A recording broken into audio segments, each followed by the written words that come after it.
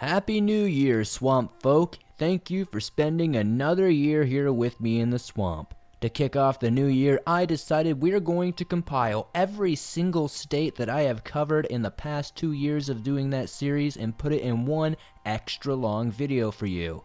This video is over 14 hours long, so if you can, please be sure to hit that like button because it helps me out a ton in the algorithm and is very much appreciated. Be sure to subscribe if you're new because I upload brand new videos almost every single day on all things natural and supernatural. Now, without further ado, let's get into these creepy and downright strange, allegedly true stories from the United States of America.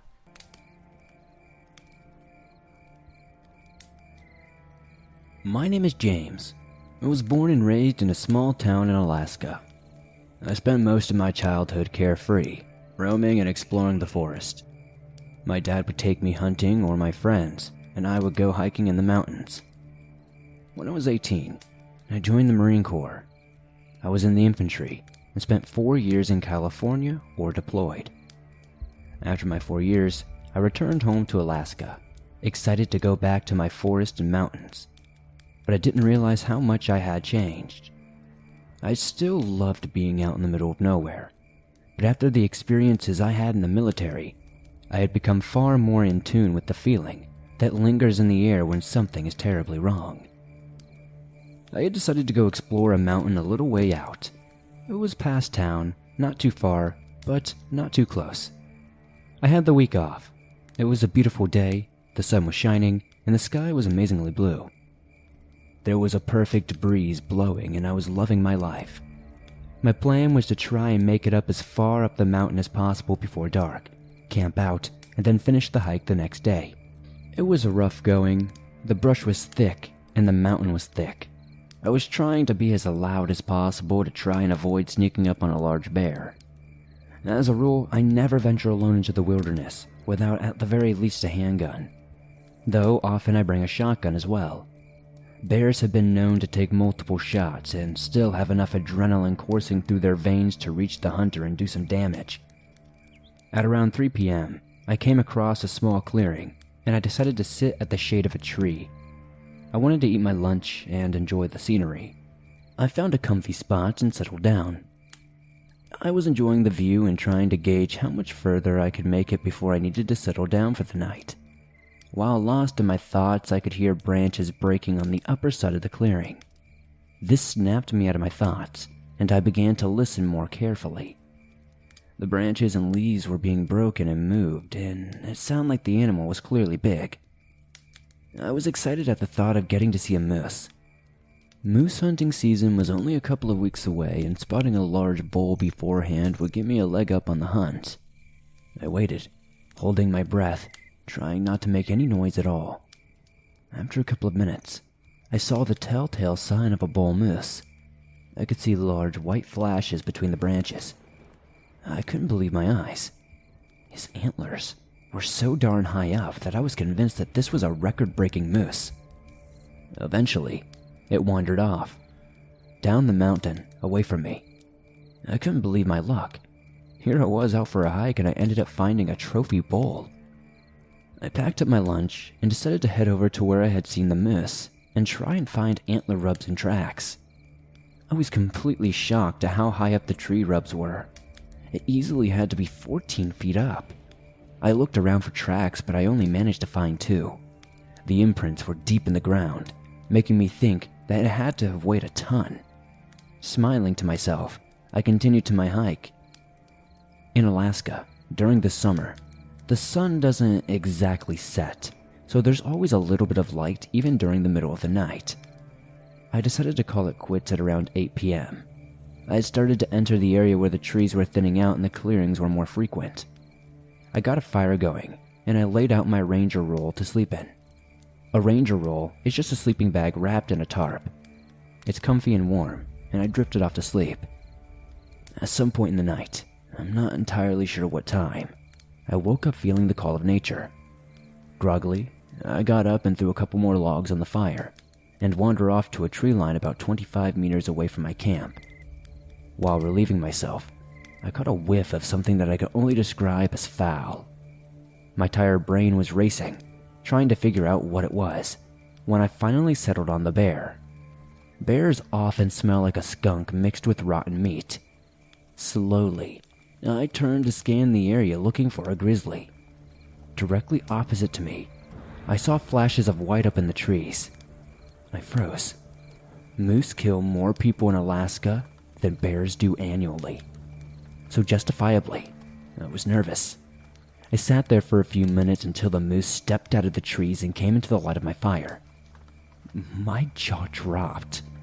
Never in my worst dreams had I seen anything as horrific as what stood before me. This moose, whatever it was, walked out on two legs. It was extremely tall, with the legs of a moose that connected to a rotting human torso, arms that almost scraped the ground. Its hands had long, thin fingers with rotten black claw-like fingernails. Its head is what scared me the most. It was the rotten skull of a moose with giant antlers. Its lower jaw hung limply with tendrils of steam escaping the gaping chasm. The eye sockets were pitch black with glowing red orbs floating in the expanse. During my time in the Marines, we were forced to carry our rifles everywhere we went. If it was further than an arm's distance away from you, you'd get your ass kicked. This had followed me even after getting out. Propped up against the tree next to me was my 12-gauge shotgun. The creature started letting out a quiet chittering sound, swaying slightly, slowly bending down into an aggressive stance. Slowly, it began to reach for my gun. In my experience, if it breathes, it can die. The creature noticed my movement and let out an ear-splitting screech that I have never heard in my life. The closest I can describe it is that it sounded like a man, woman, and animal, all screaming at the same time. It began charging me. I quickly grabbed my shotgun and sent a slug into the creature's chest. As I jumped and dodged out of the way, it screamed again, grabbing its chest and rolling on the ground. I picked myself up quickly and pumped slug after slug into the thing. It continued screaming, rolling around in agony. I fired until I heard my gun go click. I quickly bolted down the mountain after this, running for all I was worth. Behind me, the creature continued to scream. After a while, I slowly tried to get my bearings. I knew that I was only a few miles up the mountain, and that if I kept going, I'd be able to reach my truck and get out of there. I continued making my way down the mountain when I got thrown several yards into a tree. Gasping and dazed, I looked and saw the creature standing there, panting and bleeding. My head was spinning, and my chest was on fire. I had snapped several ribs when I collided with the tree. The creature took several wobbly steps toward me, gasping, panting, growling, mumbling. Whispers were floating in the air. I grabbed my holstered pistol and fired at this thing one last time, right into its face. Again it screamed, grabbing its face and wildly swiping at the air and trees around it. I rolled over again, trying to fire again, but I don't think I hit it. Running down the mountain, trying to escape, my lungs were aching, and my legs felt like they would collapse at any second. When I burst through the trees and found my truck sitting right where I left her, I found my hidden key, took off back to town, and as I fled down the dirt road, I could see the massive creature in the mirror, standing in the road, watching me as I drove away. I don't know what's out there in Alaska. I still live here. Just don't go to those places anymore. Be safe out there. Who knows what's roaming?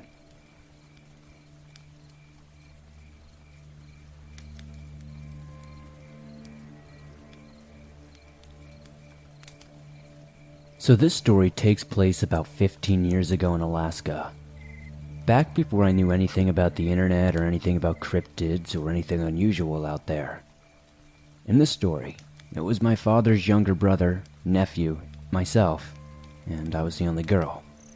We were driving along the Seaward Highway going through the pass on our way to Seaward to go fishing. We got a late start on the fishing trip and planned to get there at night and spend the next day fishing all day before returning home. On our way, it's routine to grab drinks and snacks at the Girdwood gas station. There are many rest stops throughout the drive, but when nature calls on a 2-hour drive, you've got to go, so I asked to stop. We all got out to do our thing. Me being the only girl walking off into the dark woods halfway through my business, I start to hear twigs and stuff cracking, and something moving. Living in Alaska, I'm very familiar with the wildlife, and one thing you learn is they're more afraid of you than you are of them. So they tend to leave you alone if you do the same to them. This sound came a little ways away from me, and at first, I instantly look deeper into the forest and see nothing. As I'm finishing my business, I heard a low growl and look over to see two glowing red eyes staring at me. So instantly, I rush up to get my pants up, not looking away from whatever this thing is, to see it coming towards me very slowly. So I instantly come running out of the woods screaming that we need to go. By the time I get to the car, my family is already almost in, and my dad's starting to put the car into gear to drive away. I was maybe only 15 to 20 feet into the woods, enough to have privacy so it didn't take me long to get to the car, and I thought my family just went to the car because they heard the urgency in my voice. When I got to the car and we were driving away, I thought they would ask me what happened, but they told me as I was running to the car they had seen whatever it was and heard it growling.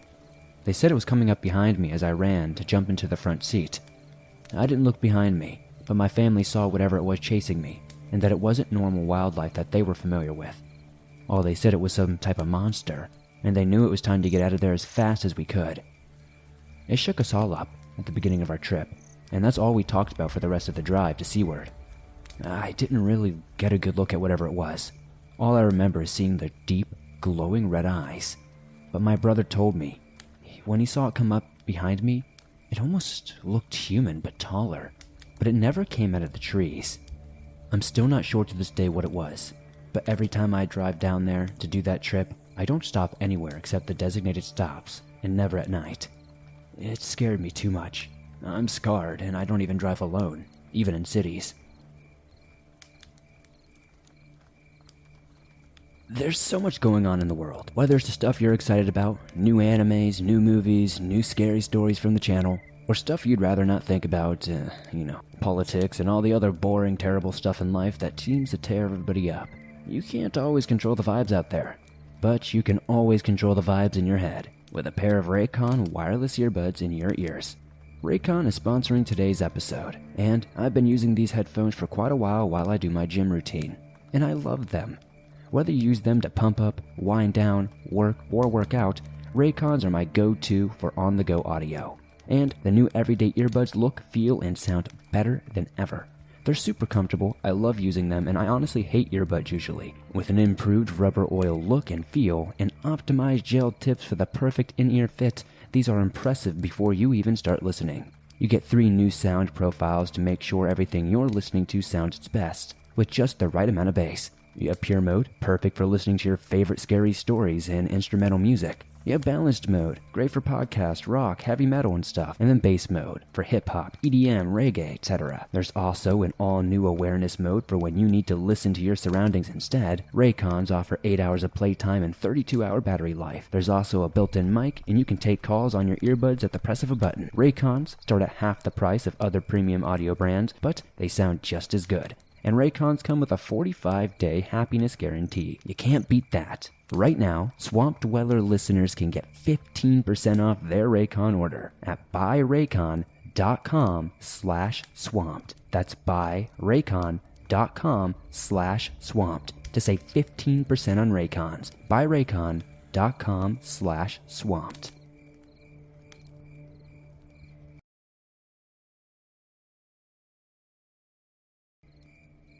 I grew up in what's called a dry cabin off the grid in Alaska. This means we had no electricity, except a generator, no running water, and we heated our home with a wood stove. My family built my childhood home on 20 acres that butted up against state land. We also didn't have a driveway to our home and walked a quarter mile to and from what we would call a parking pad. Our nearest neighbors were roughly a mile and a half from us. It was a very private place to live. I was about 17 or 18 when this event happened. My parents were house sitting for friends and I was home alone. If I recall correctly, it was around 10 p.m. in the middle of winter. I remember it snowing quite heavily that night, and I was sitting next to the wood stove reading a book under lantern light since our generator had run out of fuel a few hours before, and I didn't really want to go out and fuel it up because it was so cold. Out of nowhere, and seemingly for no reason, my 3 dogs started frantically and very aggressively barking at the front door. It was the kind of bark that made me think there was a bear outside, so obviously I didn't want to let them outside. But like I said, it was the middle of winter, so I knew it was very unlikely to be a bear, as they should have been hibernating. It was more likely to be a moose, but I thought that couldn't be either, because our dogs were used to moose at this point. They were in our yard very often, and they hardly ever barked and never really chased them. I tried to calm the dogs, but they were acting like a bunch of crazed hellhounds. They suddenly quieted down for a minute, and that's when something knocked very hard and very loud on the front door 3 times, very distinctly. I grabbed the fire poker, turned my lantern off, and hid behind the wood stove, thinking it was some crazy person who walked a quarter of a mile just to rob us. The dogs went ballistic. I waited until the dogs finally calmed down to come out from my hiding spot and very cautiously went to the front door with a flashlight and looked out the side windows to find that there were no visible footprints in the snow on the front porch. This confused me, so I very carefully, very slowly opened the front door to get a closer look, and there was absolutely nothing but fresh snow on the front porch and steps. I was very freaked out by this and decided to let my dogs out to investigate. They sniffed all over the front yard and porch like something had left a strong scent, but I couldn't see any physical evidence that there was anyone or anything there. It's been about 16 years since this has happened, and I'd still like to know what this could have been, so if anyone in the comments section could give me your theories, I'd love to hear them. I have a theory of my own as to what it could have been, and I don't think it's a ghost. And Swamp Dweller, if you read and share my story, thank you. I love listening to your videos and look forward to them every single week.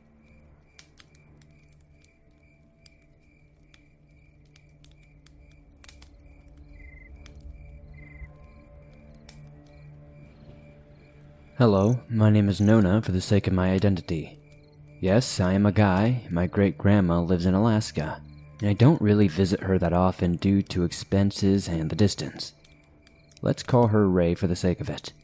Don't get me wrong, I love Ray dearly, but it gets costly to keep going from North Carolina to Alaska.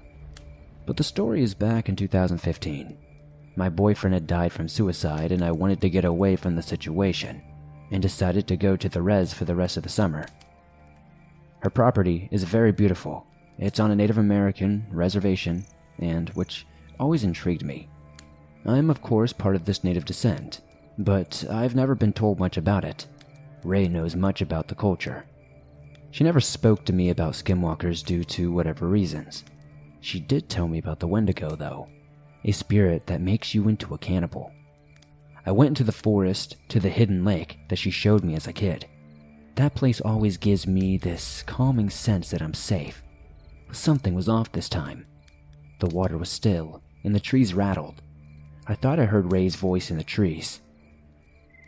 But when I looked, she wasn't in the path or anywhere around the lake. It looked as if the path hadn't been used in years with bushes and tree limbs everywhere. This made me uneasy. Then I heard Ray again. I was excited about her bearberry pie because it was just so good, and I swear I heard her whisper something about it being at her house. When I stood up, my legs got stiff. It were as if my instincts wanted to prevent me from walking, let alone standing there. I glanced to the tree line, and there were a pair of eyes locked onto me. One thing I know about Wendigos is that their eyes are either yellow or yellowish orange. At least, that's what Ray told me. There was something that told me that this was a Wendigo even though the eyes were icy blue. They were cold and dark. It was as if they were meant to petrify you. I could start to see its silhouette as I stared back at it. It was long and bony. I wanted to run, but I was too scared.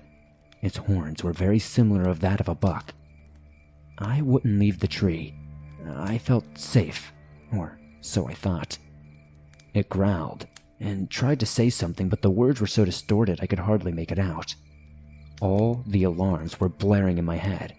Red flags were going up everywhere, and I ran into the lake and proceeded to swim across. When I reached the other side, I ran as fast as I could. The only warmth I got was from my body heat.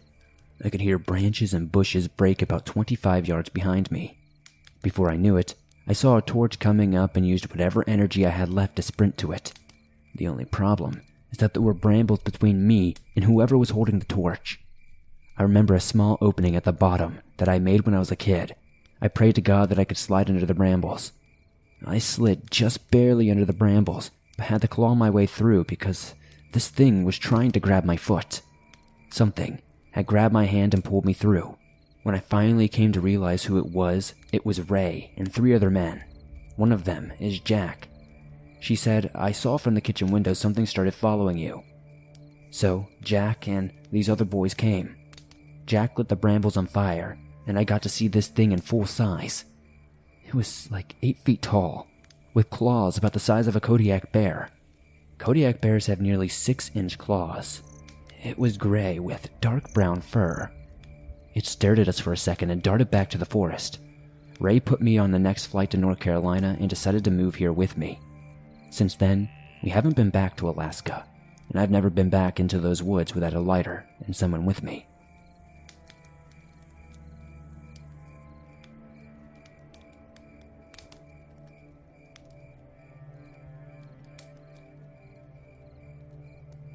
My name is Gerald. I'm 37 years old and I live in a cabin in the deep Alaskan countryside.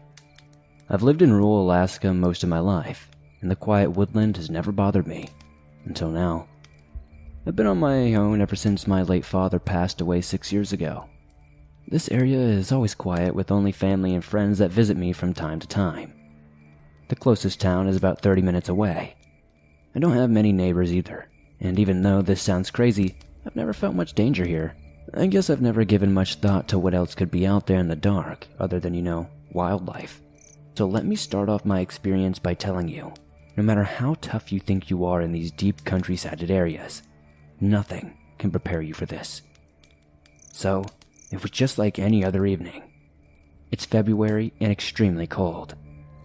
I hopped back in my truck from loading cedar chips that I use for my dog outside to stay warm. I start my engine and start my trek back home.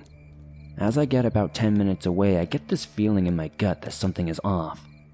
I've had this feeling before, just like anyone else, but this was different. I started to get nauseous and felt the color drain from my face, so I pulled over and swung my door open just in case I had to puke. As I held my head out the door of my truck, all I could think was, what the hell was that? Something still felt off, but my nausea had subsided, so I pulled back onto the road and continued until I got home.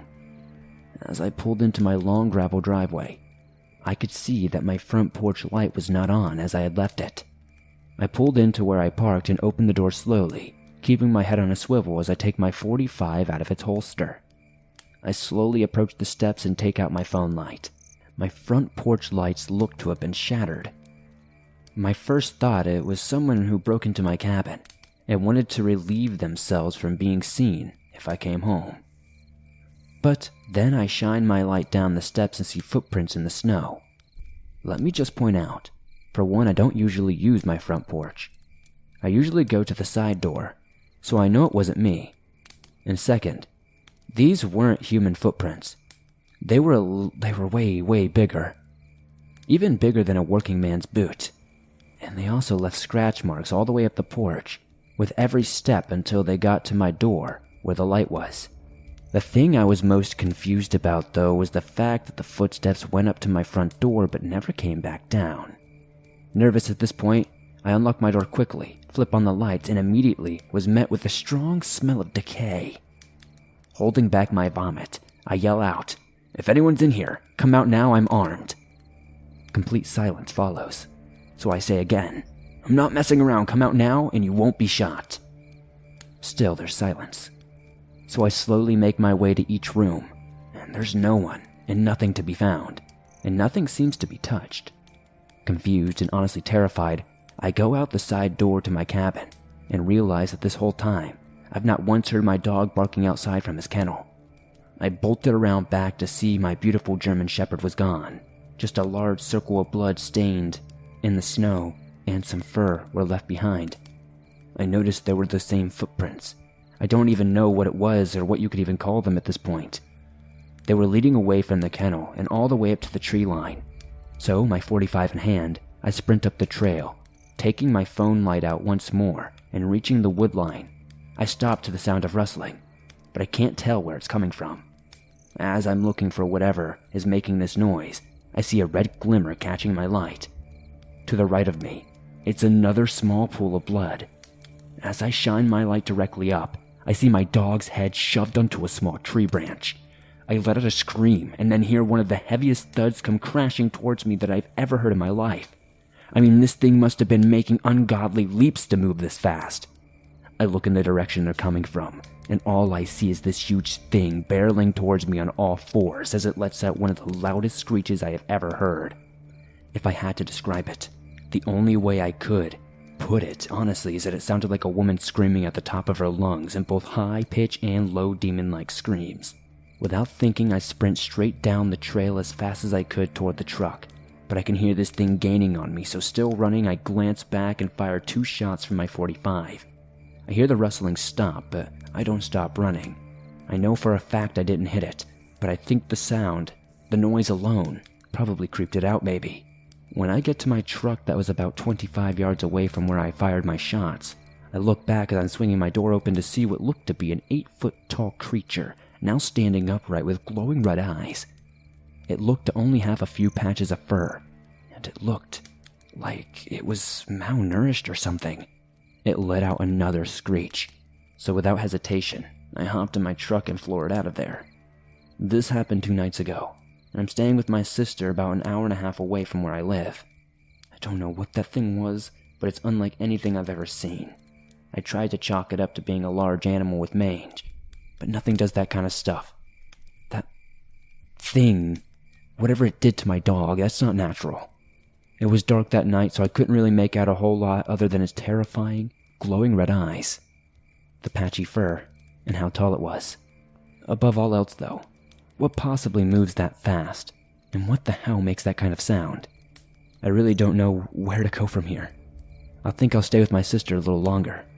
Hopefully, I won't ever see that thing again.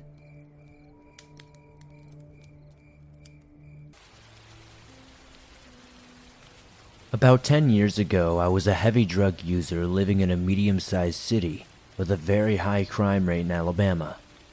I was staying with some fellow users in a rundown, seedy apartment in the ghetto, next to a halfway house. I'm also not some great big guy. I'm 5'6" and weigh 140 pounds now, and back then when this happened, I was barely breaking 100 pounds. Anyways, it was around 3 or 4 a.m. one night when I ran out of cigarettes. There was a 24-hour convenience store a couple of miles away from where we were staying, and I didn't have a ride at the time, so I figured I would just walk. I had gotten maybe a little over a quarter of a mile from the apartment when I heard a car creeping up behind me.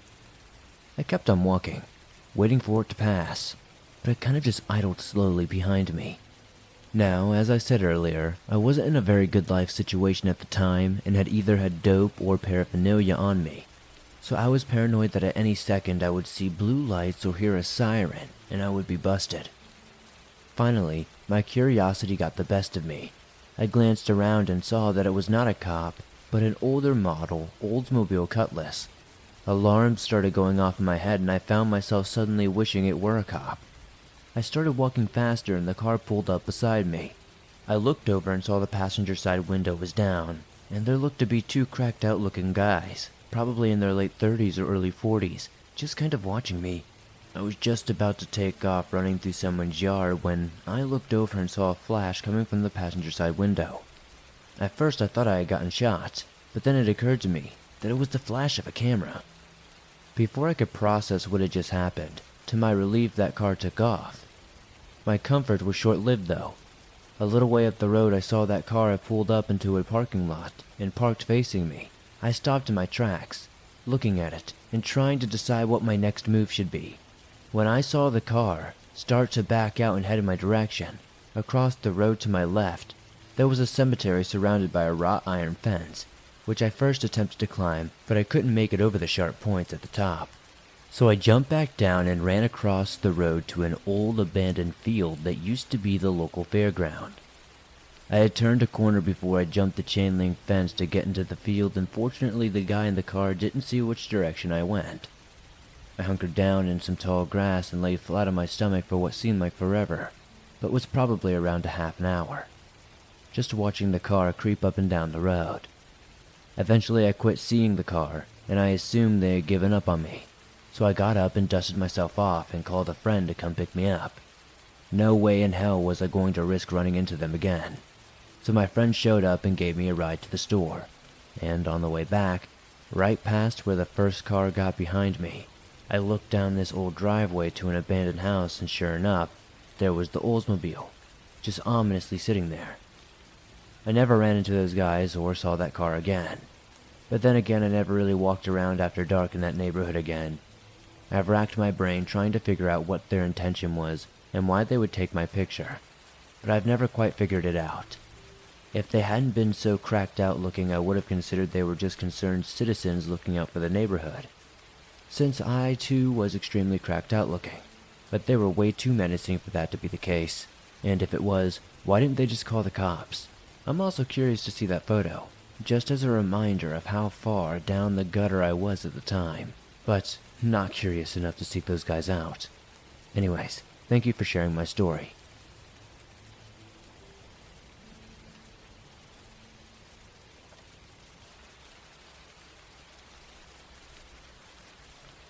This story takes place in the summer of 2017. My name is John. I live in a rural part of Alabama, but choose to work in the city. The drive is about 45 minutes or so depending on traffic. However, by the time I pick up my son from the sitter, get dinner, and get home, I've been in the car for about an hour and a half. My house is surrounded by trees and the neighbors are few and far between. It can get pretty lonely out here, but I enjoy the privacy. One evening I pulled into my driveway and noticed something odd. The doors on my storage shed were wide open. I told my son to sit in the car as I got out to investigate. I didn't see anything missing and closed the doors back. I know the wind had not blown them open because it had two latches that must be open to get in. The next day, I looked around and much to my dismay, 2 weed eaters along with a few other garden tools were missing. I know I should have contacted the police, but I knew there wasn't much they could do at that point. Throughout the week I had some time off and decided to tackle some yard work that I needed to get done, which included cutting down a medium-sized tree that had grown next to my house. Once I cut it down and took everything out, I had to move it to the edge of my property, just inside the woods. I planned on cutting it up another day. Fast forward to the next Friday, I left work at 7 p.m., picked up my son, and we arrived home at around 8:30 p.m. As I pulled into the driveway, my son and I noticed something laying across the driveway. It looked as if a tree branch had fallen across my driveway. As I drove up to it though, I thought to myself, there are no trees over my driveway. Once I looked down and really got close to it, my heart sank to the bottom of my stomach. It was the tree I had cut down the other day. I had put it clear on the other side of my property until I could cut it up. I recognized the marking from my chainsaw. I didn't know what to do. My son and I sat there in silence for at least 5 minutes. I rolled the driver and passenger side window down just to get an inch closer and listen to hear if anything was out there. I didn't hear anything. I then realized for me to get to my house, I had to get out and move the tree. I told my son that I was going to get out and move it, just enough so that we could get past, and I would lock the doors. If anything happens, he could use my phone to call the neighbor who lived the closest. I darted out of my car and moved the tree slightly out of the way. and raced back to my car. I was terrified. Luckily, my son was on the ready to unlock the doors for me to get back in. I drove toward my house and we got in safely, and I didn't sleep much that night. The next day I woke up to find the tree was moved again, this time a few feet behind my car. To this day I'm still baffled at who or what could have done this, or what their intentions were. Next time I will be smarter and call the police. I do have another question that I cannot answer though. How did someone know where I put the tree after I cut it down? Whoever had done this had been watching me. I had put the tree in the woods. The thought alone, enough, is keeping me up sometimes.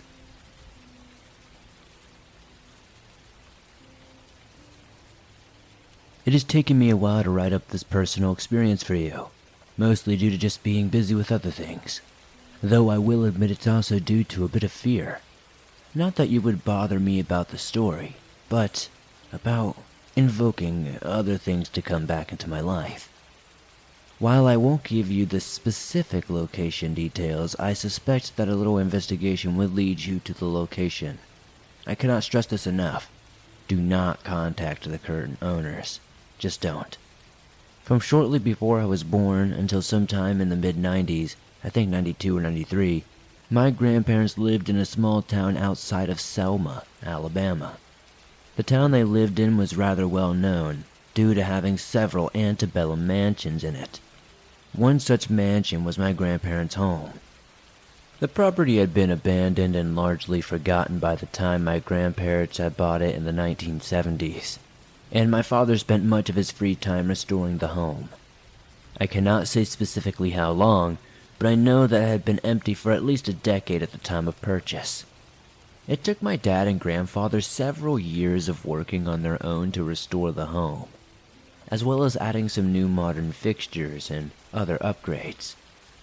My grandmother, for her part, filled the home with various antiques, most of which dated around the period of the home. Due to its age, the home was on the historical register, and would later, after they sold it, be turned into a bed and breakfast, though I don't think it is such now. Whatever the case, paranormal experiences seemed to happen weekly there, even during when my grandfather and father were restoring the home. Some stories I remember offhand were his seeing something white and see-through sweep across the front hall one night while they were working on the property. They made sure to double-check everything before locking up, but they never did find anything. He passed it off as the wind catching a painting drop cloth, though he would admit reluctantly there was no wind, and he had not started painting quite yet. My grandmother related hearing footsteps come halfway down the main staircase one day while she was on the hall phone, only to have those steps turn and go back up the stairs slowly. Doors would randomly lock and unlock themselves, various things getting moved around or just went missing in general, and there was an overbearing sense of just being watched in the home at all times, especially in one room at the corner at the top of the main staircase. That room, at the top of the stairs, was the center of the most activity, even though the last owner, an elderly woman, had died in another room. Personally, that room always bothered me. I always felt like something was watching me from it. Something was angry that didn't want me there. Only if the door was closed, could I walk past it. Otherwise, I would go out of my way to simply avoid being there at all. There were 2 staircases that led down the hallway and downstairs. My half-brother related a story from around when I was born, when he was checking the property for my dad one afternoon. While walking around outside it, he stated that he got the distinct feeling that he was being watched. Looking up at the darkened house, he saw the face of an old man staring back at him from a window. The window happened to be in the room which I had problems with. After the property sold, I spent a week at the bed and breakfast in 2000. I specifically told the owner to put me in any room other than the one at the top of the stairs, to which they stated they had quit renting it out anyway. The door was now permanently locked, from what they seemed to say. Apparently they had numerous people who, after renting that room out, would simply check out and leave. None would give a reason for their sudden departure. While I stayed there, I spent most of my time visiting people who I had kind of grown up with and such like that, though we had moved away when I was just a child. We did still go back on a regular basis. We saw some places in Selma, when my father had worked, and only returned to the house to sleep. One afternoon, maybe a day or so before I was set to leave, I sat down to dinner with the host and hostess. The conversation turned to my history with the home, and some of the strange experiences I had over the years. When the subject came to the room at the top of the stairs, and what my half-brother had personally witnessed, the host and hostess shared a look of absolute disbelief before the man cleared his throat. He said that what I told them was on par with what they themselves had experienced. though they noticed that they believed that they knew why the disturbance had originated. During landscaping work in the rather large, about 5-acre backyard, they were forced to cut down one of these ancient oak trees that were there. In the roots of the tree they found the remains of an unmarked grave. This prompted further investigation, upon which they discovered no less than 6 more unmarked graves there. The remains were moved to a local cemetery, but were quite badly beat up, and while they wouldn't, and they refused to go into detail, tell me much of what they found there outside of that, they did make it quite clear that it was their belief that the unknown cemetery was directly tied to the spirits that were in the home. They also related one final ghost experience that makes me smile. I know this is the kind of thing that shouldn't, but it does. They note that the large barn which my grandfather built, it wasn't original to the property. It was apparently haunted. However, the ghost seems to just come and go on its own free will. It hasn't really done anything overly spooky. Rather, from time to time, people in the barn have noticed a distinct sound of old country or gospel music that sounds like it's being played on an old record player. That seems to be centered around a small office located in the interior of the barn itself. The reason this makes me smile, well, that wasn't an office. My grandfather had built that little room, put a small cot in there, and a record player, where from time to time he would take a nap while listening to his records. He was the happiest when he was puttering around in his barn, usually with my grandmother at his side, while listening to those records of his. I can't help but feel that now that he has passed on, he went back to the old home he was happiest at. I guess it goes without saying he and my grandmother didn't want to sell the old home. Some of the family effectively forced that to happen, and, well, the fact that my grandfather and grandmother didn't live long enough after it sold makes me seriously feel the sale was directly tied to them dying in some manner. Now, as I said, as far as I know, the place is still very active on the haunting side. It is also a private residence now, so you might as well have a general idea of where the home is, but by no means you should not contact the current owners. I haven't done so since 2000 myself, and I do not know if it's still Airbnb or not, and even if it is, I doubt the owners would want to become a ghost attraction. Anyways, thank you so much for sharing my story, and I hope you all enjoyed it.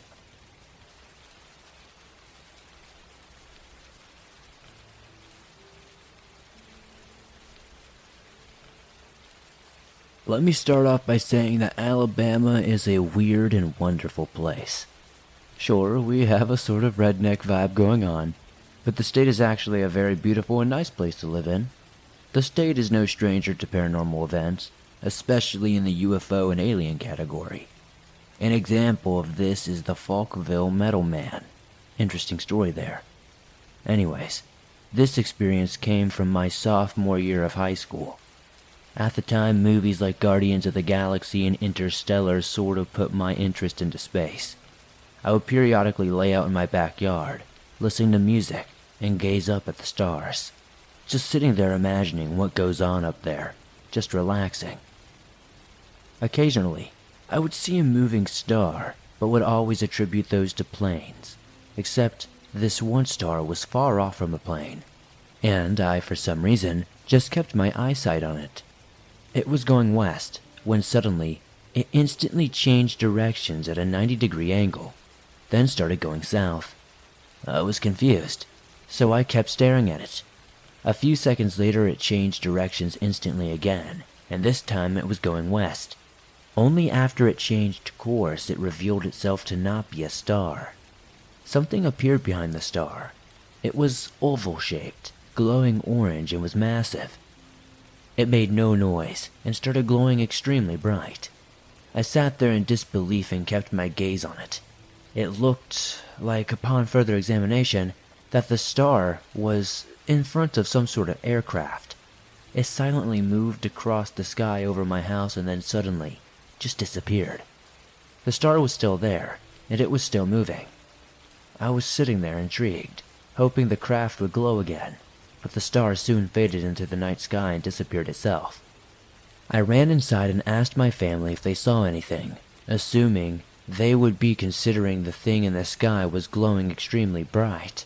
However, none of them saw anything. I wrote this down in my journal, which I had used to recall all sorts of weird paranormal events that I either research or experience. What makes the story weirder is that an hour later, military aircraft were out all over the sky. I don't know if that's normal, and we do sometimes see airplanes fly over our house, but never this many. There were dozens of airplanes, all seemingly scanning the sky. I've never told anybody what happened. My friends wouldn't believe me considering I come from a conservative environment, where people would scoff at the idea of anything outside of Earth. I still don't know what I saw that night, but I'm pretty sure it was a UFO.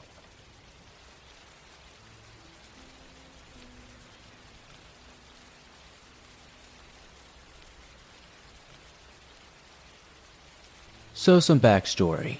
My grandparents live in an antebellum mansion in Alabama. We would travel there on a rather regular basis whenever my dad had vacation time or I was out of school. From time to time, my father and grandfather would head down to the back roads, or just various places, and just go for fun car rides. It was interesting and relaxing, and we just talked all kinds of random stuff while exploring these very rural areas. A couple of times we would go to the old Cahaba to wander around the abandoned city. In any case, on one such ride I remember we had turned down this one back road and were coming up on the railroad. I loved and still do love trains, so naturally I was hoping we would see one. As we approached the crossing, there was no train. The car bumped across the grade and started down the other side, when I noticed something on the left side of the car. Looking out, I saw something that I can only describe to this day as some sort of demon. Across the tracks and back in the weeds there was an old wooden train station. The station looked to have seen better days, being severely run down and dilapidated. At the far end of the platform there was a tall wooden water tower, and just in front of it sat an old wooden boxcar. I remember talking about that with my parents and everyone in the car, but apparently I was the only person that saw it. I even drew what I saw when we got home, but no one else remembered seeing anything of the sort. Years later, after my grandparents sold the old mansion and moved to Florida, I found myself taking a vacation in the old area. I wanted to see the old mansion again. It had become a bed and breakfast at this point, and to explore my old stomping grounds. I spent several days just going around and recording various places for my parents, as well as doing some personal ghost investigating. I did everything I could to track down the station, took a near infinite number of back roads, and not once could I find it. I even headed to Selma to check out the city's records, but even then I couldn't find any such evidence of this station. This place stood out in my mind. Even now it stands out. I know what I saw. I know that there was some sort of demon crouched in those reeds outside of that station with red glowing eyes. I know there was something there. This, as well as a few other details I've not listed here, puts the existence of that station somewhere between 1865 and the early 1900s. I don't know. I definitely know I saw it, and maybe it's one of those things that travels through some sort of dimension. One thing I was able to see is that there was a train station demolished 30 years prior to me even being there, and what I don't understand is, how would I be able to see the ghost of some sort of building? Is that even a thing?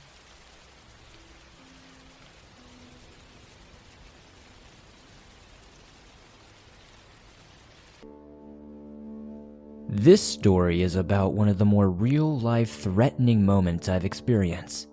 About a year ago, I drove across the country to California for grad school. The trip was about 2,800 miles, taking me across the country's middle. I had two other options: to drive the northern route through Colorado or the southern way through Alabama and South Texas. Although this was probably the most boring way, it was the fastest at about 6 hours less than the other. The entire trip took about 4.5 days. I had recently been through a tough breakup, and things back home weren't going great for me since undergrad, so that played into the decision to move to California. I enjoyed the drive itself. It gave me plenty of time to reflect on my life and figure out what I needed to change about myself. I would drive 10 to 15 hours a day until I got tired and booked an Airbnb. I took my time on the drive, If I saw an incredible national park or landmark to explore, I did it because it was the freest I'd ever felt. Anyway, I was driving through the Ozark Mountains in Arkansas. I had never seen the show, but I figured it would be an excellent place to explore. I was making good time on the drive, so I took a 30-minute detour and followed the GPS on my phone to the center of the national park. I drove through a quaint town, just past a junkyard filled with old rusted vehicles and down a road covered in tall spruce trees. Eventually I lost service, but that was fine because I figured it was still a relatively frequented spot for outdoor junkies. I reached a gravel turnout marked with a wooden sign where people could take small boats to launch. I parked, locked my car, and grabbed my knife, some water, and a hammock, hoping to find an excellent spot by the river to rest peacefully. I found 2 trees at the perfect distance and set up my hammock, drifting off into sleep for about 30 minutes. When I decided it was time to go, I rolled up my hammock into its case and put my large knife and water into the drawstring bag I carry them in. I should add that I carry the knife whenever I go hiking because I'm a paranoid person that's seen too many movies. I grew up hunting and fishing and wrestling in college, so I usually feel safe on my own. As I walked up from the riverbank, I noticed a black SUV had parked and a young couple was standing behind it with the back hatch open. The guy was setting up a fishing pole and the girl was standing there just watching. I noticed a medium-sized black dog with medium-length hair. It looked like a lab mix with maybe German Shepherd. My family has always had large dogs and this one looked friendly, so the thought didn't cross my mind that perhaps it wasn't. As I got closer to their car, parked by mine, the dog noticed me and started trotting towards me. As it got within 5 feet, I stuck my palm out for it to sniff. I don't know if it felt like I was a threat to the couple or what, but it instantly started barking and growling, running from its owners and back to me. As it did this, the girl just looked at it saying nothing and the guy just kept messing with the fishing line. After running back and forth a few times, the dog charged at me and I started backpedaling and yelling at it. This seemed to scare it off a little, but it kept charging and lunging at me, biting me through my shorts on my mid-thigh, breaking the skin. Thankfully, it didn't hold on or shake, but I immediately saw blood running down my leg. I had no idea what to do and I felt terrified and intense anger toward the people for not calling their dog off. The guy was still playing with his fishing pole while the girl looked with an expressionless face. After the dog bit me, it continued to do its charging back and forth. I quickly opened my bag and fumbled with my knife as it ran back to them. It was a large 10-inch blade in a black sheath. I drew it and yelled out to the couple that I would use it if I have to. Out of all things I could have yelled to make myself seem harsh, I just yelled, "Please get your dog." I guess it was all my mind could process at the time. Finally, the guy looked up, called his dog back, and held it by the collar, allowing me to get in my car. I did so as quickly as possible, no one saying a word to each other. As I drove off, the adrenaline wore off and what replaced it was pure anger. My brain was telling me that I should go back and confront the couple for being so careless about their dog viciously attacking another person. However, the logical side told me to keep driving and not look back miles away from wherever we were in this remote Arkansas wilderness with no cell phone service. I assessed the damage once I found a safe place to pull off the road, and after I regained service, luckily, the puncture wounds weren't profound and I had a medical kit in my trunk from when I was a lifeguard. I dressed it up with some rubbing alcohol and cotton gauze and drove off. I should have called the police or animal control because the dog could have rabies, but I wasn't really thinking straight at the time. I guess I was just still too shaken up. If I ever drive through Arkansas again though, I'll make sure never to stop and go hiking again.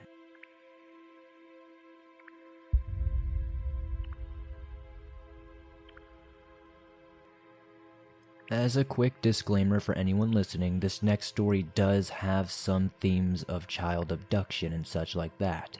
So if this is triggering, please skip to the next story using the timestamps. Since this is a recent story, the pain stemming from it is still very strong. After reading this, you'll understand why. Being a poor person without insurance, my boyfriend and I, we really weren't able to afford counsel, and besides, I doubt we would be willing to do it anyway.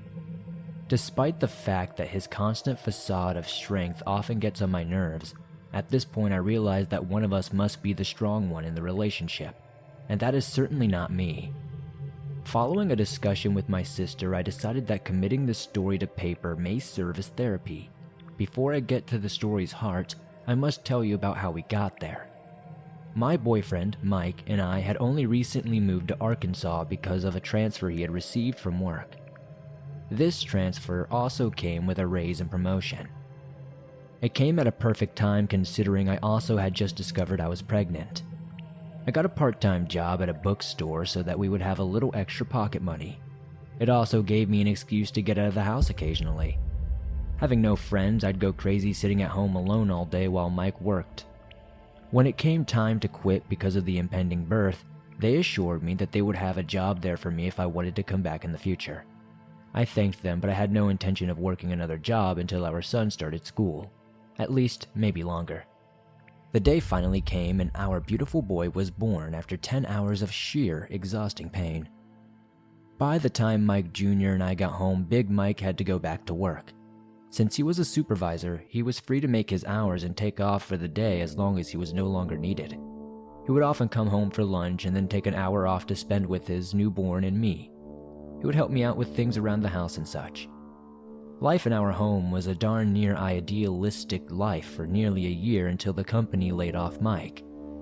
Although he was receiving unemployment, it came nowhere near making as much as we had lost. I considered returning to the bookstore for a moment, but since Mike and I had always disagreed with childcare, we decided against it. The following weeks were a trying time until we realized a sure, steady source of income was looking us right in the eye. We remembered that we had a guest house. This wasn't exactly your stereotypical guest house, full of lavish furnishings and the like. It was a converted pool house / shed that the landlords had converted for their teenage son to live in. Not a palace by far, but nice enough for a single young person. We'd been using it as storage for old baby things, but we'd find another place for that stuff if it meant we could create another source of income.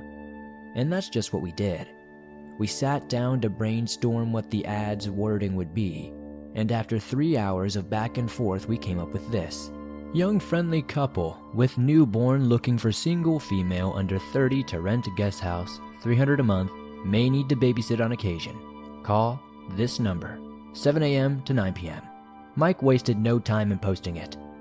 It was put in the usual places like our local newspaper and Craigslist. Once it was up, we had to do the hard part and wait. Fortunately for us, it didn't take too long. The first few calls came from the stupid little boys pretending to be girls because they thought it was funny. But the following day was when Charlie called. Charlie was a 23-year-old girl from Fayetteville and worked at a Golden Corral.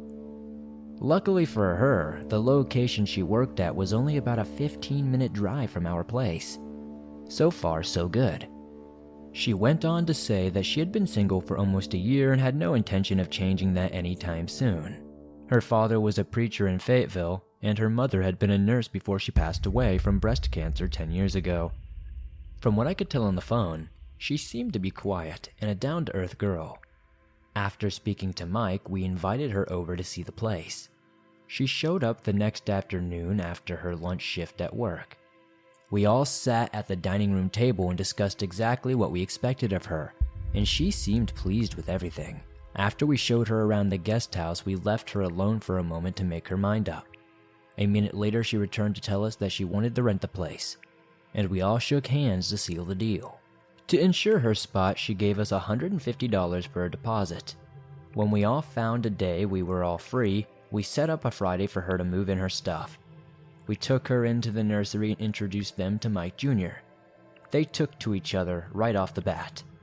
All things looked to be on their way up, and I could relax a bit for the first time in quite some time.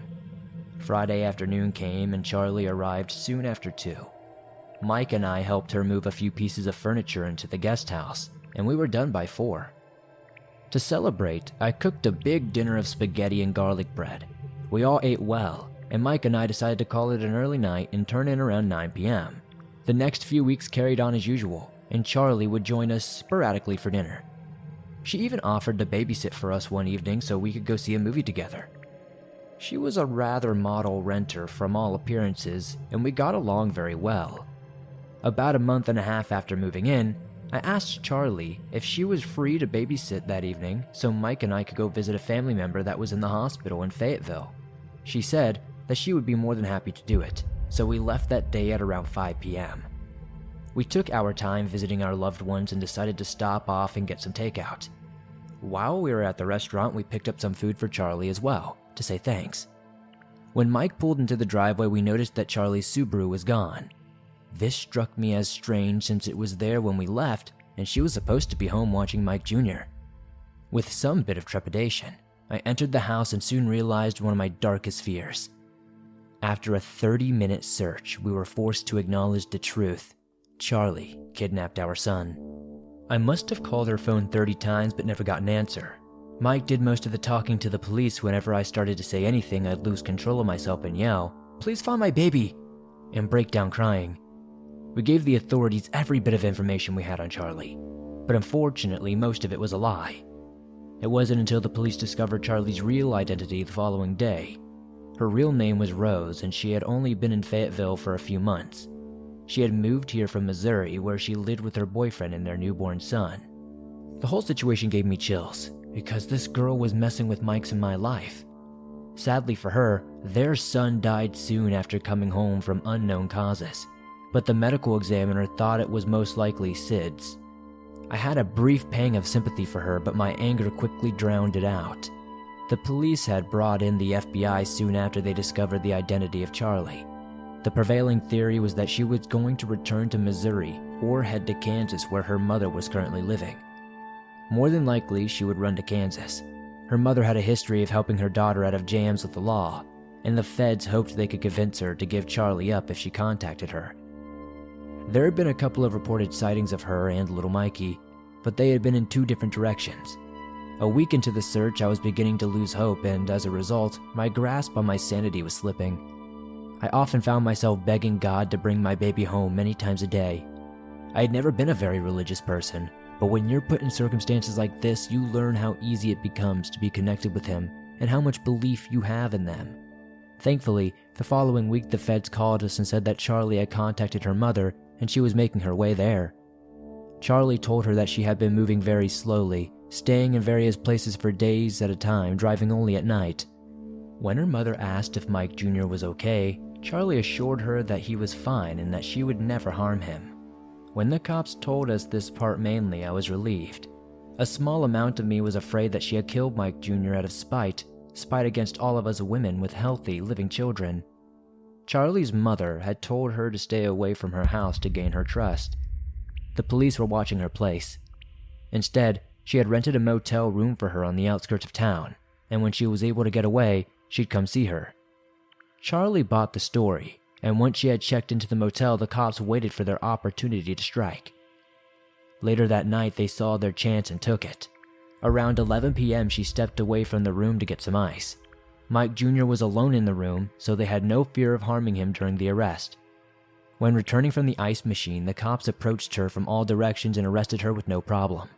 The moment the FBI had called us and told us their plan, a local detective volunteered to drive us up to Kansas, so we could be there when Mike Jr. was saved. We had been waiting at another motel just a few miles away to get the okay to pick him up, and at 11:15 that night we were finally reunited with our beautiful baby boy. The paramedics were on the scene to check him for any injuries. As we had hoped, he was fine. I could see Charlie sitting at the back of a cop car. The urge to scream at her and ask her why almost overwhelmed me, but in the end I guess we already knew why. Once the trial finally began nearly a year later, the extent of Charlie's, or Rose's, whatever you want to call her, plan was brought to light. She claimed that she had no intention of kidnapping anyone's child when she came to Arkansas. Her only desire was to start her life over and move on from her son's death. But when she saw the ad and the idea of taking Mike started to form, she couldn't resist. She saw him and fell in love, and that was it. Of course, she had felt terrible for doing this to us because she said we had become like her friends. But her love for Mike Jr. and her grief over her loss overruled her mind. Despite her multiple attempts to get the jury's sympathy, she was found guilty. To ensure she would receive the harshest sentence, the local DA chose to let the feds try her, and as a result, she was given 20 years. You better believe that Mike and I will be at every one of her parole hearings to make sure she serves every single day of that 20 years. Well, that brings us up to the present. I'm sorry if I may have given you the impression that my child had died at the beginning of this. This was not my intent. While I recognize that losing a child permanently is far worse, I hope at least none of you ever have to ever experience this. You can become unhinged. While I may not be the happy-go-lucky girl I once was, sharing my story with you has lifted a small weight from my heart. My greatest hope is that Mike Jr. was far too young to be harmed by this painful episode, and he can grow up to be a well-rounded and happy individual. Mike and I have done our best to carry on as before, dealing with our pain and the fears the only way we know how to. If not for the good of ourselves, certainly for the good of our son.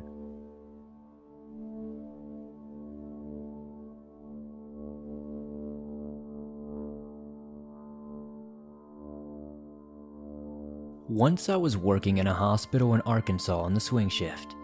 It was about an hour's drive from my home in Oklahoma Hills. I had a slick step-side pickup truck, and my family needed to borrow it to move some stuff. They didn't get back with my pickup when I got off, so instead, they left a Mercury Monterey car, a freaking ugly boat to drive home. It was huge, and I wasn't happy, but I had a way to get home, so I guess I couldn't complain too much. It had a monster motor in it and would go fast, but still I wouldn't say I liked it, and I cussed and grumbled the entire ride. My hair jerked about 20 miles down the road, rocking about 75 to 80. Not a little jerk, but like somebody pulled my hair and just forced it back. So I whipped off the road and fisted my gun, and jumped to see if there was anybody in my back seat, expecting to catch someone hiding there. But there was no one. I cursed the car, the owner, and everyone I was angry with and floored it. I got another 20 miles over a curved hill, and then suddenly the lights go out. Holy crap. I pulled off the road and they came back on, so I cussed at the stupid car again and took off. Then my hair got violently yanked again, pulling my head back until I couldn't see the road anymore.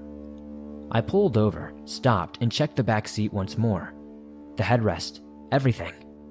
This ramped up my temper. I was on this isolated stretch of road and there were no cell phones back then. I had to get home. It was midnight and I was not happy. I took off again and the heater went off. Then the lights started flashing on and off every few minutes. But when I began to pull off the road, they would come back on like nothing was wrong. Now I'm not mechanically inclined, so I think it's a short, maybe the alternator. I told the car it was a defective piece of crap and was determined to get home. Then it felt like someone was kicking the back of the seat. Not a subtle nudge, but bam, right in the back like somebody was full-on soccer kicking me. Then, my bag went flying out of the passenger seat onto the floorboard. The radio went up, the radio changed channels, the lights went on and off, the center tried to buck me like a bull, and it started blowing cold air. I made my turn onto a dirt road and stopped at the first creek I came to and pulled off the road into the embankment. I got my bag and my ass out of there and left it there. It was winter, it was cold, and it was late, but I was not going to deal with this haunted piece of crap anymore. The next day they brought my truck home and wanted the car. I told them where to find it. I don't know about haunted vehicles or anything paranormal, but this is a true story in 1976 though.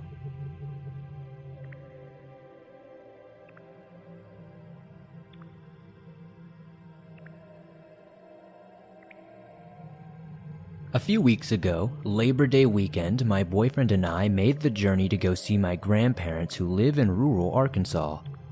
It's beautiful up there, and we've always wanted to spend more time with them and go hiking, kayaking, etc. The trip was going normally until our second night there.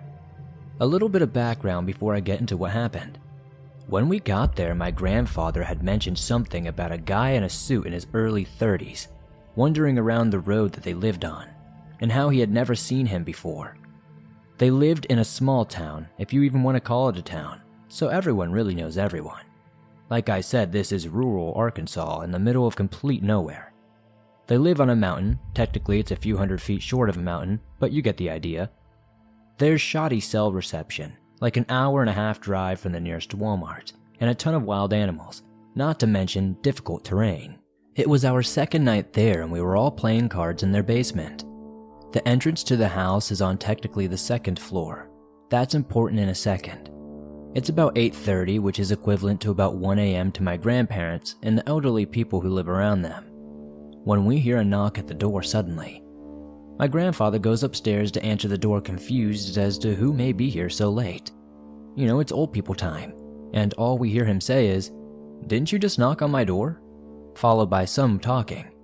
He comes back downstairs and we ask who it was. He says he doesn't know, but it looked like the guy who had been walking around in the woods a few days earlier. We asked him what he wanted, and he told us the man introduced himself with his full name and said he was trying to get his life back on track, was living with his mother up the hill. Where he said he was living was over an hour's walk up the mountain. It was getting dark and you don't want to wander up there at night. He was just ringing the doorbells. My grandfather said he was shirtless and seemed a little off. We were all a little wary, and my boyfriend mentioned something about burglars knocking on doors to see if somebody was home so they can rob them. Seeing how a lot of people have vacation homes up here, we started getting nervous, but continued playing cards. About 20 minutes later, my grandmother and I meet eyes. She looked at me and goes, "Do you hear talking?" I said I did, but it was probably the TV. She looked a little freaked out and told me the TV was not on. My grandfather and boyfriend bolt up. My boyfriend goes outside and my grandfather went upstairs to see if he could see anything out the windows. They both came back in a few minutes later and say they couldn't find anything. I'm freaking out at this point and ask what the name he gave so we can Google him. When I did, not one but 2 missing persons report came up within the last year. One of them was from last summer when he was filed as a missing person with his girlfriend and her kid. They ended up being found, but they didn't know where the crazy man was. But he was suspected to be laying low because of a police chase he had gotten in. The other one was from a few weeks ago, from his mother, who lives a few hours away, not down the road like he said. She had filed a missing report for him. My grandfather called the sheriff and they ended up finding him still shirtless running through the woods in the dark. It could have ended much worse.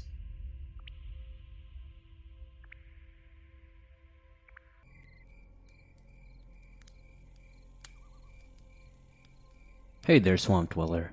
I'd like to start off by saying, while I only have followed your channel for a few months now, probably about 2 or 3, I'm a huge fan of your content. I stumbled across your channel when I was searching through similar videos looking for something to listen to, while on the job. While doing so, I spotted your Letters from a Cryptid Hunter series, and that started my long journey down a delightful, startling rabbit hole. Excuse my paraphrasing. But anyway, I have a story that happened to me when I was around 13 or 14 years old. I am now 27 years old. I live and have lived in the South Phoenix area of Arizona for my entire life.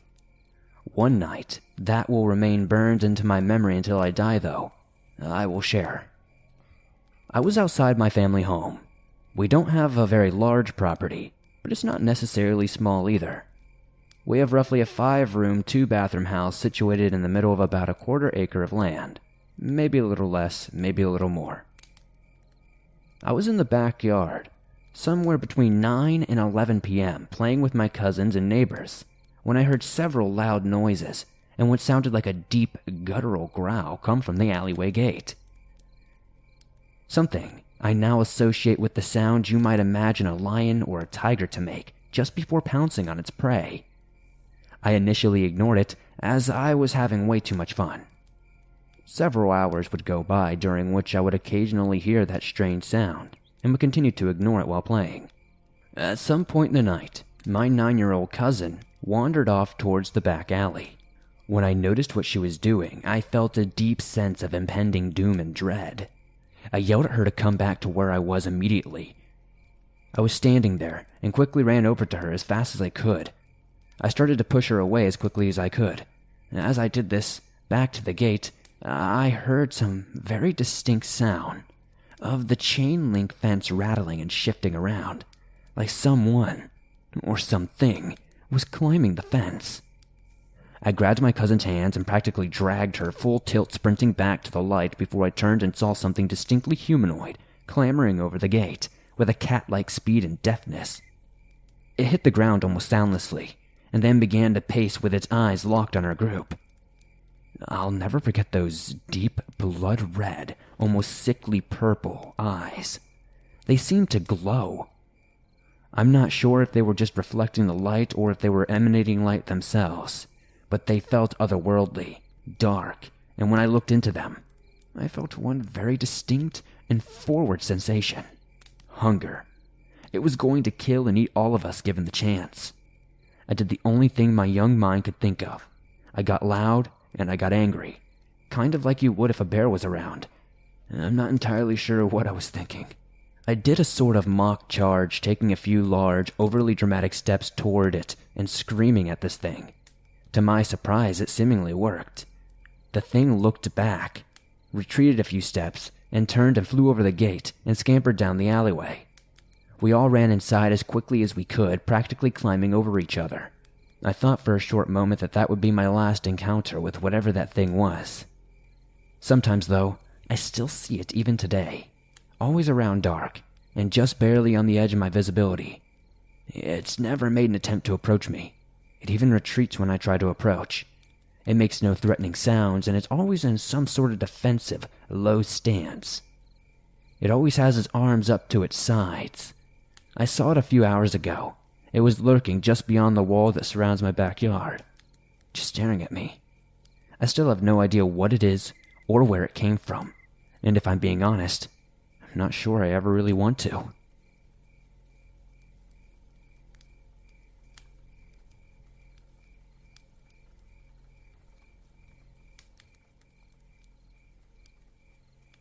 I am a 17-year-old male growing up in a small city in southwestern Arizona.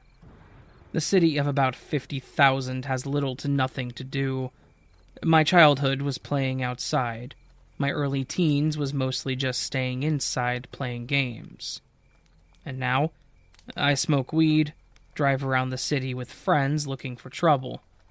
I guess you can say I'm rebelling, but I see it as living my best life in this sorry-ass town.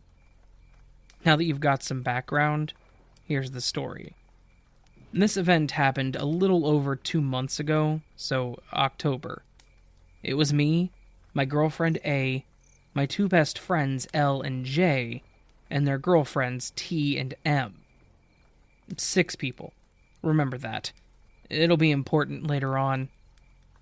All 6 of us decided to go to Ramsey Canyon to smoke, drink, and overall party to celebrate M's birthday. I was excited about the night to come because school was kicking my ass, and to be honest, I needed a break. The night came, and it was time to go have an awesome night, or so I thought. I went and picked up A first, then L and T in my car, which is a 2006 RWD WRX, with a 1JZ engine swap that I and my dad built over the summer. I know most of you listening don't care, but it's important later on. After about a 30-minute drive to Ramsey Canyon, we meet J and M at the parking lot, and then we hike about a mile to the spot, and we start to party. As the night goes on, everyone's having a good time. I smoke a blunt, and then I realize I'm getting noticeably high, but my girlfriend, who was doing shots nonstop, also decided to stop because me and her made the choice to not get fucked up and be somewhat responsible. At this point, it's about 8 p.m., and everyone came to the chill-out point, and we sat around the fire and smoked one blunt, and after hopefully sober up before we take everyone home. Now, at this point, I felt like I was being watched. I'm not easily intimidated. Before I moved out to Arizona, I was from a bad gang area in central Texas, where I had been robbed at gun and knife point multiple times, so it takes a lot to scare me. But this feeling felt so mean and hateful, like whatever was looking at me wanted to hurt me, and it chilled me to the bone. I tried to shake it off as it was my turn to hit the blunt. About mid-smoke sesh, the girls all decided they had to use the bathroom, which made me feel better because I didn't want anyone going off by themselves. I decided to do a quick head count to make myself feel better instead of paranoid. I counted all the girls, me, and then Jay, and then I spoke out. "Wait, where's L?" And he said, "He went back to the car because he realized he left his phone, and he went to go get it about 10 minutes ago." Then all the girls walked off to use the bathroom. I look at Jay and said, "Hey man, are you getting the feeling of being watched?" and Jay kind of shouted out of excitement and then quieted down. Yes, yeah, I swear, about 10 minutes ago, I heard M call my name from over there, and I haven't been able to shake this weird feeling of dread until the girls left. The weird thing was that M never left the group nor our little clearing. She's the birthday girl, and I would have noticed. Then, about 10 minutes later, the girls come running back crying, and T had a cut on her arm. I went from high to sober really quick, and I immediately went to T's aid and asked what had happened. From what I could understand, after they were done using the bathroom, they wanted to wander around for a little bit before coming back, when they came upon an observation point of the whole city, and M&A wanted a picture. After about 5 minutes of pictures, M&A's face went cold, and they were staring daggers right behind T. T, of course, reacts and turns around to see an 8-foot-tall thing 2 feet from her. It had deer legs, razor-like 5-inch nails attached to long fingers, and bony hands, with a red ooze dripping off of the right hand. T, too terrified to look up, reacts in a way that I think and know saved her life. She quickly raised her phone to take a picture, not to show the friends later on, but because the flash was on. As soon as the flash went off, the creature grunted in anger and T yelled, "Run!" The girls took off back to the fire, and as T started to sprint, the thing clawed at her trying to grab her, but missed, and ended up slicing through her long sleeve and hoodie like a hot knife through butter. Hearing T's story, I was perplexed. What T had just explained sounded like a Wendigo or Skinwalker encounter. I'm Hispanic and African American, so I'm no stranger to folklore. After cleaning up and addressing T's cut, I look over to see M still crying her eyes out in Jay's arm, and A chain-smoking cigarettes by the fire.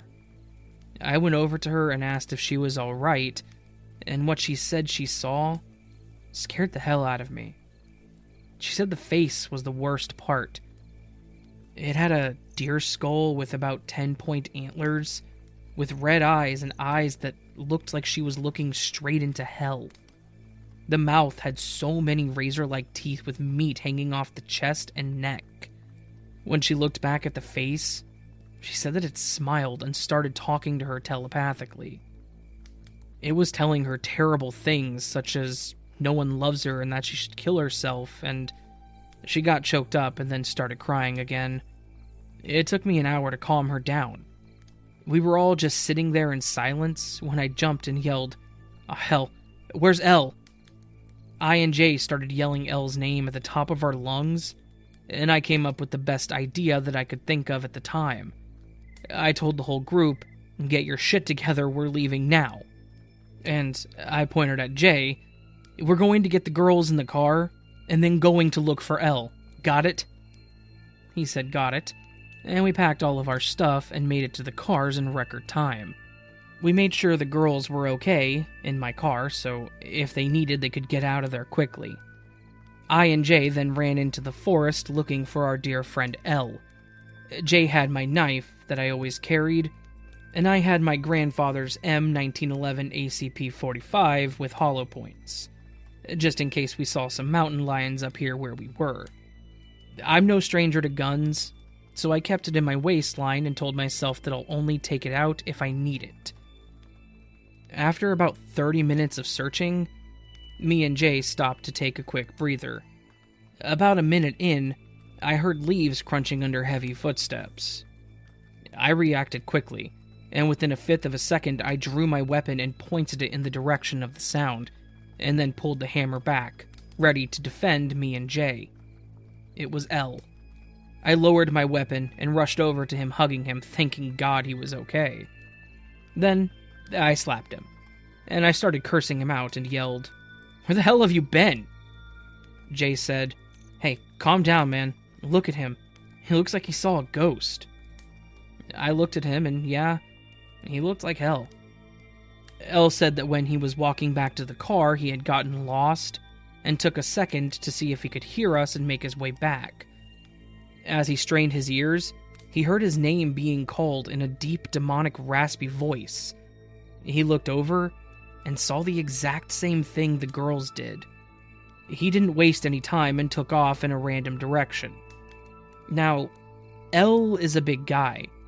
He could very well play football as a lineman and get a D1 scholarship without even trying. He said as he was running, the monster was maybe 10 to 20 feet behind him, saying in the same voice, L, come here. L, come here. Eventually, L came across a cave thing that dipped down into a valley, so he jumped in, praying to God the creature would run by him. The thing stopped right above him, trying to smell for him, he'd assumed, but luckily he was near the river, so the sound of the water masked his breathing and scent. The creature scuffed in anger and ran off. L said he was going to wait for about 20 minutes to make sure it was really gone and not just waiting him out, and he ended up passing out from exhaustion and the adrenaline starting to stop pumping into his blood. He woke up to us breathing heavily near him. He asked where the girls were, and Jay was about to speak, and I shushed them. I signed to them, "Do you hear that?" They both said no, and then they realized what I meant, and we got into a defensive position. I don't know a lot about the woods, but I know this. If the animals are quiet around you, that means they're scared of something more dangerous than you. About 10 feet from us, to the left, I heard A's voice say, "Baby, I'm scared, I want to go home." I look over fully expecting to see my girlfriend, but my heart jumped straight to my throat, and I got choked up, because now I'm seeing this unholy abomination. L and J took off, and I don't blame them. It took another step, and it spoke to me in that voice that would scare a Navy SEAL. It said, "You're going to die here," with a little bit of giddiness in its voice. It took another step, and smiled. I straightened up and put on the best face of, "If you want to kill me, you're going to have a hell of a fight." And the smile of the creature got whipped off. I pulled the pistol out and pointed it right at the thing, and then I heard a growl come from it. I started saying a prayer in Latin that I learned that my grandfather had taught me if I was ever in danger. As I finished up the prayer, "Observe Patrem Defendant Amen," then I fired all 8 rounds into the creature. 3 hit it in the head, and the rest landed center mass. It roared in pain and anger, and I ran, and then I heard the creature following me. I did that 30-minute hike in 10. As soon as I came hauling ass down the trail, L and J hopped in Jay's car and floored it down the mountain. I jumped into the car, and as I looked back, I saw that thing running after me. At this point, the girls are crying for me to go, and that's what I did. I started the car, I threw it in second gear, and I launched the car down after J and L. The speed limit was 25, and I was doing 50 to 60. I was drifting corners, and not taking any chances slowing down.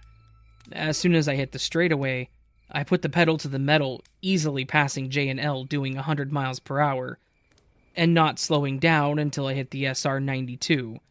Then I was doing 5 over the speed limit. I saw a McDonald's, so I stopped, so I could throw up that evening of junk food. I got back in the car, and A asked if I was okay. I just gave her a look and then started the car and drove all of us to my house so we could sleep off the night that had just unfolded. J and M slept on the couch, L and T slept in the guest bedroom, and A went to my room. A made sure that the door was locked 5 times before laying down. She fell asleep crying in my arms. As for me, I didn't sleep. As soon as sunlight peeked over the mountain, I went outside to see if my car was damaged to see L and J already out there. Looking at my car, nothing was wrong except it was a little dusty. But then I looked at the back windshield. There was a huge, bloody handprint. You can believe the story or not, but if you plan to go to Ramsey Canyon in Sierra Vista, Arizona, bring a firearm at least.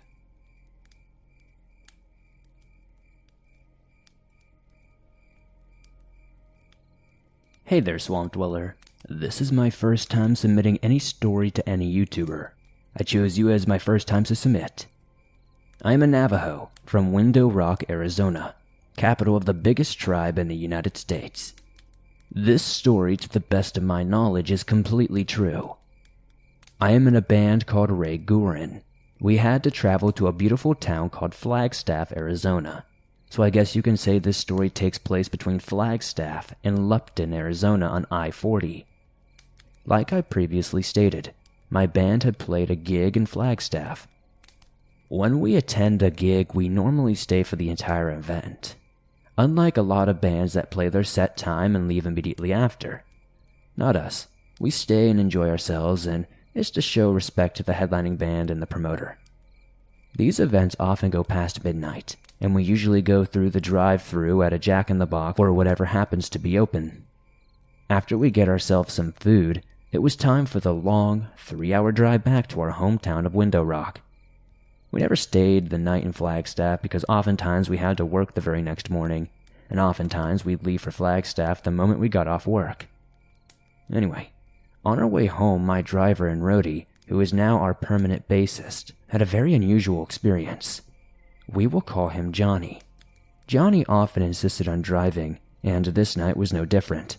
We all eventually fell asleep and Johnny drove. Of course we play it safe and have someone stay awake with him in the passenger seat. Somewhere in the darkness as we traveled along Interstate 40, Johnny had noticed a diesel close behind us.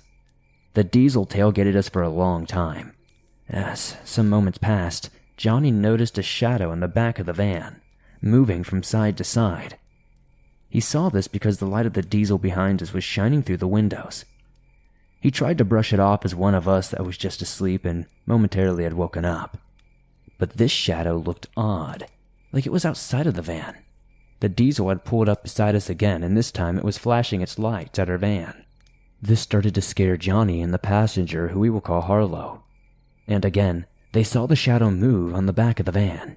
They couldn't see too much, especially through the rear view mirror. Harlow kept his eyes open and kept looking back. For a few moments, things went calm and quiet. Suddenly, a diesel had pulled up next to our van as we drove up, and the driver of the diesel got Harlow's attention, and seemingly looked desperate. They were signaling at us and gestured that there was something on top of our van. He was gesturing by pointing up to the roof. He sped off immediately after. I woke up to a hard brake and feeling our van pull over, and noticed that Harlow and Johnny had jumped out of the van and searched the van all over. Inside, outside, under, and on top. There was nothing there. We don't know of any ghost stories on I-40, but we do know that skinwalkers can leave the reservation if they choose to do so. To this day it baffles us, and we do not know what would compel a trucker to act so erratically. We do not know if the trucker was messing with us, or if the trucker really did see something we didn't. We are all Navajo. Things like this happen often to Navajo. We seriously would not doubt it if it was a skinwalker. If you have taken the time to read this, thank you so much. I have more stories to tell, legitimate skinwalker stories. And fun fact, skinwalkers originated within the Navajo tribe. Skinwalkers were once good medicine men, but soon learned that they could use their power to harm. And when they learned this, they never used it for good again.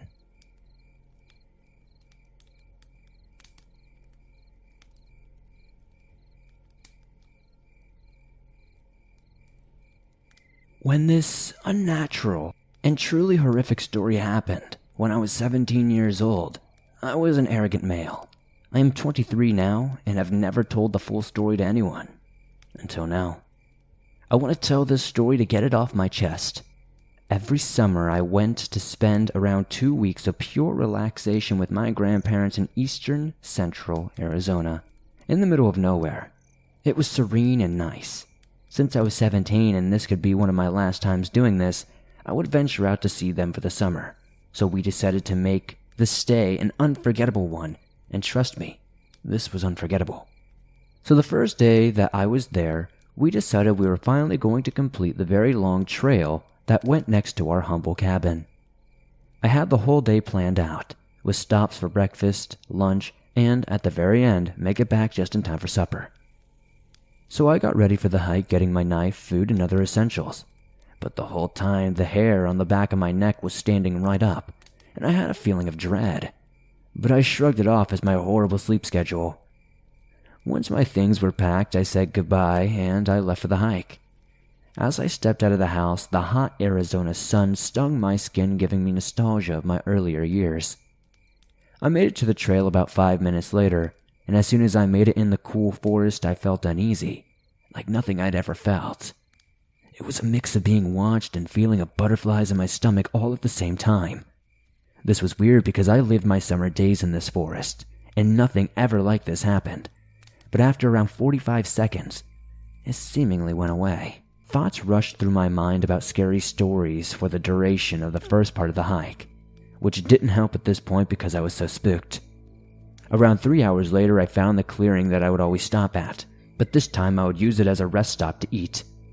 As I found some shade under one of my nearby trees and grabbed my sandwich and crackers, then I heard a twig snap from right behind me. At the time, I was a well-built teen and not afraid of too much, but as soon as I called out, it was too late. I saw it. It was tall, skinny but sort of built, and freakishly tall, like around 9 to 10 feet tall at least. But the worst part was its dried, pale skin, long claws, and its head resembled that of a deer or an elk's skull. Oh, but the eyes, these eyes were blood red and filled with hatred and sorrow. As soon as I spotted this figure, I ran like the wind. But it was no use, it was right behind me. Every step that beast took seemed to be so much closer. It was echoing throughout the forest, deafening my ears. As I ran, I was starting to run short of breath, but this thing seemingly was not. But then after about 15 minutes or so, I noticed this thing straight from the depths of hell was not chasing me anymore. Thoughts were running through my mind. Was that thing real? Am I crazy? Why me? Then my mom's voice. Ben, you there, honey? But it was hollow and off and didn't sound correct. There was no way it was my mom's voice because she lived in Canada, and we were in the woods of Arizona. I called back but got no response. Then I called out again. There was a voice, but one I will never forget. In a raspy, deep and demonic voice it said, "You better run." Then I bolted, my chest still burning from the run before that. I must have run for 45 minutes or more with this brute straight behind me, reaching out for me. I was deep in the forest. It would take at least another hour to get out of here. So I dove for a bush. I could hear the beast with every step closing in on me. I could hear its deep breathing in and out, in and out. Then it yelled out. Not in pain, but I think in frustration, as it seemingly couldn't find me anywhere. Then it cried out, like the sound of a dying animal, 1,000 dying animals to be precise, all at once. It sent a shock through my body. Then it ran faster than I've ever seen back to where this whole thing started. I really can't remember much more. I remember opening the door and rushing into my room sobbing. My grandparents got back home from their lunch date and saw that I was shaken up, and they asked what was wrong. I told them that I won't ever be coming back. That night I could hear voices outside the house, and I left to go back to Canada the next day. I still do not know what that thing was. It looked like the mix of a Wendigo and the Rake. I never told my grandparents the full story. All I told them is that I saw something weird in the woods, and I just needed to sleep. If you or anyone can tell me what this monster was, please let me know.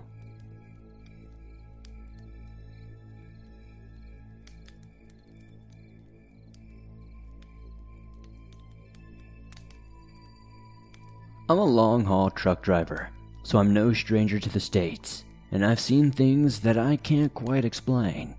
But this is by far the weirdest thing to ever happen to me on the job. So I was driving through Arizona, heading westbound on I-40. I had finally hit Flagstaff and got out at a truck stop and handled my business. I ran by mile marker 185. It's about 10 miles outside of Flagstaff, Arizona. As I passed mile marker 185, there was what seemed to be a person hitchhiking. The only problem was this guy was huge. He was like 8 feet tall, looking straight into the passenger window of my semi-truck. On top of that, It seemed like he was as wide as the truck from shoulder to shoulder. I passed the hitchhiker at about 70 miles per hour. Or so I thought. About a half mile down the road, I saw the same exact person or thing. Once again, I passed it. But once again, this kept happening, even 20 miles down the road, to mile marker 165. I saw it every few miles. After I passed mile marker 165, I didn't see it anymore though. So I thought I was done with it. But I was dead wrong. I got down to mile marker 145 and had to take a leak, so I pulled over on the side of the road to handle my business. It was about when I was halfway done that I heard an ear-piercing scream. It was like a mix between what sounded like a deer and a human. As soon as I heard it, I started looking around, and just outside of the halo of my headlights, I saw it. I was never more confused and scared in my life. I tried to figure out what it was when I heard something flying. Suddenly, I heard a thump, and sitting 3 feet away from me was a huge rock the size of a basketball. It had to have at least been 80 pounds. When I saw that, I pretty much noped the heck out of there. That thing threw it at me, and it landed 3 feet away. I wasted no time trying to hop back in the truck and get away from whatever that thing was. As I passed it, it just stared me down, and I never saw it again. Can someone please tell me what the heck I saw?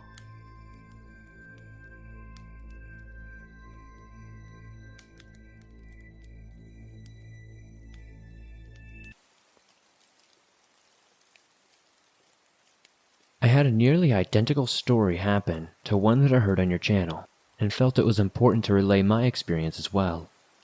There were many times in my life where I was staying in very unusual and creative places. From about the age of 22 to 24, I was living in a few different tents I had set up in the South Hills of San Jose, California. I stayed there for months at a time by myself, because I enjoyed the freedom to do what I want and stay where I wanted. Within the amount of time, I had countless experiences with wildlife. I was camped too close to a water source. I basically set up camp right in the middle of Mother Nature's freeway. Almost every night, around midnight, a group of wild pigs would run down the hill. Some of them were enormous, and sometimes they would squeal and scream. When you were out there, and they were sniffing around the paper-thin tent, it was something terrifying. I also would hear deer, a coyote, and have been stalked by a mountain lion at least 3 times. You will learn the natural sounds at night surprisingly fast, especially if you are in the same area for a long time. There was one night when I was sleeping, and was awoken by the sound of pigs coming down the hill. But this time something was different. I'm a very light sleeper, and even though I was somewhat used to them, they would scare me when they got within 15 feet from my tent. But this time, I remember feeling relaxed. It was an unusual relaxed, though, because these things were closer than I was normally comfortable with them being. And surprisingly, the more relaxed I was feeling, the more tired I got. It almost felt like I was being put under before surgery, except I was still aware and had my senses. I heard what sounded like a pig sniffing, and felt one of them brush up against the tent, and then they seemed to leave. All except for one, that is. I couldn't tell if this one was in the back of the group or separate and following not far behind the rest. In my sedated state, I was not concerned the way I normally would be. Then, the pig, or whatever it was, did something bizarre. It laid on me. I could feel its body heat and feel its breathing, but I dare not move, or perhaps I couldn't move from the fear. This creature laid on my chest for what felt like multiple hours, but probably was not much more than just a few minutes. I felt to get off my chest at some point in time, and shortly after that the sedation wore off and I woke up. I don't know what to make of it, but someone out there in a past episode shared a similar experience on your channel, and perhaps others have too. If anyone knows what this may have been, please enlighten me in the comments down below.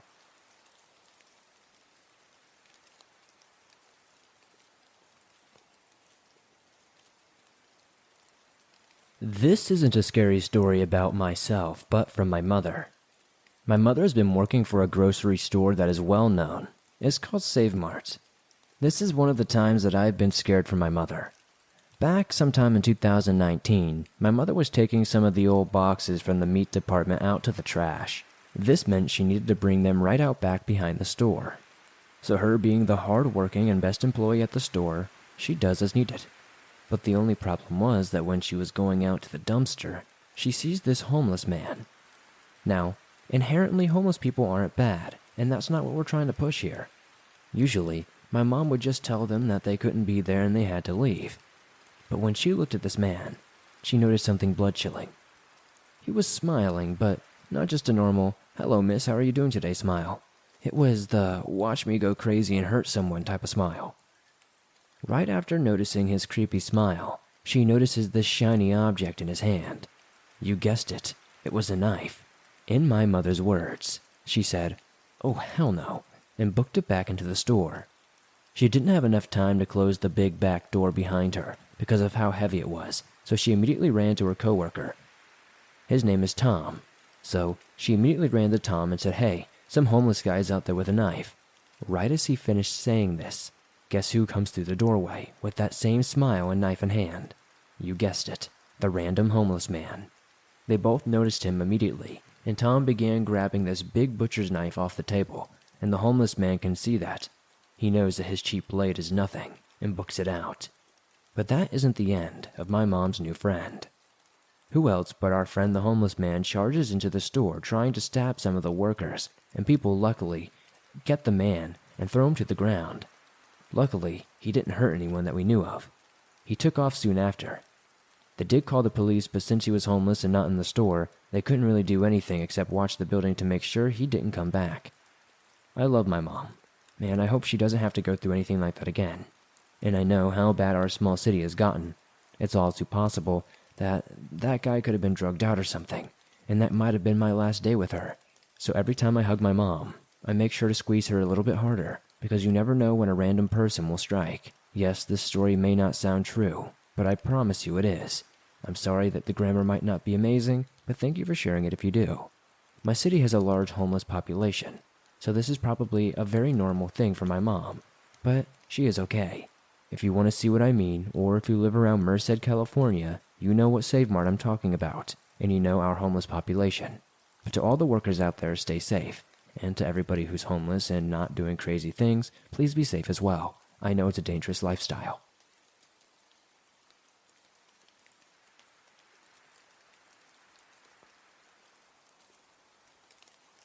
About 2 years ago, a couple of friends and I decided to sneak into an abandoned asylum in Downey, California after nightfall. We noticed a security guard doing his final rounds and waited for him to leave the premises. Once the coast was clear, we approached the surrounding fence and jumped over it to get onto the property. And as soon as we did, we all experienced something that I can only describe as a heavy and unpleasant feeling. All the windows and doors were boarded up from the outside, but as we made our way around the building, we discovered an entrance that had been broken into. So we made our way in and ended up in the auditorium. There were medical records scattered all over the floor of every room. One of my friends picked up one of them that caught his attention. It was a file from 1889. I don't recall the name of the patient, but he was said to have had some sort of mental disability, like what we now refer to as Down syndrome. It also had a list of mental disabilities and random treatments that had been performed on him over the years, ranging from shock treatment, inducing vomiting, to being forced to consume mercury pills. As we continued to explore the halls, we felt like we were being watched. It got to the point to where we weren't comfortable being inside the building anymore. As we made our way back outside, I heard a faint whisper and what felt like a hand brush on the back of my head. I quickly looked back, but there was nothing there. We ran from out of there as fast as we could, jumped the fence, and made our way back to the car, and thought nothing of it. We were just relieved to be out of there. The following night is when things really took a turn for the worst. I went to bed at around 9 p.m. and awoke sometime around 12:25 a.m. to the feeling of someone tugging on my leg. I have a tendency to fall asleep with the TV on, so when my dad gets home from work around midnight, he does a routine check to make sure my TV is off. So I wake up thinking I'm going to get lectured about leaving the TV on again. But as I look toward the doorway, I see that the door is open and the hallway light is on, but there is no sign of my dad. I then begin to feel a pressure on my leg again, so I quickly turned my attention to the foot of my bed, and that's when I saw it. A solid, black faceless silhouette is crouched over me and has a firm grip on my leg. I immediately froze and was unable to move and everything went silent. All I could hear was what I can only describe as static as it starts making its way up to my face. I immediately started to pray, and within seconds its grip on me became weaker, and I was able to bang my fist on the wall to try to get someone's attention, and within seconds, it was gone. I jumped up and ran out of my room, and as I turned the corner I bumped right into my dad, who was coming down the hallway to my room. He said he heard me hit the wall, and he was coming to see what was going on. I explained everything to him, the best I could, and of course he ruled it off as a bad case of sleep paralysis. But I know for certain that this was not the case. I have had sleep paralysis many times before, and this experience was nothing like it. I was fully awake when the attack took place. I felt whatever it was that I came across probably came from that asylum the previous night and followed me home. I'm pretty sure it was just making me aware of its presence.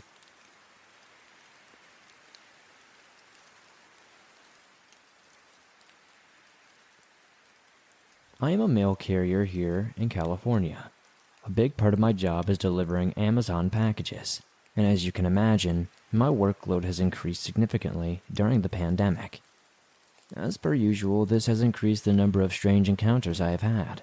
I have a few to share, but I'll start with this one.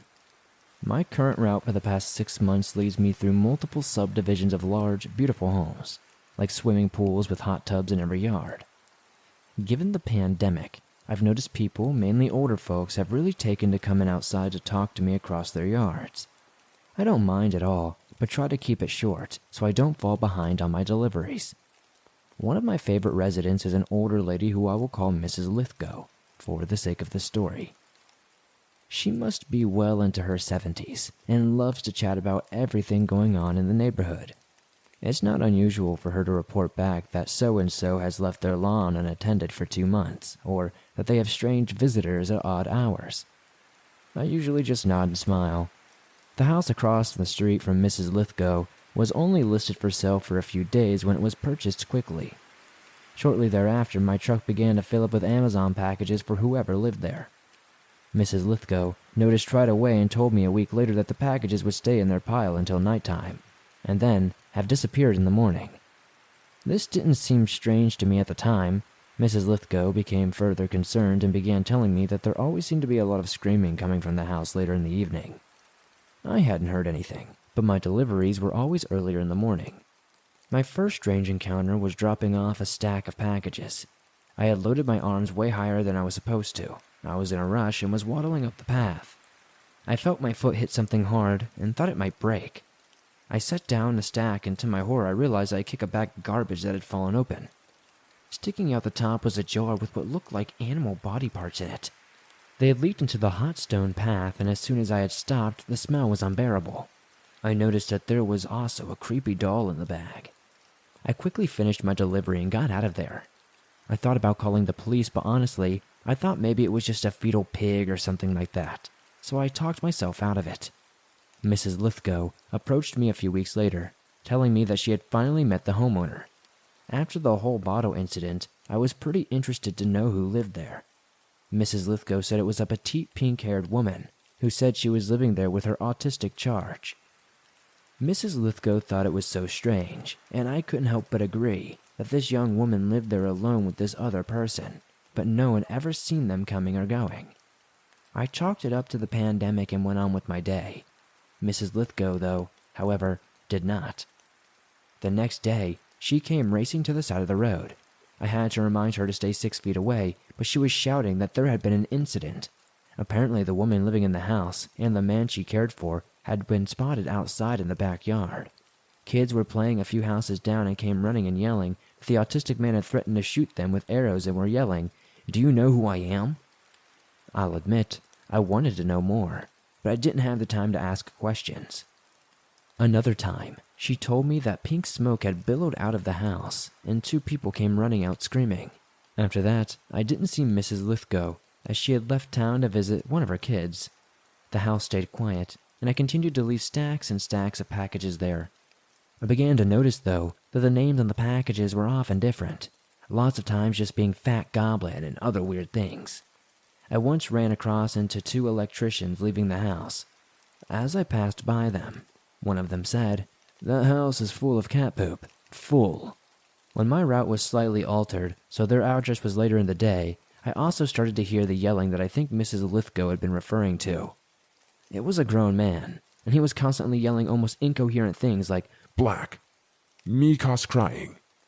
At first I thought he might have been yelling at me, but several times I noticed he was yelling before I even approached the house. I thought maybe it was linked to his diagnosis. Honestly, none of these occurrences were that weird to me, given some of the other experiences I've had and the context given. A few weeks ago, I had to deliver a package that required a signature. I had never actually seen anyone there myself, but I knocked anyway. I heard a small shriek and shuffling about. Concerned, I walked toward the side of the house, but still in front, and yelled, "Hello, I need a signature for a package." The shuffling continued. I went back to the front door to knock one last time and to leave a note letting them know where they could pick it up. I suddenly heard a loud, fast stomping from inside the house. I peeked into the glass of the door to see if someone was coming. It was a stocky man dressed in a spandex suit from head to toe. He waved a gun in the air. I stepped back in shock. I froze for a second, long enough to hear him yell, You're not safe here. That was enough for me to get moving again. I turned and began to run. As I raced down the driveway and back into my truck, I could now fully see the man, holding his weapon, yelling, I shoot to maim. I took off. I called my supervisor immediately, but was told there is nothing we can do about it, because technically, I was on their property, and he never directly threatened me. I still think I should have called the police, though. I began leaving the packages at the end of their driveway, and have not heard or seen anyone in that house again.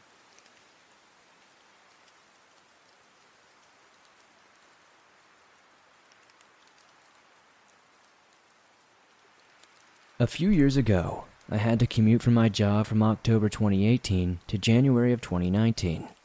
It was nothing special, a retail job, but I lived in a rural area in the California foothills, and it was my only option at the time. I would be driving home every night at around 11 p.m. to 2 a.m., depending on when I would get off from work. The highway was always deserted at these times, and some nights were more peculiar than others, but nothing so extreme as this story. It wasn't uncommon for me to see a lot of wildlife on these drives. I would just take it slow and be alert. Black-tailed deer, coyotes, raccoons, I was well accustomed to them at this point. One night, I was only about 10 minutes away from home. I rolled up to my usual four-way stop. I'd stopped at hundreds of times before. It was probably around 1 a.m., not a soul around, completely dead quiet. As I came to a complete stop, I saw something standing just off the side of the road, across from the intersection. It was obviously an animal, but it was headed towards the road, so I was going to wait for a second to see if it was going to cross. It took me a second to really comprehend what it was at first. I thought it was a horse, which, although dangerous, wouldn't be that uncommon for where I live due to their irresponsible ranchers and their constantly broken fences. Then, as I started to be able to make out more of its detail, as it neared the light from my headlights, I realized something was wrong about this animal. It was tall, so much so that the legs looked stilt-like. As I sat there, shocked, it slowly stepped into the road across from my car and into the direct beam of my headlights. At this point, I realized two things. One, it was taller than my car, and two, its gait was very odd, almost like it didn't know how to properly walk as a deer should. It was like its joints wanted to bend in the wrong way. It slowly moved into the oncoming lane and then swiveled its head to look at me. All the hair rose in my body. What spooked me the most was it was certainly a deer, or at least something that really looked like one. It looked normal in every way except the spider-like legs it was standing on. At this point, I gassed it, and the deer stood unmoving as my car sped past. I investigated my rearview mirror and caught a glimpse of it crossing the oncoming lane back onto the shoulder of the highway, illuminated red by my brake lights. When I got home, I ran from my car to my house and locked myself in, still understandably freaked out. I never saw it again. And ever since I've been listening to this show, I've heard tons of other stories of people seeing these weird deer creatures in this exact area on this show. At this point, I've become desensitized to it. It wasn't until recently that I learned about the not deer creatures, and it makes me wonder, what is going on?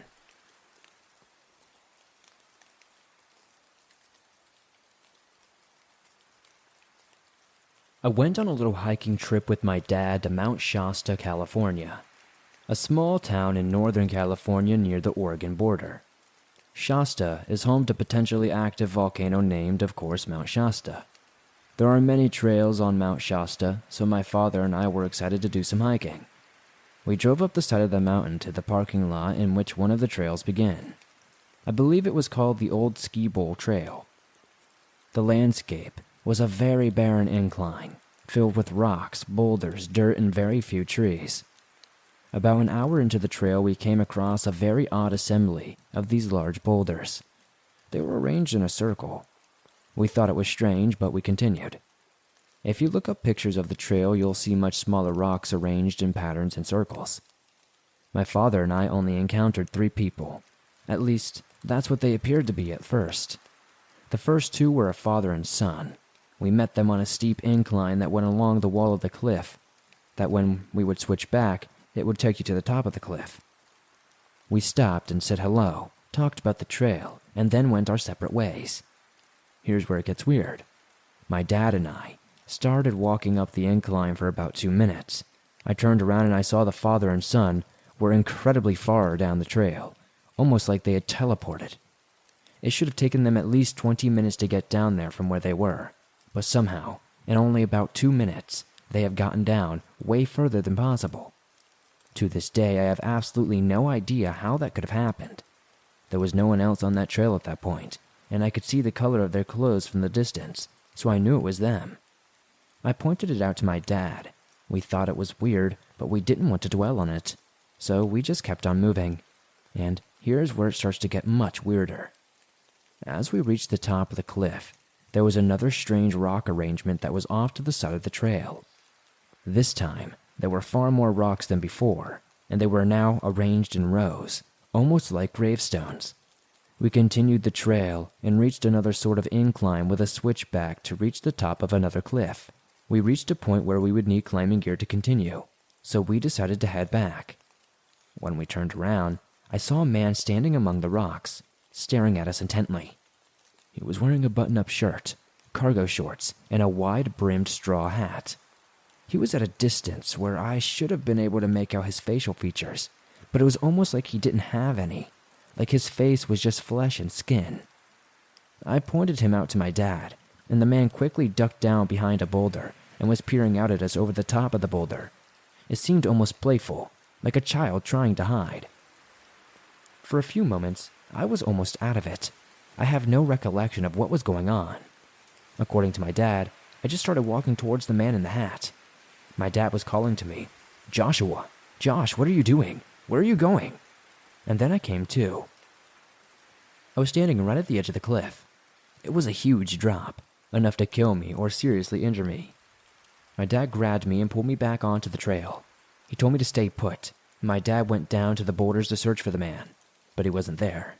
There was nowhere for him to go except down or up the trail. It didn't make any sense. He just simply disappeared. I have no idea what was going on in that trail, and I have no explanation for it. I've told this many times to family and friends, and no one has an explanation. I've done my fair amount of research and found similar stories about encounters with a man with no facial features wearing a hat. I've also read that Native American tribes from that area viewed Mount Shasta as a holy site.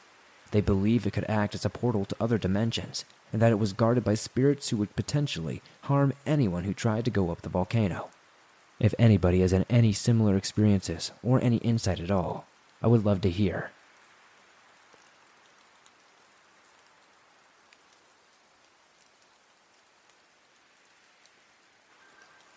This story might not be the scariest one you've ever read, but it has stuck with me for a long time. Anyway, it starts in a small town called Durango in Colorado.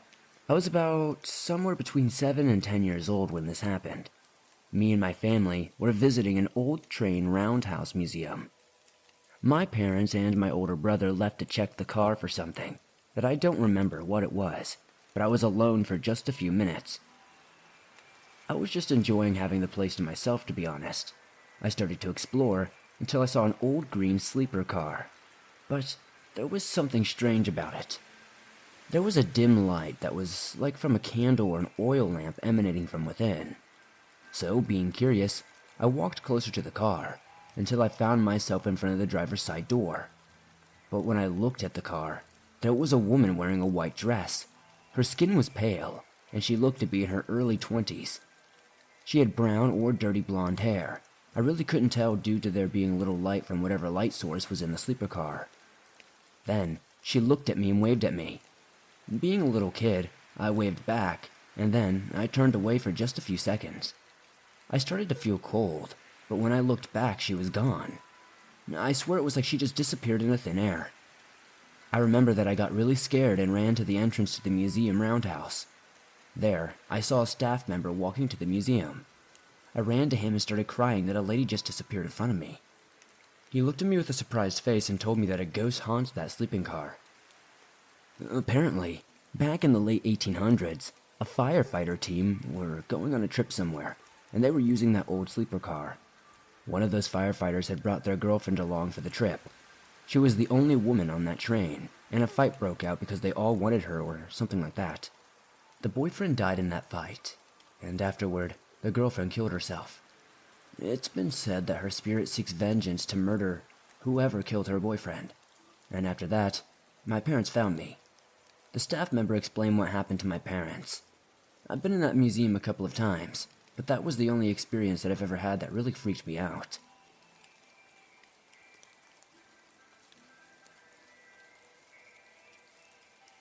This story isn't mine. It actually happened to my brother. He asked me to submit it to you. I am a 29-year-old male living in Colorado. This happened to me 3 years ago. I used to spend weekends on a secluded farm in West Cliff.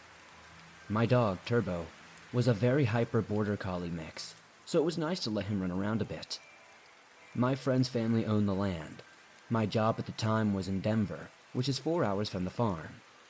This was a drive I made every Sunday morning around 2 a.m. I was about an hour into my commute when the radio had gone silent for a moment. This caught my attention right away. Suddenly, I started to hear a strange, almost cult-like chanting. It started to get louder and louder. Even when I turned the dial to lower the volume, it kept on getting louder. Panicked, I then turned the radio off, and the chanting kept getting louder and louder, until it finally just stopped. It was silent for a moment, and then my radio turned back on and continued to the station that I had been listening to prior. I was on edge for the rest of the way to work. It hasn't happened since, and I hope it never happens again. Another time, I had let Turbo roam around the property as he always had. He seemed to know the property edges and never really strayed out of my sight. I was helping my friend feed the chickens and Turbo was content with watching. Suddenly, he just wasn't there anymore. This was very unlike him, so I got a bit worried. There is a dense forest that lines the property, so my instinct was to start checking along the forest edge. My friend, his family, and I looked day and night with no luck. 3 days passed, and my friend was driving home from work one day. He noticed something on the side of the road. It was a dog's head and spine.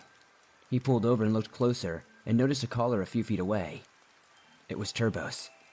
Now, I'm from Wisconsin, and I'm not very completely familiar with all the dense forests and the animals that inhabit it.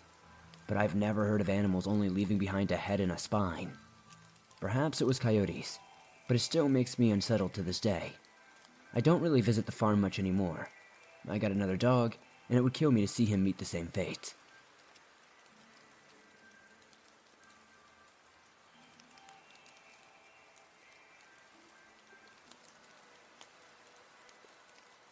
Hello everyone, thanks for wanting to listen to my cryptid horror story.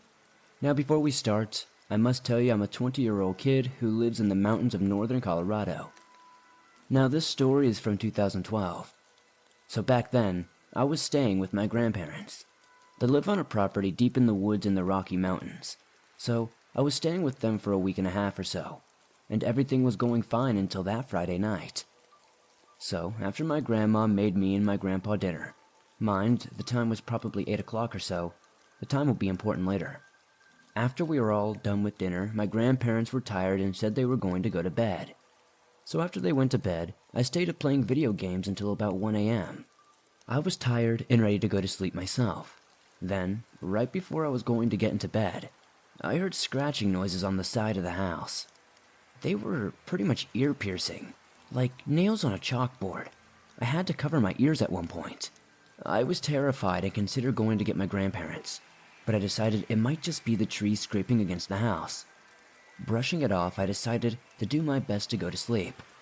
Sometime around 3 a.m., I was awoken because it sounded like someone or something was trying to open the front door. I immediately jumped out of my bed and ran straight to the closet to grab my grandpa's 12-gauge shotgun. I opened the closet door and grabbed the shotgun and loaded it.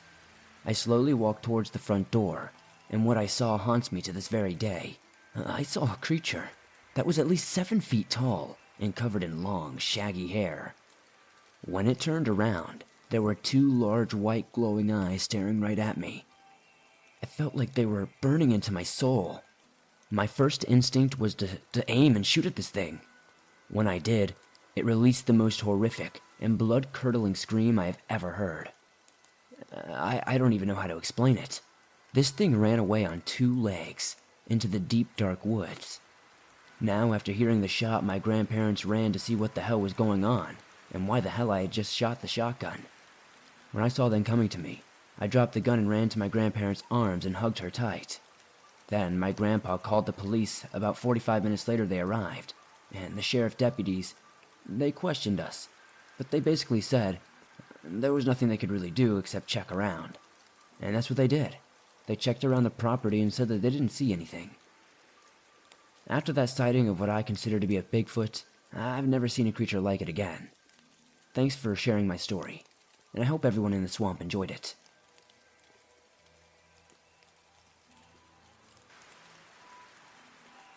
Hello, Swamp Dweller. I actually live in New England, and I'm 46 years old.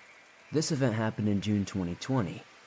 My stepdaughter lives in Colorado, and has been begging me for years to come visit her at her new house. So finally, we planned a trip to do so. It is a very long trip going from New England to Colorado. Me, my wife, and our 4 children started driving my Ford F-350, pulling a travel trailer. The trailer was 40 feet long and weighs 7,800 pounds. Most of the trip was uneventful until we got to Route 96, a very long straight road with fields on both sides. It was around 3 a.m. and everyone was asleep. My children were in the back seat. My wife was sitting next to me in the front. Because I had taken a nap a couple of hours before, I had decided to drive through the night while everyone else slept. Out of nowhere, it starts to rain heavily. So hard that I could barely see the road and the wind was making the trailer sway side to side. I was going around 55 miles per hour when I passed a gravel entrance to a ranch. Standing at the gate was what seems to be a deer. Because I was driving fast in the heavy rain, I didn't pay too much attention to it and just kept driving. Every 30 seconds I looked in the rearview mirrors because I am pulling the trailer when I saw something on it. A silhouette of something big. I thought it was just the rain. I looked forward again, and after 30 seconds or so, I looked at the rearview mirror. On my left side, there was nothing. So I said to myself it must have just been the rain and me maybe hallucinating. As I was changing my line of sight to the front again, there it was. This thing was huge. It was in front of my truck. To the left was this deer. But it was weird because it was like gray in color. Its head was partially crushed. Its eyeballs were completely white. It looked unnatural, almost like it was from hell. I looked at its body, and parts of its skin were missing. I literally could see water from the rain going inside of its body. I switched to high beams and the eyeballs were shining with the light. I always was able to keep my cool even on the worst situation, and so I did. But I could feel my heart beating so hard on the inside that I got concerned that I might have a panic attack. So I hit the gas pedal to the floor and tried to get away from this thing. My wife woke up with the loud whistle from the turbo in my truck. She asked me, "Is everything okay? Do you want to stop for a minute?" I said no, very sternly. "Everything is fine, go back to sleep." I was worried for my life, that's for sure. But I was always worried for my wife or my children seeing this thing. Whatever it was. I found myself driving at 75 miles per hour pulling a 7,800-pound trailer with low visibility and a lot of rain. I looked at my GPS and I can see there is upcoming train tracks, so I hit the brakes slowly, and when I look in my mirrors, the thing was not there. I left it behind. As soon as I got out of that route, the rain stops and the rest of the trip was rather quiet. When we arrived at my stepdaughter's house later that day in Colorado, my wife tells me that she had a weird dream about a deer. I told her it was just a dream. I didn't tell her because, honestly, when we go back home, we have to use that same exact route. To this day, I don't know what on earth that thing was. I guess I'll never know for sure. All I know is that those roads, somewhere in the middle of Colorado, are pretty scary.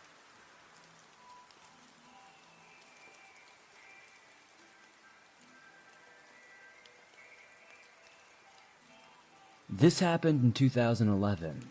My husband is in the armed forces, and 4 months after we got married, we got orders to move to Colorado Springs. We moved 3 days after Christmas Day. To give some background, I have a son from a previous relationship that had just turned 4. Anyway, we bought a massive house in a cute little suburb right outside the Springs and bordering the Black Forest. You may have heard of it when it caught on fire in 2013. It was horrifying to be evacuated, but that's another story. We had only had time to get our stuff unloaded into the house from the moving trucks when he had to go to California for a short time. So, it was going to be 3 months without him. He had to be there 11 days after we arrived in Colorado. Besides feeling a little bit better about being dumped off in freezing Colorado in the middle of winter with my little boy and leaving to find our way, we loved how beautiful the area was. The house didn't give me any weird vibes at all. It was lovely and only about 10 years old at the time when we moved in. Updated by house standards, and the house had been on the market for about a year and sold nearly 6 times before we bought it. Each time something fell through with the financing, or so my realtor said. And as a result, the owners were letting it go at a steal of a price. Having moved to Kansas and paying 2 mortgages at that point, we were overjoyed. I will try to describe the layout of a few spots to make the story easier to understand. First, it was a vast open floor plan.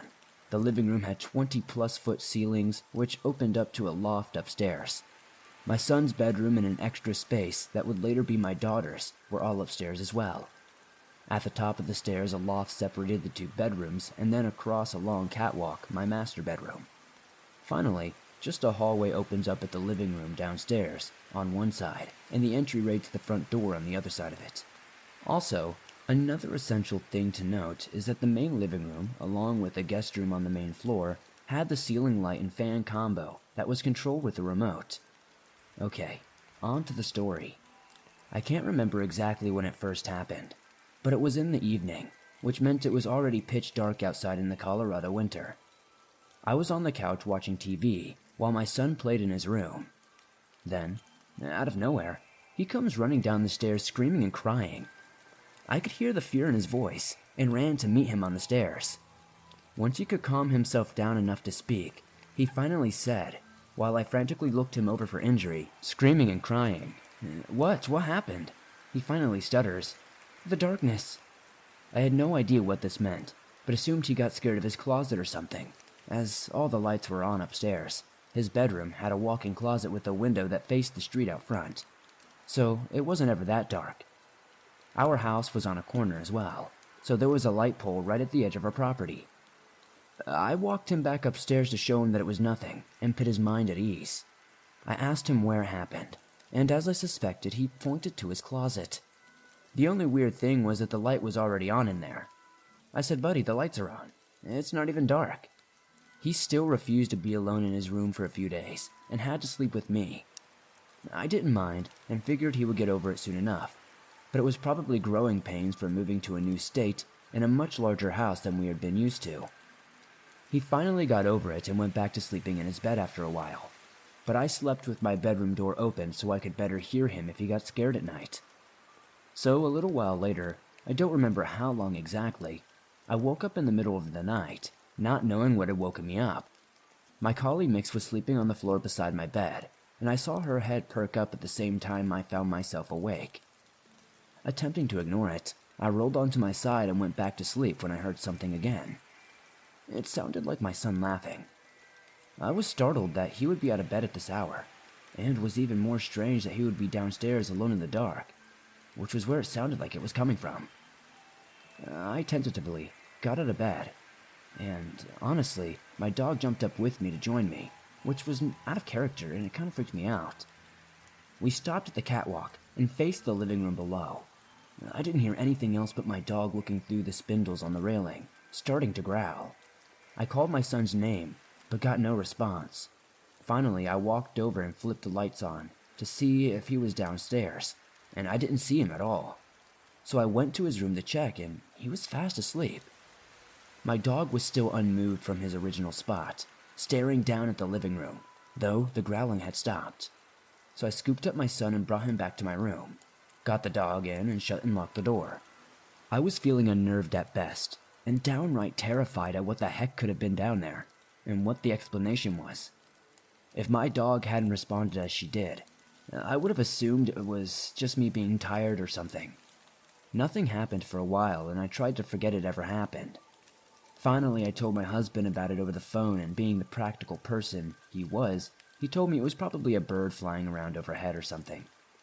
Sure, I guess it could have been that, but my dog's response still didn't add up with that.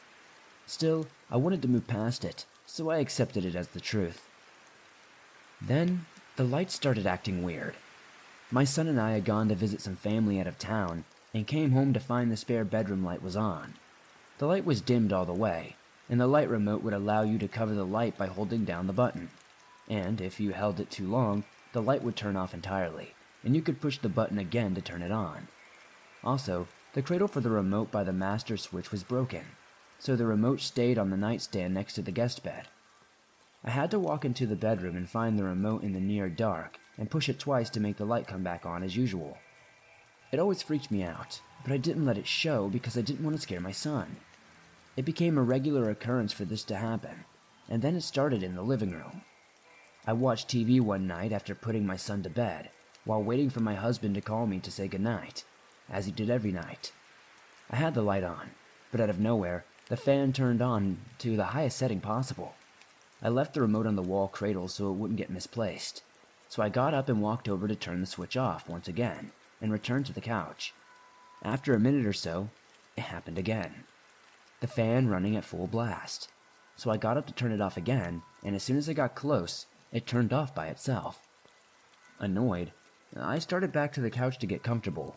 Another few minutes by, and once again, the lights are turning themselves off, and on, and off, and on. At this point, I just said nope, turned off the TV, and called it a night. But when I woke up in the morning, the light was back on, and the fan was running on high. Of course, when I told my husband about all these things, he said it must be getting interference from a neighbor remote or something of that nature. Yeah, I thought that sounded like a load of bull too, but I wanted a logical explanation, so I didn't feel so scared being awake alone at night in my own house. My husband finally made it back home, and naturally, the lights functioned correctly when he was around. I looked like an irrational and scared woman, letting my mind play tricks on me. But one night, we were both watching TV and could see a little dark head peek over the section where the lower wall meets the spindles on the railing. Assuming it was my son sneaking out of bed to spy on some extra TV, my husband went to catch him, but came downstairs puzzled when he found my son soundly sleeping. We would always catch a glimpse of what looked like a dark-haired child peeking around down at us from up there, and I think at this point, he finally started to believe me. We were home alone once while my son was at school and we heard a massive bang from the upstairs bedroom. My husband went to check on it, but never found anything out of place. Occasionally we would hear running or footsteps in that same room. After a year there, my daughter was born, and that became her room, which made the steps and running much scarier as she was a newborn and couldn't even walk. My in-laws came once and stayed with my kids, so my husband and I could go on an overnight trip, alone, up to Woodland Park for our anniversary. But when we got back, my mother-in-law said she would never stay alone in that house again while we weren't there. She never said what scared her so much, but she was convinced that the house was just not right. I hadn't even told anyone but my husband about what happened to me in the first few months there. I have quite a few more stories from that house, but this is already very long. I never expected to find a haunted house in the burbs, and in a newer house at that. I still can't explain what happened with all of those weird events that went on there. We moved out of there in 2014, and we got orders to another state. and I haven't felt creeped out like that ever since.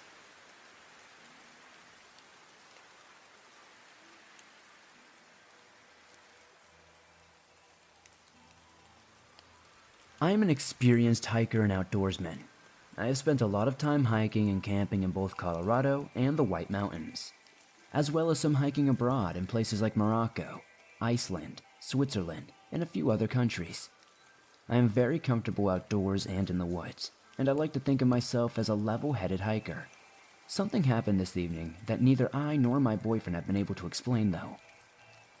We took our dog out for a walk at a state forest close to our home in Colorado. We arrived sometime around 4:30, which is unfortunately dusk in our area at this time of year. We figured, no problem. We'll use the well-marked trails and stay in populated areas. We had just gotten out of our car, gotten our dog leashed up, and had started up the paved trail onto the path. We couldn't have been walking for any more than 2 minutes when I got an unmistakable, alarming feeling. I have never felt this in all of my years spent in the outdoors, and I immediately felt as if something was watching us. We have a very alert, very active dog who can hear a squirrel from a mile away. He didn't look alarmed and wasn't acting out of the norm at all, so I tried my best to brush it off. But only a moment later, I looked up and saw something that I absolutely have no explanation for. About 20 yards ahead of us, I saw a white mass floating between 2 trees. It was floating about 4 feet off the ground, give or take. I physically could not wrap my head around what I was looking at. It was almost shaped like a band-aid. I have no idea how else to describe it. It was staticky and was not quite a solid shape. It was easily about a foot and a half to 2 feet tall from top to bottom. I have great vision, but the mass was blurry and kind of twisting and spinning in place. I tried to focus on it, but I just could not get a clear vision of what it was. Despite still having some sunlight to work with and having a pretty clear sight of view on this thing, I just could not make it out. I grabbed my boyfriend and immediately pulled him towards me and pointed and said, "What the heck is that?" I think this was the first time in my life that I felt fight or flight kick in at full capacity. He laughed and thought that I was messing with him at first, but it quickly became clear that I was not. He turned to look, and just as he did, the mass floated to the right and ducked behind a tree. We stood and watched for a moment. The mass floated from behind one tree to another, and it was almost like it was peering out at us and looking at us. My boyfriend equated it to playing hide and seek with a child, who is poorly hiding, but peeks around the corner to see if you can see them. It made a few more bizarre floating movements before it suddenly disappeared in front of us. We stood there for a minute or so, waiting to see if it would reappear, and trying to rationalize what the heck we had just seen. We did move a bit closer, just to confirm that there was no trash or any debris in the area that could have been, floating around. We didn't see anything. We headed back to the car and called it a day after that. It has been quite a few hours since this happened, and we still have absolutely no idea what we could have seen. We're not huge believers in the paranormal or the supernatural, but I've been digging through some paranormal books and shows and stuff online, trying to figure out what we were looking at. We know that it was not a human or an animal, and have not been able to find any other explanation for what the hell we could have seen. We would love to hear if anyone has any ideas or has had a similar experience to ours.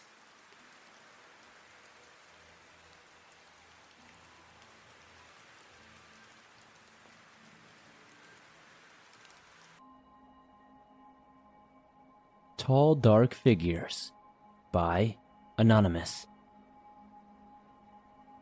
When I was around 7 years old, I moved to Connecticut with my mom and my family.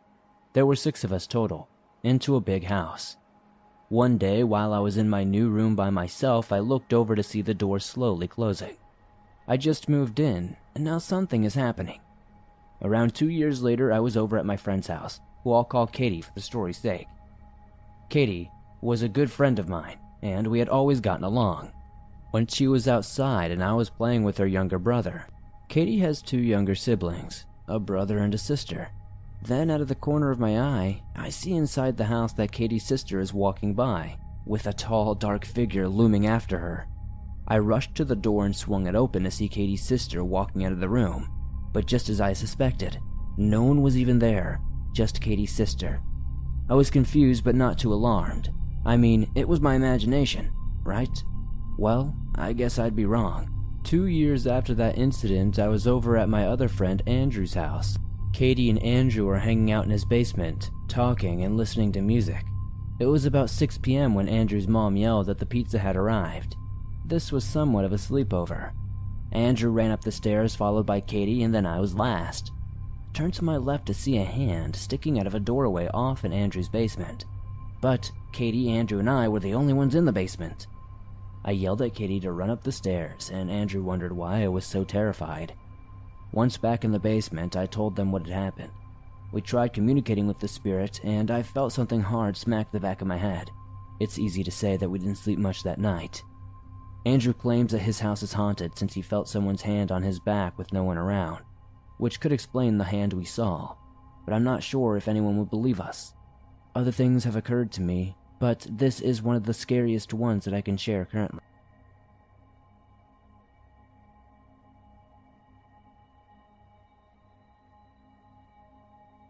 Church Group Killer by Hopper Sir.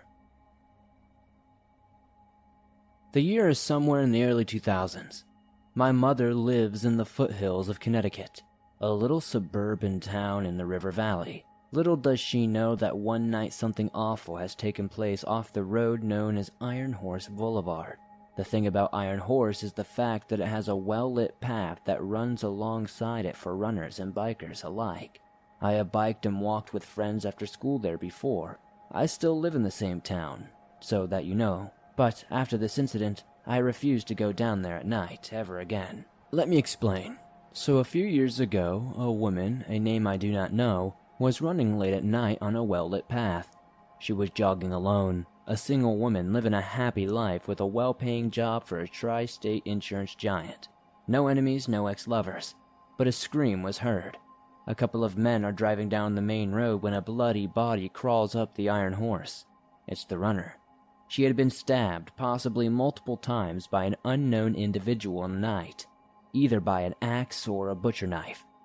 The police searched for some time. They suspected her boyfriend, who was at a pub a couple of miles away, yet I think he eventually was proven innocent. He wanted the killer caught, and the police did too. Yet, that's where the case goes cold.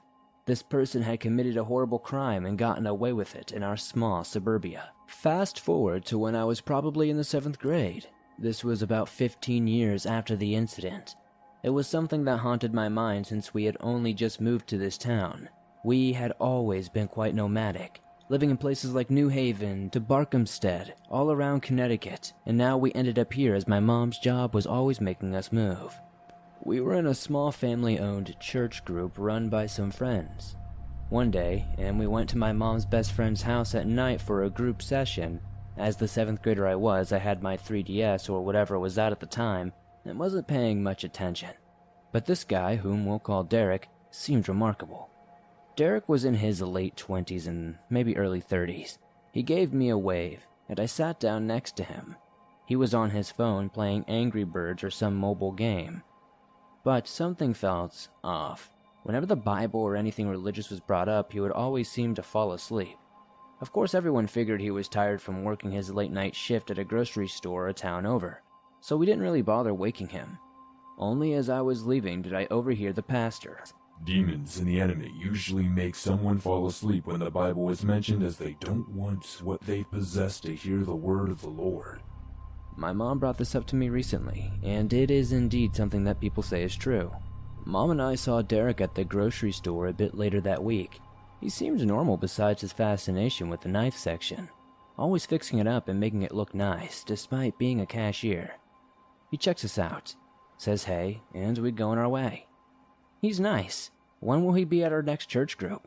I asked my mom, who looks ahead and shakes her head. Derek stopped coming for a while now. Fast forward again a year or two. Derek and his friend, we'll call her Jen, a timid girl yet very polite, were hiking in their wildlife refuge near the town. They were having fun, although Jen noted that Derek seemed to be a bit off. He was nervous, shaking even, Jen said. They get to the middle of the woods when Derek takes off his hat and says, "I have a confession to make, Jen. To you. Just for you." Jen turns around and faces him. Yes, Derek? Derek turns pale and his face goes from stuttering to stone cold. I killed her, Jen. Who? Who did you kill? That lady, on Iron Horse all those years ago. It was me. I needed to do it. No woman moved me. What? You didn't even know her? Jen was perplexed and started walking faster, with Derek keeping up as they began returning to the car. I know, but no woman loved me. I needed to take out my anger. But I trust you, Jen. I love you. You're the one. We'll be together forever. You're mine. Jen turns and faces him to tell him he must confess to the church group's pastor that day, and the police won't be called. They head over and surprisingly, Derek confesses. Obviously, the police were called and Derek was put into jail. His reason for killing her in cold blood was that no woman loved him. He was a quote-unquote incel, as my mom puts it now. He was so angry he couldn't do it with any woman that he killed one. This made me mad. I wanted him to get a life sentence. I was angry at this man. This calm man who wore glasses, slept all the time, and worked his way into our lives was the Iron Horse Killer. I'm a junior in high school now, and I still think hearing about this story and all the wacky and surprisingly evil things that most normal people do turn me off from dating. Despite me being male, I'm just scared that anybody could be a psycho killer just like he turned out to be. The worst part about this story is that Derek never stopped sending letters to Jen from jail. He wanted her to be his forever. She was his one and only, and Derek was truly insane. Whether that be from the rumors of his dad doing devil worship or his anger issues, stay away. Go back to the hole you climbed out of. If you're on the internet researching this story and think it would be wise to reach out to talk to this person, I really don't think you should. The world will see the truth of this small town in Connecticut, and what he did.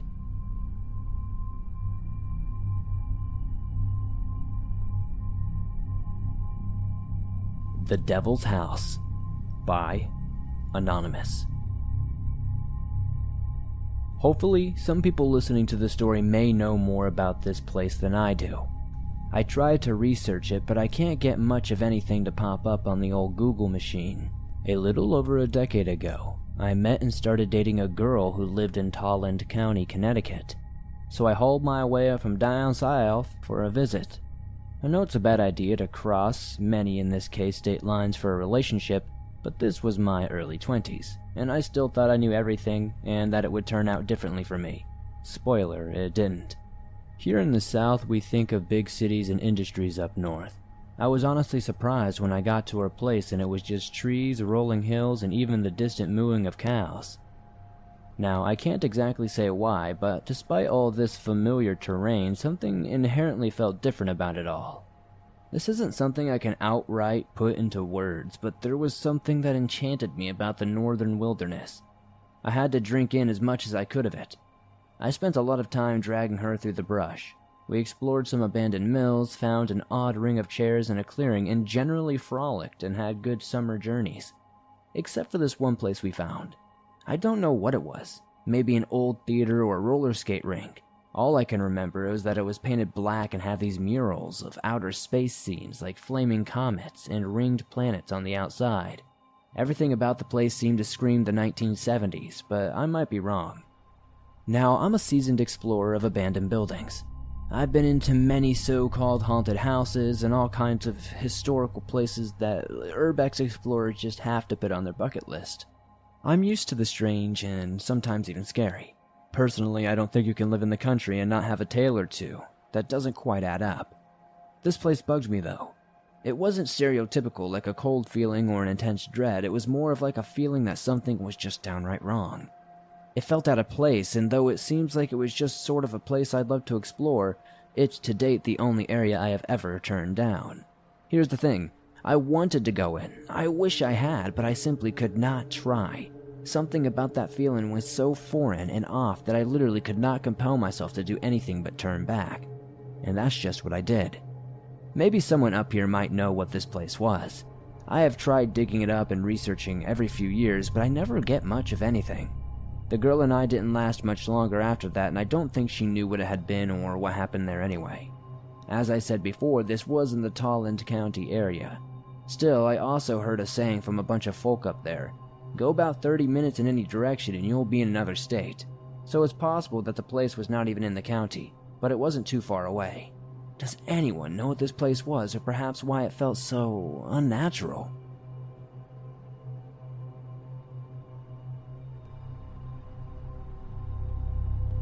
Footsteps in the Woods by Anonymous.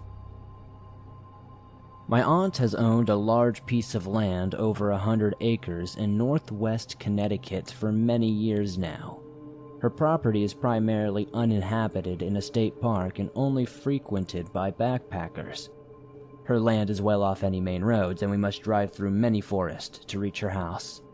She bought the land and remodeled the old house that was already built on it, so that it was more livable, and visiting her has always been my favorite thing to do. I have been going yearly since I was a baby and have spent countless hours exploring the woods, creeks, and land around the house. We call it the farm, although it's not actually anything agriculture and there's no livestock. My aunt has rescued miniature horses, alpacas, and donkeys in the past, but there's nothing really like that there now. I think there might be some ducks. The animals are on one part of the property anyway, where all the area has been cleaned out so they could graze, get fat, and be happy. The rest of the farm is untouched woodland. In the early 2000s, she installed a 12-foot fence around the property. Although it only encloses about 80 acres of the land she actually owns, she explained that she could not stand the sounds of the coyotes howling outside her window at night and that she needed to have some sort of peace. But she also had some creepy encounters while living there. Since I was a young child, she did not go into these details at the time. She lives alone, so I understand why she wanted to feel some semblance of security in those deep woods. We are initially from the bayous of Louisiana, so being in this environment was rather new for us. Despite initially being unfamiliar with the land, I eventually learned to navigate the area very well as a child. I had a few favorite spots, and one was up a small foothill in the deepest part of the woods. I would go up very often. Eventually, a small path was established in the brush because I would go up there so frequently. I would show everybody my little oasis. In 2008, when I was around 10 years old, I took a summer trip to my aunt's and brought my best friend Alex with me. She and I often took trips together. This was not her first time accompanying me to the farm, but she wasn't super familiar with it like me. I remember being in the woods with her at my favorite spot, sitting together and listening to Katy Perry while playing Doodle Jump on our new iPad Touch. This makes me laugh to remember, but we were just trying to enjoy the nature while getting our fill of new tech, I guess. We were there for quite some time, enjoying ourselves and talking about random kid stuff. Then there was this shift in the air. Almost like a suffocating stillness and silence fell upon the woods. I paused the music and looked at Alex, who was already staring at me with concern and worry on her face. We stayed still and silent for a minute, tilting our heads to listen to the woods and search for any unfamiliar sounds that normally crescendoed during the day and night across the farm.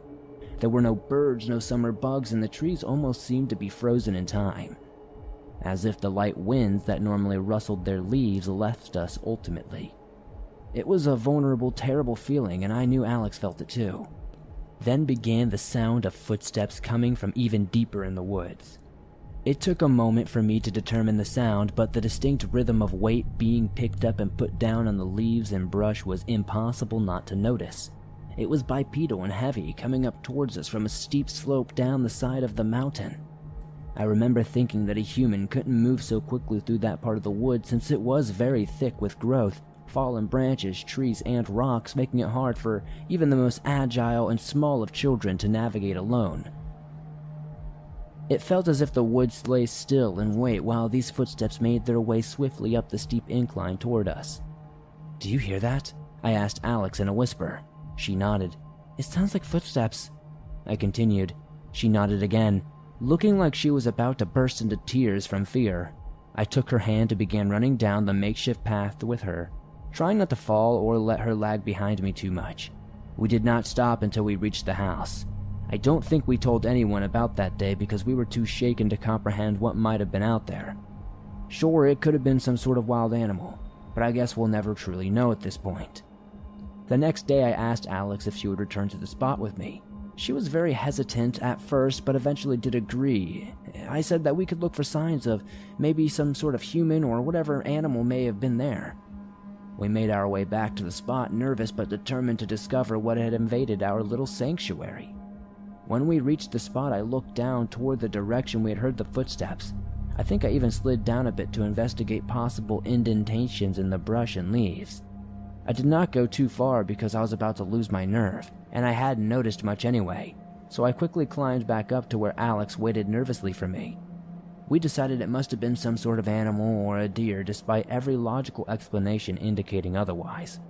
I knew what deer sounded like, and this was not a deer, but I wanted to forget it and have fun again. We took our iPods out and began the same ritual of relaxing and playing games while chatting about nonsense. It seemed that things were back to normal and in their natural order again. So we quickly forgot about the terrifying experience and let our naive, childlike wonder take over once again. After a little while, the stillness returned, and it happened so fast it felt as if though the forest took a gasp and never exhaled. This time the footsteps started almost immediately. They were louder and coming from a different direction. The best way I can explain their location is that they were in a similar spot to the day before, but somewhat more to the right, where the forest was very dark, and the incline to the reach was a little bit less steep. I did not wait too long to run, but it was long enough to realize that the sound was faster, closer, and definitely not a deer or a bear. I did not look into the woods too closely because I wanted to get the heck out of there, and I was way too scared to see whatever this was. I knew it was close enough that it would be on us any moment if we did not flee. So without a word, Alex and I took off and ran as fast as possible out of those woods. I'm sorry that this story might not be super exciting, but this was my first creepy experience in the woods. I have since had more as I'm an avid backpacker and love the outdoors, but the experiences on my aunt's land have always stuck with me because they are the most bizarre and inexplicable. If anybody has any ideas of what this could be, please comment down below and let me know. It still sends chills up my spine to remember this whole thing.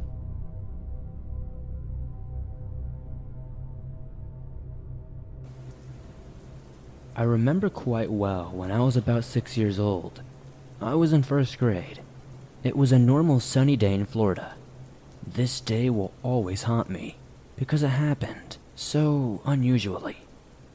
I was finishing halfway through the day at my elementary school. My older brother, who was in 5th grade, tossed me the key to our house. He had guitar practice after school, and Mom was supposed to be home, but just in case, I had the key. The day was over. I was going home, got off the bus, and headed to the door. I did not see my mom's car, but maybe it was in the garage. I tried knocking, and I got no answer. I started to get a little worried, knocking harder and harder. Still no answer. I had forgotten I had the key in my lunchbox, but I was just so overwhelmed with the anxiety thinking something bad had happened. That's when I got this nasty feeling. Suddenly, the door opened. I thought it was just a prank and that someone just opened it and ran and hid. I stepped inside, and that nasty feeling continued to grow worse. I checked behind the door, and the rest of the house was very eerie. The last part I checked, the kitchen, and I'll never forget the feeling that I got when I saw the Ouija board with its planchette taped directly onto the board. I was terrified. I realized then who opened my front door. I dropped all of my stuff and ran to my neighbor's house 3 streets over. I couldn't stand to be alone in that house. After that, it was never the same. Doors would open and shut, TVs would turn on and turn off, the screens would even turn static early hours in the morning. No one in my family quite believes my story, but the door was an extremely heavy wooden door, heavy enough that no 50-pound 6-year-old could bust it down. Most parts of Florida are ancient Indian burial grounds and swampy areas that are ideal for dead bodies. You never know who or what you could invite into your home unknowingly.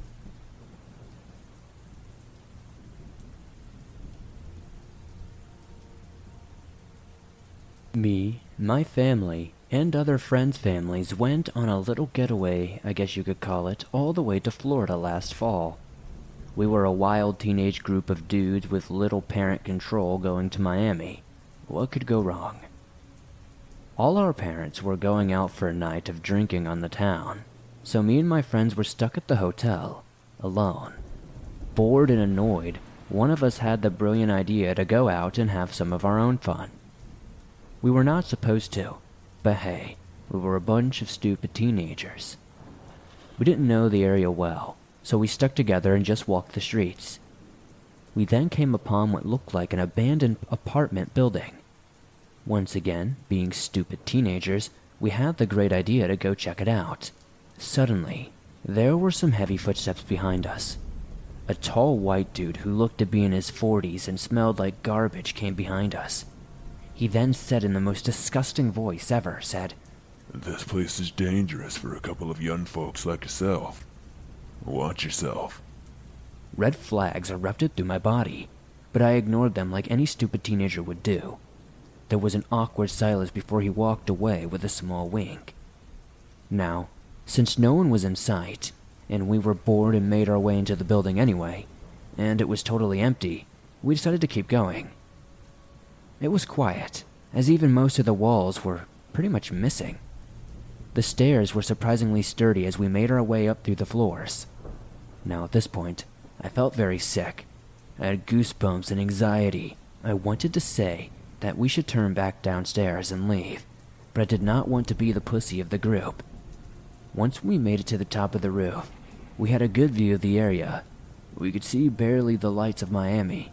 Then, when I was just starting to relax, I heard a familiar voice from behind me in the same voice. "I told you it was dangerous for young folk." Great, the man from before. But this time he was not alone. Two others, who were just as tall as the man, were right behind him. We were 5 stupid and short teenagers versus 3 tall 40-year-old men holding metal poles. We had only one choice. There was a fire escape thing on the side of the building behind us, like every apartment has. We bolted down the old and unsafe stairs. There was a part that was broken off from the building being so old that we kinda just had to jump to the ground. With the old dudes chasing us and throwing rocks, we all jumped at the same time. To add more trouble to this situation, my friend landed on his foot and rolled it. As the biggest in the friend group and filled with adrenaline, I picked my friend up. We ran all the way without looking back until we reached the hotel. I jammed the car into the door and all went into the room.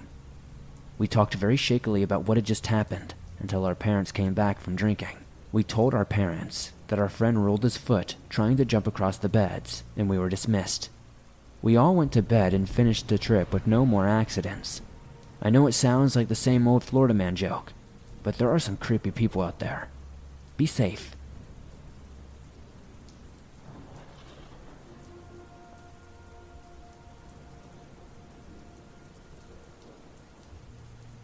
My grandparents moved from Ohio in the late 70s to start a life in Florida. An opportunity to manage a ranch was a dream come true for them. When I was about 8 years old, I used to visit them once for about a month. I loved it. The smell of cow manure brings me to a special time in my life, but also brings back horrifying memories. The ranch is in Florida. I don't want to give the name of the ranch for obvious reasons. Not too much history was given to my grandparents before arriving. Shortly after, the owner started to spill the beans. Bound by contract, my grandparents had an obligation to stay for the span of 10 years. The land had some native history as well as an unfortunate suicide in the front of the house. An old Navy sailor hung himself several years before. The land has several different ponds and trails which were made for great adventures. I had lots of fun until my strange experience. My father and I decided to go fishing at one of the more interesting ponds. At the time, I had no idea what made this pond so interesting. Later, when I was an adult, I was told why. The pond was shaped like a donut and had a small mound at the center of the pond, around 45 feet from the shore. It was perfectly centered. From my understanding, someone was buried at the center of this pond. I'm not sure if that is true. Mostly stories and no real evidence. Anyhow, my father and I began fishing. I grabbed my small bait caster-sized rod and began to hook a worm to my hook. I used a little red and white bobber. I was the type that wanted to fish away from anyone, as I thought it would raise my chance of catching something. But that day, something caught me. I cast my line in the water and sat down right at the edge of the water with my feet slightly in it. I felt like a man with my rubber boots, like my old dad. After about 20 minutes or so, I noticed my bobber going under and back up. So, I decided to set my hook. As I tugged back, it felt like something big was on the line. I tugged and reeled, tugged harder and reeled, but my line wouldn't let go. It was stuck on something. At this point, my father was on the other side of the mound, out of my sight. So in big boy fashion, I decided to walk into the water to see if I could tug on it in a different direction, possibly freeing my line. I'm about 4 feet in the water at this point, just at the edge of my knee-high boots. I'm not sure if this makes sense, but I felt like it was what I was supposed to do. Finally, after tugging my line even harder, it was freed as if nothing was on it in the first place, and even my worm was still hanging on the hook. Feeling proud, I decided to walk out of the water. My left foot slipped on a rock in the water. I brought my right foot forward to catch my balance, and a smaller stone dug itself into my shin. It hurt like hell. As I realized what just happened, I got to pull my left leg forward. I couldn't. I felt like my foot was being pulled back. I struggled trying to pull my leg forward, even spinning around with the bum now in the water. I started to scream and holler, yelling for my father, and it was on deaf ears. It was almost like I was in a vacuum. I'm being pulled into the water by something. I didn't feel hands or anything on my foot, just my leg was not free, and I was gradually going further into the water. I was yelling bloody murder at this point, and after about 20 seconds of fighting and yelling, whatever had my foot let go. I was soaked and horrified. I ran to my father screaming, bleeding from my leg profusely, and in some sort of shock. While yelling, I asked my father, "Why didn't you come when I was screaming?" My father, now shaking because of my reaction, "Son, I didn't hear any screaming. I couldn't see you from this side." I'm calming down a little bit at this point, and I ask him again. His reply was the same. "I didn't hear you, son." After showing my father and explaining what happened to me, like most parents would, he just shrugged it off as my imagination. I never fished on that property again. No one believes this happened, and trust me, this is something that sounds outlandish. I'm not here to convince anyone, just to share my story, and hopefully connect with people who may have had something similar happen to them.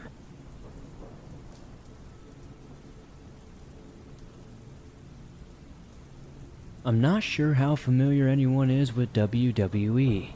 So back in March of 2017, me and my girlfriend decided to take our annual trip to Orlando, Florida, earlier in the year than usual.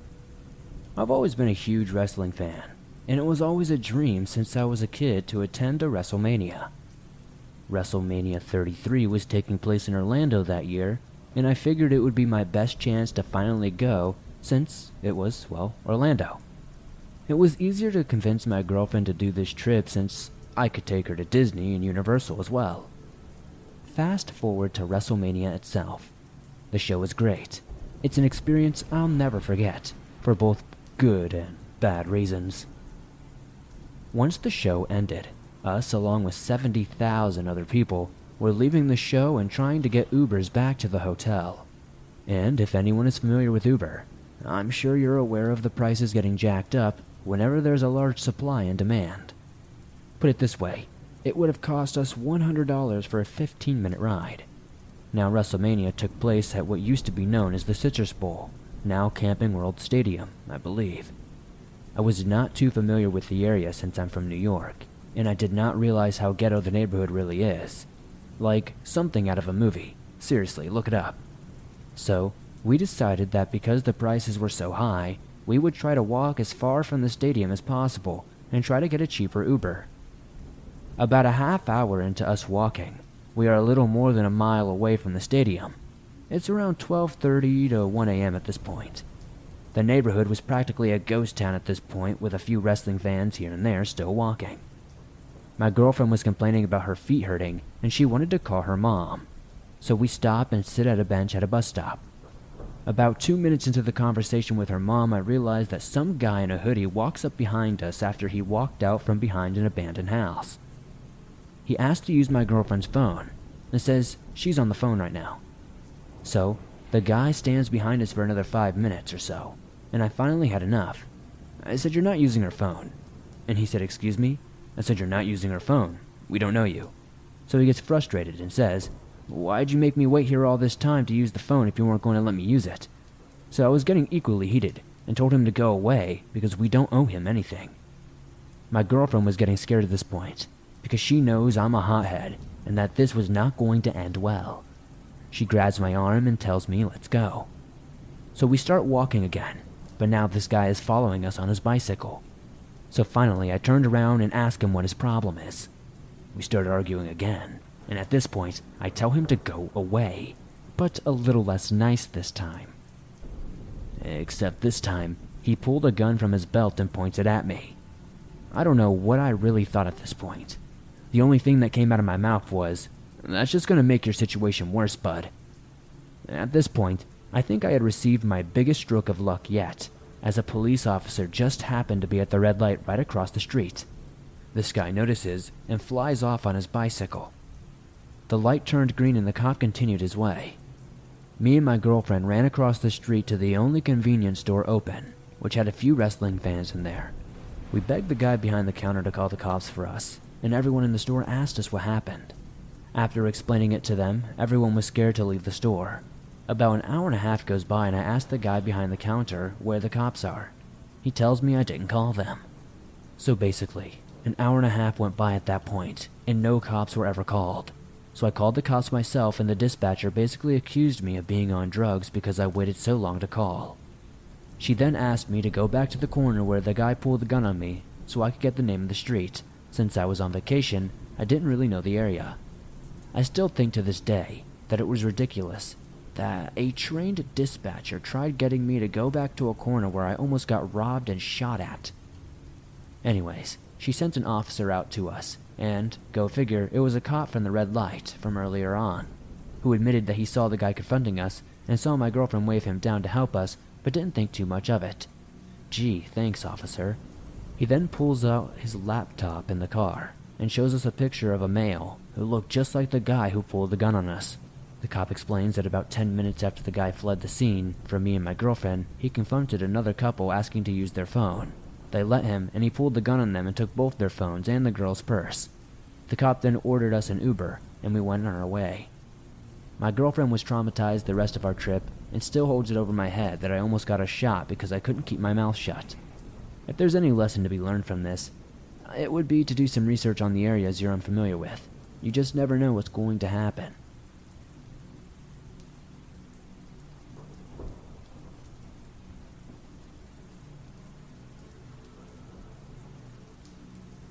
This happened a few years ago while I was living in Florida.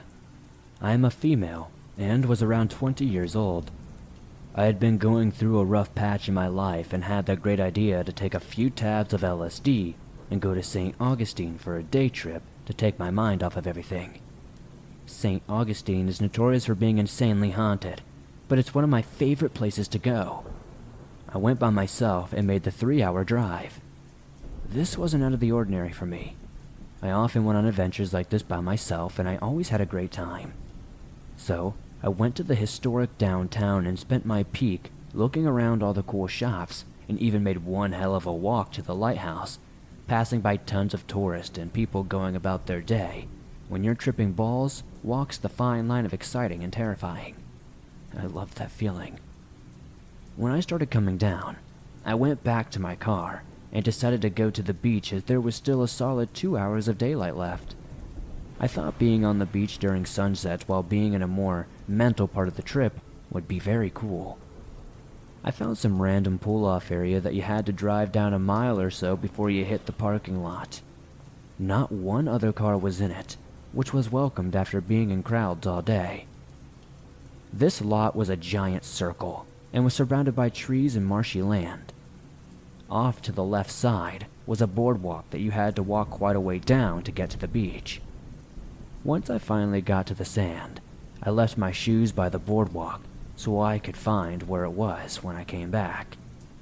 I was still not in my right mind by any means, and the entrance was well hidden. I then walked for a solid 45 minutes down the beach. I found it a nice spot with a washed up log where I could put my bag and clothes while I went for a swim. While I was in the water, I started getting to myself, thinking about all of the stories of how extremely haunted this beach was. Not long after, that a very intense burning pain hit my side. Think like if you got a severe scratch or a cut and put rubbing alcohol on it immediately. So my high ass thinks a ghost just tried to take me down into the depths of the water. So I get out as quick as possible. Upon closer inspection, on my leg, I realized it was a jellyfish sting and laughed it off. The sun was going down quickly, and I remembered that I had quite a trek back to my car. The jellyfish sting was also a huge damper on my mood, so I grabbed everything, and by the time I made it to the boardwalk again, it was dusk. The boardwalk was probably a half a mile or so back to my car. I had only barely started walking down to it when I heard someone talking. A few seconds later, I came across a dirty, older-looking homeless man talking to himself, swinging around a huge machete at plants on the side. I froze in my tracks, not knowing what the hell to do. He was slowly walking in the direction I was, so I decided to try to keep pace with him and follow behind as quietly as possible. This was going well for about 5 minutes, and then he just stopped. I froze in place, not knowing what to do. I decided just to walk by as quickly and as calmly as I could in hopes that he wouldn't pay any attention to me and just keep swinging his machete at the plants. As soon as I passed him, I heard him say something to me. He must have been on something too, because I couldn't understand what he said. I didn't look back and didn't say anything at all. I just kept walking. I heard his footsteps start to follow behind me. I picked up the pace, hoping that he would lose interest. Unfortunately, this did not happen. I heard him right behind me, following a few feet. Occasionally, he'd say something, but I ignored him and never looked back. In my mind, I was convinced that if I looked back, he would attack me, and it would be all over. He started saying things more frequently, but I still refused to look back or respond in any way. He was becoming more angry that I would not acknowledge him and began shouting at me. I felt the wind from the knife swinging behind me, and I started to full-on run. I knew the parking lot was not too far away by now and figured my heightened senses from the dose would easily allow me to outrun him. To my horror, he began running too. It was completely dark outside now, and my adrenaline was in full force. I finally made it to the lot and somehow got my keys out of my bag in record time. I jumped in my car and floored it out of there like a bat out of hell. When I was coming out of the circle, I saw him standing off on the side of the road. He was screaming angrily, swinging the machete around. He tried to come towards my car, but I honked the horn and drove past him, flying down the road away from this maniac. My friends always warned me against these adventures as I was young and a good-looking girl. It was a running joke that I'd get murdered one day while on one of my adventures. That experience made me realize how real of a possibility that actually was.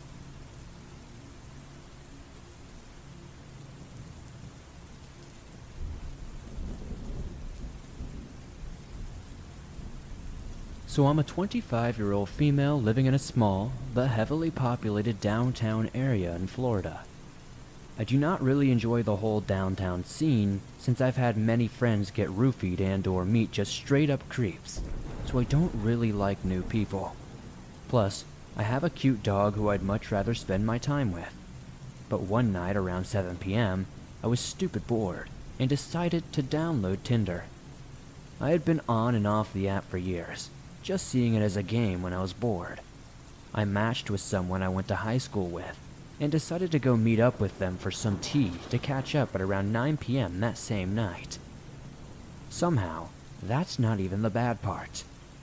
I ended up leaving around midnight, and decided it would be so much easier just to take a toll road back to my apartment. I decided to give my dad, who lives in a time zone that's 3 hours behind where I live, a call since it was late, and I was getting kind of tired while driving. About 15 minutes or so later, I finally see the exit I need to take and tell my dad that I'm just about home and I will talk to him later. I merged into the exit ramp lane, preparing for the slight right curve in the road before you get to the streetlight at the end of the ramp, when I saw someone running towards my car, waving their arms like wild. Mind you, I'm going about 30 to 35 miles per hour on this exit ramp, which may not seem like much, but when someone is running towards your car at 12:30 a.m., it feels like you're doing 90. I turn my high beams on in case he can't see me and try to move over a lane so I don't hit this dummy. Suddenly, I get incredibly worried that maybe it's some drunk kid who crashed his car and needs help or something. So I, stupidly I know, pull over to the emergency lane. I locked on my doors and made sure all of my windows were rolled up before he approached my car, in case this was some sort of trap that I had fallen into. This guy had to be somewhere around the age of 21. He did not seem like the aggressive type. I've worked in a behavioral hospital for some time, and I've been around some very aggressive individuals before, and I've been threatened numerous times, and I got no real threatening feeling from this guy. He had on one of those 21-plus wristbands from a bar or club downtown, so I knew he had to be drunk, but I also noticed his eyes. They were huge. Kinda cliche, but like a deer caught in the headlights huge. He was also profusely sweaty. I mean, it is Florida, but it was midnight in October, so it was sort of cool out for once. He looked incredibly panicked and tried to open the passenger side door. I already locked them. Hallelujah. I asked if he was okay and if he was hurt. He said he couldn't hear me and asked if I could just let him in the car and he'll explain. I rolled down the passenger side window about an inch and said, "Nah." He kept repeating that he doesn't want to scare me, and he was begging me not to call the police. He explained to me that he was downtown about 6 blocks away where we currently were. His friends left him, and he doesn't have a way to get home and his phone is dead. I started feeling kind of bad for the guy and asked if I could call someone for him, but the number he gave didn't even work. Something switched in him. He got increasingly more confused and kept trying to get in my car, begging me to take him home. "I know you live over by me, Maria. You know me, Maria. You know me through Anthony, Maria. Please just take me home." Okay, so my name is not Maria, and I don't know any Anthonys, but he sounded so convincing that it made me take a hard look at him because, I mean, maybe I do know him, but I didn't, and I tried convincing him of this fact. But he just started crying and banging on my car door, becoming more agitated. I started getting a bad feeling and asked him to please get off my car because I'm going to leave. He backed away from my car and I proceeded down the exit ramp. Somehow, it doesn't end there. I get to the stoplight at the end of the exit ramp, and to my dismay, it's red. I had a second to think about what just happened, and decided it would be best, in my interest and everybody else, to call the cops, just in case he was to get hurt, since he was literally running towards cars on the exit ramp of a busy toll road at midnight wearing dark-colored clothing. The light turns green. As I'm on the phone with 911, I see this guy running towards my car. My heart sank to my stomach. I explained the situation to the operator and informed her that he is running after my car, and I'm just trying to go home. She tells me to go to the opposite way from my apartment, so he won't know where I live and to continue driving.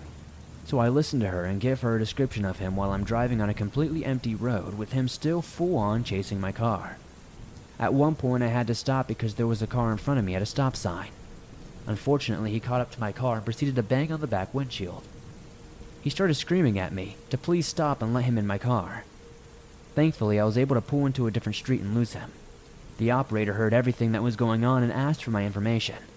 She assured me the cops were on their way to his last known location, and if he's not following me, I'm okay to go home. I never found out what happened or who that guy was. I think he was just a drunk, but also ended up taking something else which caused him to act a little bit erratic. I've never seen a person who was just drunk with eyes that dilated or that confused, but also to able fully sprint at a car.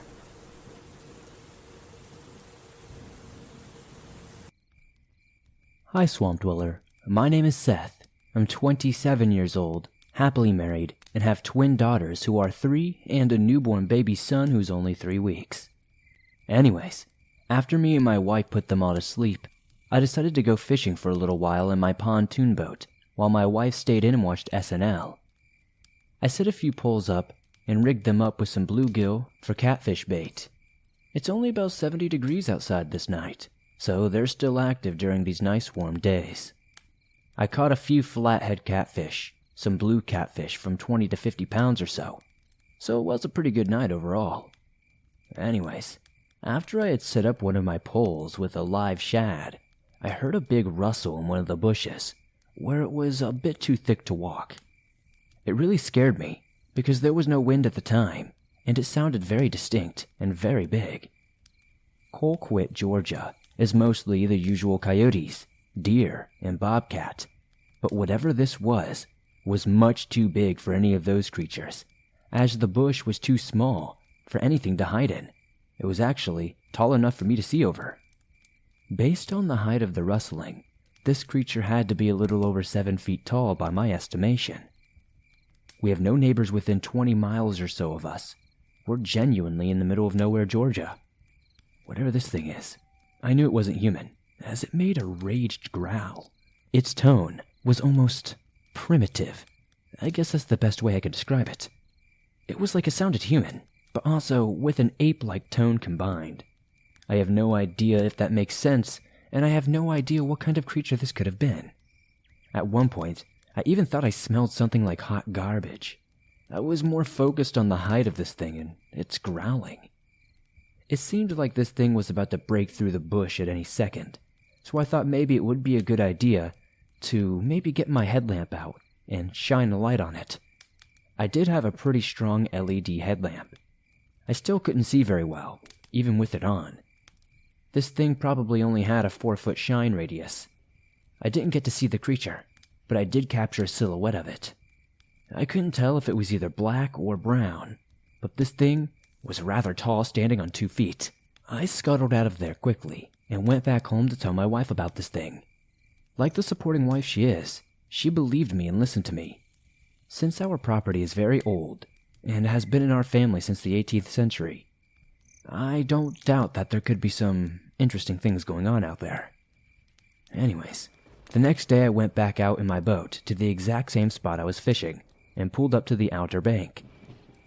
I looked around the bush where I heard the creature, and I saw what looked like a giant footprint in the mud. It had to at least be a foot long, 7 inches wide, and the toes far too big to be a normal human. I took pictures of it with my cell phone and showed them to my wife. Now, with photographic evidence, I'd like to turn them in at some point to some professional field experts so they can tell me what they think it is. If anybody knows what it is, I'd love to hear any opinions of it in the comments down below. And thank you, Swamp Dweller, for sharing the story.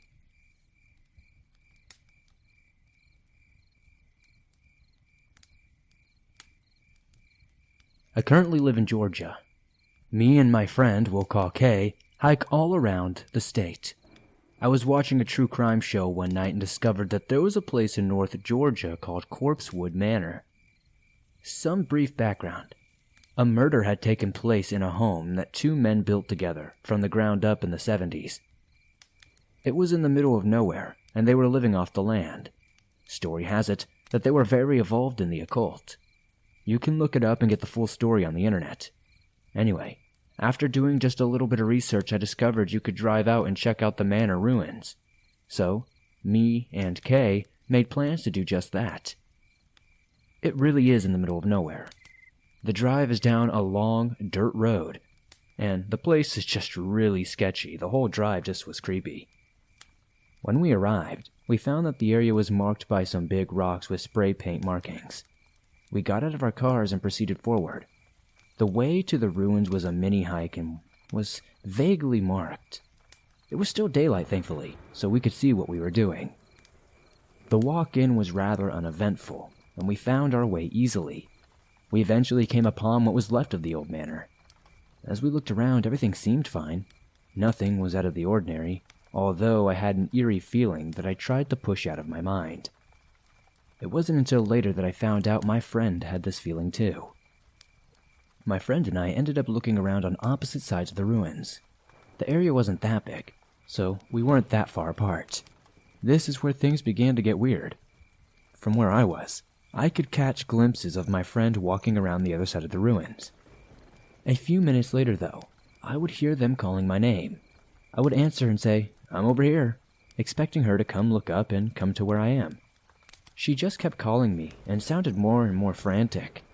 It wasn't until that I walked towards her that she saw me. She told me that she couldn't see or find me anywhere, even though I was seeing her and was only a few yards away. Okay, weird, whatever. At that point, we decided that we were ready to leave. During our conversation about leaving and what we were doing next, I heard the sound of dogs barking. I thought it was probably echoing through the woods, coming from other houses somewhere. even though there weren't any houses for as far as we could see. This will be interesting later. I didn't think anything about it at the time, so I did not think to mention it to my friend. So we are getting ready to head back and going the way that we had came. As we turned in that direction, we both abruptly stopped because we were all of a sudden confused.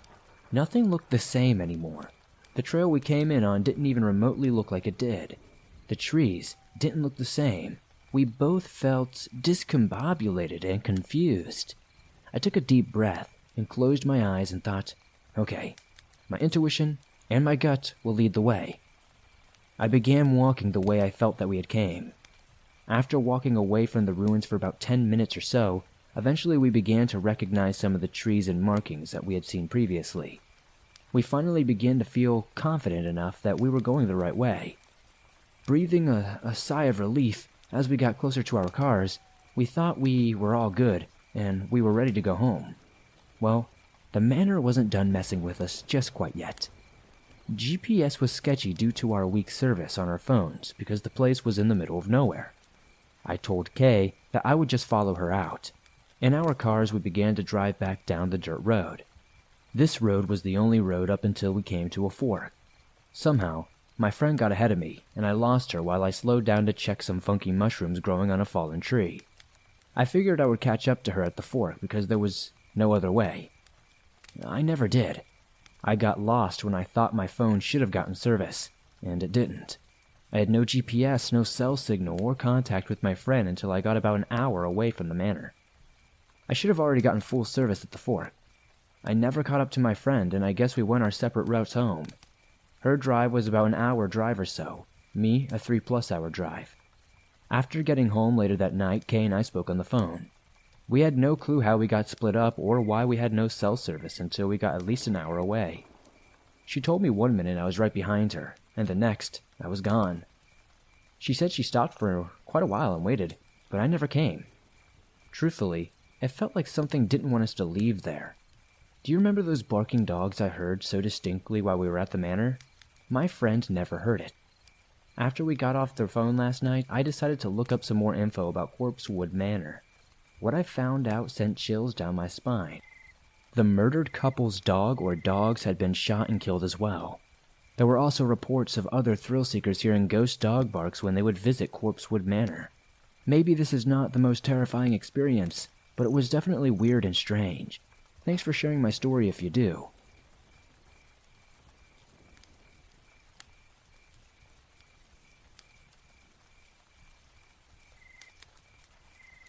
Each year, me and one of my closest friends, who we will call Dane, go down to visit his grandparents at their cabin in a nice, small, peaceful town in the North Georgia mountains. Me, my friend, and his grandfather are all outdoors kind of people, so we are always looking for something fun for all of us to do around the area. One night, we decided to go on a night hike on a trail not too far from the cabin. Now, this isn't the kind of trail you're probably thinking of. It really is like a gravel dirt road. It's used by a lot of hunters, campers, motorbikers, and backpackers. We headed out to the trail, and right as we pulled up to the trail we were going to hike on, we noticed an older, beat-up, suspicious-looking black Chevy SUV with 2 middle-aged men in it, parked next to the entrance of the trail. Now, even though this is a safe area, drug deals and other kinds of sketchy activity can occur deep in these woods. So we avoided going on that trail and decided to head down to another trail about a half-mile down the road. We pulled up to about 50 or so feet away from the trail entrance, just outside of view from the road. We parked the truck and got out and started our hike. Our hike was off to a great start until we got in about a mile. We started to hear a dog bark from probably 300 feet away. We decided to keep going, but the dog just would not stop barking, and we didn't know if the dog was on a leash or not. We couldn't see it yet, and we were scared that it might come attack us. So we decided to turn around and head back. When we were about, I would say 1,000 feet or so away from the truck, we could see a car sitting behind my friend's grandfather's truck, running with its headlights on. This instantly made us worried, because who would just roll up behind a random truck at 10 at night, on an isolated trail? And keep in mind, you would have to drive into the trail to see where we were parked. It was not visible from the road. We stood there for about 5 minutes trying to see if we could see anybody, but since it was so dark and far away, it was hard to really discern anything. Fortunately for us, there was a large tree next to the trail, and we were able to stand behind it, so there was no way they could see us from where we were parked. My friend's grandfather took these night vision binoculars we had with us and tried to get a better look, but it was still not very much help. We decided to just stand there and wait for them to turn around and leave because there was no chance in hell we were going to walk back with this random car potentially full of bad people sitting behind our truck. After about 10 minutes or so of just standing there, to my absolute horror, the car drove around the truck and started to head down the trail in our direction. As fast as we could, we climbed up this hill, right next to us, and hid behind these logs that were sitting on top of it. A few seconds later, that same beat-up black Chevy SUV that we saw outside the other trail we were originally supposed to hike on comes driving down where we just were. If we were there, maybe even 15 seconds before, they would have seen us. The car had its windows rolled down and started to slow down as it drove past us. Me, my friend, and my friend's grandfather were absolutely terrified. Our hearts were pounding out of our chest. We were scared these guys would stop and sit there, or even worse, get out and start looking for us. Fortunately, out of a stroke of luck, the car just kept driving and never stopped. As soon as the car was out of sight, we got out of our hiding spot. We booked it back to the truck and got the heck out of there. I know this may not be as scary as some of the other stories shared on this channel, but to us, it was absolutely frightening. We don't know who or what those guys wanted. My guess is that they had a stash on the trail deeper in the woods and thought maybe we stumbled upon it or something, and were out there to confront us, or even worse. A lot of things could have gone wrong. We could have walked up to the truck just as they pulled in. What if they came out and looked for us? What if they slashed the tires on the truck? Or what if they turned their headlights off and sat there and waited for us to come back? My friend and his grandfather went back in the daytime a few days later to that exact spot where we were hiding from to take some pictures. The first picture is where we were standing, looking at the truck and the car behind it. Off in the distance, you can see our truck parked. That's exactly where we had it parked that same night. Just off to the left is the hill we rushed up to hide from the car. In the second picture, you can see where the hiding spot was. After my friend and his grandfather went back, they said they were very lucky to have made it up there successfully, as it seemed impossible to do, especially as fast as we did it. Especially with all the shrubs and thorns in the way. If we got up there just even 2 seconds later, we would have been seen.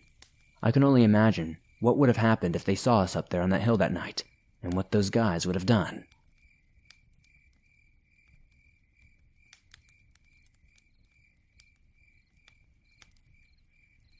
Hello again. This is a follow-up story that I sent you last year. I am a guy from Cartersville, Georgia. This story I'm about to tell you is the continued part of what happened after the last night. You would think it was my story, but sadly, it's not. It's actually my next-door neighbor's. For some reason, I passed out that night and woke up on the floor after hearing chanting from the wooded area behind my home. When I woke up, my next-door neighbors were panicking. I asked them what was wrong, and they said they usually take their dogs out around 3 in the morning. So they got out of bed, slipped on their night shoes, and headed out to the front door. But they said as soon as they grabbed their dogs and headed to the door, their dogs turned hysterical and snatched away from them and hid under the bed. Confused on what was happening, they decided to open the door and stepped out onto the porch. They said they smelled the nasty, foul smell of death, and then they decided to walk into the backyard because they thought that maybe something could have died on their property. They started to go into the backyard, and when they did, they noticed that it was far too dark to see anything. My neighbor said there was no way it could be that dark out there, because out here in the country, there is little to no light pollution, and it generally never got so dark that you would need a flashlight to break the darkness. And when he used his flashlight, it would not break through this darkness. His wife said she had enough and was going back to bed, but before she could turn around, they said they heard me talking in the backyard, asking for help. What I need you to know is that I was not even home. I was not in my backyard that night. Why would I be at 3 a.m.? What was weird is that shortly after the first call, they said they heard another one, but it was my mother's voice saying, "Please help, I need help, it's cold." As his wife started to step forward, he grabbed her and told her there is no way in hell she is out there at this time of night. And before they could say anything else, they heard something snap right in front of them. He said that's when he decided it was time to move, but his wife kept saying no. We must help her until she heard her own voice. Now, when you hear your own voice calling for you, this is something that's absolutely terrifying and hard to explain. She heard herself say, "We must help her," in a repeated but almost inhuman way. It just kept going and going. After about 30 seconds, she ran into the house. Now, my neighbor said from that point on, when his wife ran into the house, a pair of almost amber glowing eyes stared back at him from... After about 30 seconds, she ran into the house. Now, my neighbor said from that point on, his wife was in the house and he was out there by himself. He noticed a pair of almost amber glowing eyes staring back at him. At that point, he told me he almost pissed his pants right there. The eyes went from ground level to nearly 7 feet off the ground. He started to walk backwards in the front yard until he said he swears whatever it was decided to move, and he ran into the house, bolting the locks, and never looking back. He immediately went to the back into his bedroom and checked on his wife. But the thing was at their bedroom window, looking in, eyes shining like a demon. His wife was not in the room at all, luckily, and then he felt the tap on his shoulder, and just before he yelled, his wife covers his mouth and whispers, "There is more than one."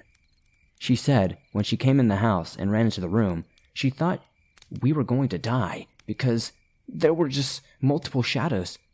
She could see a shadow stand up, but as she saw it, she had seen her husband run, and it began to move, but as soon as she turned her head, she could see a pair of orange eyes watching her. The dogs were now cowering under the bed. They both decided to lock themselves into the bathroom, because there was no windows in it. They heard scratching and voices, like their son and daughter's voice saying, "Dad, we are here. Let us in, Mom, are you okay?" He then decided to call their kids, but they would not answer, which most likely they were asleep. The next day, apparently, I had come home, and I was outside for a minute. As they told me what happened, I had felt bad as if I had brought this here. Maybe I put them in danger. If it wasn't bad enough, after they finished, I told them what happened to me, and that I passed out after I had my weird encounter with this skinwalker or whatever this creature is. So, I tried my best to try to calm them down. After I said what I said, they looked puzzled and asked me how I knew all about these creatures. I told them my great-grandfather is 100% Cherokee. I will not tell his name because he was a very renowned medicine man and would be upset if he knew that I told his story. But I don't know how he could tell I was part Cherokee. But as soon as I shook his hand, he said, another one. I don't need a book to be able to tell my own people.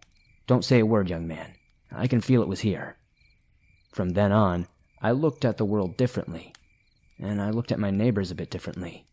But after this, it seems everything went quiet, and me and my neighbor are bound by blood, in a sense, the blood of our ancestors. This will probably be my last story, as I'm not going to go looking out there for whatever this creature was. Honestly, I still love camping, but I never go without protection. Don't follow the voices in the woods, it's not human. And if you are caught and devoured or transformed, then God bless your soul.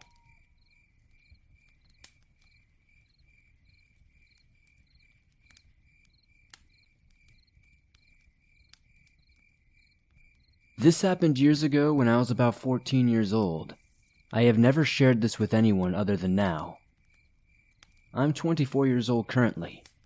I lived in the typical southern small-town neighborhood in Georgia.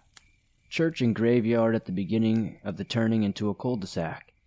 Everyone knew each other. It was one of those streets named after a family, and most of the residents were members of that said family. A guy I went to school with also lived at the beginning of the road. Across the street from me, just 2 houses up. We'll call him Joe. Joe and I hung out often. One night, Joe snuck out to come hang out. Me, always being home alone, didn't have to sneak out. I met him at the end of my driveway, and we began to walk down our street. It was dark, but streetlights lit up small portions of the road and tree line. We laughed and told jokes, just talking. We got to the end of our journey, and we began to go back. Joe was walking closest to the side of the road, near the ditch and tree line. We walked side by side, and I hooked my arm in his as we walked back. Joe was tall, much taller than me. I looked over and admired our shadows, and how they looked as we walked so closely together. Suddenly, there was a third shadow. I have chills all over again as I type this. A third shadow, but not a human shadow.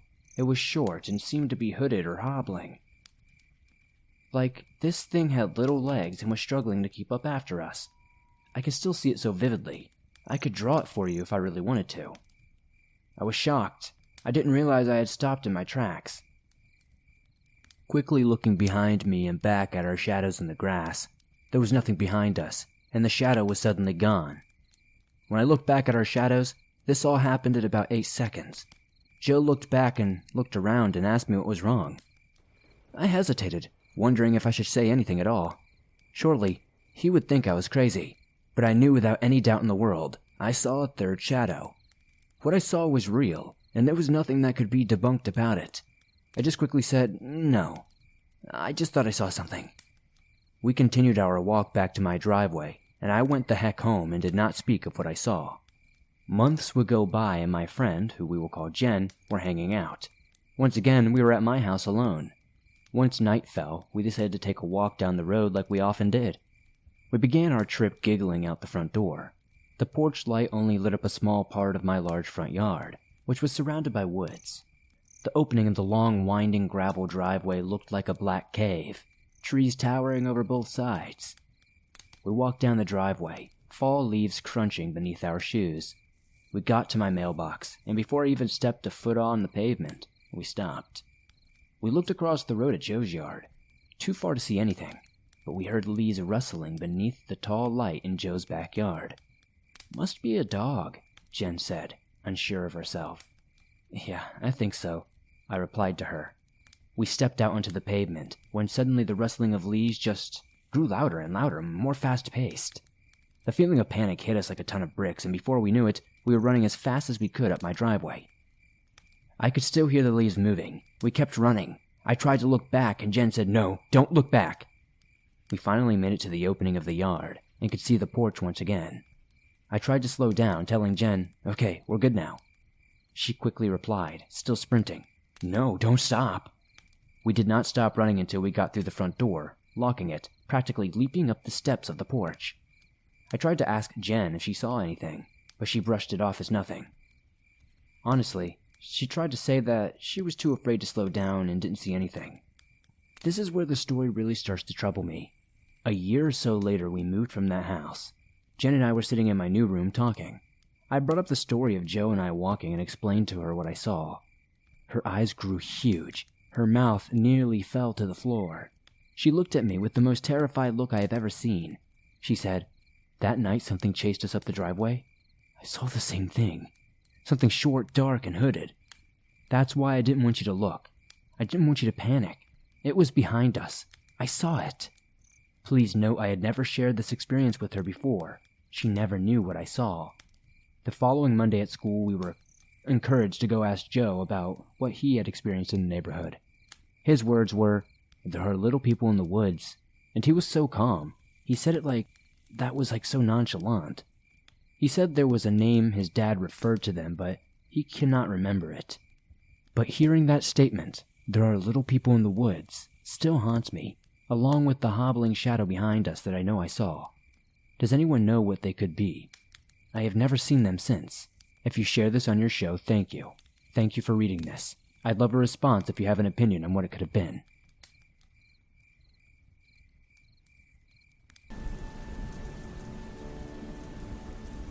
Hello, my name is Ari.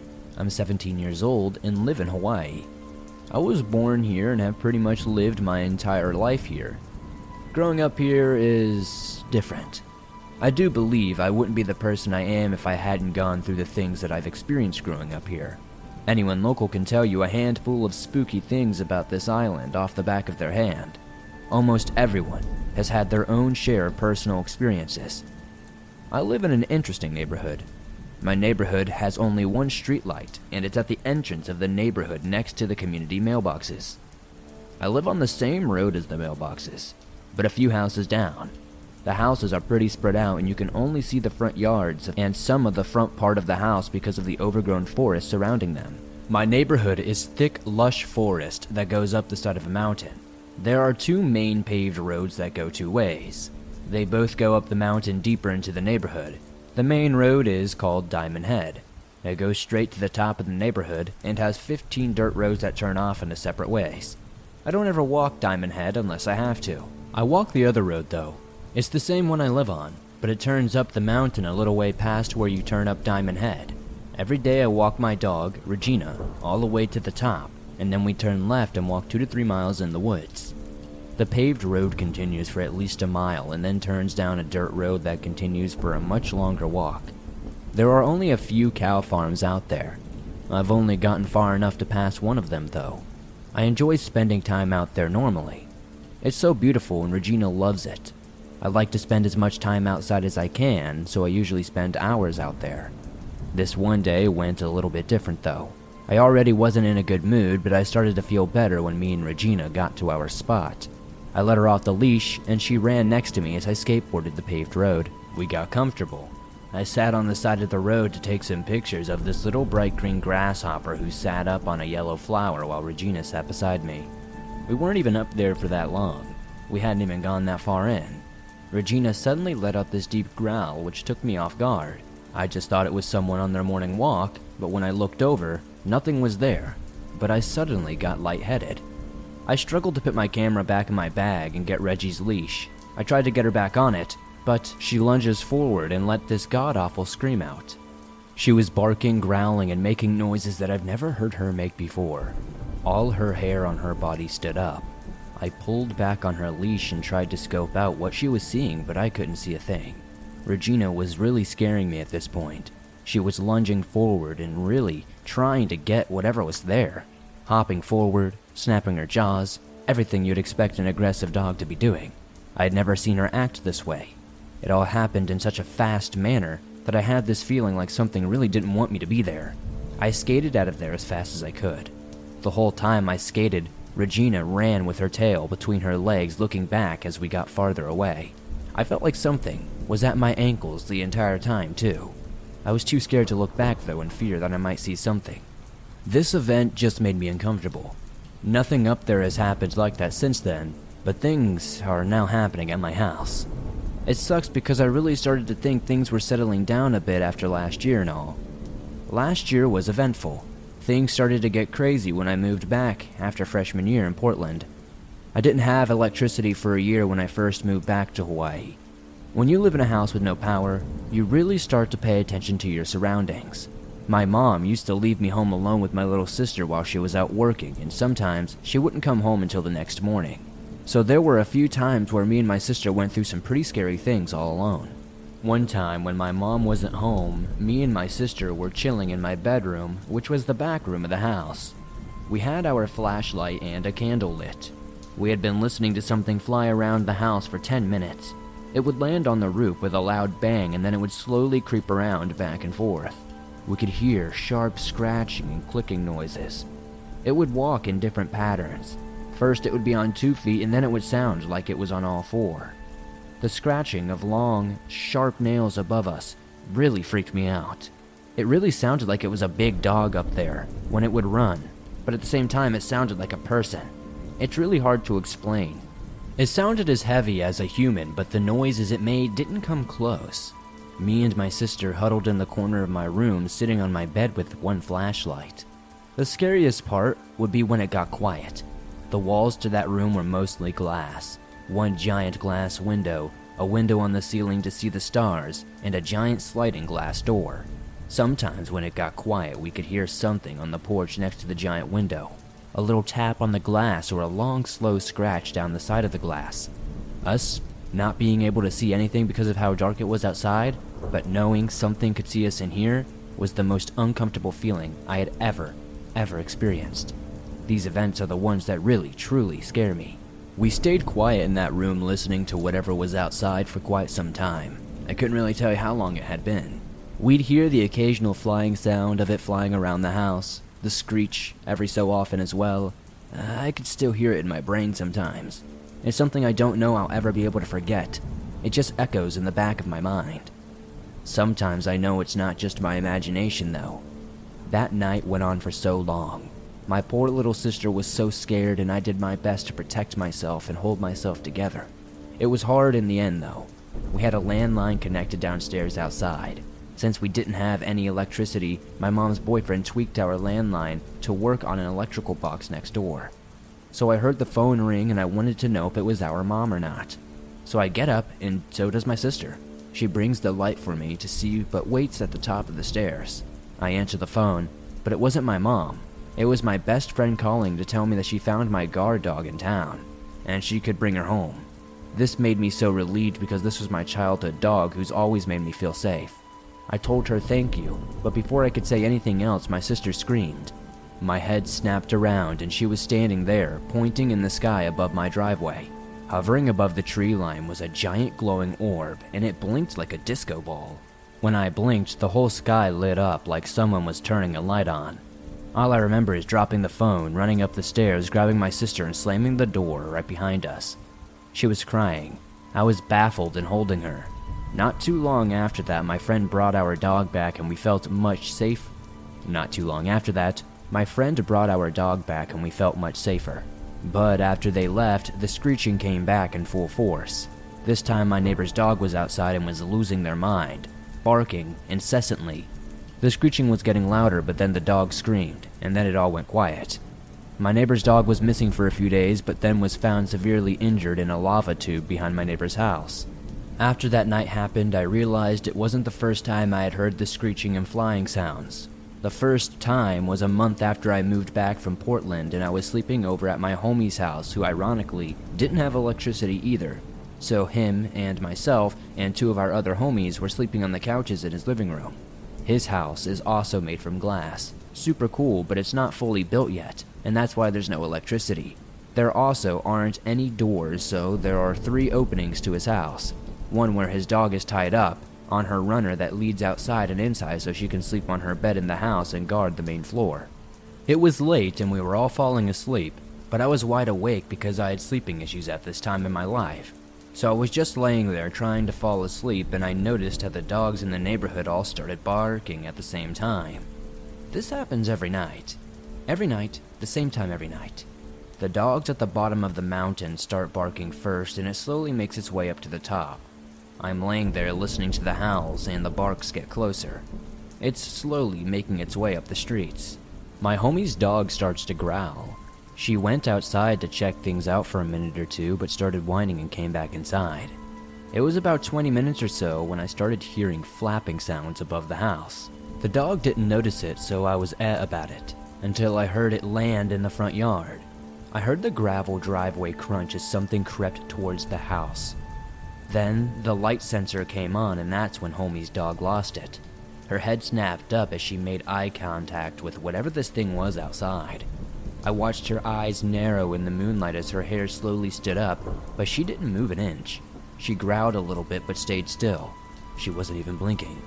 I heard the gravel crunch one more time, and that's when homie's dog took off towards whatever was out there. She never made it outside before it took back off into the sky with one loud whooshing sound. I didn't think much of that event until what happened with my sister. I told my mom about it, and come to my surprise, she knew what I was talking about and has even had her own experiences with it. So has her boyfriend and this other guy they used to be friends with.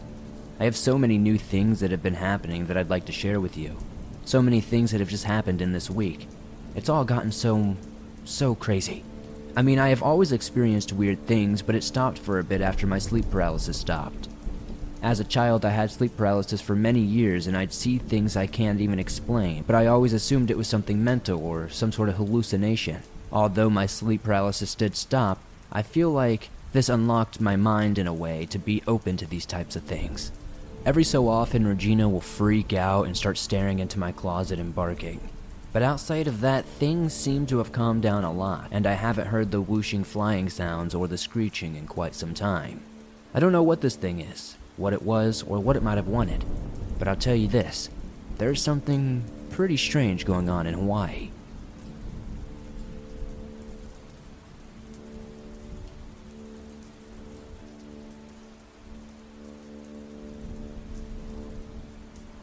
She's been following me all week.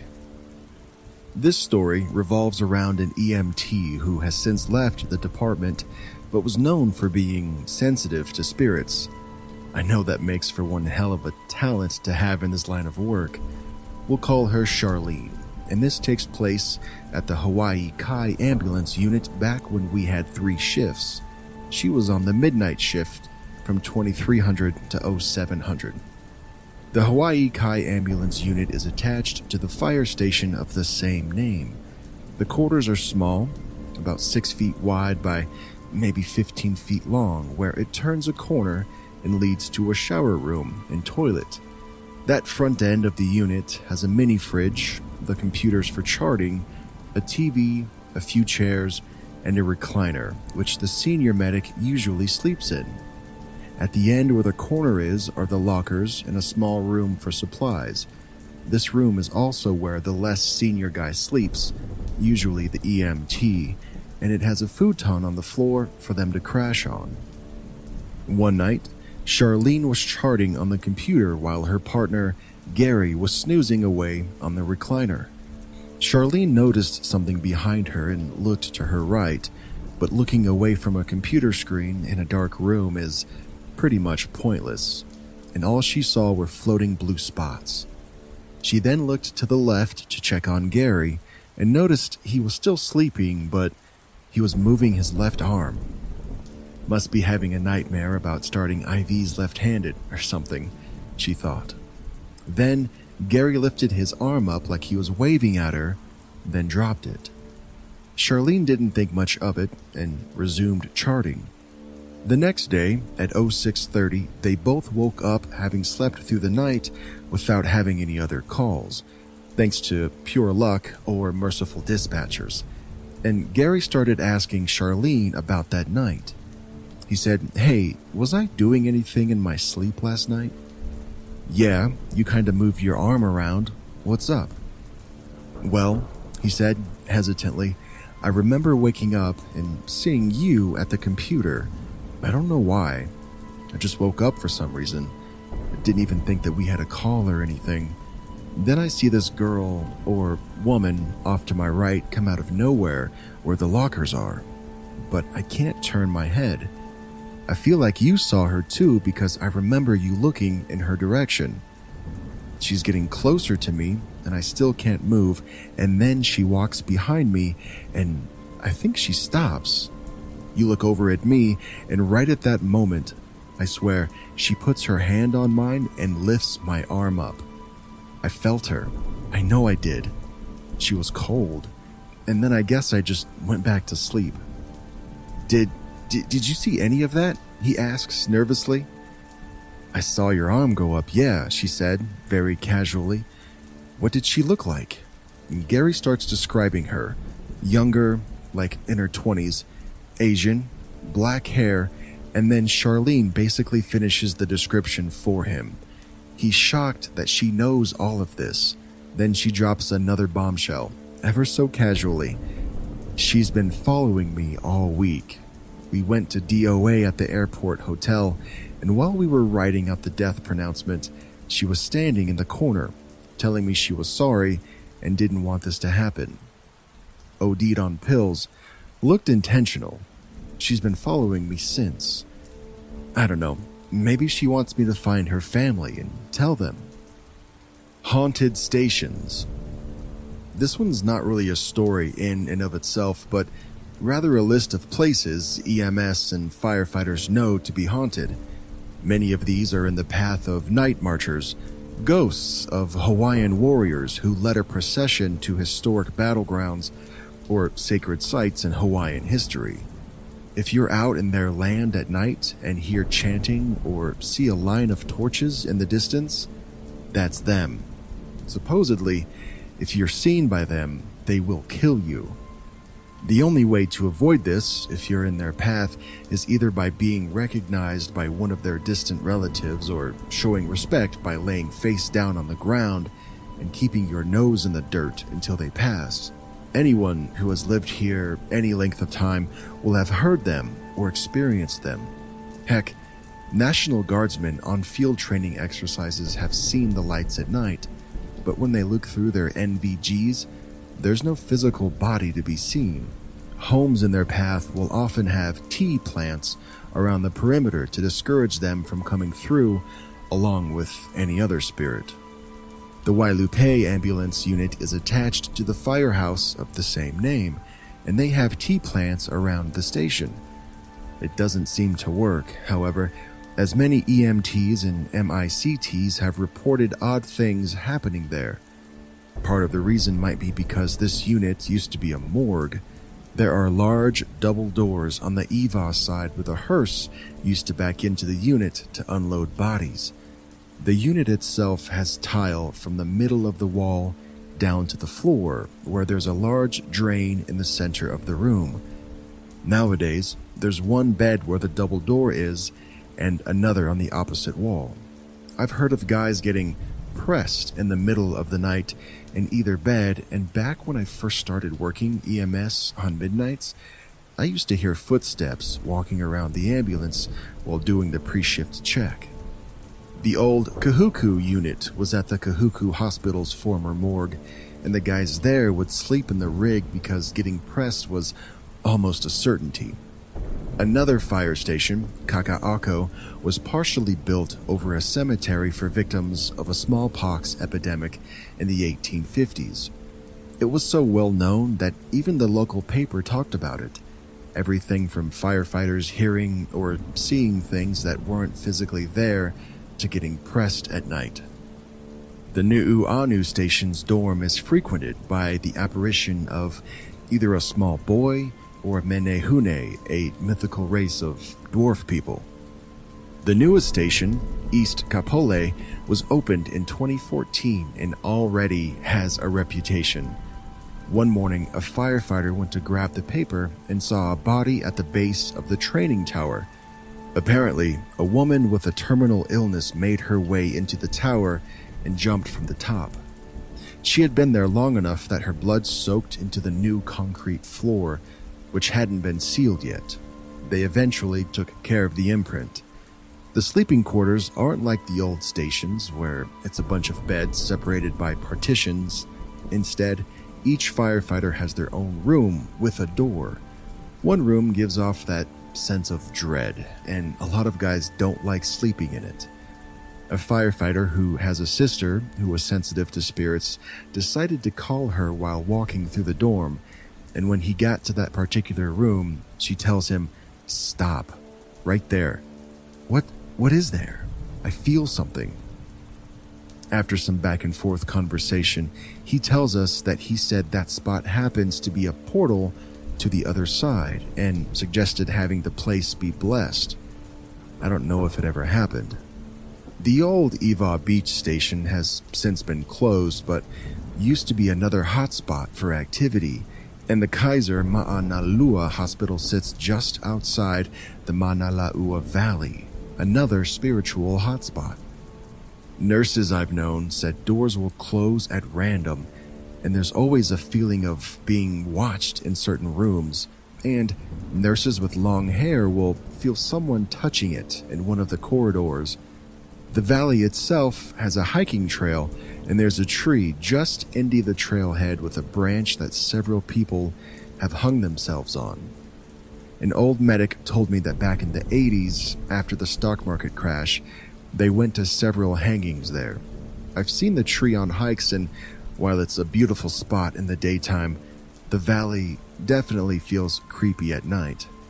Pele Momi Hospital is built over grounds where ancient Hawaiians are believed to have abandoned gravely ill and elderly family members to die. Supposedly, there used to be a large tree there during those times, and the soon-to-be departed would tell their loved ones of seeing Menehune in the upper branches of the trees. The second floor of the hospital is at the level of where those branches were, and often traveling nurses would complain of unattended children wandering the floor after visitation hours. The locals know they're probably just catching a glimpse of the Menehune. The IAEA ambulance unit used to be quartered in the basement at the end of a hallway where crew members have seen kids walk down. If you follow them, they'll vanish as they round the corner. You brought it back from the cemetery. This one has a funny moment in the middle of it, but the story talks about how a spirit seems to latch on to someone and take up residence at a new place. Back when Honolulu EMS was still on a 3-shift schedule, the midnight shift was from 2300 to 0700. Between Young and Beretania streets near Ka Aomoku sat the Metro and Makiki ambulance units. At the time, it was a largely empty lot with a few reserve and decommissioned rigs in the back with 2 office trailers in the front for each unit. I came in for the 3 to 11 and saw a black wig on the TV set, which was mounted in the upper corner of the trailer. "What's the story with that?" I asked the off-going crew. "Well, last night, Makiki gets dispatched to a cemetery where a patient has passed out during a Glen Grant tour of haunted Hawaii hotspots. It was the last stop of the night, and a patron apparently got so spooked that she lost consciousness for a moment. Now, HFD usually sends a company along to correspond to any potentially time-critical call like a bad trauma or a code. Since dispatch can't always tell why somebody's down, they'll roll HFD in case it turns out to be a code, and with EMS having less than half as many stations as fire does, fire is usually on the scene first. When Ted and Michelle roll up, sure enough, there's an engine company there. Everyone's left except the patient and one tour guide. Nobody wants to be in a dark cemetery after a night of ghost stories. Neither did fire, and as soon as they heard this was going to be a refusal, they were heading back to the truck. Ted and Michelle were alternating calls all night, and this was Ted's patient. So when they went back to the rig to grab the laptop for the refusal signature, Michelle decided she was going to stay put in the safety of the ambulance with fire close by. After getting the refusal, Ted made his way back to the rig only to find, surprise, surprise, someone left the radio back out there. That had to be the case because it wasn't in the charger, and since this was Ted's call, Michelle told him that he was going to go back for it. Alone. Ted didn't have a flashlight, but Fire was all too happy to help from the safety of their truck. With only his cell phone for illumination and Fire shining their spotlight on him, he made his way back to the scene. The tour guide and patient were long gone, and now Ted is shuffling through a dark, haunted cemetery with a spotlight on him, basically ensuring that everything can see him, and he can't see a thing beyond the reach of the light. When he gets to the scene, there's no radio. "Screw this, I'm out," he mutters to himself as he starts walking back to the rig. As he's walking, his imagination gets to him, and he feels like someone, or something, is following him. He starts walking faster. Michelle is standing in front of the rig, and she starts to notice this. Now she's watching him. Ted sees Michelle looking intently at him. He says, "Oh, frick, there is something following me. She must be looking at it." Now he's jogging, but too afraid to look back. Michelle sees this, and she slowly starts backing toward the rig. And Ted sees her moving. Now he's really worried about something chasing him. He breaks into a run. Michelle sees that too, runs back to the rig, jumps inside, and locks all the doors. Fire can't see anything but a running Ted and a panicked Michelle, and they decide to nope out of there. They shut off the spotlight, but their truck is in gear, and they bail. Plunged into darkness, his mind racing through all the ways that he could die at the hands of supernatural forces, Ted screams and sprints the last 30 yards to the rig. Lungs burning for air, he yells to Michelle to unlock the door, which she does only after taking a good look to confirm he's indeed alone. "What was out there?" she asks.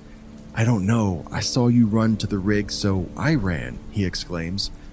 "I ran because you ran. Forget it. Did you find the radio?" she asks. At that moment, they both pause and look down to see the radio, upside down, in the charger.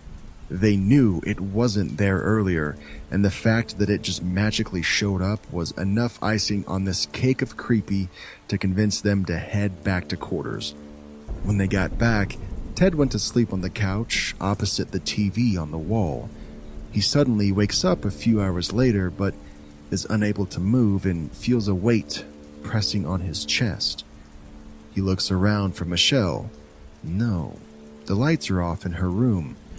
Then his eyes wander across the TV, and he sees this black, wispy form seem to materialize out of the screen and float down towards him. Right when it's inches away from his face, it disappears and he's able to move and breathe again. He told the 7 to 3 shift what happened, and someone decided to put the wig up there to tease him. Thing is, not long after that night, other guys started getting pressed at night if they slept on that couch. Everyone blames Ted for bringing it back to the station.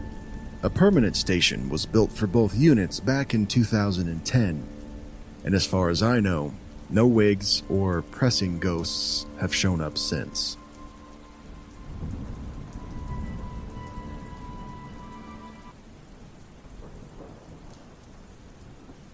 Nobody has believed me when I told them this story, but I swear to God it was true. I was in my front yard in Idaho one summer night, smoking a cigarette all by myself. There's a warehouse-style aluminum building that resales used construction materials and has an odd collection of all sorts of windows, bathtubs, barbecues, trusses, and other things in the yard out back. I heard some strange noises that sounded like someone banging something against the building, or knocking hard. The building is backed up to the bottom of a mountain. The mountain range goes on for probably a couple of 100 miles to the east, with only one sparse town about 40 miles from my house. The rest is just desert, a giant expanse of empty desert. I have heard these noises a lot over by this building throughout the years. I always assumed the noise must be made by a human, but this scenario has always seemed very unlikely to me, as there are no homeless people in my town and no one lives in that direction as it is an industrial park. Now that doesn't mean people aren't snooping around. What the noise is something banging on the building or knocking on it in quick succession.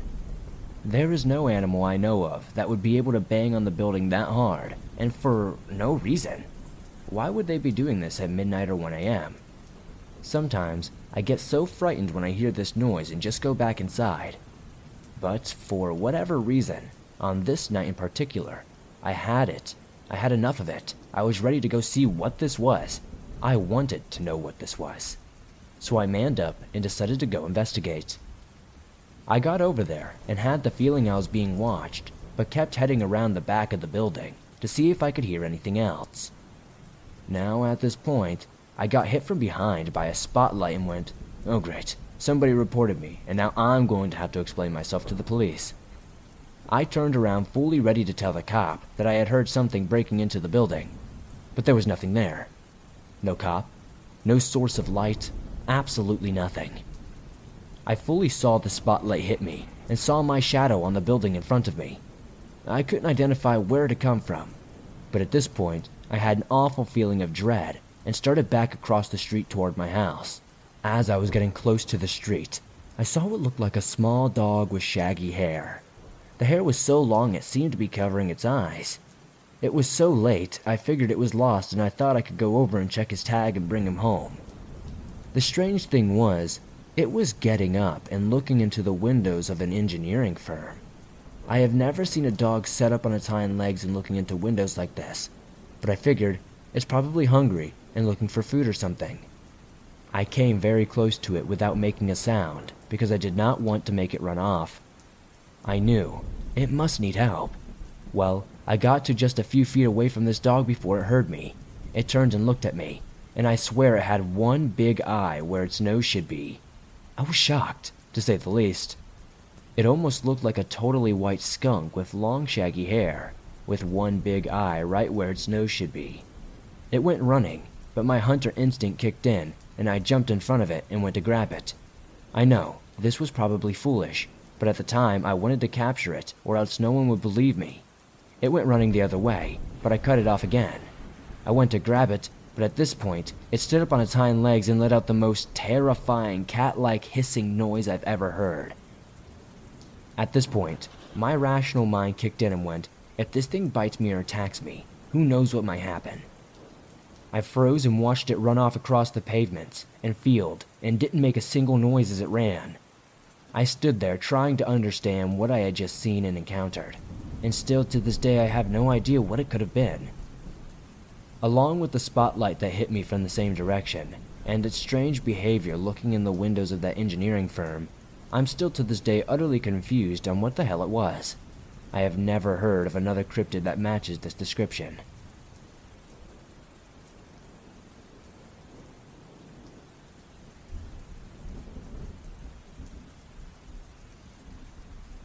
Hi, I'm a long-time listener to The Swamp.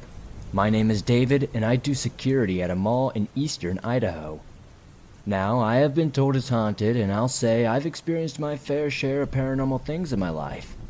I've had several, just at this mall alone, and I wanted to share one for now, and maybe I'll share more in the future. A little background on me. I have done security for over 13 years and have seen some of the worst in people. I have also done the martial arts for about 29 years, so not scared of much, honestly, and I have a deep set of faith. I'm a Christian and have the gift of discernment, and I'm empathetic. I can also feel and see the spiritual world around me. But enough about me. I was on a patrol outside my mall one night. I work graveyard shift. I saw I needed to refill my water bottle to stay hydrated. As I pulled up to the mall doors near our security office, I noticed the shape of a figure inside, about as tall as a young teen. I hurried inside thinking, great, someone got in or hid and I did not see them. After entering, I listened and quickly dropped off my water bottle in my office and relocked the door. I went into the mall silent, listening to the dark and waiting to see or hear anything to indicate the presence of a person. I searched the mall occasionally, hearing footsteps and then laughter. I looked in every such place and never could find anybody hiding. There were no teens, no doors opening, and no alarms going off. Nothing was caught on the security footage either. After clearing the mall and getting more water, I went back out to my security vehicle. I didn't see anything until I sat in the driver's seat and looked out my rearview mirror. I saw what looked like a group of teens in all black, with black eyes, and one smiled with a creepy, like I'm going to get you type smile. I whipped the car around to shine the light on the intruders, not more than 15 feet from me, and they were just gone. There was no way they could run or hide fast enough for me not to see them. I looked nearby and there was nothing. When the morning came, there were no more sightings, but at night I could still hear the laughter at times when I was checking the exterior doors. I don't really know how to explain this one. It's just one of those strange and creepy paranormal things that go on sometimes.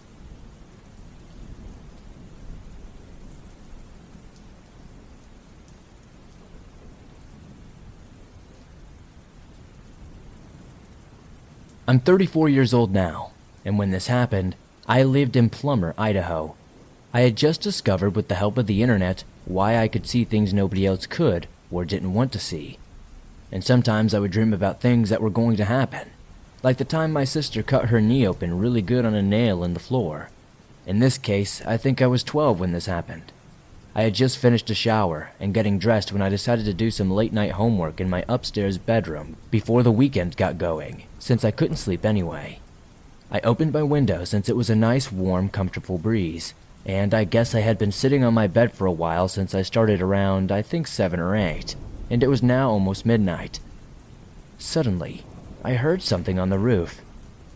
Before I forget to add this, we also had 2 big spruce trees in our backyard, and since it was a bit windy that night, I naturally thought it was maybe pine cones landing on the roof. Oh, how wrong I was. I wanted to go outside and get some fresh air, so I went out to my back porch. And I didn't feel like there was anybody out there. I didn't see anything on the fence, nothing in the grass. But then I heard it. Scratching. Like a cat running on the roof after a bird. Looking up, I saw something by the chimney before it crawled down to the other side to hide. I ran for the back door quickly and quietly and closed it and locked all the locks, and then I ran upstairs to my room. Surprisingly, I forgot all about my window that was open and sat back down and got back to working on my homework. Slowly, I hear a tapping sound. Looking up, I saw one long finger tapping on the window. As I walked over to it, I heard scratching again, and it was like it was trying to hide. I had just closed it when the face of a girl appeared on the other side. "Can I please come in? I'm cold." "No, I don't know you and my dad will get upset." "Please?" "No." And as if I had thrown water on her, she changed into this thing with a pale, loose-fitting like skin that seemed to be kind of hanging on its bones. It almost looked like a wet blanket over a hanger. This thing had long, thin arms and eyes that looked endless. They were like black pools of nothingness. In the end, after a few minutes of staring, it screeched like a screech owl, opening its mouth so big I swear I thought it was going to break its jaw. And then, as if it had no problem, it jumped off the roof and ran across the field into the street. At that point, I decided that was enough, so I put my books away, covered up, and went to sleep. The next morning, before I could tell my dad what happened, he was asking why I was up on the roof last night, and I explained to him that I was definitely not on the roof. I don't know what this thing was. This happened in 1990.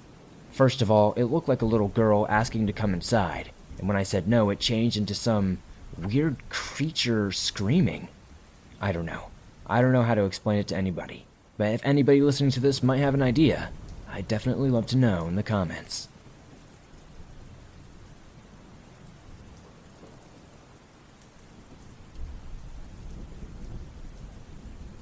When I was in my early 30s, I was living in the small town of Payette, Idaho. I went to a lot of parties, and threw a lot of parties myself. This story takes place after one party I had thrown at my house. Justin, a friend of mine, had brought a guy over to my house and asked if he could stay with me. This guy was tall and thin but muscular. He had prison tattoos on his arms and hands, and a crazy look in his eyes. That's what scared me the most. I didn't really want him there, but agreed to let him stay in my laundry room for a little while. But a little while turned into a little while longer. I think he was there for about 2.5 weeks. One day I confronted Justin about the guy, and how about he scared me. Justin confessed that the guy had just gotten out of prison for murder. I was livid that he decided to pawn this guy off on me. While he was in my house, he was doing meth and all kinds of crazy stuff. I could hardly sleep. I was so scared and nervous. One day he approached me saying he needed a ride to an Indian reservation in California. He was very pushy, so I agreed. I had planned on driving him to Ontario, Oregon, which is about 15 minutes away from Payette, and leaving him at the truck stop. But he was adamant about not stopping. On the drive, I kept noticing the guy reaching under his seat, over and over. Eventually, I was able to get a glance at what he was reaching for. It was a big framing hammer. At this point, I realized how serious this was. As we are leaving Ontario, he tells me he must take a leak and let's pull over on this dirt road. I was positive that if I pulled off, he was going to beat my head in with a hammer. So I refused. I told him I knew a better place to go. The guy was very frustrated that I wouldn't pull over. We found the store in John Day, Oregon, which was about 2 hours from home. But when he got out of the car to go inside, he took my keys. I wanted to leave, but I couldn't. When he came back out, he started bragging about the stuff he stole. He had some snacks, a drink, and a pocket knife that he was showing off. After a while, in a small town of Lakeview, Oregon, we had to stop at a church to get some gas vouchers, as we didn't have any money, and my car was low on gas. But to get the voucher valid, we had to go to the police station. He wanted to get the gas voucher in my name, but I refused. So we had to do it in his name. Once again, as we walked in, he took my keys. But shortly after they checked his ID, it turned out he had a warrant for his arrest. As soon as I got my keys back, I got the heck out of there as fast as I could. Outside of Lakeview, there's a small town called Cedarville, California, where luckily I had friends. I was only able to find one of them when I visited him at work. I talked to my friend Tim and explained my situation. He was able to get me enough money to get home, and thinking back on it, I realized how lucky I am to be alive. If I would have pulled off on that road, I most likely would have been dead. I know that you wanted to kill me and take my car. I'm thankful that I'm still alive and forever grateful that I had some sense not to pull over.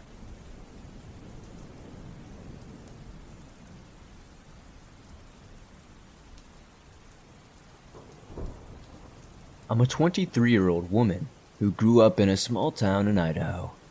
My story takes place a few years ago. The county fair was a real big deal in my area.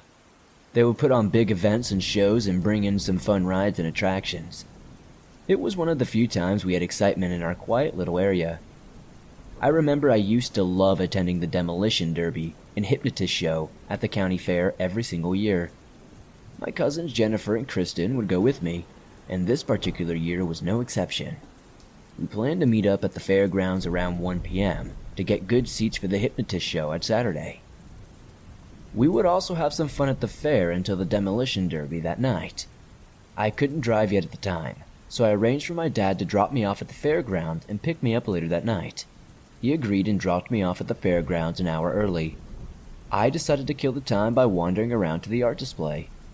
It was in a small barn-like building toward the front of the fairgrounds, so there I was admiring all of the paintings, drawings, and photography that had been around. I started to get the strange feeling like I was being watched, though. I looked around and noticed very quickly a man standing not far from me. I remember thinking he was dressed strangely for the sunny 90-degree weather that we were having. He wore a black hoodie, black denim pants, and black shoes. He also had a painful-looking burn-like sore on his lip. I couldn't tell if he was staring at me or not because he had sunglasses on, but he smiled when I looked at him. He just stood there smiling at me until I waved politely and turned to leave. Just as I was beginning to move, the man walked toward me. "Hello, my name is Jeremy," he spoke quickly, and his movements were jerky as he kept reaching out his hand to shake mine. "What's your name?" Getting a weird vibe, but deciding he was probably harmless, I decided to try and be nice. "Hello, Jeremy, my name is Chloe," I said with a polite smile. I noticed more burn-like sores on his palm as he reached out to shake my hand, which did gross me out a little bit. "It's nice to meet you." The man named Jeremy walked away without a word after that. I shrugged off the experience and checked the time. Seeing as I was supposed to meet my cousin in about 15 minutes, I decided to go wait in the spot where we were supposed to meet. As I left the building, I saw Jeremy standing by the door texting on his phone. I was a bit of an awkward teenager, so I pretended not to notice him as I walked past him into the grounds. Just a few steps behind me, Jeremy started walking in the same direction. After a while, I started feeling a bit awkward with him walking so closely behind me, so I decided to stop and let him pass. I turned to enter a booth selling jewelry and pretended to admire its wares, but Jeremy stopped walking too. He leaned against a food cart not far from me where I was, and started texting again. I waited in the jewelry booth for what seemed like 10 minutes or more, and he still had not left. I decided to just leave, and just as I left the booth, Jeremy moved again right behind me. "Hello, my name is Jeremy," he said again, reaching out to shake my hand. "What is your name?" I was so confused. He couldn't have forgotten that he had already introduced himself to me. It was literally 10 minutes ago. I thought maybe he might be joking, so I let out an awkward, "Hello, Jeremy. It's nice to meet you again," I joked. "My name is still Chloe." Jeremy seemed to miss my humor and continued talking. Talking more interesting things, like, "Chloe is a pretty name. Are you from around here? How old are you? Don't judge me for being so dumb." I was from a small, trusting community, but I gave him the honest answer to his questions, despite getting a really weird vibe from the guy. "Thank you." I smiled. "I'm 16, and yeah, I'm from the town just south of here." Just like before, once I answered his questions, Jeremy seemed to catch interest in something else and walked away without a word. I checked the time and noticed that I was now running late to meet Kristen and Jennifer. I made the rest of the way to where I was supposed to meet them without interruption. I told my cousins about what happened while I waited for them, and they also thought it was a little weird. We laughed it off and found our seats. The hypnotist show started, and we enjoyed the beginning, but it wasn't long before I started getting that feeling like I was being watched again. After a quick scan through the audience, I saw something I found disturbing. Jeremy, the guy from earlier, was now sitting a few rows behind us. He smiled and waved at me as soon as I recognized him. I noticed he was not alone this time. He was sitting with 3 other men, all dressed in black hoodies and sunglasses. I decided not to wave back, thinking he might have a crush I did not want to lead him on. I could tell they were watching us through the whole show. Kristen and Jennifer did too, and it made it hard for us to enjoy the humorous antics of the hypnotist. We decided to leave before the show was over and leave the fair for a while, hoping that the creepy men in the black hoodies wouldn't be there when we returned. We left for about an hour and a half to get lunch and spend some time at their house. At this time, we decided it might be safe to return to the fair. We walked back, and just as we walked through the gates of the fairgrounds, the same group of men in black hoodies approached us again. Jeremy walked straight up to me and said, "Hello, my name is Jeremy." Again reaching out to shake my hand. "What is your name?" My stomach was in knots. This just was not normal. I did not shake his hand this time, wanting to get away from them quickly. "Hello, Jeremy, my name is Chloe," I said quickly as I walked past him, still trying to be at least polite. I still said nothing more and walked right past him into the crowd, not looking back. It would be hours before I saw Jeremy again. We wandered the fair pretty much without interruption for the remainder of our wait, and we went to the demolition derby at around 6 that night. We talked amongst ourselves and decided if we ran into Jeremy again, my cousin would pick up her phone and pretend I had a phone call from my dad, thus letting him know I was not alone even if we get separated. We agreed, and as the show ended, we still had not seen him. We wandered around the games and rode a few rides. It was dark and nearing the time I was supposed to meet my dad. My cousin got a call from my dad on the phone. He instructed me to meet him at a restaurant a short walk away from the fairgrounds in a half an hour, and I agreed. Just as my cousins and I exited our last ride, I was once again approached by Jeremy. Alone this time, he walked right up to me and once again reached out to me to shake his hand. "Hello, I'm Jeremy," he said with a smile that split some of the sores around his mouth. "What is your name?" I was sick of this guy, and I decided to give him a fake information this time. "Hello, Jeremy, my name is Hannah," I said, looking to my cousin to cue her fake phone call.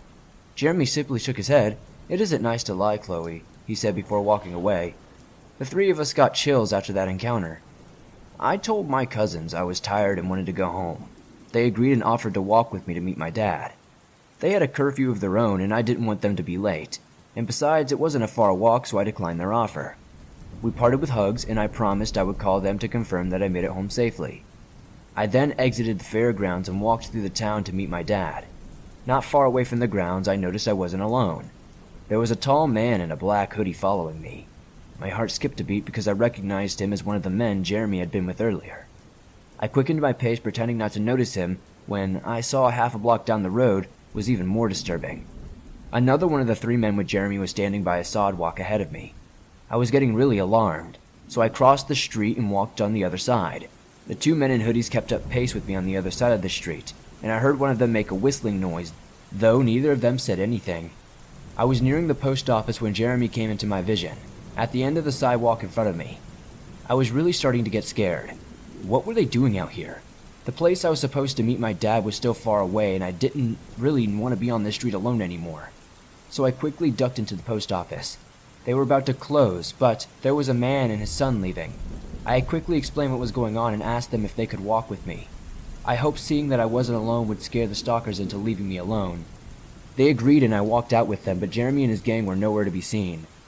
The friendly people I met at the post office walked me all the way to the restaurant where I met my dad and told him the whole thing. My dad called the police and I explained again what had happened. The report was filed, but Jeremy and his friends in the black hoods were never found.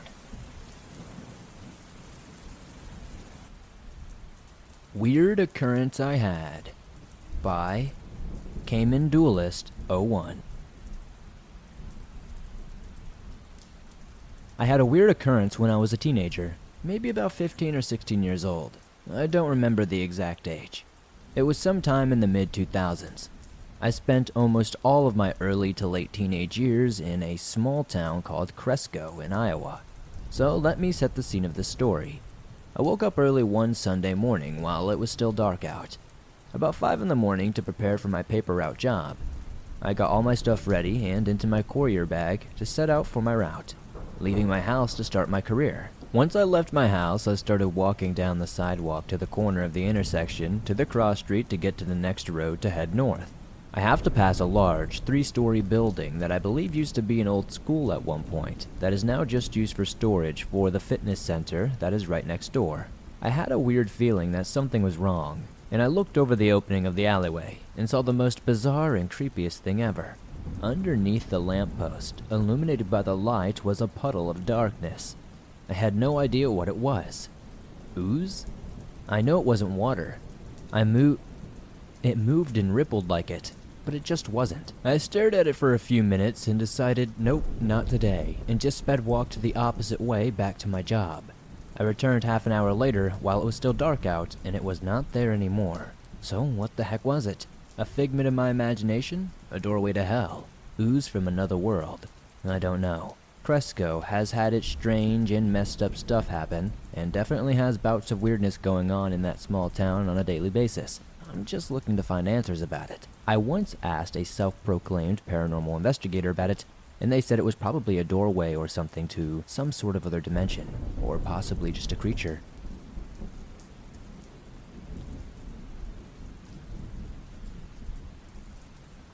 Halloween Horror by Anonymous. I grew up in rural Iowa, just cornfields for miles and miles. It was a pretty crappy place to grow up. Like, it'll always be home to me, and I'll always have a fair amount of affection for it, but home is where the heart is and all that BS. But even the earliest stage of life that I can remember, I wanted to leave. To put it this way, Halloween has always been my favorite holiday. But unlike the kids who would trick-or-treat in Cedar Rapids or Waterloo, who had actual neighborhoods to harvest whole sacks of candy from, we had to walk about 1.5 miles at a time just to make it to the next house. So aside from the one year when our mom drove us over to Dyersville to get a taste of how those city kids lived, trick-or-treating wasn't really an option for us. So a little backstory. Last year we were allowed to go trick-or-treating. Our immediate neighbor to the east, who lived 3 miles away, told us to go the hell away because we were getting way too big for playing kids games. This guy has begrudgingly given us a few apples some years in past, and we always resented him for it. But that year, when he told us where to go, it made us downright hate him. I mean, the entirety of the following year, me and my brother would scowl whenever my dad drove past this house. To us, he ruined the one good thing we got to do around Halloween each year. I know we were just dumb kids, but kids are also cruel and stubborn occasionally, and I guess we were just that kind of kid. So the following year, my mom decided to take us over to the Living History Farms in Urbandale. Living History Farms is a place near Des Moines that bills itself as an interactive outdoor museum that teaches people about the Midwest rural life experience. Honestly, we were not really thrilled about the visit. It wasn't exactly exciting for two boys in their early teens. I mean, learning about some of the origins of Halloween was pretty cool. I mean, a kid like me was all about hearing how Halloween was the night when spirits of the dead returned to the earth to wreak havoc to those who had wronged them in life. However, there was one particular little educational tidbit that got me and my brother's attention. And that was how our Lowen ancestors used Halloween as a night to play pranks on each other. Pulling up cabbages and shrubs out of their gardens was a common trick. Wagons were pushed into the lane or the street. If the kids were ambitious, they'd hoist the cars of the victim onto their barn roof. But the most common mischief was taking your neighbor's garden or barnyard gates off the hinges and leaving them in someone else's yard. I remember the teacher lady telling us, then me and my brother just looking at each other with this wordless kind of communication like, "Oh, the neighbor is going to get it this year." So that year we snuck out of the house in the early morning hours, walked down to the neighbor's place with a screwdriver and a hammer, and did exactly that. We took his front gate off the hinges, walked like 1 mile down the road to his neighbor's place, then left it in the front yard. We did stuff like that for the next couple of years, each time getting more progressively bold, screwing with him harder and harder until it got to the point that we struggled to top the previous year's prank. It got to the point where we stole a considerable section of this white picket fence and just threw it into the cornfield across the highway. We put some work into that, dismantling it piece by piece so as not to make much noise and wake the guy. I mean, it sucked. We never got to hang around to see his reaction. But imagining him going outside in the morning and going insane with rage was enough to keep us amused. So this one year we walked up to his house in the middle of the night and saw something we had never experienced in a million years. This neighbor hated Halloween and never ever put up any decorations or anything. But that year we turned up to see this Grim Reaper on his front porch.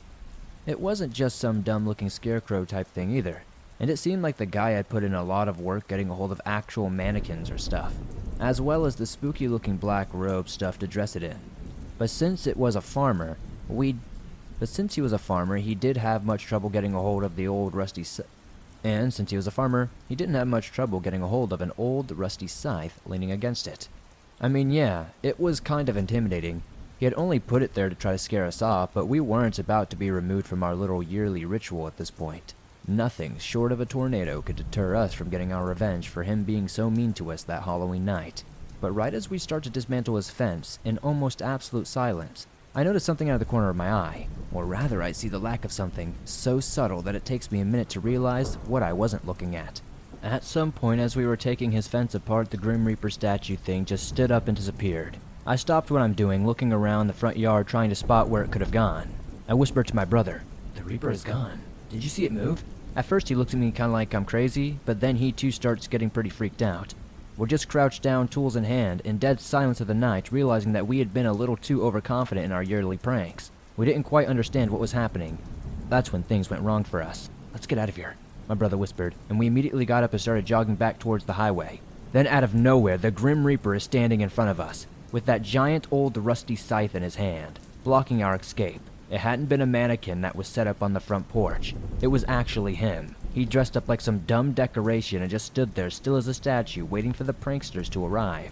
There was one drawn-out moment when we locked eyes with the guy, who had taken down the hood and black robes he was wearing. Then we just bolted. But since he was blocking the way and the road out front, we had to run back through his property, climbing over a fence and into a cornfield to get away from him. He was fast for an older guy too.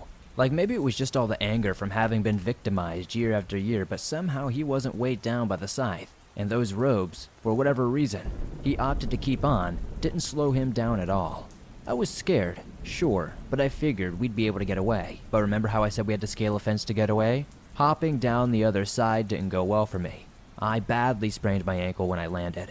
That was when I got terrified when I realized I couldn't get away from the guy. My brother kept running, and I wanted to shout after him to help me, but I knew that shout would give away my position to the guy.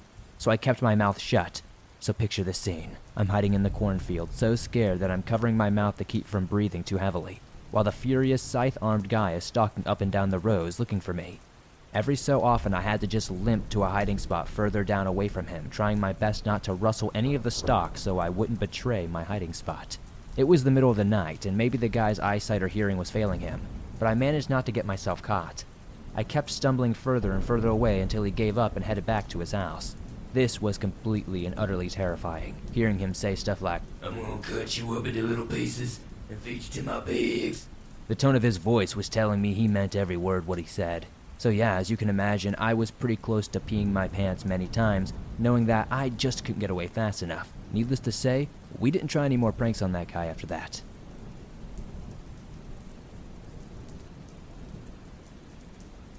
Hometown Sinister Secret by Gold Star Tank.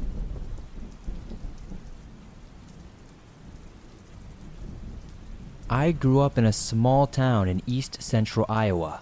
At first glance, there isn't much to see. It has only one stoplight on its main road. The downtown area is along the main street and is lined with old buildings from the 1940s. It has a Carnegie Library on the south side of town, and to the west you'll find the fairgrounds and the dirt track.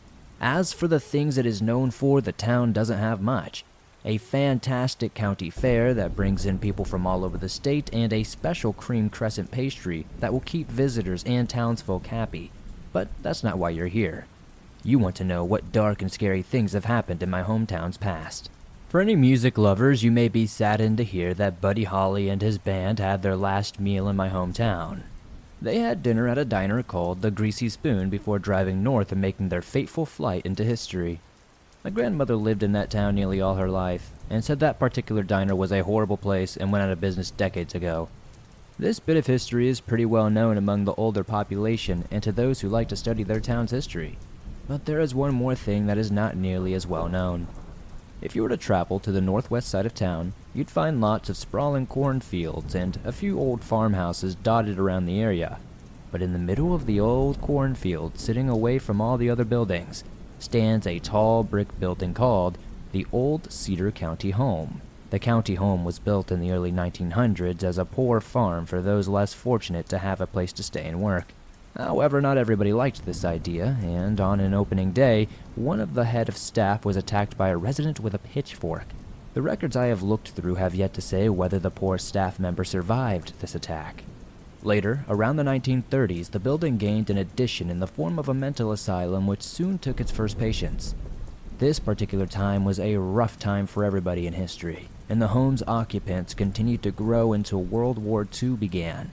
After the war, the poor and farm side of the house began to diminish while the mental hospital, now called an insane asylum, continued to grow.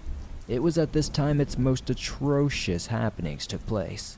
The head nurse of the asylum didn't like her patients very much, especially the insane women who either were or happened to become pregnant while there. The story goes that the nurse would be quite cruel to the pregnant women and make them work outside or do extra chores even though they could barely stand. When it came time to give birth, the nurse would drug the mothers so severely that they would be unconscious, and as soon as the baby was born, the nurse would take the baby away and kill it, later telling the mothers that their baby was stillborn.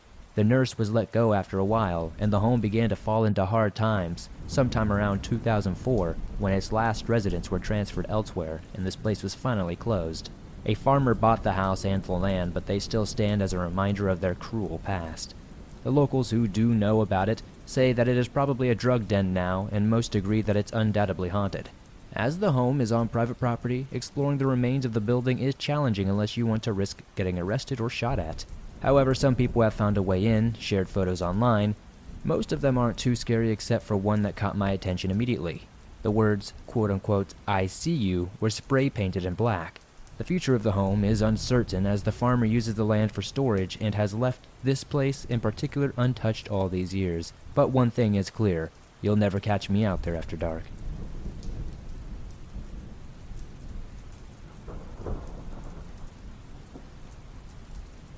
Small Town, Iowa, by WeG211.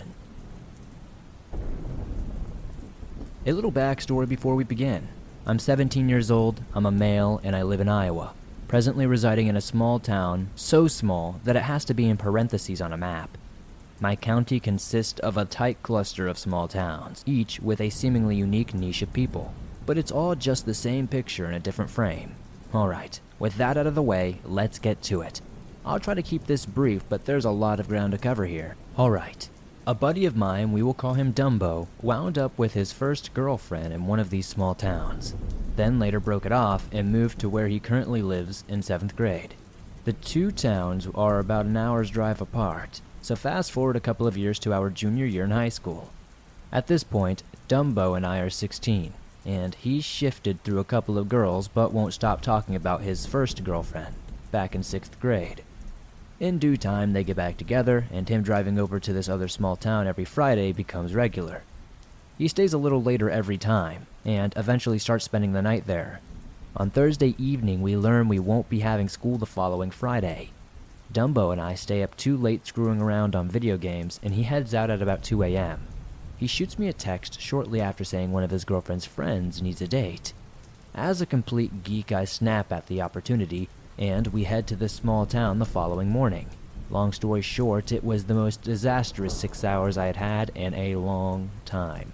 I'll spare a lot of the details, so fast forward a few months. Dumbo has since broken up with his girlfriend for unexpected reasons. Apparently she was biting him frequently, always drawing blood. She would call him almost every couple of hours, and I'm told she went berserk when he didn't pick up, leaving many voicemails, sending tons of angry text. She picked up a fascination with Twilight in recent times as well, and that translated a little too much into her real life. Despite this, Dumbo didn't break it off until November of 2014. After the breakup, she still texts him saying how she'll wait for him and all that good stuff and she'll always forgive him. Pretty odd stuff. Still needs to be finished though. Remember that girl I was set up with? She was apparently a bit too physical with Dumbo's girlfriend's sister.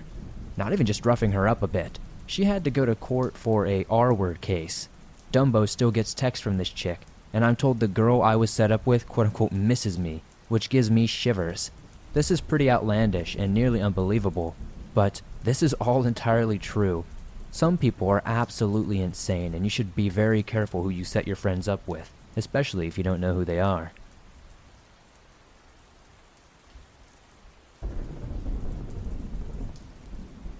Always carry a weapon. By Anonymous. I like to run outside, and I usually have a knife with me just in case. I started doing that after they found Molly's body in Iowa, the runner who was murdered a couple of years ago. Living in the state, it really put me on edge. Well, one day I was in a bad mood, so I went for a walk and didn't think to bring my knife with me. Of course, this was the one time someone tried to bother me. So the setting is a sidewalk between an open field and some apartment buildings. I was walking with my earbuds in, listening to music, and I took a left. I walked a little way down the path and then decided to turn around and go back. When I turned, I saw a man walking towards me. Not that unusual, I guess. I do live in a rather decent-sized town in Iowa, but being on a sidewalk and all, I thought, okay, whatever, pedestrian. I prepared myself for that awkward smile, say hi, and walk by. But as I tried to get around him, I noticed he was trying to talk to me and getting in my way of going around him. I glanced and then tried to ignore him, but he walked back to catch up with me. Annoyed, I removed one earbud and he was rambling about how he wanted to know where I lived, what my name was, and other stuff. I just pointed in a random direction away from my apartment and lied about my name while picking up my pace. Then the guy asked if I was seeing anyone. I said yes, I'm married, and then he started carrying on about how he was sorry and how he didn't want to get in the middle of anything. Sure, because I would leave my husband for some random weirdo on the street.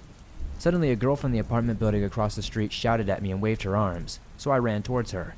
The guy hopped in his car, turned around, I assumed he was driving by, and pulled over to follow me, and took off. She asked if he was bothering me, and I said yes and thanked her. I don't know what would have happened if he tried to go beyond this level of creepiness, but I'm a lot more cautious now, and I never forget my knife.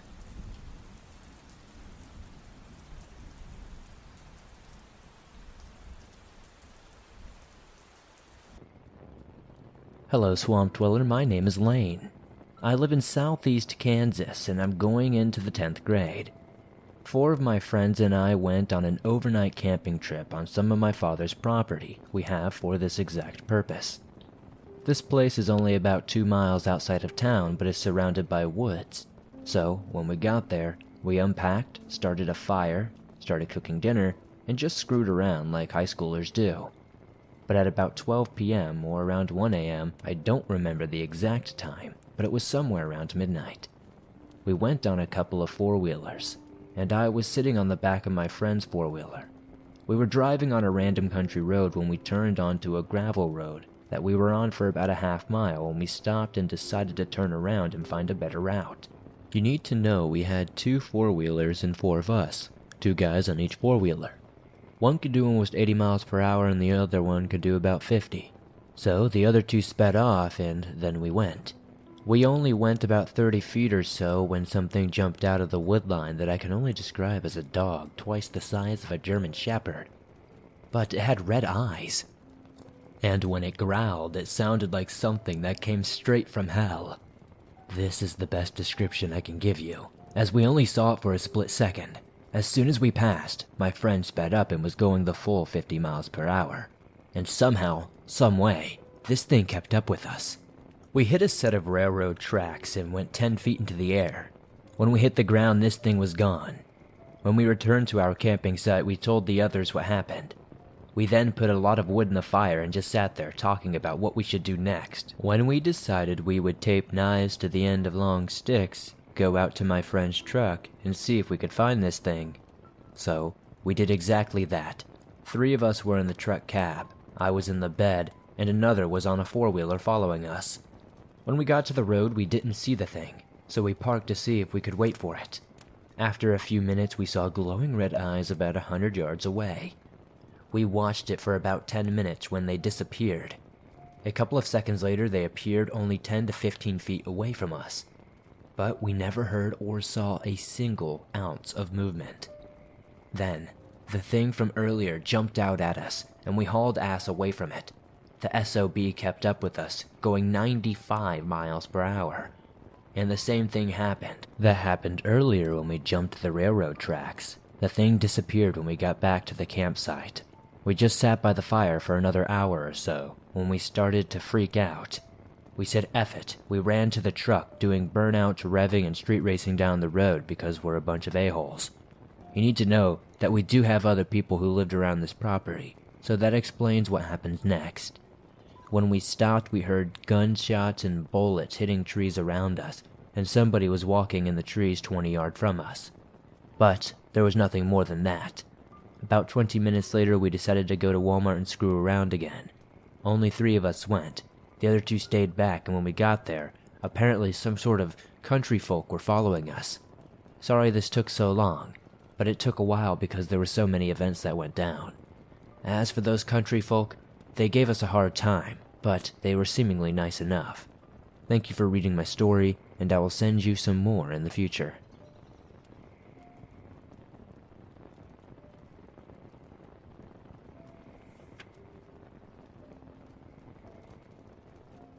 Spirits have surrounded my family since anyone can remember. Suitable, evil, and those that wander. But here's a lighter story than what is usually shared. It's about my mother and I. Well, me. But I only know this story because oral tradition is still very prevalent in my family. I was a baby when this happened. My mother was driving to Emporia from Pratt. I had a date with my dad or to see one of my aunts. I'm not sure which. It was late at night, and tiny me had kept my mother on edge, or mom. On a particularly sharp turn on the highway, out of nowhere, this one car comes speeding at her with the high beams on and hits her. My mother blacks out. Now this is important. My mom was blocked in, and I was in the back where I should be. But the next time she wakes up, she's kneeling outside the car covered in cuts, scratches, with me in her arms, screaming. Not a single scratch was on me.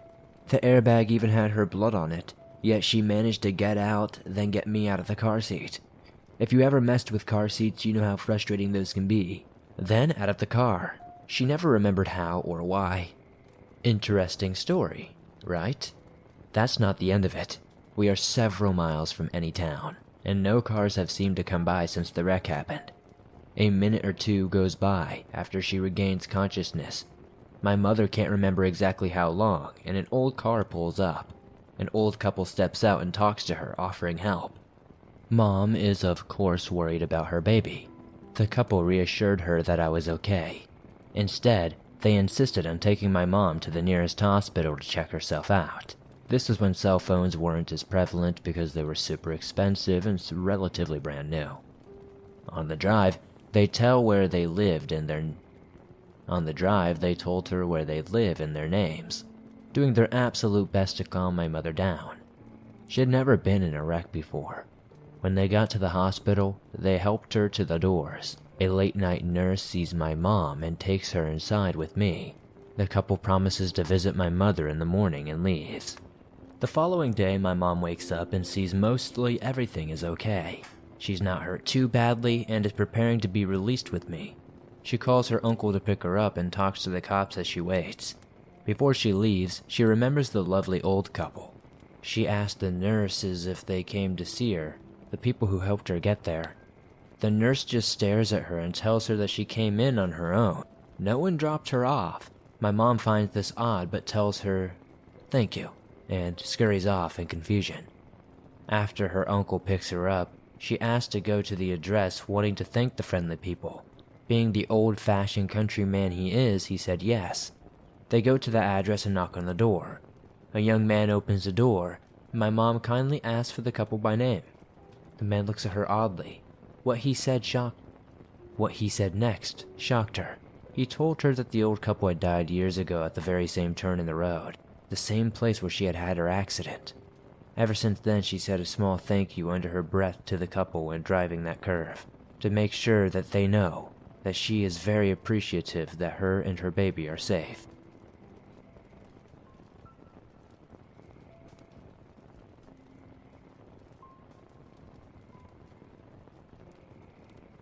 I thought I'd share this story about something a friend and I saw years and years ago while cruising the back roads of Kansas late at night, and maybe you can use it in an upcoming video. My friend and I were young adults around 2007 and 2008 in a small town with nothing much to do. So one summer between college semesters, we decided to explore the back roads of our part of the state at every chance. We spent much time driving down those dirt roads. Our favorite route wound through the country roads of a town near the Oklahoma border, twisting through the Jip Hills and taking us through a few ghost towns along the way. We'd set out late on this night and hadn't gotten to our route yet until maybe 1 o'clock in the morning. We must have taken a wrong turn onto a previously unexplored road because we quickly noticed that we were lost. We were chatting up a storm and sipping on our tea before we even realized this, though. I was riding as a passenger, looking out the window into the darkness of the Kansas summer night. Not much to see but endless stars overhead. I can't remember what we were talking about at the time, probably our future or something. But as we cruised at about 45 miles down the dirt road, I saw something that startled me. Up ahead, caught by the headlights of my friend's car, I saw a shape stand up tall alongside the road. My friend saw it too, pumping the brakes.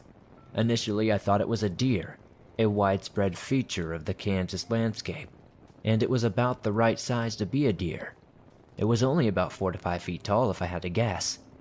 Whatever it was, it turned to look right at us, and its eyes lit up in a glare of the headlights. They were bright red, almost crimson. As soon as it looked at us, it darted across the road at an inhuman speed. That's when we realized this was no deer. Neither of us got a good look at what it was. It moved away way too fast, but the details we could agree on were that it was relatively tall, 4 or 5 feet tall, covered in dark fur, and was running on 2 legs. We sat there in the middle of the road looking at each other for a moment, with that WTF expression on both of our faces. And when my friend decided to goose it and get out of there, we hauled down that dirt road far away from whatever the heck that thing was. We couldn't stop speculating. What the hell was that thing? My friend suggested it was a chupacabra. I threw out maybe a small Bigfoot. Whatever it was extraordinary. Neither of us had ever seen it, and what happened next was just as bizarre. Heading towards us at roughly 1:30 a.m. on a summer night, about 30 miles from the nearest inhabited town, was a pair of headlights. Nothing too odd about that really at first glance, even though we were way out in the sticks. There were still farms. The vehicle caught up to us quickly. He had to have easily doubled our speed, maybe about 75 to 85 miles per hour. As he roared past us, we noticed the vehicle details. A large, late-model white SUV. Not the farm truck you'd expect. And why was he going so fast? He was going way too fast to make out a plate. Weird, we thought. Chalk it up to another one of the weird and high strangeness events that we would encounter in this area. But that still wasn't all. As soon as his headlights disappeared into our rearview mirror, back in the direction we had just seen the thing, no less than a fresh set of headlights appeared ahead. This vehicle was also screaming at us. As it passed us, we noticed that it had the same model as the last car. It was another large white SUV. Another vehicle followed shortly behind that one, as if that wasn't creepy enough. This time it was a large white van. It looked new, and it was hauling ass. My friend and I don't talk anymore, but we both witnessed something strange in the middle of nowhere, Kansas that night. What was that thing we saw? And what were those 3 big white vehicles heading in its direction? Thanks for reading my story and keep up the great show.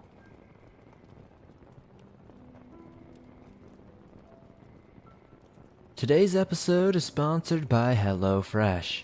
With HelloFresh, you get farm fresh, pre-portioned ingredients and seasonal recipes delivered right to your doorstep. Skip trips to the grocery store and count on HelloFresh to make home cooking easy, fun, and affordable. That's why it's America's #1 meal kit. If you have a packed schedule this fall, HelloFresh makes meals covered with a weekly selection of 30-plus recipes and 70-plus convenience items, all delivered to your door. Now, more than ever, we're all looking for ways to save some money. In fact, HelloFresh is 25% less expensive than takeout and is even cheaper than grocery shopping as well. HelloFresh is here to make the hectic fall weeknights a little bit easier. So, Come join me and many others in the swamp today. Go to hellofresh.com/swamped16 and use code SWAMPED16 for 16 free meals across 7 boxes and 3 free gifts. Again, go to hellofresh.com/swamped16 and use code SWAMPED16 for 16 free meals across 7 boxes and 3 free gifts. Join me and everybody else in the swamp and find out why HelloFresh is the swamp's #1 meal kit.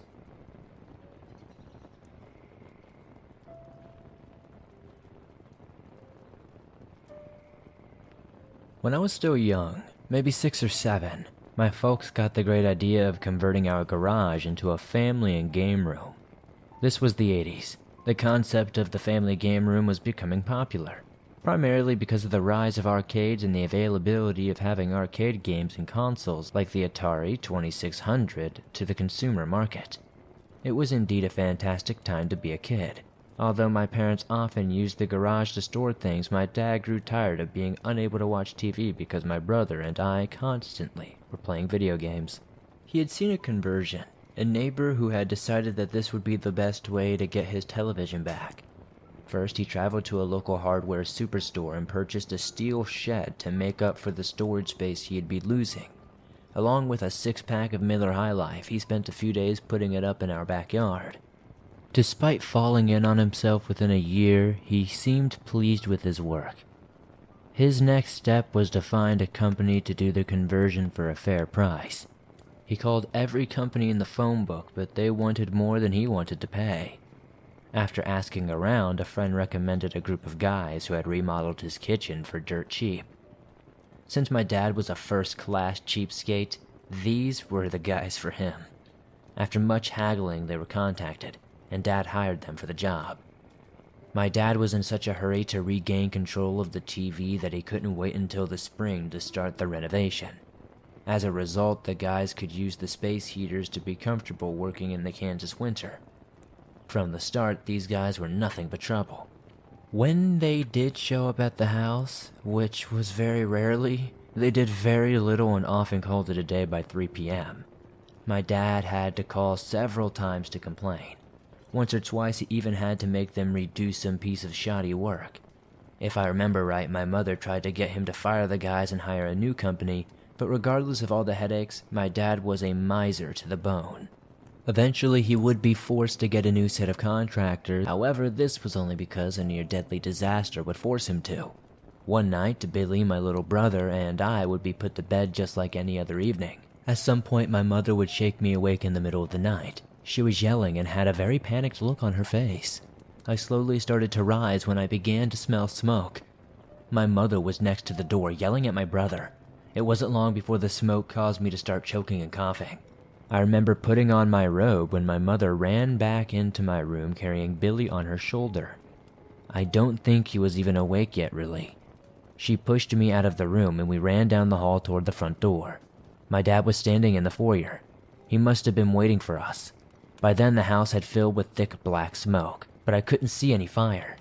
This changed once we all made it out to the front lawn. I stood with the rest of my family watching the flames engulfing the house and illuminating the neighborhood. Fire trucks arrived a minute later, and we all got checked out by the paramedics. They fought the fire for over an hour, but the house was already done for. We would be living in a motel for the next 6 months or more. About a week after the fire, Dad got the report that stated it had been started by a faulty space heater in the garage. I can only imagine how furious he was to read this. This still didn't stop him from wanting to hire a Yahoo back to rebuild the house. My mother put her foot down at this point. However, when she threatened to take Billy and me and move in with her parents, my dad folded and hired a reputable company to do the job. I'm suspicious that he only chose them because he wasn't paying for them. The check from the insurance company did cover all the costs, luckily.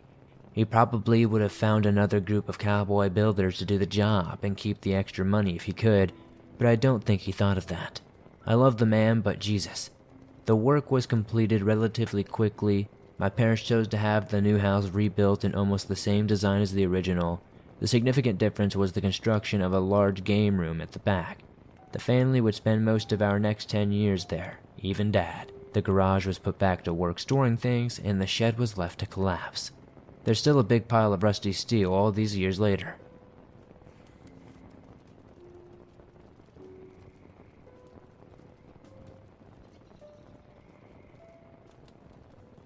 I was visiting my girlfriend and her family in Lawrence, Kansas for the holidays when we decided to go to Stoll Cemetery one night. It was about 20 minutes away from her home. Her father always likes to go exploring and her parents are night people, which I love. So every day none of us would go to bed until about 5 a.m. the following day. The night we decided to go, we left around 4 a.m. and her mother chose to stay in.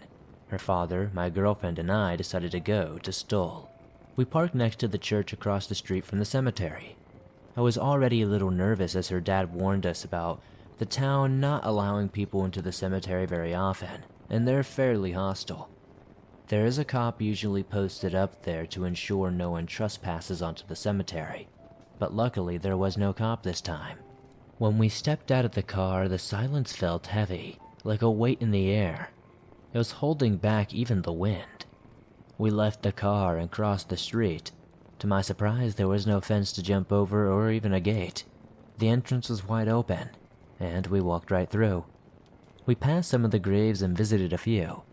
I wonder how recently some of the graves were made, as the ground felt spongy beneath us.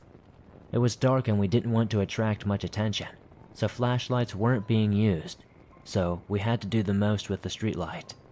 Passing the graves, we passed this lone, contorted, dead tree at a bend that took us up the hill.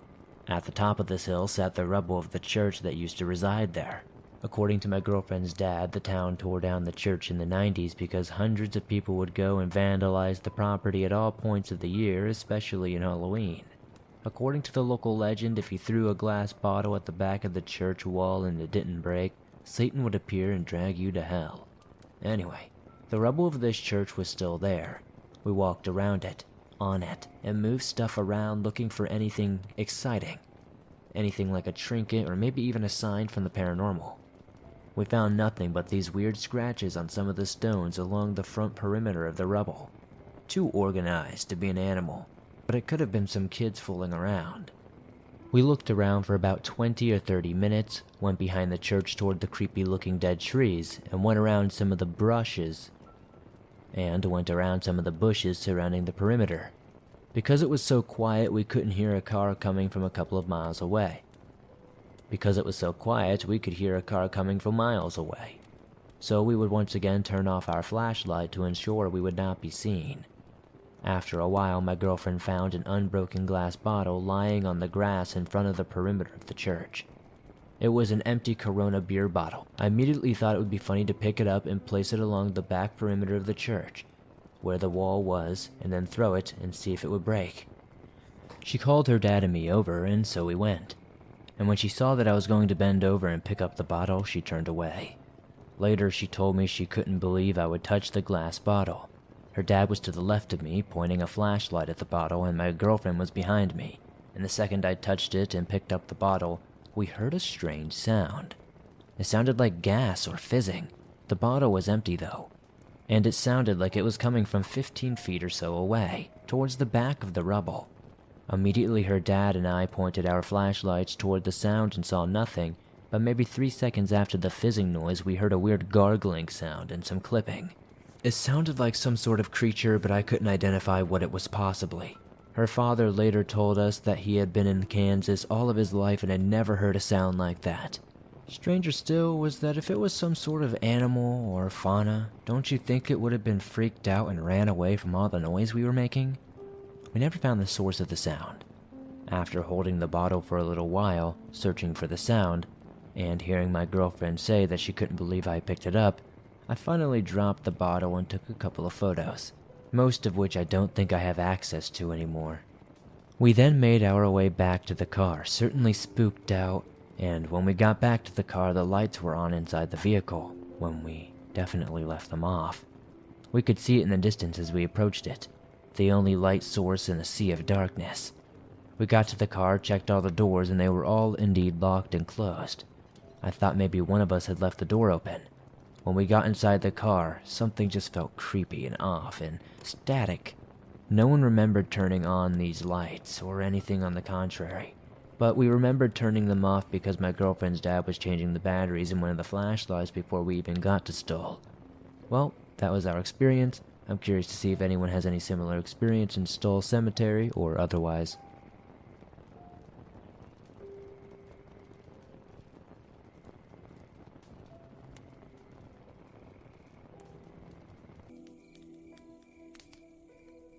This is my first-hand story. I hope you enjoy it, as it is all true. This happened in Kentucky about 1.5 years ago, somewhere in the summer of 2019. Back when my wife and I were foster parents, and we had a sibling group of children in our home. One typical week during the summer, one of the little boys screamed in fear in the night. We jumped up as fast as we could and ran to his room. We turned the light on, and we said, "What's going on, son?" He replied, "There was a man in my window. He was waving at me, but I didn't wave back." Knowing that this room backed up to my backyard, and that I had 2 big pit bulls in the back, I knew that there was no human intruder, because my dogs would have been more than alerted, as they were to every time the wind would blow, or even a falling leaf. They would tear up anything that moved, basically. Not thinking much of anything about it, because he was just a little 5-year-old boy, and it could easily have just been a bad dream, we told him to holler if he saw him again, or if he needed us, and that we would be right in the other room. We left the hallway light on and went back to our beds. Not much was mentioned of it again, until a couple of days later, when I'm sure I saw exactly what he could have been talking about. Although we were drinking and having a good time, no matter how many times I replayed this situation in my head, it just never seems to be discredited.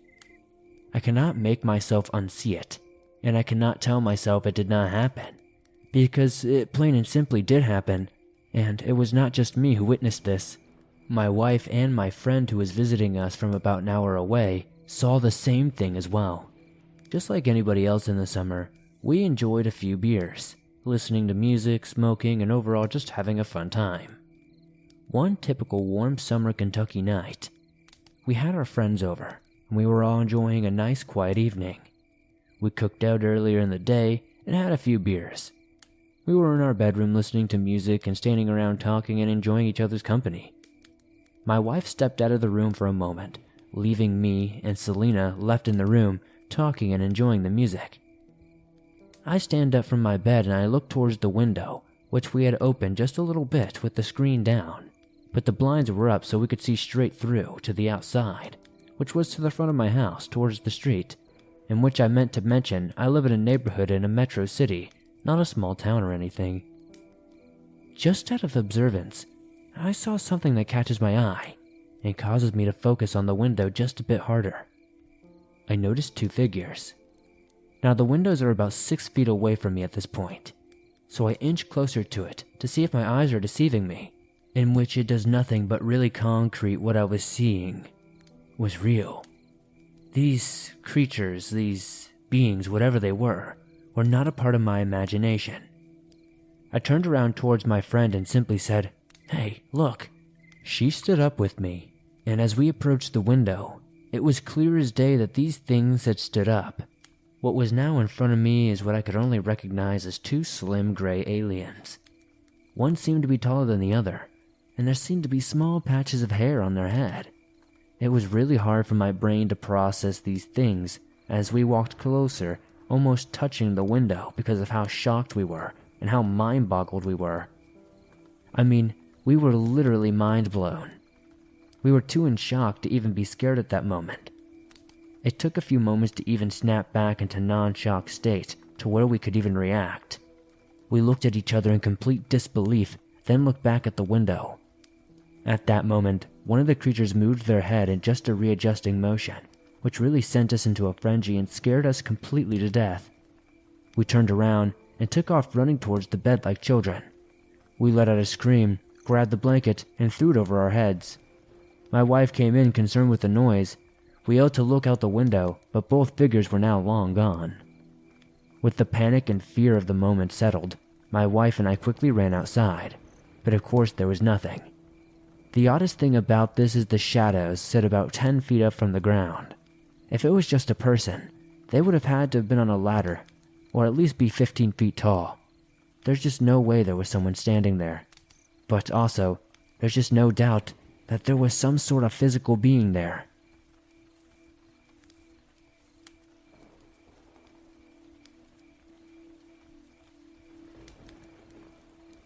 I am from West Virginia, and I moved all the way to Lexington, Kentucky for a girl.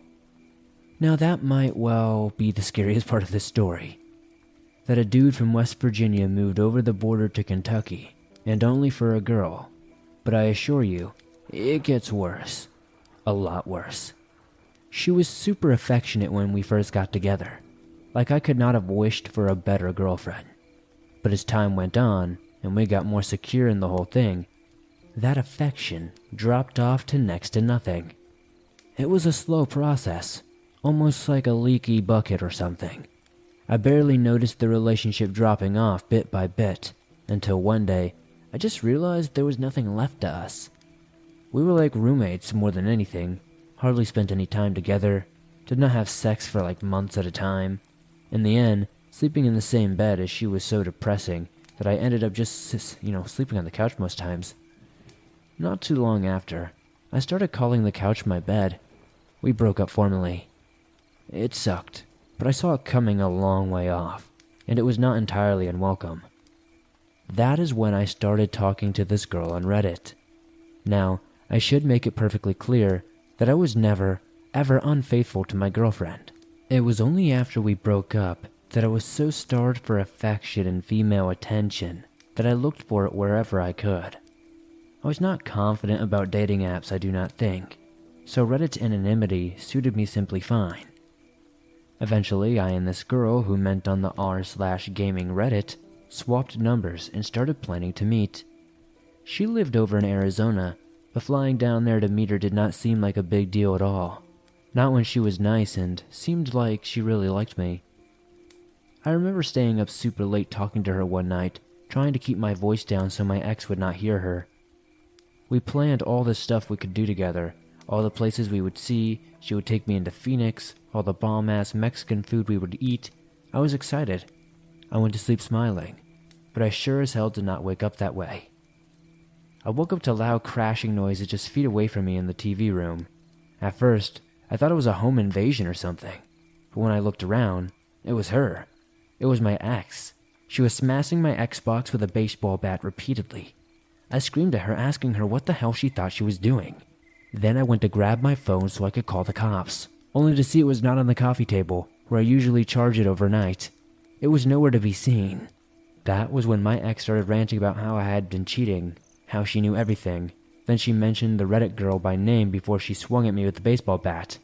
I fell backward over the couch, trying to avoid the strike, and I did, but Jesus Christ, the rush of air, it went past my face and put the fear of God into me.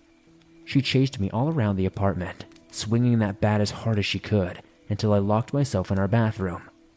I thought I might be able to reason with her from the other side of the door, to be able to explain that the Reddit girl was someone I started talking to after we broke up, but she tried to bash the door down. I am still amazed that she did not manage it. Like, I was legit terrified. It was like that scene from The Shining. She bashed a hole into the wood panels and proceeded to scream through that.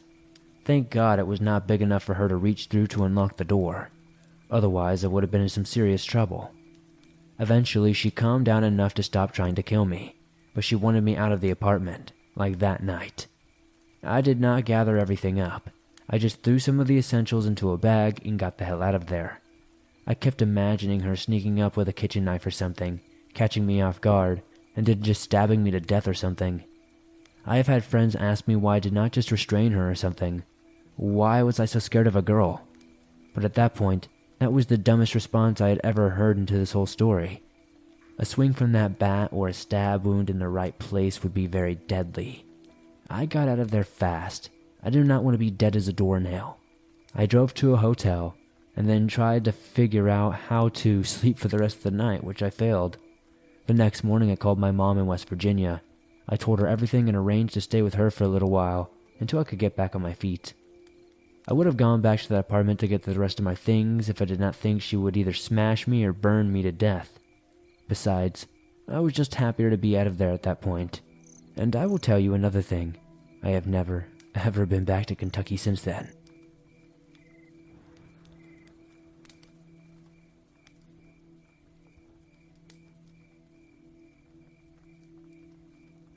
This happened about a year ago on a camping trip to Kentucky in the winter. My girlfriend at the time and 3 of my buddies spent the long weekend doing some hiking and camping. We drove in on a Friday night around midnight and set up camp. There was almost no one else at this campsite besides a young couple a bit down the road from us and an older man down the road the other way. We unloaded the cars in the dark, got the headlamps out, and started setting up the tents. Suddenly, my girlfriend noticed that there was an extra person amongst us. It was the young woman from the couple at the campsite down the road. She looked really messed up. Her eyes were glazed, and her skin looked like she had been picking at it constantly. She introduced herself and spoke in a sort of monotonous way. Overall, she seemed nice, but it was her boyfriend or maybe husband who really creeped us out. We noticed after talking with her for a bit that he was standing near our campsite at the edge of the woods, just staring at us.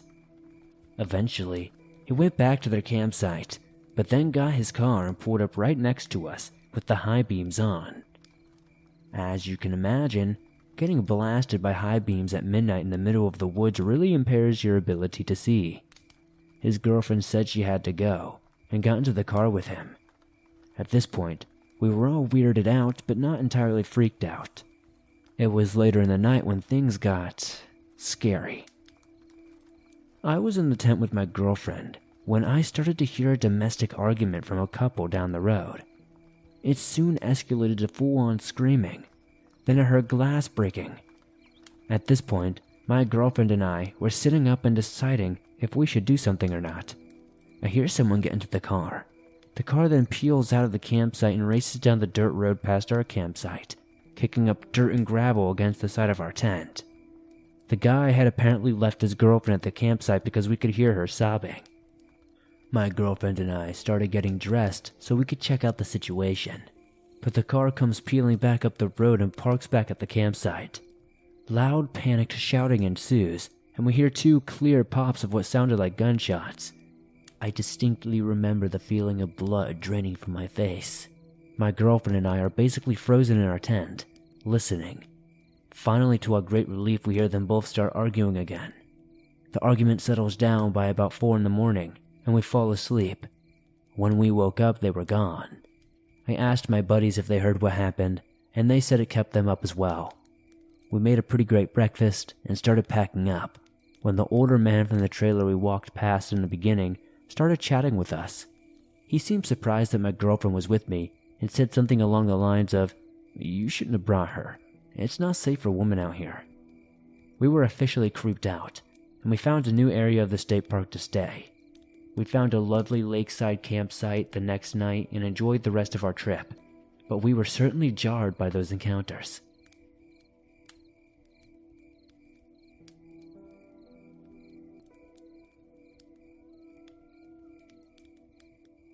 A couple of years ago, I and my pops decided to go on a road trip. It was very out of the blue. I was not even expecting it, but I decided to go anyway. It would be some solid father-son bonding time. After driving for what seemed like a couple of hours, probably was around 8 or 9 p.m. at the time, we pulled up into this gas station for snacks, water, and used the bathroom. We went back inside our car. Keep in mind this gas station is basically in the middle of nowhere, Kentucky. Anyways, we got back into our car and decided to look for a hotel, but there didn't seem to be any around, and I mean not even one anywhere near us. My dad was tired, and so was I, so we just decided to sleep in the car. We pulled up into this sort of rest stop area, parking lot type of deal, and decided to try to get some sleep. My dad fell fast asleep, but I was on my phone for a couple of hours. It was probably around 11 p.m. I just felt suffocated by the tense air and decided to step out for a bit. I felt safe because the gas station was fairly well lit. and in sight, there was a couple of trucks that would occasionally drive by. So I felt at ease. At the time, I was also texting my friend who lives in Seattle, Washington. We were on the phone for a little bit. Then I saw what looked like a large cornfield. I had never actually seen a cornfield in real life at that point, so I decided to cross the road and get a closer look. And that is what I did. I walked extremely close and started feeling like I was being watched. But again, I just thought, well, you're literally outside in the dark standing next to a tall cornfield. Of course you're feeling this way. So I brushed it off. I even considered going in, but then I thought, why would I even do that? So anyway, I just decided to step back, and then I noticed what looked like a barn. A large white barn with red, maybe black strips. It was kind of hard to tell in the dark. But what I could tell you for sure, that it was definitely a barn. I was stupid and young, and this happened maybe when I was 14 or 15. So out of curiosity, I decided just to check it out. The barn was next to the cornfield, sort of tucked in a little bit. I literally thought, I wish I could see something that would freak me out, as a joke because I never really thought anything would happen, and I love being scared. Anyways, I started making my way towards the barn, getting closer and closer, and I remember very vividly that I was not wearing any socks because I had just put on slides. I remember the dirt rubbing against my toes while I walked. I remember sending pictures to my friends in Washington, jokingly saying I saw something and that I was going to check it out. As I got closer though, unironically, I saw something. Behind the barn, but sort of to the side, like how when someone peers from a corner. I thought it was a bell. Literally, I assumed it was a bell attached to the corner of the barn. So I just walked closer. Even as I'm writing this, I can feel the goosebumps rising on my skin. I walked closer and saw the head of something or someone just peering over the corner at me. And at that moment, I just straight froze. My fight or flight was out of function because there was literally someone or something peering at me from a corner. After about 5 or 10 seconds, the noise Snapchat makes when you get a notification snapped me out of it, and I just ran as fast as I could across the road to my dad's car and got in. I felt a sense of relief wash over my body, and somehow my dad never woke up. Me gasping for air was not enough to wake him up from his deep sleep. I really considered waking him up and telling him we just had to leave, and telling him I saw someone, but I assumed he would think I was joking or having an episode. Which sounds dumb, but he has assumed that before, since he has never really believed in anything paranormal or anything that's out of the ordinary. I took deep breaths and just texted my friend telling them what happened. I don't think they believed me. I do not blame them though, and I will not blame any of you either. Sometimes I have a hard time believing what I saw, but I know it was real. I was sober and fully aware, but from the bottom of my heart, that perhaps disturbs me the most is that whatever was peering at me from around the corner was very tall, easily 7 to 8 feet, and every time I think about this, I get a sense of dread and paranoia. I have not told any family or my dad, but if any of you have any clue of what it might have been, please let me know. Again, I was not hallucinating. This was long before I knew what psychedelics or drugs were in general. But yes, please let me know if you have any ideas or info.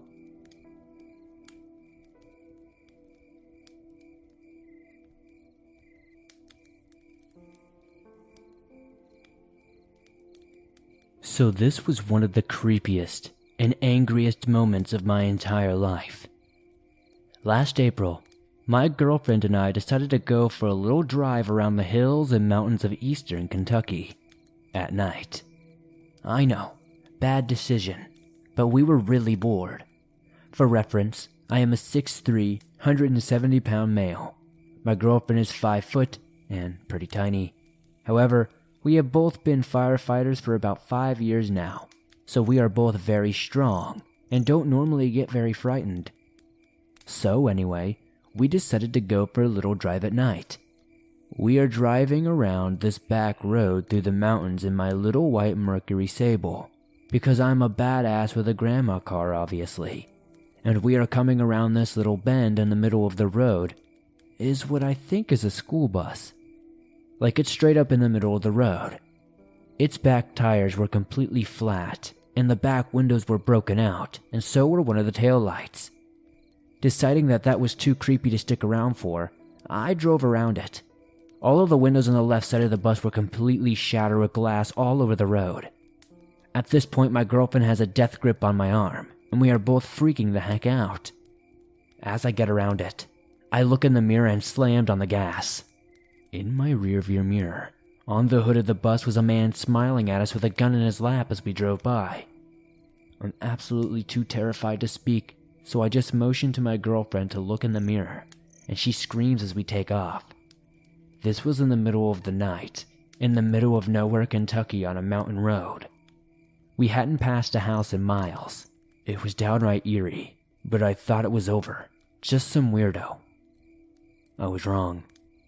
We get back onto the main road and go to a gas station to get a drink and figure out what the hell just happened.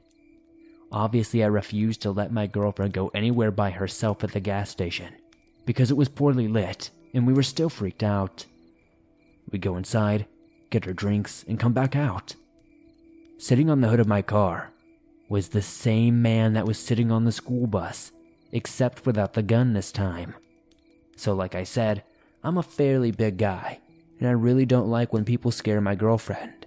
So I walked up to him and told him in not so nice terms to get off my car. He smiled at me, and while still looking at me and smiling, he said to my girlfriend, "Hey there, darling. What are you doing, this ugly Yankee?" My girlfriend, being from New Jersey, absolutely went off on this guy, screaming about how she's a Yankee and I'm more attractive than he would ever be, etc., etc. This guy is still smiling at me, and he smells like dip. He's got bits of dip in his teeth. When she finishes, he still stares at me and smiles and says, "Hey honey, you could come home with me. I've got a surprise for you." At this point, I'm furious and I grab the guy and throw him off my car. That's when he moves between me and my girlfriend, which is not okay. He turns, and when he starts muttering, "I'll have to get rid of the ugly Yankee first. Yes, but what tool to use? I have so many that would work." I'm seriously angry by this point, and as he started talking to my girlfriend, I just absolutely lost it. I can feel the anger rising. I hear my girlfriend start crying. I shoved him out of the way and grabbed her, opened the car door for her and locked it, jumped in my side and turned the car on. This guy sat on the hood of my car and started smiling at me again. He started saying something along the lines of using a hatchet to dispose of the ugly Yankee. That's when I threw the car in reverse and drove away. He fell off the front of the car into the ground, but never stopped smiling. We drove home in terrified silence. To this day, nothing really makes any sense. Don't drive through the mountains of Kentucky at night. And if you do, and see a school bus, just drive away quickly, and don't look back.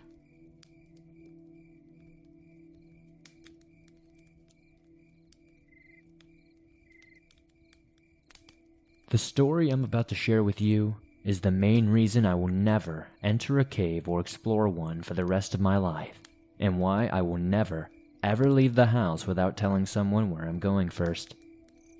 11 years ago, I was still in college with my boyfriend. We were both invited to go explore a cave with a couple we've never met before. They both seemed nice enough, but their Jeep was a little ghetto. Keep in mind that my boyfriend and I didn't tell anyone where we were going, and there was no cell phone service out in the middle of nowhere, and especially not in a cave. They drove us 4 hours away from my college town into the middle of nowhere, in a place in Kentucky that I had never gone to before. Still, to this day, I have no idea where that cave was located. Even though I've tried several times to locate it on the internet and asked all of my friends, I just can't seem to find it. Anyway, we parked the car in a forest with no houses in sight, and they led us to a cliff with a tiny hole in the side of it, just big enough for me to slide into on my stomach. Before we entered, the couple put black latex gloves on, which struck me as odd. They led the way, and we slid through the tiny tunnel on our stomachs for what felt like 20 minutes, which made me quite claustrophobic, I might add. Eventually, we got to a little room the size of a large closet, just tall enough to sit in. I don't know why, but the guy lit a fire, which quickly filled the chamber with smoke, which was a little creepy, and I saw that he had a rope and a knife in his backpack. We continued sliding on our stomachs for 10 or more minutes, down the cave until we finally entered a huge cavern with ceilings covered in stalactites, 2 stories high. The cave went on forever and ever. It seemingly was endless. We walked and walked and, walked in complete darkness with only 2 flashlights. To my horror, I realized that the guy was holding a rock and kept looking back at me, and the girl was carrying a knife. At one point, the couple had made my boyfriend and I lead the way, and we almost thought we were about to be pushed into a deep hole. When I threw a rock into it, it felt like it fell forever. I heard it hit the bottom far, far below. I looked back to see the 2 strangers whispering to each other. The girl said, "Should we do it now?" They look up and see that I'm watching them, and I see the man look to the girl and shake his head. Were they planning something bad? So we head down another path. By this time, we've been lost for hours, but we finally find spray paint arrows pointing the way to a place that says, "Exit." But after a while, we realize that these arrows were probably made by some pranksters who put the arrows everywhere just to make people lost. Finally, I'm the first one to see twilight at the end of a large tunnel, and we make it outside into the real world. I'll never go anywhere with strangers. I'll never go back into a cave, and I'll never go anywhere without telling someone where I'm going.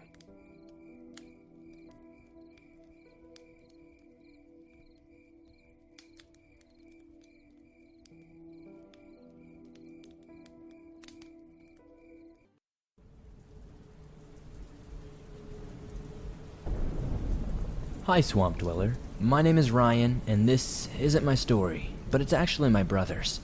He told this to me when he came home from university last Thanksgiving.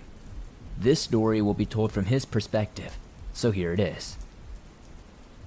For Halloween this year, my roommates and I went to a party at a cabin in the bayous of South Louisiana. We go to school down there. I was born and raised in Ohio, so the warm temperatures in the early spring and late fall are pleasant. Anyway, my roommates and I headed out to the cabin after classes. We initially expected less than 20 people to be there, but when we got there, it was packed. The tiny house was filled to the gills with people inside and out. The first few hours were mostly alcohol, weed, and sex, but when things slowed down, that's when it got weird. I stepped outside with my buddies Davion, Josh, Eli, and Eli's girlfriend Tori. Davion and Josh were smoking with my brother while Eli and Tori were chatting on the other side of the porch when they heard this strange sound. A giant splash came from the swamp. Now, alligators are common in the area, and my brother and Eli were studying herpetology at this time, and often worked with crocodiles and alligators as well as snakes, lizards, and turtles, so they just brushed it off. After about a minute, a loud hissing could be heard from a few yards behind the cabin in the swamp. Again, alligators hiss, and they just assumed there were a couple of them just chilling in the swamp. A few minutes later, Davion shouted that he saw a prominent figure in the swamp. Everyone came to look, and sure enough, there was something standing there about 100 yards away in the swamp. This figure was around 7 foot tall and looked to be incredibly skinny. It had what looked like to be a snout and long arms. It looked human, but the height and the bill were dead giveaways that this was no person. Josh had a flashlight and flashed the light to the figure. When we saw it, we instantly freaked the hell out. It looked to be a giant lizard standing on its hind legs. It had dark green scaly skin, spikes running down the back, and a long tail. Have you ever seen an adult green iguana? This is almost what it looked like, but way more significant, and standing on its hind legs. As soon as we spotted the creature, it took nearly a second to clear the area. I have never seen anything move so fast in my entire life. We immediately ran back inside and told everyone that there was something outside in the swamp. Some people took them seriously, but the drunk idiots that were there said to chill out and that they were probably just seeing a gator or something. Either way, we all left because we weren't hanging out with the giant lizard man running around outside. On their way home, my brother said the freaking thing ran beside their car for a few seconds. When they got back, they said they would never return there again. Anyway, I just wanted to tell you guys, be careful when in the southern swamps of Louisiana. Who knows what is lurking out in those bayous?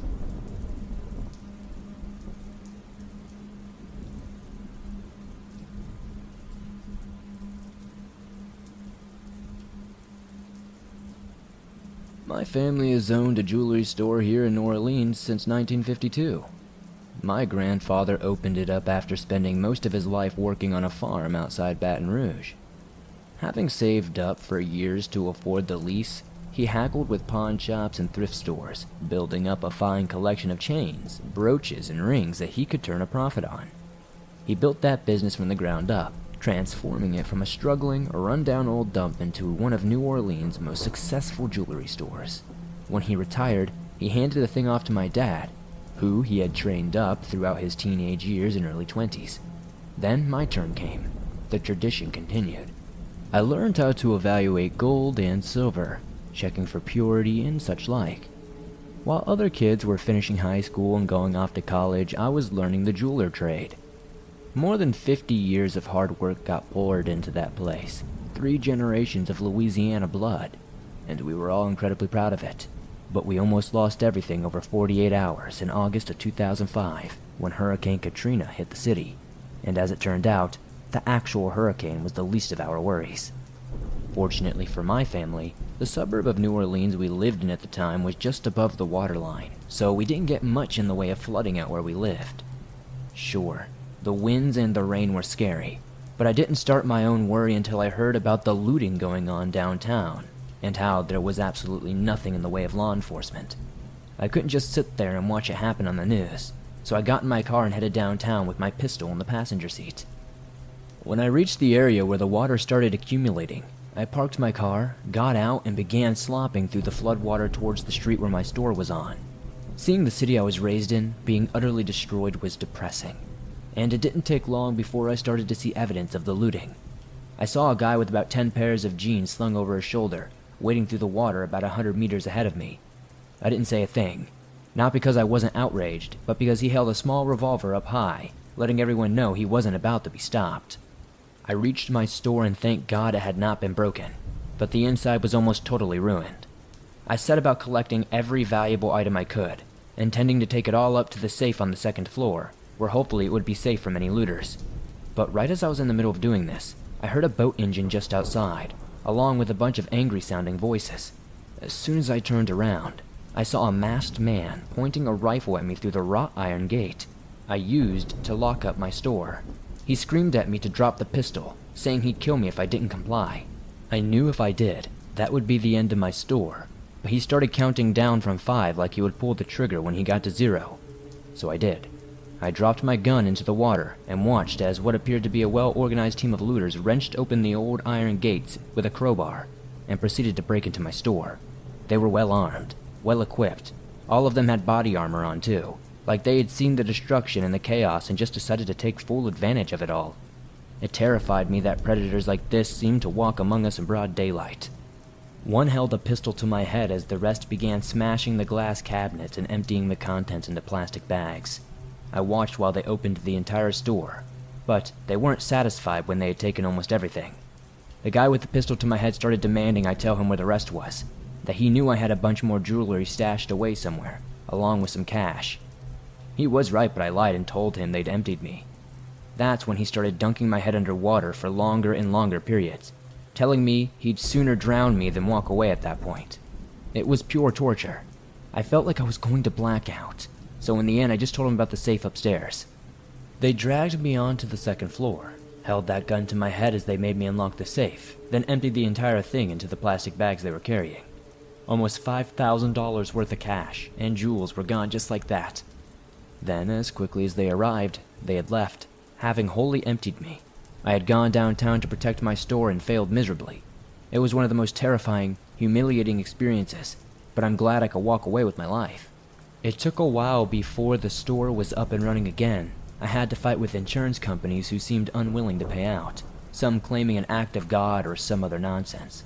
But in the end, we didn't lose the store entirely, and we were open for business again.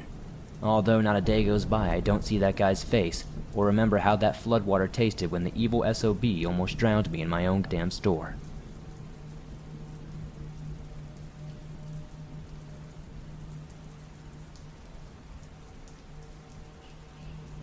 My one true passion in life has been fishing. I have a high-pressure job as a stock trader in my hometown of Philadelphia, and nothing seems to help me unwind from a stressful week like a day's worth of fishing. I think it's the combination of the serene setting, its slow, steady pace, and the fact that I'm reconnecting with nature, when most of my life is spent in a stuffy office space, staring at a computer screen. But there's always been one dream fishing trip I've always wanted to go on but never really had the time to arrange, and that's bow fishing down in Louisiana. I have been dying to try it since I saw a segment on the World Fishing Network. I always wanted to try some archery, so combining that with my passion for fishing seemed like the obvious choice. I had mentioned it once or twice to the wife, and being the great listener she is, she ended up arranging a trip down to the bayou for a few of my buddies and myself for my 37th birthday. We flew down to New Orleans on a Friday morning. We then spent the day hanging around Bourbon Street, drinking cocktails and soaking up the jazz. Then after fighting off the hangovers the next day, we drove down along the Mississippi River to this little place called Buras, where we found ourselves in North Louisiana boat fishing charters. The guys down there were fantastic, sharing all their little tricks and techniques and all the good stuff with us to ensure we would have a lucrative trip. Then, once the sun had set, we loaded up into a boat and set off into the swamps. It was like a dream come true for me. The landscape down there is something to behold. But here's the thing. The shallow bottom boat we were on had these floodlights just below the waterline. Most fishermen will tell you this is cheating since the fish tend to be attracted to the lights. But since we were using bows and arrows, I guess it kinda evened out the odds. However, having lights on your boat like that ruins your night vision, so you can see the waters around you, but it blinds you to the darkened areas beyond.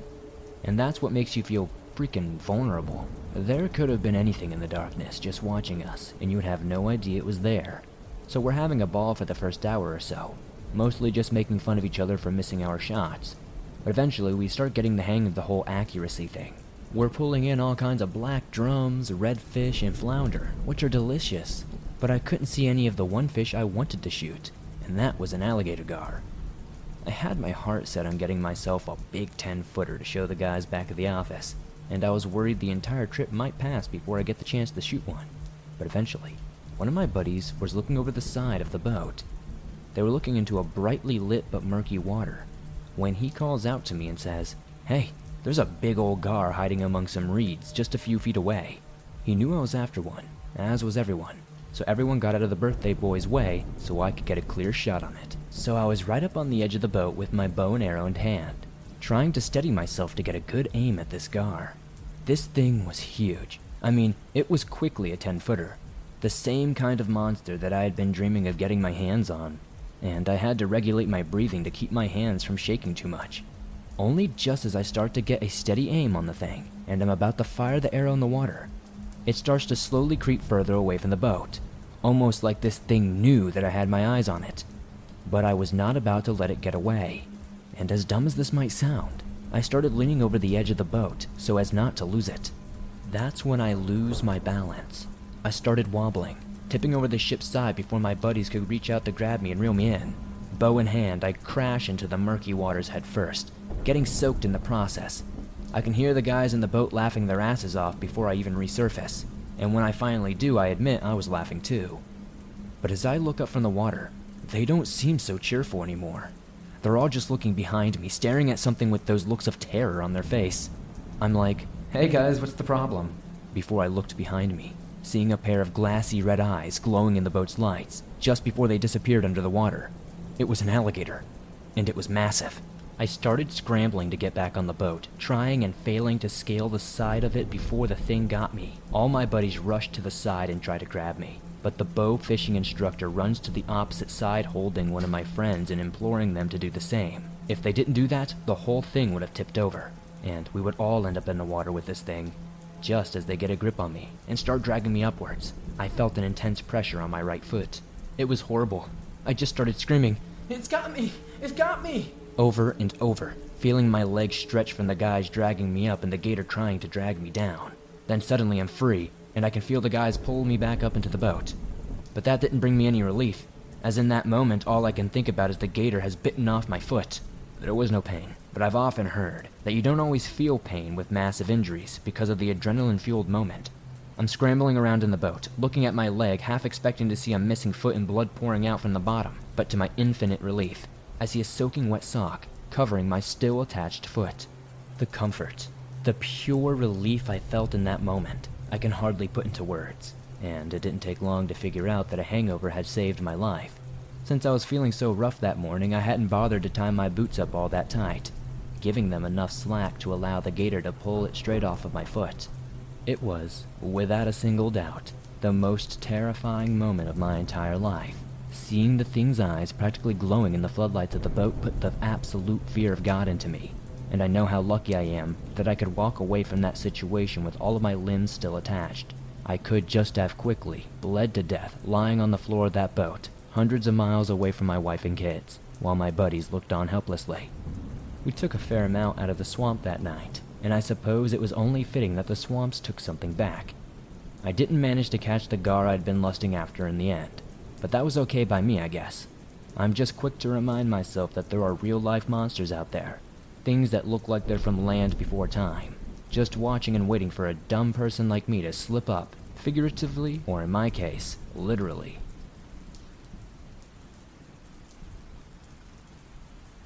Hey everyone, my name is Troy and I live with my wife and daughter in the Gentilly neighborhood of New Orleans. My wife and I are Creole, and we are proud of that. We have a rich and diverse heritage that we can trace back for generations. We were both born and raised in New Orleans, our home, and neither of us would rather live anywhere else. But although this city is nicknamed the Big Easy, living here is anything but. From the heat and humidity to the gators and hurricanes, I think the sense of community down here has been forged out of suffering. And back in 2005, when Hurricane Katrina hit, we suffered. So in 2005, my family lived in this sturdy, red brick, 2-story house here in Gentilly. I guess it is my fault that we went through what we did, because even after we got the hurricane warnings, I decided to keep us there. We had it for at least 4 or 5 years then, and never once had it flooded before, no matter how crazy the storms got. On top of that, the roof had almost an inch of waterproofed plywood underneath it, and I laid all the shingle with my own 2 hands. I was proud of my work, and put a lot of time into it. Maybe it was my pride getting in the way, but I reckoned we'd be alright. And at first we were okay. My wife and I figured it was just another regular old hurricane, if you can call them that. But then we got the bad news that the levees had broken, and we only just then realized what we were actually in for. The water came in fast, real fast. It flowed down the street we lived on like a river and leaked into our house wherever it could. We grabbed all kinds of things we didn't want to lose in the ground floor and then headed upstairs to safety. Somehow, I got into my head that it would just stop there. But I remember how scared my wife got as the water started climbing the stairs. Step by step, we watched them disappear one by one until not long after it was soaking in the carpet on the 2nd floor. The house had never flooded before, not even once, and then, here we are, feeling like we had no more than an hour before the place would be underwater entirely. Our daughter was young at the time, just out of diapers, so you can imagine how scared we were, and how her crying made everything else much tenser. That's when all the power went out. My wife and I saw this big flash of light outside and heard these scary-sounding sparks from outside. But it wasn't any lightning. It was from the transformers down the block as they shorted and gave out. After that, we were in darkness. I was hauling as many of our valuables and essentials as possible into the attic of our house, while my wife tried to keep the baby calm. She was hushing her, singing her little songs, but the baby was wailing something fierce. She knew something was wrong, and she wasn't too proud to show it. When it was up to our waist on the 2nd floor, we were all starting to panic. But suddenly, it just stopped. We weren't sure it had. First, I just figured it may have slowed down, but was still rising. But sure enough, it had finally stopped, and I swear I could have danced for joy. Almost the whole house was ruined, but if the water stayed there, we wouldn't drown, and to me, that was something worth celebrating. It was about midnight when the water stopped rising, and we were in total darkness, only able to see by our flashlight. Our bedroom had a balcony in it, so I went out there to look at the street outside. It was like a river out there, just all this rushing water flowing down the road, and it was filthy. It had this oily black layer on the surface, and trash was everywhere. All kinds of things floated past me. Anything that could flow out of people's houses was bobbing on the surface, It was a vision of utter destruction, but I'll never forget the noises coming from the other people's homes. All these banging sounds coming from people's roofs where they were trying to break out of their attics. It was haunting. Like all these houses had been turned into coffins and the people inside had been buried alive. Just this horrible booming sound that echoed all around our neighborhood, and you couldn't tell exactly where it was coming from either. The water seemed to create these echoes or something, sending the sounds every which way until it seemed like the entire city was all playing drums. I'll never forget what that sounded like. I told my wife to take the kid up into the attic to get some sleep, but I'm not sure she slept a wink that night. Around noon the next day, a boat full of guys wearing uniforms came along and hitched themselves to our balcony railings. I thought we were saved, that everything would be okay. They drove that boat to a nearby overpass where they had ferried about a good half of the neighborhood. About 200 or 300 scared, exhausted people were already there, just waiting to be told what to do next. But once we got there, we realized how bad the situation was. Nobody had any food with them, no water or bedding either. But we all just guessed that someone would come along with the supplies we needed. There was no way the government would just leave us here to die, right? It makes me angry just writing that, knowing what I do now. But they did. They just left us to rot, forgetting about us.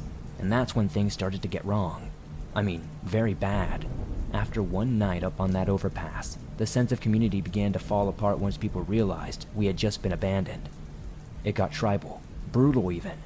People were taking food and money from those who couldn't defend themselves appropriately. Those folks had no shame. They didn't even bother to cover their faces. Like common bandits, they just felt entitled to other people's stuff.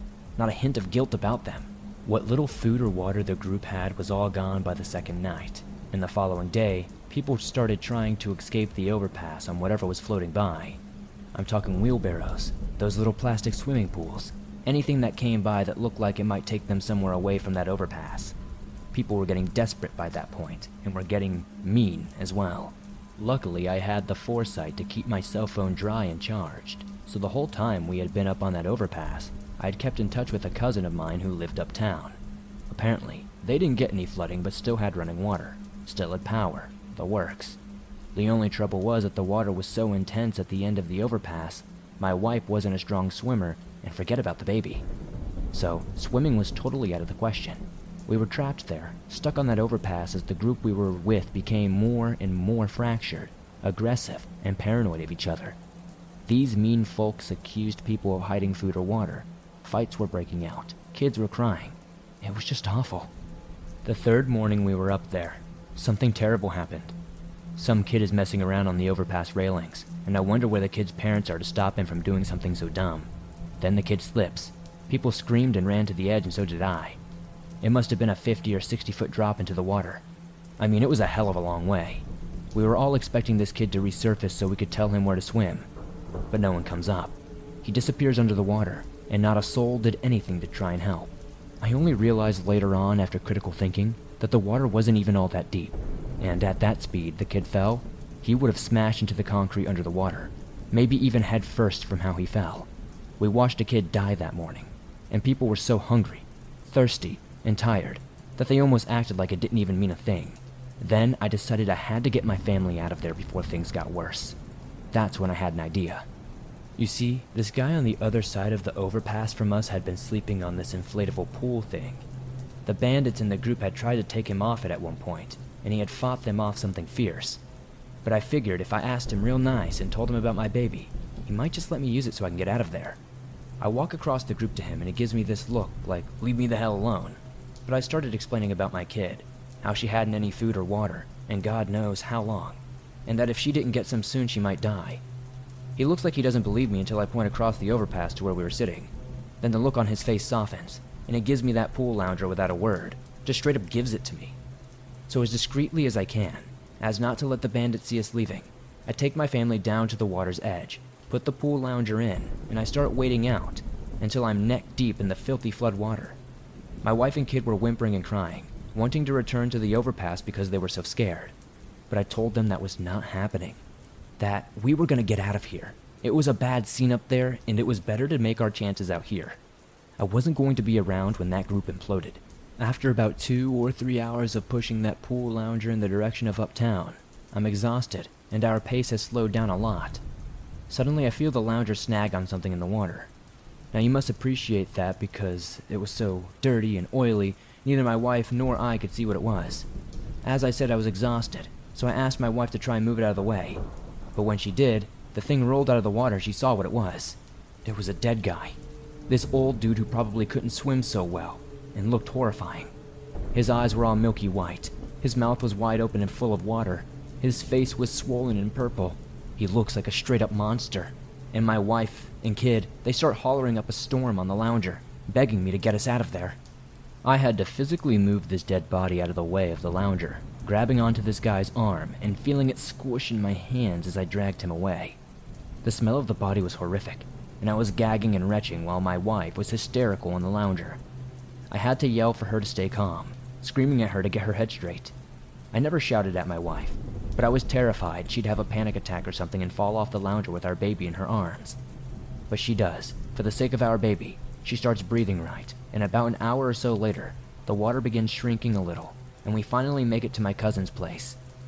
We stayed there for about a week, living off my cousin's generosity until we could finally get evacuated to a FEMA camp in North Carolina. They were nice to us, but many folks felt terrible that we had been left alone for so long. I hate to get all political about this, but the experience changed my thoughts about the government. I get that no one expected Katrina to be that bad. I do. I was just as surprised as anyone else that the levees broke after being so good for so long. But what the hell are we paying all this tax money for if they aren't going to use it to help us when we need it? We pay them so they can look after us. Not all the time, but sure as hell during an emergency like that. I hope that we learned enough from that whole horrible experience to be able to deal with it better in the future. And I pray that we do, because I'm not sure how New Orleans could have ever survived something like this. And if it ever happens again, I don't think it will. As much as I love that place, Katrina showed me something. That community is fragile, and it won't take much for it to unravel.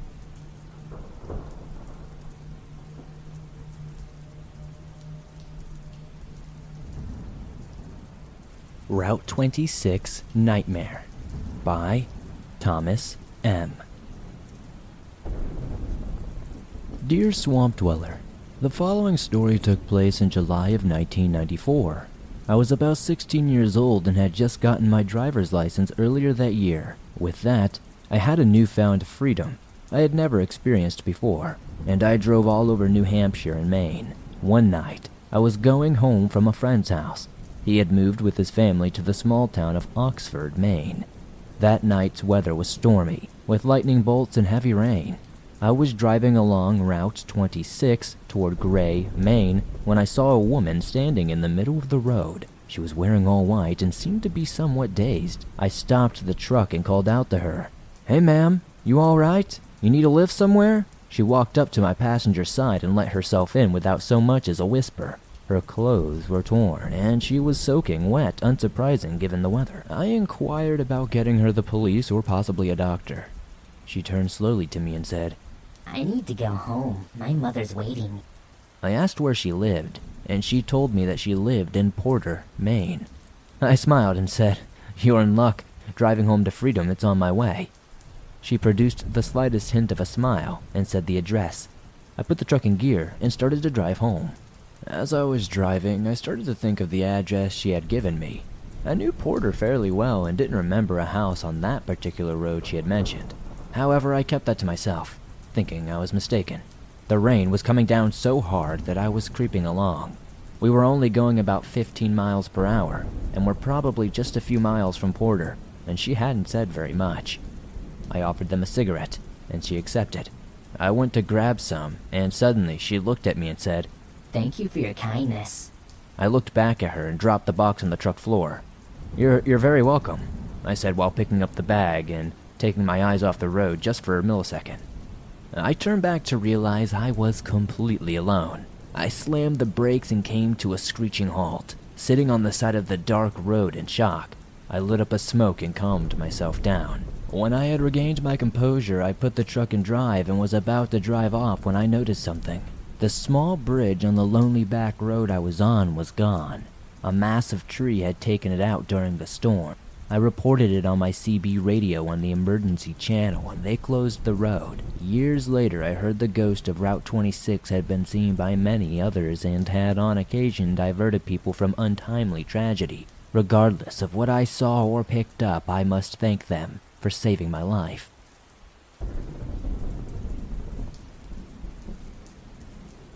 Maine Hunting Experience by Ben C. I had never been a massive believer in the supernatural, but I'm not closed-minded either. I had never had an experience of my own. That is, until one night in early December of 2016. I was 16 years old at the time and was doing what I loved best, hunting with my father and grandfather. I have been an avid hunter since my dad bought me my first hunting license when I was 7 years old. Throughout my life, I have hunted all kinds of game, from pheasant to turkey, bears and foxes to deer and elk. So it's safe to say I'm fairly familiar with wildlife all over the United States. This particular encounter took place on my grandparents' property in southern Maine. They owned 55 acres of land with a small river running through the property's southwest corner. However, that river is a mud pit at this time of year. For a little more detail, the land's topography is very hilly with steep inclines and deep valleys. The plan for the evening hunt was supposed to be a short one and was only supposed to take 2 to 3 hours. My dad and grandpa were supposed to come from opposite sides of the valley, and I would come down the hill and we would all meet at the halfway point in the valley and walk out together. The valley was elementary to find as it was an old logging road and well marked. The idea was to push deer to each other. We had a late start, so only 2.5 hours or so of daylight left when I started my solo track into the valley. Before I started my hunt, I pulled out my phone and looked at the property map. I know I should be able to walk down the hill without much navigation, but I fear I'll take a wrong turn and get lost. What scares me the most is pissing off my grandpa for making him wait at the rendezvous point, so I looked at the map to be safe. The first part of the hunt started off without a hitch. I was making good time while stopping every once in a while to look for deer signs. So far there was nothing worth mentioning, but I was happy to be in the woods regardless. Things, however, became terrible, quite quickly. As I mentioned, there wasn't much daylight left, so we considered that. Unfortunately, we didn't feel the storm that came in like a bat out of hell with no warning. In an instant, the sky became dark as night and the snow came down where seeing more than 5 feet in front of you was damn near impossible. I had enough and began to haul ass to the meeting point at the bottom of the hill. Once I finally reached the level ground, a wave of relief fell over me. I was cold and wet and wanted a shower. Then my heart sank. I was off the old logging road. I still needed to figure out where I was. Everything I knew about making out of situations like this tells me to stay calm and forget about everything. But I am everything but calm. I knew I was down the hill, so I had to hope that my dad or grandpa was somewhere close by. Not even thinking about scaring any nearby deer, I yell out, "Dad! Grandpa!" I took a momentary pause to listen for a response. All I heard was the wind blowing through the valley and the sound of snowfall. Then I heard something I honestly cannot explain. I heard, "Dad! Grandpa!" echoed back to me, but wrong. What the hell?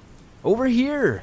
I yelled back, only to have the same, "Over here!" yell back to me. This time it was close, really close. Whatever was echoing me was moving fast.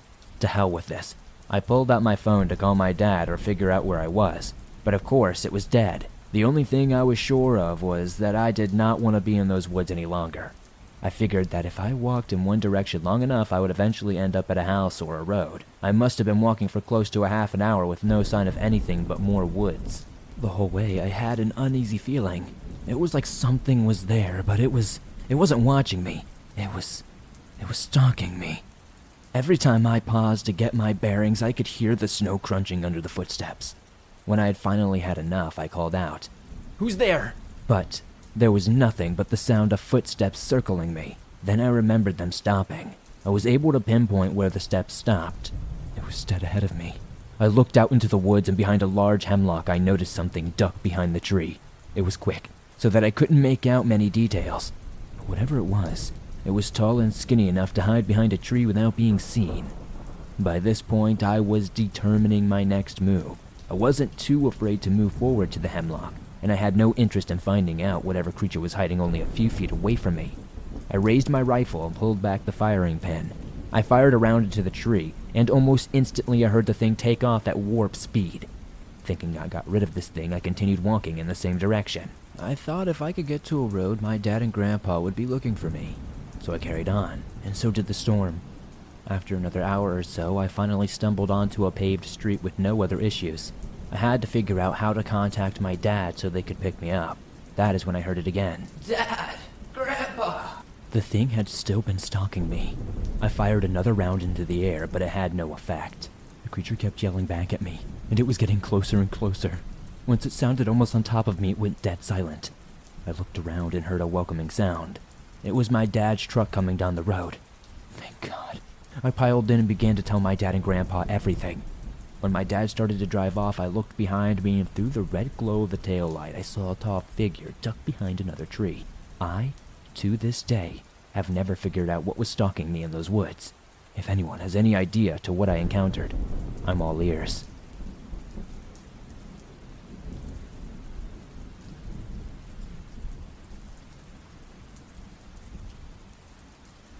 A Not So Jolly Christmas by Anonymous.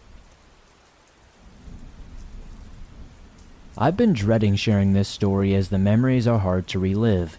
My family and I were involved in a shooting. It was December 20th, 1993, in Berwick, Maine, where these events began. They lasted until about the 21st or 22nd, however. I was 14 when this happened, and my father was no longer really in my family's or my life. To give you an idea of the layout where we lived, before you walk into our apartment, you have to go into a room with a staircase that leads up. Our door is the last one on the right when you're facing the front entrance. When you first enter our apartment, you will start in the living room, followed by the kitchen. To the left is the bathroom, and through a doorway past the kitchen is my brother's room. Through my brother's room and another doorway is my room, while in the back of my room, to the left is the back exit of the apartment itself. Now that I've got this setup out of the way, I'll explain the story itself. It was Christmas break, and it had been snowing rather heavily. We had just finished having my brother's birthday party, and as such, there was my mom, 3 brothers, and myself, and our neighbor's son, whom we'll call Johnny. Johnny and I were the same age, went to the same school, and he had a crush on me. All the kids were in my brother's room working on a puzzle when I wanted to ask my mom a question. She was in the living room. I should also add there's a window above the kitchen sink which will be necessary, and I headed in before asking my mom something. I soon noticed a sound as I walked by the kitchen, but I ignored it. I soon head back to my brother's room when I hear the noise again. I turned to my mom and asked her if she also heard the noise. She confirmed, and she had, and me being dumb and 14 years old at the time, I wanted to see if it happened again, if I walked by the kitchen window. I walked by and again we heard the noise. Curious, I asked my mom what she thought the sound was. She told me it was probably just kids playing with some firecrackers. She asked me what I thought it was, and I told her I had no clue. I then shrugged and kept going towards my brother's room, at which point I heard the firecracker sound off several more times. I turned back and asked my mom if she still thought it was firecrackers, as I thought it sounded more like a gun. She told me whoever was making the noise was going too far with it, and she had to go to her friends to use their phones to call the police. I was instructed to not open the door for anyone but her, but I knew it was her because she'd knocked twice to signal me.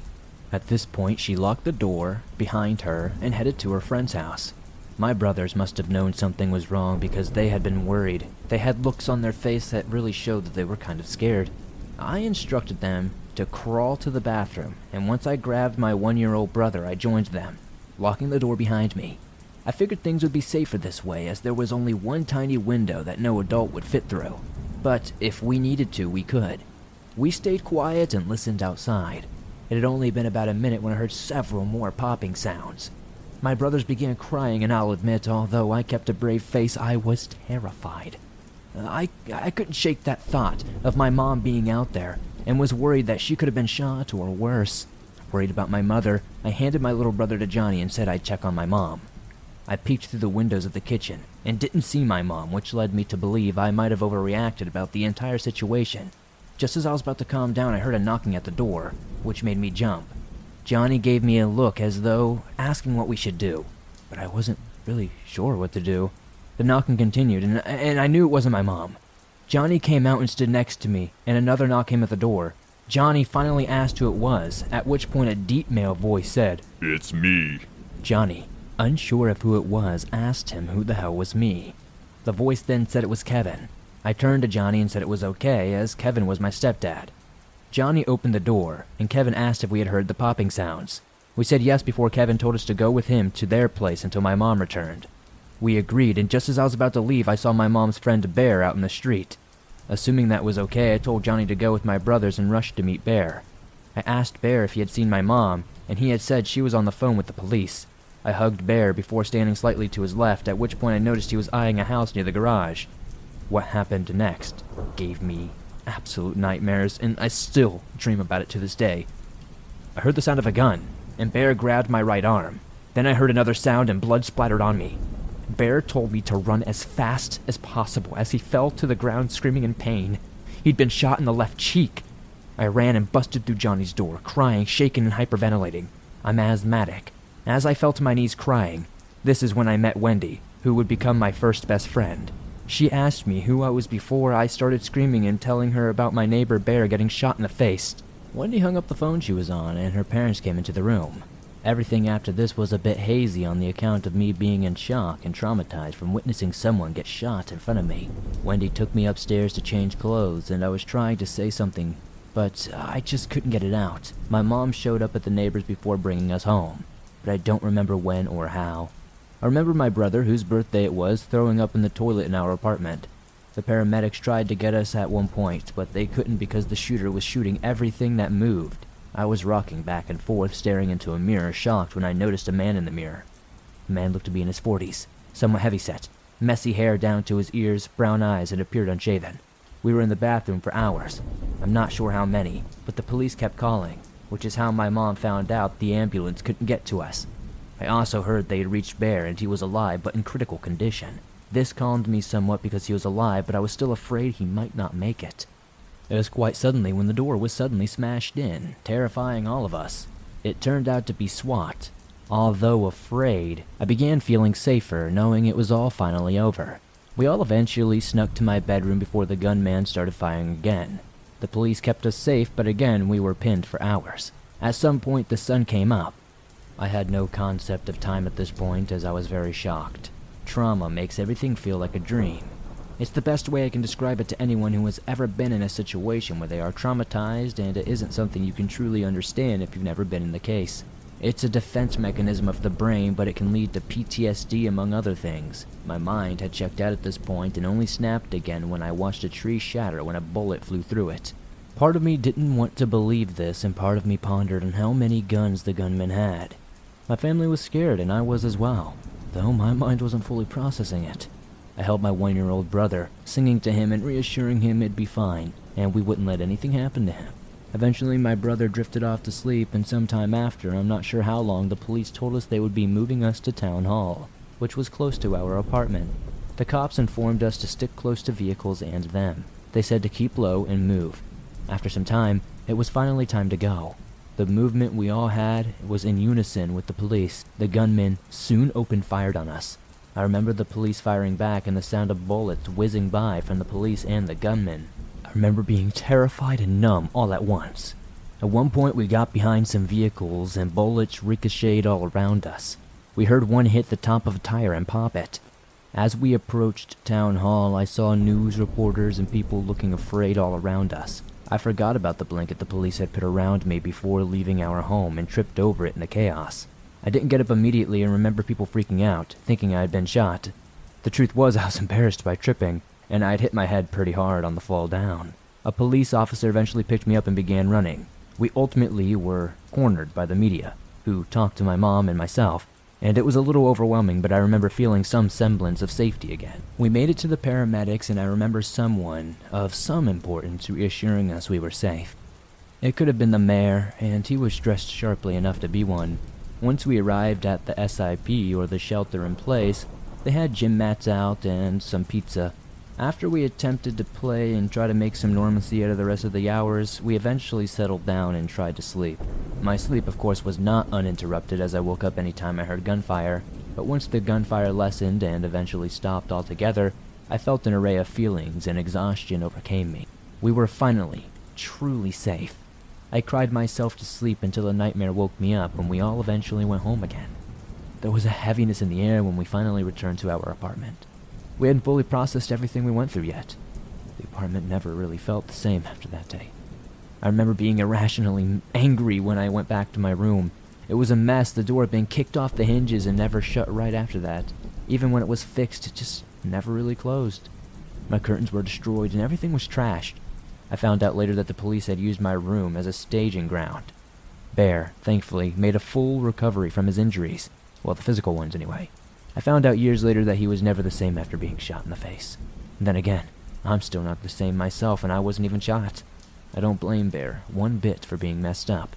Remember the man in the mirror I mentioned earlier? I described him to Wendy and she explained I had told the shooter to the finest of details. I don't recall seeing the shooter, but perhaps I did see him. The mind will do strange things while you're in shock. When the break was over and we returned to school, the kids kept asking us about what had happened. We couldn't deal with it and I went to the office and called my mom and left. The school told us to take as much time as we needed, and we took a few months off. When the information eventually came out, it turned out that our neighbor across the street was the shooter. His name was Patrick Wood. He was ex-military, and the police had thrown tear gas. Later on, they realized he hadn't left because he had a gas mask on. Inside his home, they found tons of weapons and ammunition. He had dug a tunnel from his house to his shed where his guns were, and he'd used that to restock and reload when he was entirely out of ammunition. The man also had several medications strewn all over the place. When I was with Bear, I heard a whirring sound on the first bullet. It turned out that that sound was the shot narrowly missing my head. I'm lucky to be alive to share this story with you today. Patrick was terminally ill with cancer and his wife left with their kids. I'd imagined that's why he did what he did. I passed no judgment on his wife. It's not her fault. He snapped, not her. I believed she had good reasons for leaving with their kids. I mean, look what he did. It's going to sound crazy, but please hear me out when I say I empathize with Patrick in a way. He had lost everything, and if I was placed in his shoes, while I probably wouldn't have done what he did, I do kind of see his perspective, even though it's completely terrible. Some part of me feels that if that guy wanted me dead, he wouldn't have missed that headshot. I don't know. I don't think he wanted me dead, but I can only speculate because obviously I'm here to live. It's only speculation and we'll never know as, he was shot dead in the end. Patrick was amazingly the only person to die during the shooting. I guess I do feel bad he died in the end, but since these traumatic events, I never feel safe anywhere. Any loud popping or sudden sound makes me panic, and sometimes I'll get cold sweats and start hyperventilating just from being around too many people. I've had several years of therapy, but it's never going to be wholly solved. Crazy Trucker by Victoria Red. This event occurred on a summer evening. My mother was driving with me and shotgun and my twin sister and my little brother in the back. We were going to our family's cabin in western Maryland, 4 hours away from our home in Pennsylvania at the time. Cass and I were 12. My brother was much younger and asleep in his booster seat. Camping in western Maryland was our favorite place, so we were all very excited, including my mother. Now, the car ride, on the other hand, was always miserable. It was hot with no AC in the car, and we didn't have phones back then.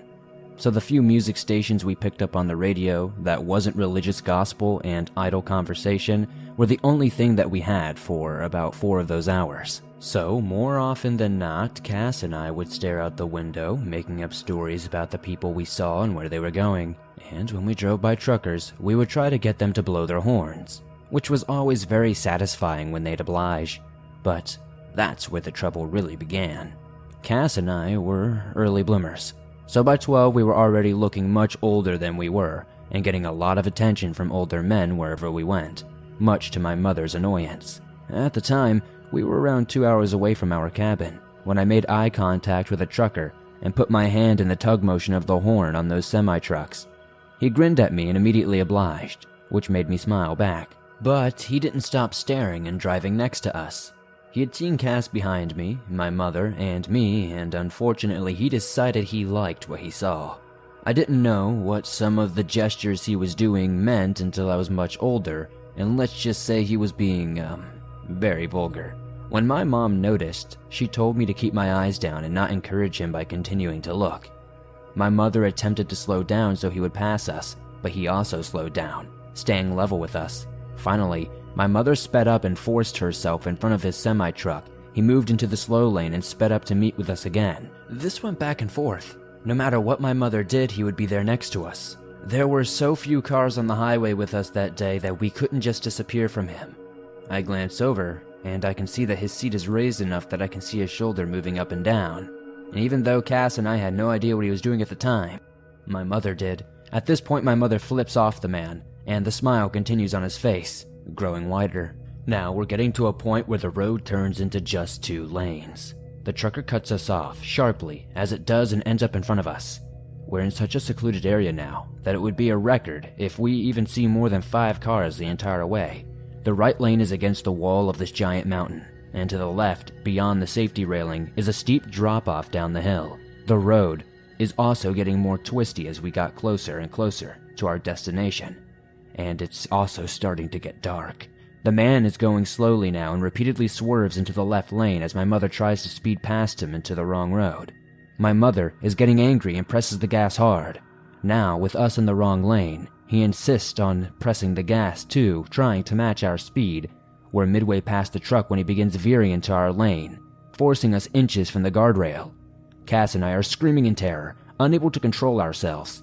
Our brother wakes up and begins crying just because we are, and my mother has a death grip on the steering wheel and has a look of panic on her face. He keeps dipping in and back, obviously enjoying the terror he's causing. Finally, my mother slams on the brakes and we swerve right, almost smashing into the mountain wall.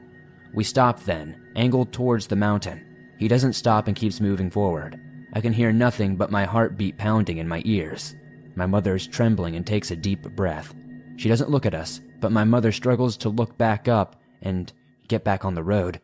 I become terrified for a moment that even after avoiding being forced off the side of the cliff, we might end up falling backward anyway. After 3 attempts of backing up and pulling forward, we finally managed to pull back into the right lane, going no more than 30 miles per hour. I'm already prone to getting carsick, so I grab the plastic bag in my seat and I begin to puke my guts up from fear. My mother rolls down our windows and we drive in silence until we get to the last stop before our cabin, only about 45 minutes away. It's this little rural, run-down gas station, but it'll do. We clean up and I brush my teeth in the dim bathroom, and we leave, now in complete darkness. The police in that area are notoriously unhelpful, so we don't even bother. Not to mention that cell reception is unheard of. We drive in silence the rest of the way there. When we finally get in that night, Cass and I try to talk about it, but my mom shuts it down immediately. She tells us that she was used to men being creepy like that to her, and that it had nothing to do with us, snapping that there's no reason a grown man would be looking at us like that. Anyways, she builds a campfire for herself and gets super stoned, making us go to bed as she calms down outside. Anyway, I'm just glad that we didn't die by being forced off the side of that mountain, or even being smashed into the side of that hill that evening. Even though very few cars drove in that area, we were lucky that someone didn't whip around one of those curves and smash into us while we were stuck in the wrong lane. To this day, Cass and I have major anxiety about driving, and even just being near semi-trucks sets us both into an overwhelming panic. After that evening, no matter how boring the trip is to us or to you, definitely don't mess with truckers.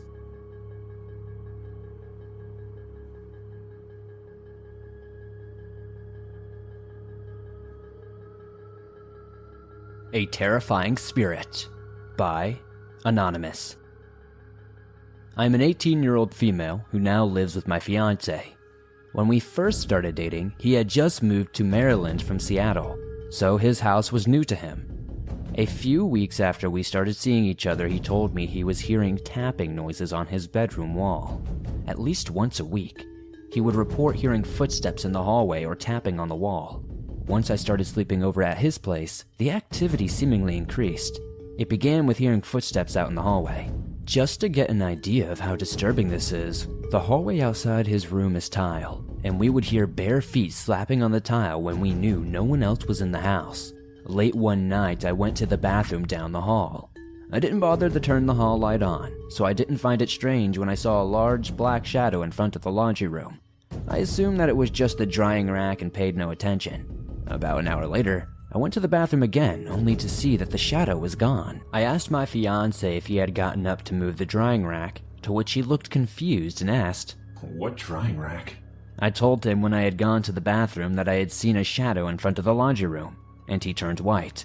He assured me that he hadn't even done laundry that day. This shadow figure prompted me to look up my fiance's address on a website called diedinhouse.com. This search revealed that a man had died in the house in 2010, who I will just call Robert, to protect his family's privacy. So as a joke, whenever something would bump in the night, we began to call out, "Robert, knock it off." However, whatever was in the house did not like being called Robert, because the activity started to get scary after we began to use his name. Instead of quiet footsteps, we heard running down the stairs to our bedroom. Doors to closets started to open, lights would turn themselves on and off, and my fiance's dogs began to growl at night.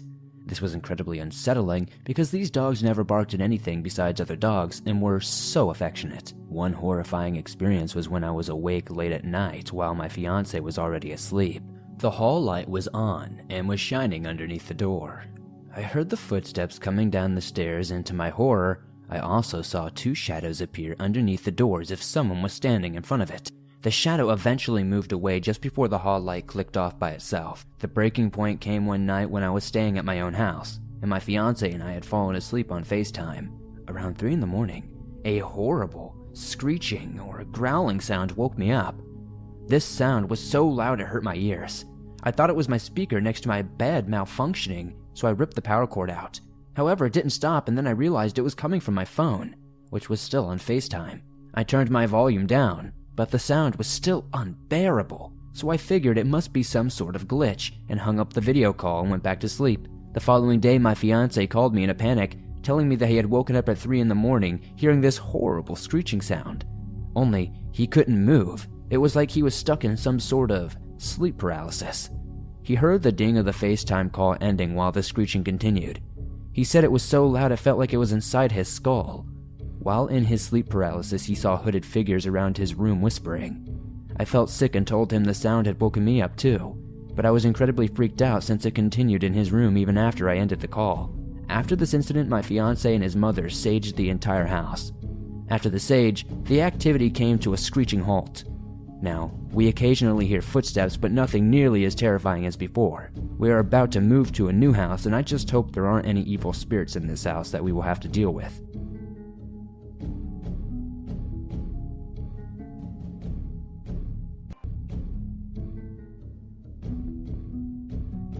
Forest Haven Asylum by Anonymous. So this happened in February or late January of 2015.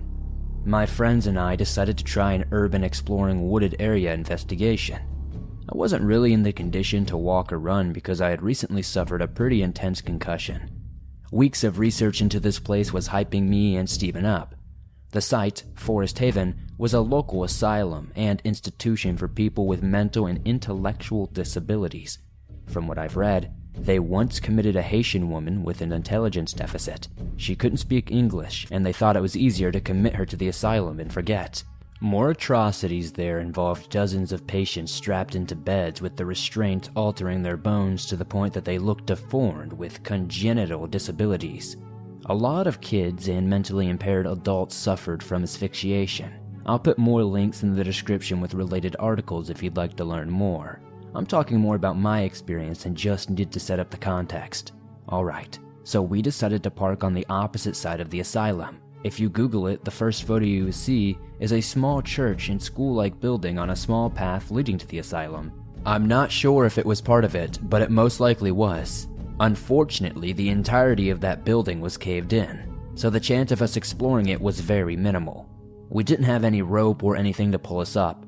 We decided to continue onward and through some incredibly thick forest and brush. We had to climb over a massive tree on the only animal path in sight. The more and more we walked in, the eerier the atmosphere became. I saw something white out of the corner of my eye, and man, I was not disappointed. White notes, paper sheets, just random paper sheets strewn throughout the primary forest before the asylum. I swear to God it felt like the Slender Man game. Besides my buddy Travis being spooked, Steven and I were in high spirits. Bandanas on our faces, knives in our hands, flashlights and phones. We wore all black hoodies except for Travis. As we passed the notes and reached the end of the forest, we saw the eeriness of the most prominent building on the asylum grounds. It had abandoned semi-trailers there, to rust for eternity. Not entirely sure why though. I ran as fast as we could to the building to stay covered. As we reached the first half of the enormous building, we turned on our flashlights and walked inside. I saw beds those children died on. I saw disgusting rooms with pillows and mattresses that were strewn about. I'm a firm atheist, but that place made me uncomfortable. Incredibly uncomfortable. There was loads of graffiti too. Some disrespectful and others comment on the duality of man. Some of it was racial slurs and swastikas. Steven and I felt so pumped and alert. I loved the rush the asylum brought. Travis took pictures and Steven and I cracked jokes about him being scared. The other rooms were pretty well lit, with windows removed and sunlight glowing through. But this room was something dark. Just incredibly dark. It had snowed about 1 week prior and the snow was almost completely melted at this point. And this day wasn't too bad, it was 55 to 60 degrees. There was a huge ice pillar. I don't know if Travis photographed it or not. I understood that ice wouldn't melt in the shade, but the sheer size of this pillar, from roof to ceiling of at least 12 feet, and a tree trunk around it in circumference, that's when it dawned on me. Maybe I didn't fully understand it then, but a few things that wouldn't happen anywhere else happened at that place. After being spooked thoroughly in the icy dark room, we climbed onto the roof and saw the melted snow in a substantial watery pile seeping through, looking as if it were going to collapse at any moment. We didn't dare walk past the dry areas of the roof and decided to get off a different way. So as we explored the biggest building, we made our way to the main building. As we entered this decrepit, ancient building, it's the ice room all over again. The doors were rusted and broken, rooms tossed and ransacked. I climbed up into a level by myself since the staircase was blocked by some desk and wall shelves. I found nothing but sand in the staircase landing. This is in the middle of Maryland, nowhere near a beach, and this staircase was covered in sand. It wasn't concrete, crushed rock, or fine sand. It belonged on a shitty Maryland beach. For whatever reason, this made me terrified. I spoke to Steven and Travis through a hole in the floor. They had been seeing a security guard roaming the area and we were probably going to need to leave soon. I climbed the metal barrier on the landing, climbed down and met with Steven and Travis. We went out a window on the first floor, hid behind random metal barrels or something of that sort, and saw the car drive away. Travis was so freaking nervous that I started panicking. That's when he and Steven took off in a sprint and I chased after them, being slower than all of them unfortunately. Even though I wasn't as incompetent shape as them, I sprinted my ass out of there. As soon as we got to the forest, I was about 50 yards deep from the edge touching the asylum grounds, and they were about a 50-yard ahead of me. I saw the groundskeeper. He didn't stop chasing after us. We ran fast through the thicket, jumping over branches, avoiding the giant tree and watching out for the abandoned building back to Steven's car. We all got into the car and drove. There were no words said, all of our heartbeats were through the roof, and I cannot even replicate how fantastic and equally terrifying that day was.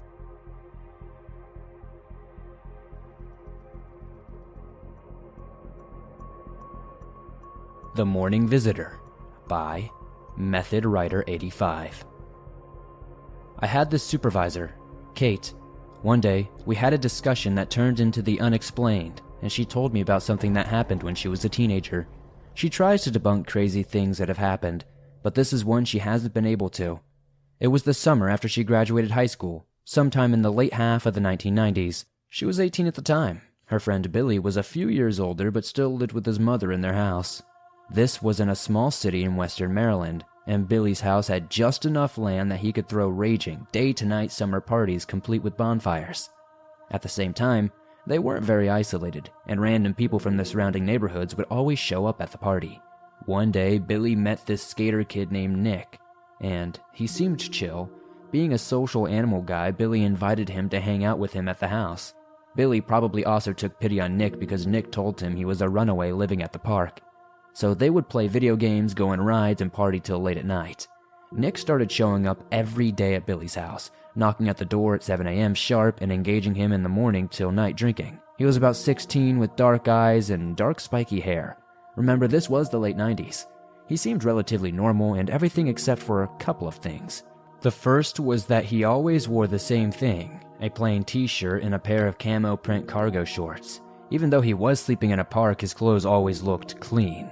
The second is that he was never seen eating or going to the bathroom, even though Nick drank heavily with Billy. Finally, oddly enough, no one remembers feeling Nick's skin, even my supervisor, who had sat next to him in a car during a road trip.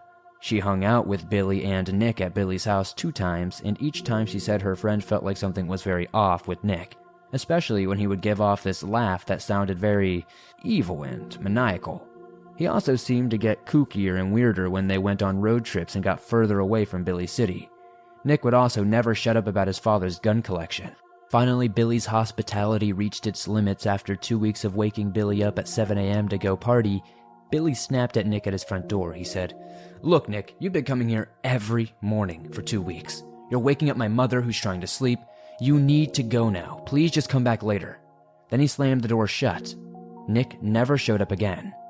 Billy came to Katie a little bit later with a newspaper article.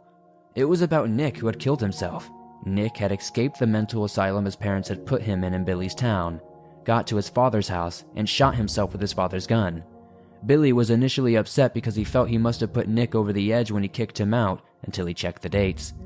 Unfortunately, Nick had committed suicide on July 10th, 2 entire weeks before even meeting Billy.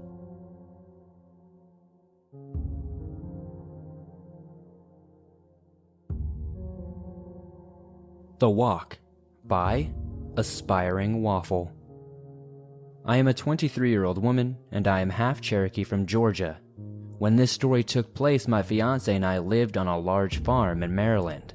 We didn't use the farm, but we were renting a small house on the property, and we were free to come and go around the grounds. I was only 19 when this took place, and the only residents in our home were myself, my fiancé, and our cat and dog. Our cat was a lunatic barn cat that I had rescued because I couldn't say no to animals that need help, and our dog was my loyal pit bull, a sweet, cuddly scaredy cat. She weighs about 75 pounds and is afraid of her own shadow. Our farm was situated approximately 20 acres of land, and our driveway was about a half-mile long. So usually when I would get home from work, my loyal dog and I would go for a walk, and usually I brought my fiancé with me. Not that I was afraid to go out alone, just that he spends too much time playing games. Anything to get him to use his legs a bit.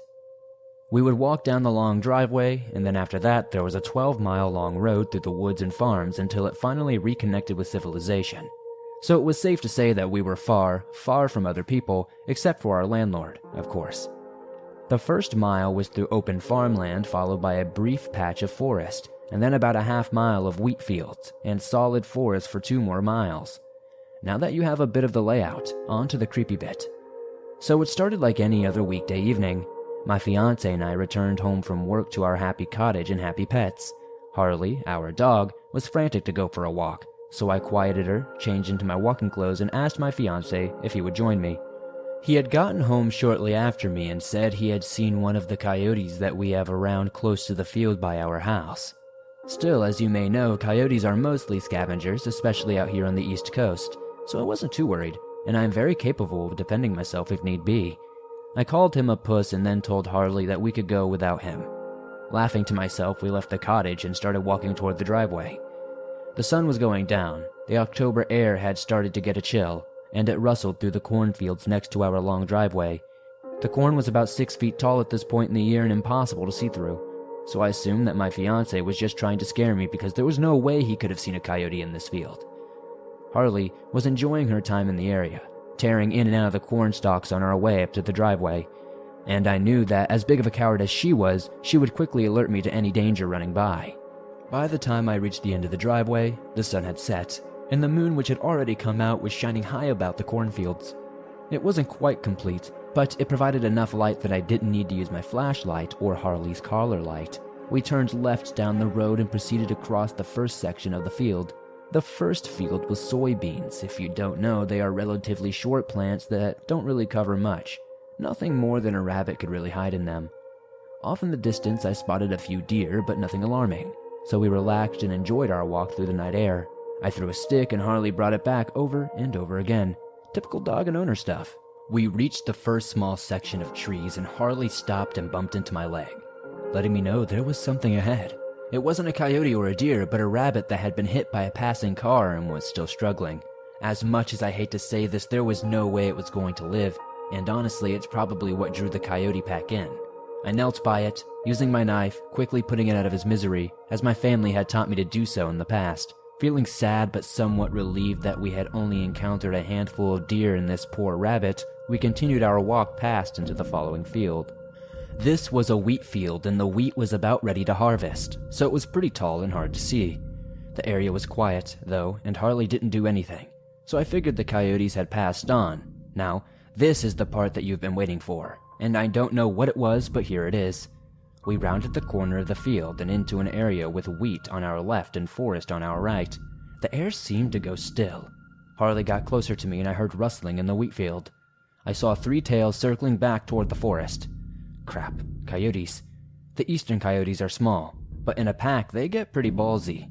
Harley raised her hackles, and I yelled, "Get out of here! Go on! F off!" as loud as I could, trying to get the coyotes startled and scattering off into the trees. I decided to turn around and get out of there before they regrouped because I was brave, but I was not going to walk into a darkened forest with a coyote pack and a cowardly pit bull. We turned back, and I heard a rustling in the wheat again. A confused coyote, maybe? I thought it must be, but no. Harley was standing stock still, staring at the grain, and I whistled for her to come with me. The high-pitched, ear-piercing 2-fingered whistle that we all know and love. That snapped her out of it for a second when my whistle was returned from inside the wheat. All of a sudden, all of the family legend I had heard came flooding back to me, and I expected to see a small, thin creature emerge, but nothing did. I didn't smell rotting meat or feel a sense of dread. Instead, I was transfixed with fear and curiosity. I whistled again, and the whistle was again returned, very human-sounding, but not at the same time. Against my better judgment, I said, "Hello?" My voice replied, but in a staticky way. "Hello?" My hand was on my knife, and I said, "Show yourself." There was silence. No bugs, no coyotes, no Harley noises, just my breath. Slowly, the rustling started again, and I turned on my flashlight. I shined it into the wheat field, and what I saw still confuses me to this day. Animal eyes. Green and yellow. They were reflecting off of the light back at me. But what was connected to those eyes didn't make sense. There was a girl, no more than 14, maybe 16 years old at most, crouched in the wheat. She wore what I think must have been some kind of deerskin or fur, and she was naked otherwise. She was skinny and looked malnourished, but almost like she had never even seen the sunlight. Her hair was long and tangled with wheat and leaves. Under any other circumstances, I would have said she was beautiful, but at that moment, she was terrifying. We stared at each other for what must have been a solid minute or so, but felt like much longer until I heard the unmistakable coyote howl from the forest. Both of our heads snapped toward the noise, and immediately I heard her take off through the wheat toward the sound. At that moment, Harley took off toward the house and I went after her. We didn't stop running until we got to the driveway. I finally stopped, not wanting my fiancé to know I was running away from something. I could still hear the howling in the distance, and we started walking at a brisk pace. We made it back to the cottage with no further problems, and I didn't tell my fiancé about it, not wanting him to go out with the gun. She hadn't hurt me, so I didn't think it right to hunt her. I was awoken in the middle of the night by that same sound of coyotes, but this wasn't very unusual. I guess they were normally outside of our stuff, but I was wondering if she was with them.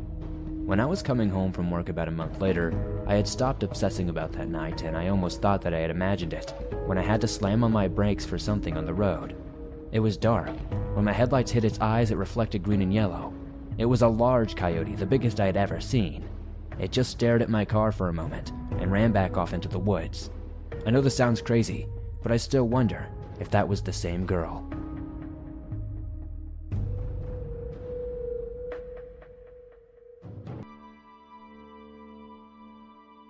Hello, Swamp Dweller. Thank you for giving me a platform on which to share this encounter anonymously. I'm a huge fan of your narrations, and your podcasts get me through every workday and long car rides. Keep up the excellent work and much love. For the sake of those involved, names and locations will be anonymous. I will refer to myself as M and the others as friends 1 through 6. The only location detail I will share is that this took place in Massachusetts. Now, on to the story. Almost a year ago, to get out of the house during quarantine, some friends and I wanted to go camping, 6 of us in total. We met up at a clearing that one of our friends knew about. Friends 1, 2, and 3, and I started getting everything set up while we still had some daylight. We got the tents and chairs set up around the fire pit before the sun was about to dip under the trees. After we got the fire going, it was around 8 p.m. A little after that, friend 2 got a call from friends 4 and 5 saying that they were running a bit late but were almost there, asking friend 2 to wait for them, out on the road, so they could see where we were. He left and everything was still excellent. A short time after, friends 2, 4, and 5 came back to the campsite. Friend 2 was a little shaken up. When we asked him about it, he said while he was waiting out on the road he felt like he was being watched and heard something in the trees. If you don't know Massachusetts, the forest and woodlands can be dense at times, and, at least in my area, there are a lot of pine trees, so flashlights or lanterns won't illuminate much more than a couple of feet in front of you. Yes, it is that thick in my area, with all the trees and fallen logs. Anyway, friend 2 said he was listening as whatever it was kept leaping back and forth to the trees behind him as he was walking. However, he suddenly heard it pacing back and forth in the trees behind him when he got to the road. Then, he didn't hear it anymore. The surrounding woods, he said, were very silent and still. He was down there for just a few minutes before he heard the pacing resume. Only this time it was across the road, and it was much faster than before. Now before I write this, I'll give some context. Friend 2 is a bit of a hothead with a short fuse when he gets annoyed. He said he yelled across the street that whoever was there better stop or he would go over there and kick their ass for toying with him. The pacing didn't stop. He said it got faster, even as he was about to cross the street. However, friends 4 and 5 showed up and the pacing stopped, and once they started hiking back, it was silent until they were about halfway to the campsite. At first, we all assured him that it was probably just a bobcat, if anything. As I said though, friend 2 was a little shaken up. And again, as I said, they have a bad temper and a big pair of stones most of the time. Normality resumed for a little bit after that. It wasn't until around 11 p.m. when I got a call from my mom asking me to come home for family reasons. I begrudgingly packed up and I left, and from there, I tell the story from the perspective of friend 4. Friend 4 told me about the day after that. Almost an hour after I left, the whole area felt dead silent. The only noises were the occasional smoldering of the campfire and some coyotes far off in the distance. They told me everyone started hearing the pacing off in the tree line about 30 to 40 feet away.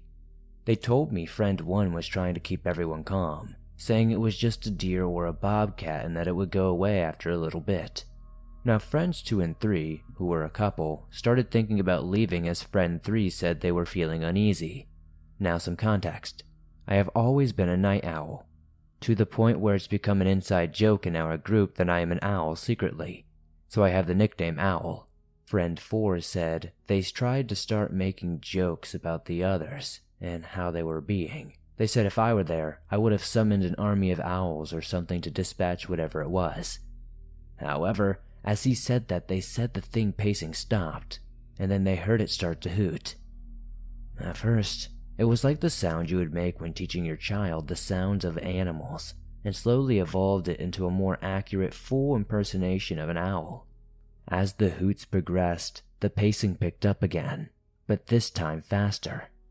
And they said they also heard it breathing very heavily. And just like that, the howls of coyotes resumed, only much closer. They told me no more than 1,000 feet. Whatever it was kept howling louder and louder, and everyone began panicking. Even friend 1, who is an absolute adrenaline junkie who laughs at death as they go 80 freaking miles per hour on sharp corners with his motorcycle, was starting to be freaked out. Everyone was horrified. They didn't even bother packing much. They just took most of their valuables and whatever they could grab and ran to the car as fast as possible. Howling and barking coyotes not far behind. No hooting though. Just dead silent woods and howls and barks. Friends 1 and 5 will swear up and down that it was a bear or a bobcat or some sort of deer making the hooting noises, and that the coyotes were likely lost. However, friends 2, 3, and 4 told me that they had horrible, vivid nightmares that night. After our research, we concluded that the thing stalking us and mimicking an owl that night was most likely a wendigo, and the coyotes we decided were most likely drawn to the scent of a hunting predator and were looking to scavenge any remains they could. If you read this story and narrate it, thank you for choosing it. Stay safe if you're in the woods of Massachusetts.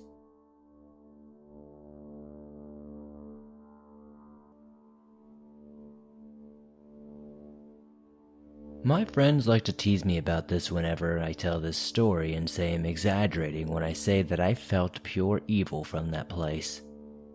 The title was more of a warning based on personal experience, but I don't recommend it either way. I also apologize for the spotty detail between arriving and going into the house because I was young when this happened. Now, to get into it. I'm part of a Christian family who's pretty religious, and I was no exception. Ever since I was little, I was warned of anything witch-related, or anything deemed demonic, so I'm sure you can imagine the surprise and excitement a little 8-year-old me felt when my mom took me and my, at the time, 10-year-old brother to Salem to see the Witch Trials Museum. She thought that it would be a good, informative little trip for me and my brother. When we got there, we walked into the main building that had wax figures and voiceovers talking about the witch trials and showing different ways people were killed. They tried to get my brother, me, and the other small children to sit on a bit of a pentagram in the middle of the floor, but my mom yanked me next to her instead. I was honestly still stoked and invested in the history, even though the wax figure scared the crap out of me. Massachusetts, although had a dark history, it was very interesting. I've always been a big history nerd when it came to topics like this. My mom was a bit uneasy after that, but she was still happy that we enjoyed the day. We passed through a gift shop and had some lunch at a food place there. And then we heard that you could tour the judge's house, so we started to make our way over there. Now, my family has been susceptible to the paranormal and negative energies. I've had my own experiences outside of this. And, not to mention, I had been excellent and happy out before this. During the walk there, the same goes for my mom and my brother. That was until we got to the house and walked in. An immediate feeling of dread, just a heaviness came over everybody. I'd never felt that way before, and I still never have since that day.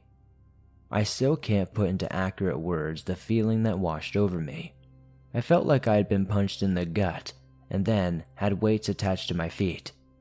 There were other people in the house, and they seemed perfectly fine, but I felt like I was going to puke up my chicken tenders any minute.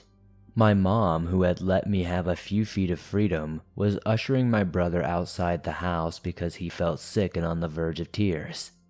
I was still following the group, but I nearly fainted when we started going up those stairs to the judge's bedroom. It felt like an invisible boulder was on my back, and the voice in my head was screaming for me to get out of there and leave. I finally made it to the top of the stairs after practically tripping up them, and thank God my mom was there to steady me because I damn near fell. It felt as if all the negative energy in that whole place had decided to plop itself in that tiny bedroom and glare into my soul with all of its hatred. She nearly dragged me out of that house because I was lethargic and near hysterics.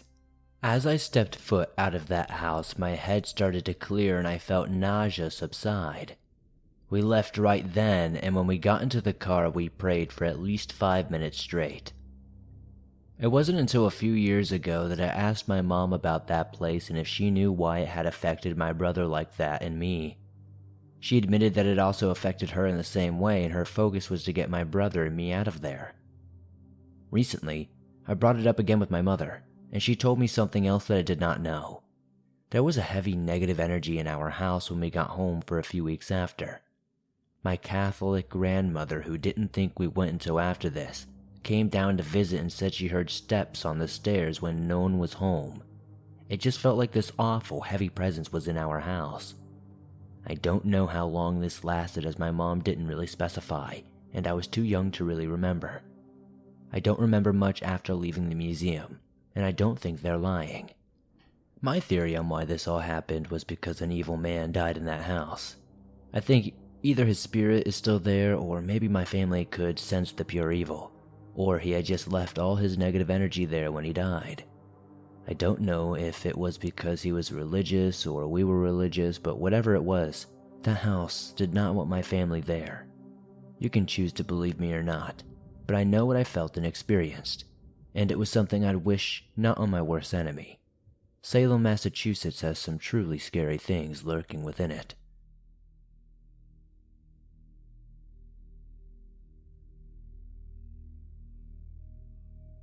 My name is Linda, and I used to be a hippie. Well, I still am a hippie, I suppose. But back in the day, I used to be a real hippie. The kind that packed up their belongings and took a trip on the magic bus out to India at 18. I spent the years after that doing a lot of hitchhiking all over Europe and the Middle East. Back when it was relatively safe, if you can believe that. So naturally, I have a lot of affection for hitchhikers and those who are generous enough to give them a ride. And I never failed to stop for those with their thumbs out. This led me to pick up a hitchhiker on a Massachusetts highway one night, which I would later regret very much. So as I said, I was cruising out of Boston one evening. I was heading back towards Salem, probably the hippiest place in all of Massachusetts, and where I currently call home. On the side of the highway, there was this tall man in a long black coat holding out a thumb. I slowed to a stop, called out a friendly greeting from an open window, and then invited him in to ask where he was headed. He told me Maine, but he'd be grateful for as far as I could take him, even if that were only towards Salem. It was then I noticed the bag he had with him. It was one of those leather bowling bags, the semicircular kind with two thin straps. It was not unusual on its own, but the way he held it a little too tightly did attract my attention. But those delicate observations were soon overcome by the outrageous smell that seemed to come off the guy. He reeked of something rotten, and I was quickly glad that I had only promised to take him as far as Salem. I'm not one to judge. I'd met plenty of unwashed travelers back in my heyday. But holy crap, I think he saw the look on my face or the wrinkling of my nose and opted to say something. He told me he was sorry about the smell, that he had been on the road for a few days and didn't have enough money to pay for a motel room or anywhere else to get washed for that matter. I told him not to worry, that I had been in a similar situation myself, and it wasn't anything an open window couldn't remedy. But even with the cracked driver's window, the stench persisted until I'd pretty much resigned myself to mouth breathing for the rest of the short journey. At one point, I got pretty concerned about the man's well-being. Certain infections, such as gangrene, can cause hideous odors as they rot away whatever flesh it has purchased. If he was a drug user, and he had picked up something like that from sharing needles, he had to be in some sort of pain. But when I threw out a vague question inquiring about his health, he seemed confused. He told me he was in picture-perfect health, how maybe he could do with putting on a few pounds, but other than that, he was peachy keen. I was almost sure I'd seen him limping a little as he climbed into the passenger side, but I still decided not to press the issue. Offending your passenger does not make for a pleasant journey. Anyway, we arrived in Salem, and as much as I tried not to show it, I was over the moon that we were parting ways. But the rotten smell seemed to cling to the car's upholstery, no matter how much Febreze I pumped in there. And I spent most of that evening scrubbing the passenger side with a mix of disinfectant and hand soap. It was the first time I'd ever actually felt regret about picking up a hitchhiker, and it was profoundly confusing for me. I hated feeling like a Grinch who was angry she'd been generous enough to help another human being. But all of those emotions paled in comparison to the following day when I told my partner what had happened the previous evening. I knew something was wrong the moment I mentioned picking up a hitchhiker. My partner gave me this look that I'd only ever seen once or twice throughout our entire relationship. It was one of pure fear. I asked her why she was looking at me like that, what she knew that I didn't. All she did was flick through a newspaper she was reading over breakfast, pointing out a particular article that consisted of no more than 1 or 2 paragraphs. It detailed the story of a prisoner escape in New York State, how a tall, boyish prisoner had managed to slip through the cracks thanks to some sort of paroling error. New York State troopers had urged public members to watch out for a tall, thin man who walked with a limp. The article said that the prisoner was most likely headed up to the Canadian border in a bid to escape justice. I had given that prisoner a ride. My partner immediately called the cops, and I called into work telling them I might be a little bit late. A pair of uniformed officers arrived at our home with lightning speed, desperate to write down as many details as I could remember. What he was wearing, what he was carrying, where I had dropped him off, where he was going, if he said anything like that, etc. I could only answer so many of their questions, but I had a few of my own too. I told them about the terrible smell, the stench that clung to my upholstery that was likely still lingering. I wanted to know what could make a man smell that terrible, if he had some sort of disease that he had not mentioned. Honestly, I was terrified that if he did, it would be contagious. After all, I'd spent the better part of an hour in the car with this guy. They told me no, that he wasn't sick, but they could explain the smell, although it might be something that I did not want to know. I told them of course I wanted to know what it was. I'd been in the car with a murderer and lived to tell the tale. It was with this horrible look in the officer's eyes that he told me that a rotten smell could be explained away because he had escaped to visit someone in Buffalo, New York before he made it into Massachusetts. Someone he had taken a trophy from. Their bloody, severed head was in that bag he was carrying.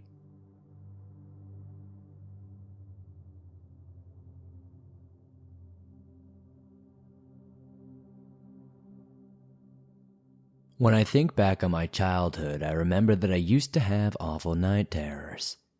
This is a true scary story about one of what I feel to be the scariest ones I ever had. I used to live in a second-floor apartment in a house in the residential neighborhood of a part of Massachusetts called Dorchester. I didn't live too far from the train, which was about a good 10 to 20 minute walk from my house up to Boston Street Bridge. And there were 2 sub shops that you could get great sandwiches from. But anyway, that's not why I'm here writing this. Up until I was about 10 or 11, I, as I said at the beginning, used to have awful night terrors. So this one night wasn't any different from any of the other nights where I would wake up screaming and crying and fighting with absolutely nothing until my mother would come in and sing Adele Vise to me. It was a dark and rainy night. It was a little darker than usual, I thought. On the door to my bedroom, I had one of those plastic coat hangers that go over the top of your door. I had all my coats and hoodies on that. So on this stormy night, I'd woken up to the sound of thunder crashing and laying there staring at the stuff. Still this time, I didn't see coats and hoodies. I saw the shadowy figure that looked like he was standing over me, watching me. To be sure I wasn't losing my mind, I slipped out of bed and passed the figure in question. I then made my way to the short hallway past the front door and stopped and stood right at the bathroom door staring at the bathtub, almost positive that someone or something was in the tub waiting for me to come closer so it could grab me. I backed up into my parents' bedroom, and as I turned around and looked, they were dead. Not only dead, but they were skeletons. This also terrified me, like you wouldn't believe. As I stood there in front of my mom freaking out, she woke up and tried to calm me down, the way she always had. I crawled up next to her, and she began to sing Adele Vise. I know this might not be a typical scary story you share, but for whatever reason it's always stood out to me, and I always thought it was interesting that maybe you could share some sort of nightmare horror stories.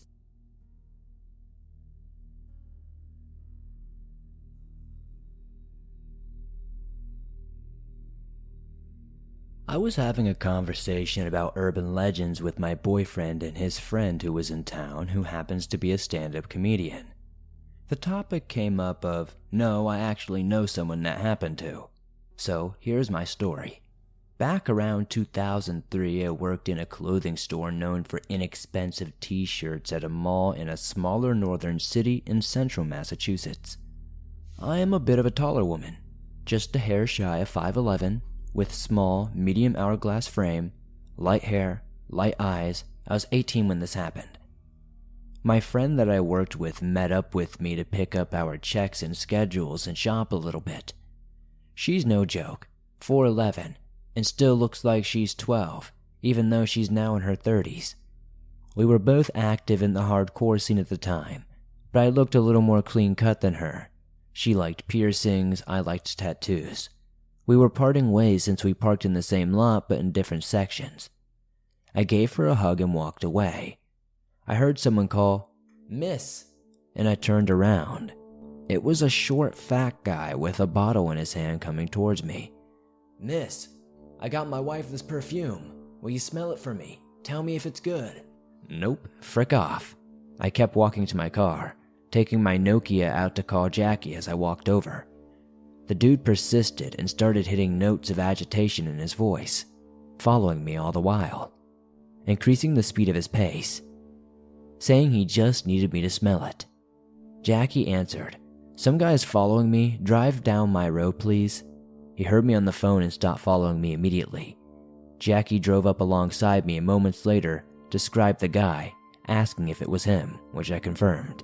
"He got into some van and drove away," she said. In hindsight, we should have called the cops. But information on human trafficking and kidnapping in 2003 wasn't what it is now. Instead, we just went with the running joke that I was worth more on the black market than she was because of the facial piercings. So when you saw that email chain forward going around about men chloroforming young women and trying to sell them on the black market, I hope you actually paid attention. It almost happened to me.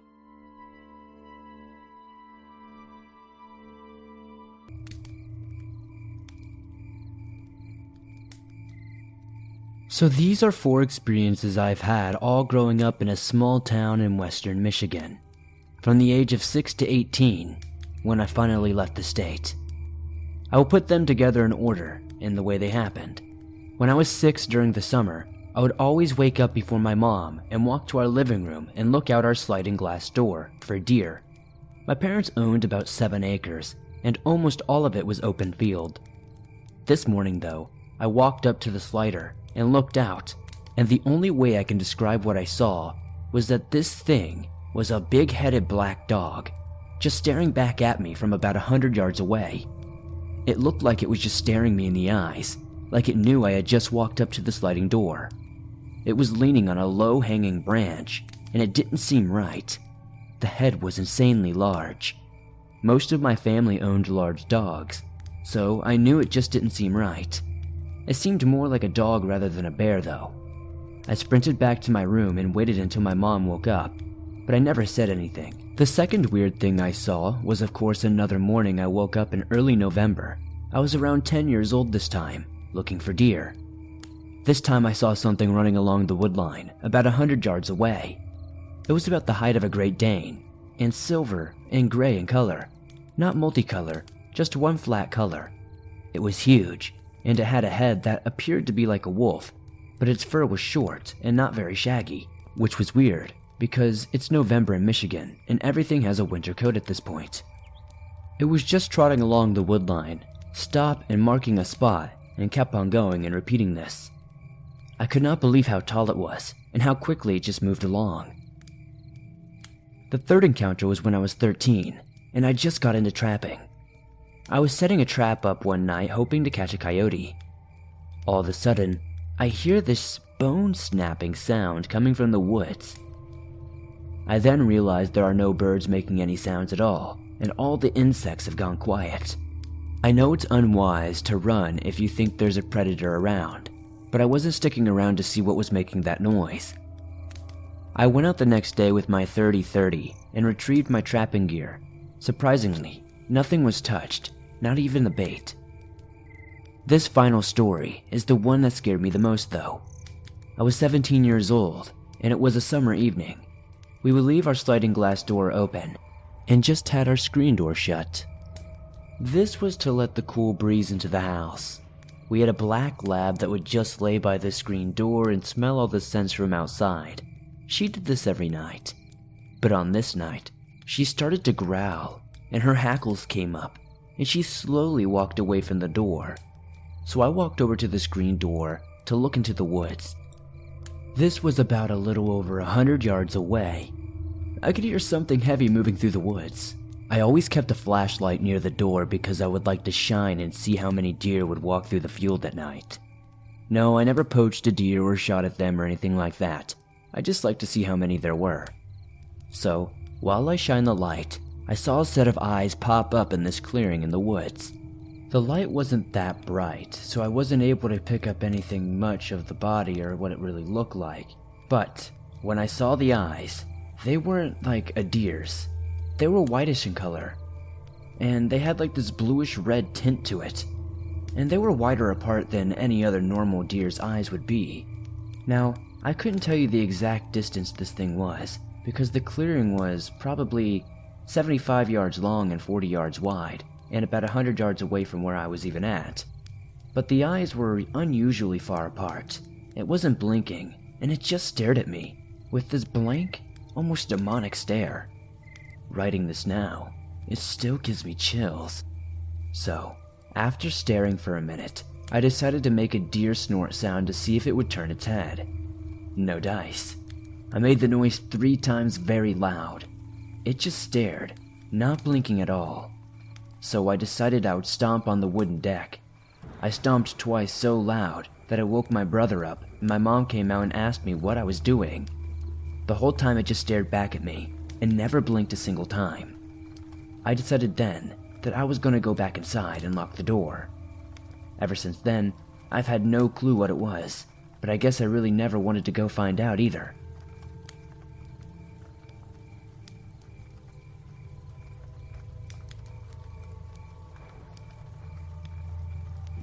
Opening day of deer season in northern Michigan is viewed more as a holiday than just another outdoor activity. People from all over the state come in droves, filling all the campgrounds, hotels, and bars the night before. I never understood that, mixing alcohol and deer rifles. Most of these people don't care if they even see a deer. They take this time to escape their everyday life and just relax.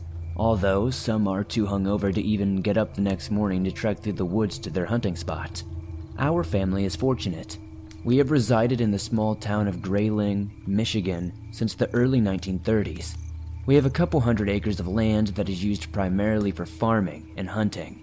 There are whitetail mounts displayed in all of our homes that can attest to how fruitful our land is.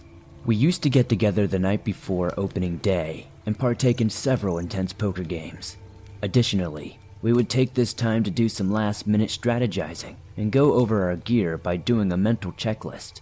Our opening day gathering spot was held at our family cabin that is set deep in the woods on our property. To get to this location, you would have to go on a four-wheeler and drive via a trail that's very hard to hike up. If you were to drive up this trail in a truck and weren't to be holding on tightly, you would bang your head on the roof. Concussions aside, it is a very beautiful location. The cabin consists of 1 bathroom and 2 bedrooms, with a pair of bunk beds in each, and a pull-out couch in the living room. The main living area is an open concept space with the living room, kitchen, and dining room all connected. Signal is non-existent at the cabin, so there is a vast collection of magazines, books, and VHS tapes for an ancient TV, with a built-in slot that I don't think has been used in over a decade. However, the magazines have a thick layer of dust on them since the camaraderie at the cabin leaves little to no time for boredom. Unfortunately, this was not the case a couple years back. As the years went by, fewer and fewer hunters made the trip to the family cabin. The cabin, as I wish to remember it, was once a place full of family, friends, and great memories, but is now tarnished by a sickening nightmare. The weather that night was frigid cold, and upon my arrival to the cabin, I immediately started a fire in the wood stove. This would prove to do very little to take the edge off. Snow fell around the cabin, creating a thick layer of fluff that muffled any sound, creating an eerie quietness. I remember standing over the fire cooking a can of soup that sat upon the stove. Next to it, a pot of water was boiling to make a cup of hot chocolate. I knew I was going to be here for only 1 night, but I remember feeling especially lonely. This was because for the first time in a long time, I was the only person staying at the cabin that November night. My family all had something else going on. My dad had started a new job that had him working the next morning. Although he didn't mind, because it was a great step up from his previous job. My uncle and cousin were going to hunt at a different location that was about an hour away, which meant they would have to get up around 3 a.m. to make the drive to their hunting blind. I didn't blame them for wanting to sleep a little longer. So there I was with my tin can meal, walking over to break the VHSs loose, when I looked outside and saw something standing outside the front window looking in at me. I nearly flipped backwards trying to get away while bumping into the dining table. I refocused all my attention on the front window, but there was nothing. I could have sworn I saw a dark figure standing outside. I chalked it up to the snow falling a certain way, and possibly a small case of cabin fever. I turned on every light in the cabin, not wanting to see outside any longer, and risk being fooled again by my overactive imagination. I was a third of the way through the movie I was watching, with an empty can of soup and a half-drank cup of hot chocolate in front of me on the carved wooden coffee table. Sprawled out on the dining room table and chairs hung my hunting clothes and other gear. I had cleaned my rifle earlier in the night and leaned it in the corner of the room by the head of the couch just a couple of feet away from where I was sitting. The movie had ended, and I had laid there staring up at the ceiling when a wave of horrific emotions came over me. I was being watched. I was scanning the windows trying to figure out where the hollowed stare was coming from when I saw it. Across the living room, my great-grandfather's prized deer mount hung just above the entertainment center and was supposed to be facing the back of the cabin, but was looking right at me. I started to scream as its neck made a series of popping noises that sounded like bones and flesh tearing from their joints. The monstrosity began to look me up and down. Another loud pop erupted from the room as the animal's lower jaw fell to the floor, creating a loud thud and sending teeth flying all over the wooden floor. When I thought my screams couldn't get louder, I jolted up from the couch, covered in sweat. It had all been a dream. I sat there with my heart beating through my chest. I looked over at the clock on the microwave to see what time it was. It was 3 o'clock in the morning. The deer mount across the room was looking in its proper direction, but I did not care to stare for more than a couple of seconds to ease my worries. I stood up, feeling like I was being watched still, which was to be expected after a nightmare as hellish as that. The fire in the stove had burned down to just a glow, so I got it roaring to flames again. I went over to the sink to fill the pot full of water to prepare coffee for my morning hunt that would begin in a couple of hours. Halfway filling the pot, I heard a sound that made my heart skip a beat. The floorboard behind me creaked, and with it came the vibration of a footstep. I was frozen where I stood. I didn't know whether to turn around and look or try to do a spin move to get away from whatever was behind me. I worked up the courage and slowly turned around. There was nothing there. At this point, I was thoroughly spooked. No, in fact, I was straight up terrified. Between the figure outside that I had tried to convince myself wasn't real, the horrifying nightmare, and now the sensation of someone standing right behind me, I knew I wanted to leave. I told myself that there was only a few more hours until I would make the journey to my deer blind, and an hour or so after that would bring the security of daylight. Then it hit me. A thought that had not crossed my mind.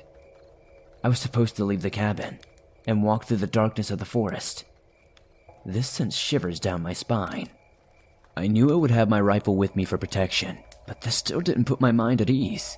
What I was dealing with, it didn't feel natural. I sat back down on the couch and began to think about how I wanted the morning to go. I determined that I would walk to my blind around 5:30 to get there before daylight came. I would have normally left sooner, but this would have allowed much less time sitting in the dark. I had somehow managed to doze off sitting up on the couch but was awoken by a pounding on the cabin door. This erupted a fear through me, like I had never experienced before. I stood there staring at the door, waiting for another dreadful knock. Instead, my dad's deep voice came booming from the opposite side of the door. He sounded concerned, so I rushed to the door to see what had brought him all the way out here so early in the morning. I went to the door but immediately stopped. This made no sense. The door was unlocked. My dad might have given a courtesy knock, but why wouldn't he just let himself in? I knew I had fallen asleep, but I believed I would have heard his diesel truck pull up to the cabin. I took another step back, and something in the corner of my eye, to the right of the cabin door, hung a mirror that reflected most of the living room and the kitchen area. What had caught my attention was that I saw the slight reflection of a figure that was crouched behind me in the middle of the room, ready to pounce. The sight of this thing made me want to puke. It was a deer that had flesh hanging from its body. The antlers on it jutted out in several different directions. It was covered in an infectious, decaying skin. The pungent smell hit me like a ton of bricks and made me gag. A familiar sound echoed in the cabin. It was the popping noise I had heard from my dream that had come from that deer mount. This creature thrust its body backwards, causing it to now stand on its hind legs. I had to get out of there, and quick. The keys to my vehicle hung in the mirror on an antler that we had screwed into the wall as a key rack. I grabbed them, flung the door open, and ran as fast as I could to my car. I could hear the clanging of hooves chasing me behind. I must have hit the unlock button on my key fob 10 times before reaching my truck, even though it was only a few yards from the cabin. I jumped in and floored it out of there in record time, not daring to look back. I've never returned to the cabin. The land that cabin sits on is currently pending sale with a couple of guys from downstate trying to buy. I hope it doesn't go through. The only advice I have for you is if you come across an abandoned cabin in north-central Michigan, do not approach it. In fact, get out of those woods as fast as possible.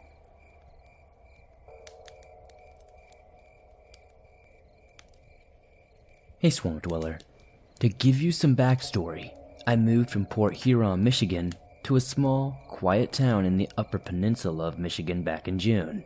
But I have been coming up here since I was a baby, and have seen some unexplainable things in the woods.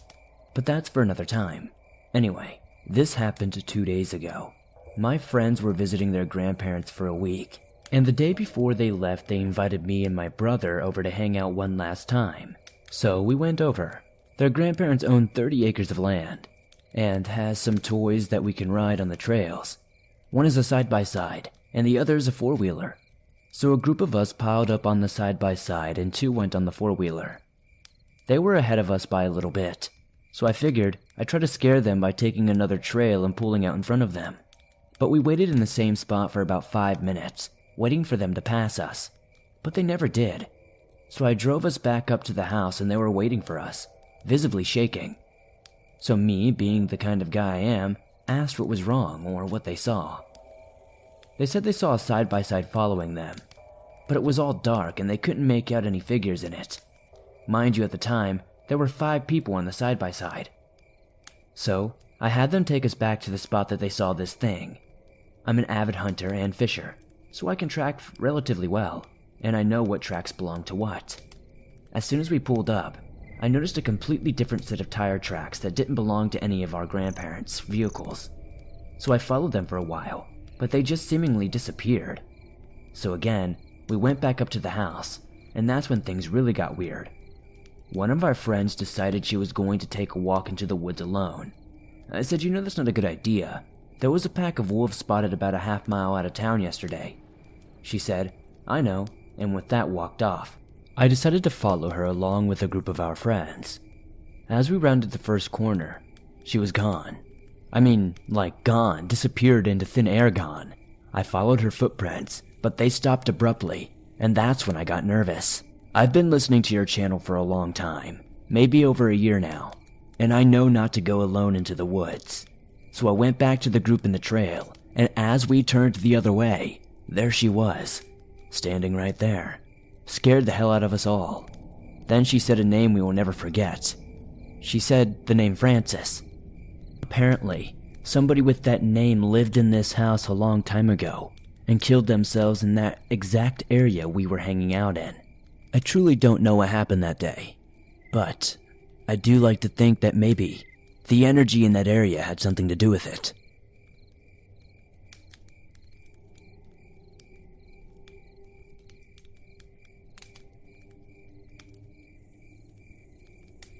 This is a true story that happened to me in October of 2013 in Brighton, Michigan.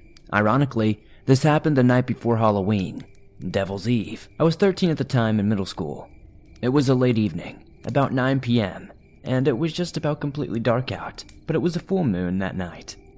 I live on a dirt road that sits right on a golf course, in which the country club and course was closed that night. Never in my life before have I had an experience like this. Never anything quite this supernatural, at least. And this still gives me chills even to type up. My sister, myself, and my grandma were all home while my parents were out for the evening. I was sitting watching TV in the living room, when suddenly, my dog began growling in a very evil way. It was a growl I've never heard her make before, and it drew my attention instantly. She was staring out the window sitting in the living room windowsill. When I walked up to the window to look outside to see what she was growling at, I saw it immediately. In the dirt road, there was 3 neon green illuminated balls, about the size of softballs. They were hovering midair and moving slightly up and down.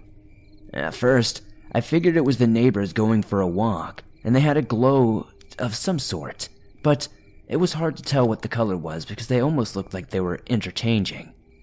I couldn't see any bodies around these illuminated balls. At this point, my concern grew even more. After watching them hover in midair for a few minutes, they moved forward up the road a bit more, but they were completely still, directly in the middle of the road in front of my house. Suddenly, as I'm watching these glowing balls, all 3 of them hovered to the tree line in a perfect line. Then out of nowhere, all of these balls shoot up into the sky on a perfect 75-degree angle. After the first one shot up into the sky, the second one did, and the third one followed suit, one right after another. The way these balls shot up into the air was exactly as if they were in a completely straight vacuum tube. They didn't wobble or anything whatsoever.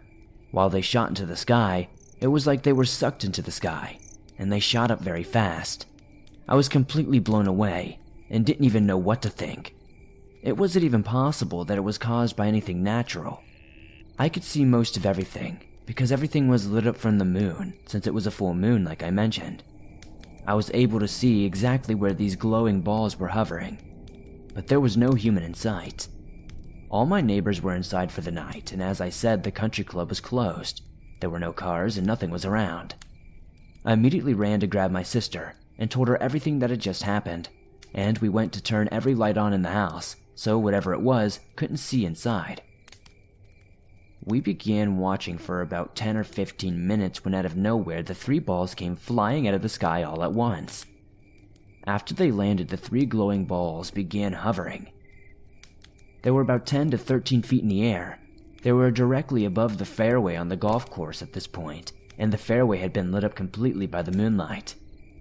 When I see these things hovering that high up in the air, and not one person around out there, my stomach sank to the floor. As they were hovering around, they were almost completely still. My sister and I were watching very intently. They slowly began to move closer to our house, slowly hovering over the road, but they never entered our property line. And once again, they formed a straight line together, and one by one, shot up into the sky. And after that, we never did see them again. My sister and I did some research to find a lot of very similar encounters across the country, and very much believe that it was a UFO or some sort of alien-related phenomenon. Supernatural without a doubt.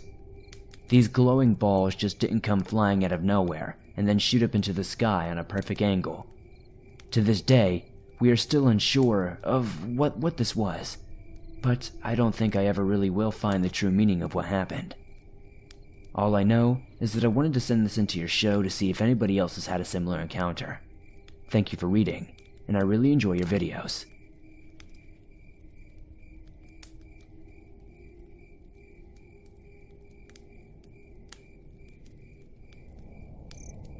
This story happened when I was 6 or 7, so in 1996 or 1997.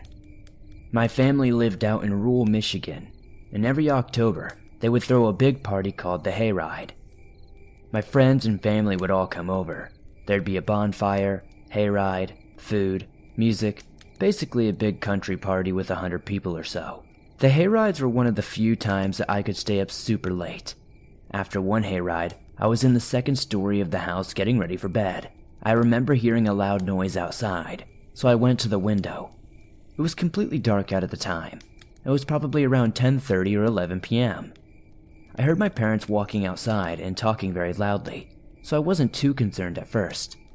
About a football field length down the road, there was a sharp 90-degree turn. I started to see a glow coming from that area. My parents saw it too and were obviously alarmed. I heard my mom come inside, and I went to her to find out what was going on. She sent me to bed. Years later, I found out what really happened. My parents had been cleaning up from the hayride, going back and forth between the house and the barn. They heard a car crash at the sharp turn in the road, which didn't happen too often, but maybe once or twice every couple of years or so, they would have some wrecks over there. They left the barn, and my mom was going to the house to call 911, and my dad was going to check to make sure the people were okay. By the time they got to the house, they realized the car had flipped over and caught fire. They heard people laughing and yelling, and then one of them said there was a house up ahead, and that they should go there. My mom said that this was the creepiest thing that they had ever heard, the laughing, and how the distance distorted the voices. My dad loudly yelled for my mom to get the rifle and call 911. They had to have heard him, but they kept walking. Shortly after my mom got to my dad with the gun, another car came screeching around the corner towards the people who were walking. They all got in the car, which took off the way it had come, not passing by our house. The fire department eventually came out and put the fire out, which thankfully hadn't spread too far. We live in a small rural community in the middle of nowhere, Michigan. There's not a lot of strangers around here. It should have been easy to learn who those people were, but we never did. We never found out who crashed the car, or who picked them up.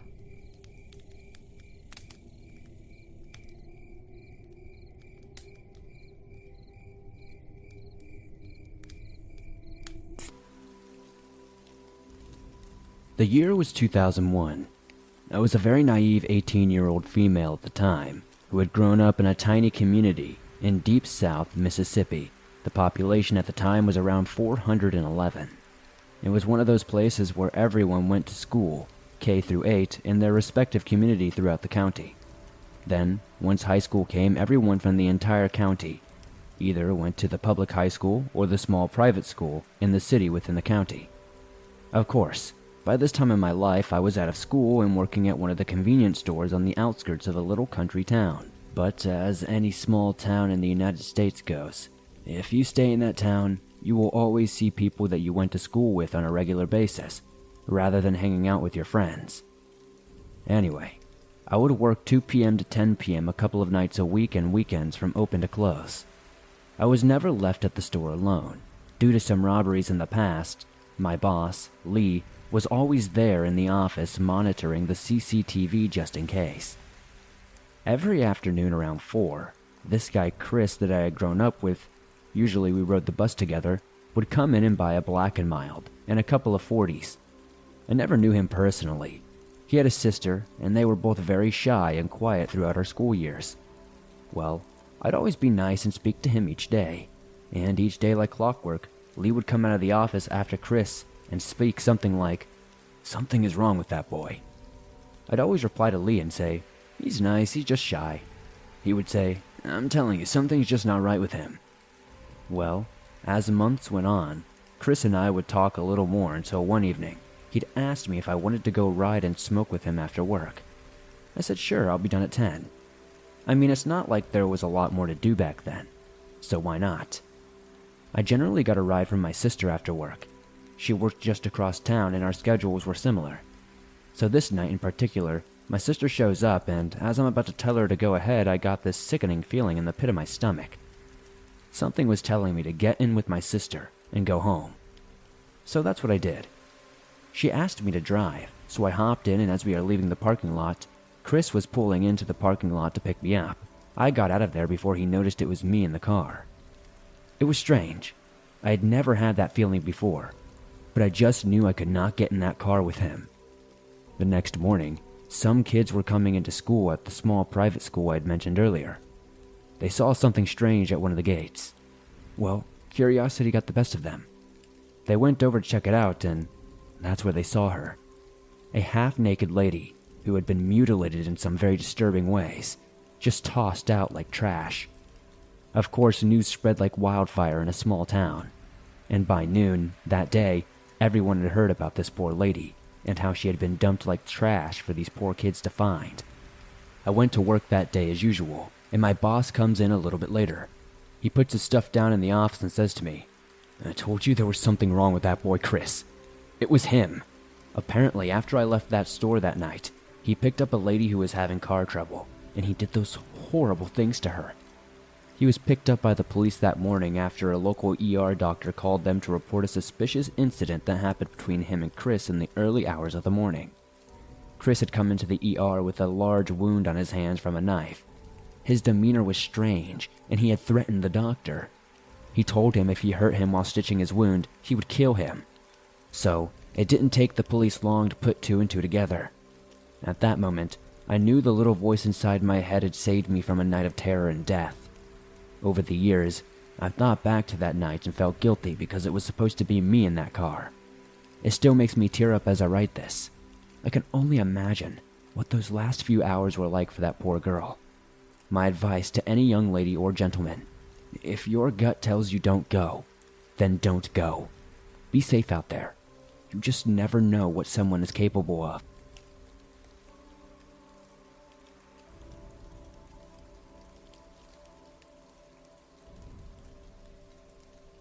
About a year and a half ago, I and 5 of my friends were hanging out one night. Now there is an old cemetery in the part of Mississippi that I live in.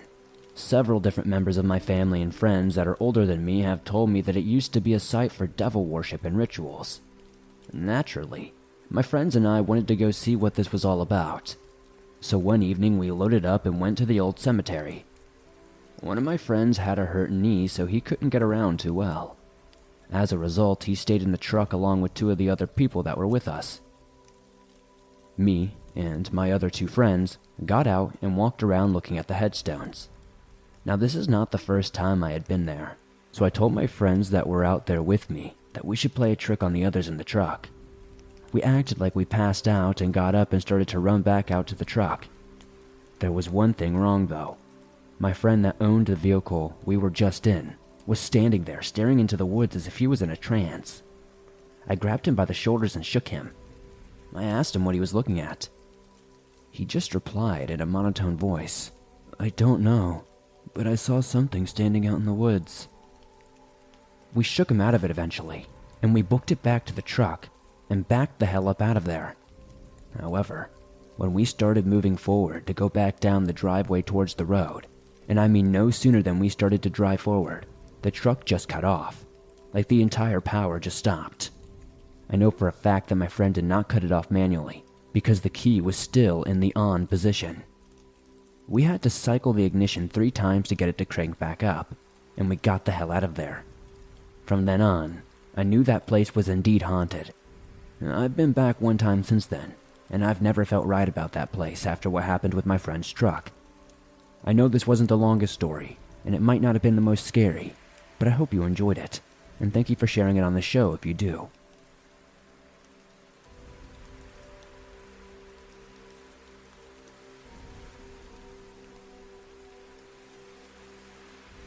In 2002, in mid-September, me and a friend were looking for Native American artifacts in the Homoshido National Forest in southwest Mississippi. It was approximately 2 in the afternoon, so we pull into some gravel road, then turn onto a smaller logging road, which we traveled down about a mile or so before we parked. We walked down the small logging road for about another 1.5 miles that ended suddenly, and turned into a smaller trail. We traveled down this trail for about another 1.5 miles, and were probably no more than 2.5 to 3 miles away from our car. We come to this little hump in the trail. As soon as we reach the top of the hump in the trail, it's like the forest came alive. Approximately 30 feet all around us, pine trees as big as 5-inch diameter were shaking violently. Half of the creatures were howling like apes and orangutans, and the other half were growling like the most horrible growl that can be imagined. As soon as the tree shaking and hooping and growling started, I turned back to the direction we had came from, because I thought they were sneaking up from behind us. A couple of seconds after I turned around, I felt something at my feet. It was from my friend. He had collapsed from fear and wrapped himself around my feet and legs, and his exact words were, I quote, Oh God, I pray to you.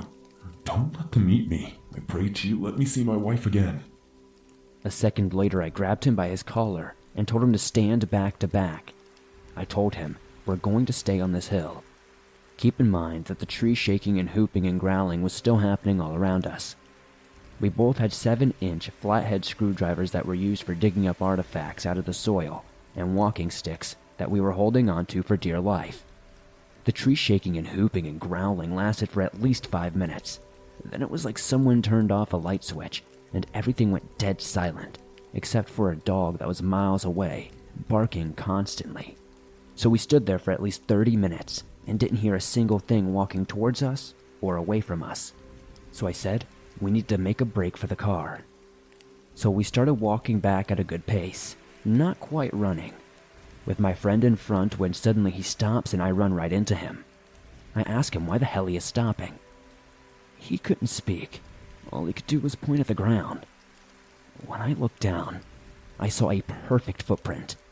So I laid my walking stick beside it and put a small piece of black tape to take a measurement of the footprint.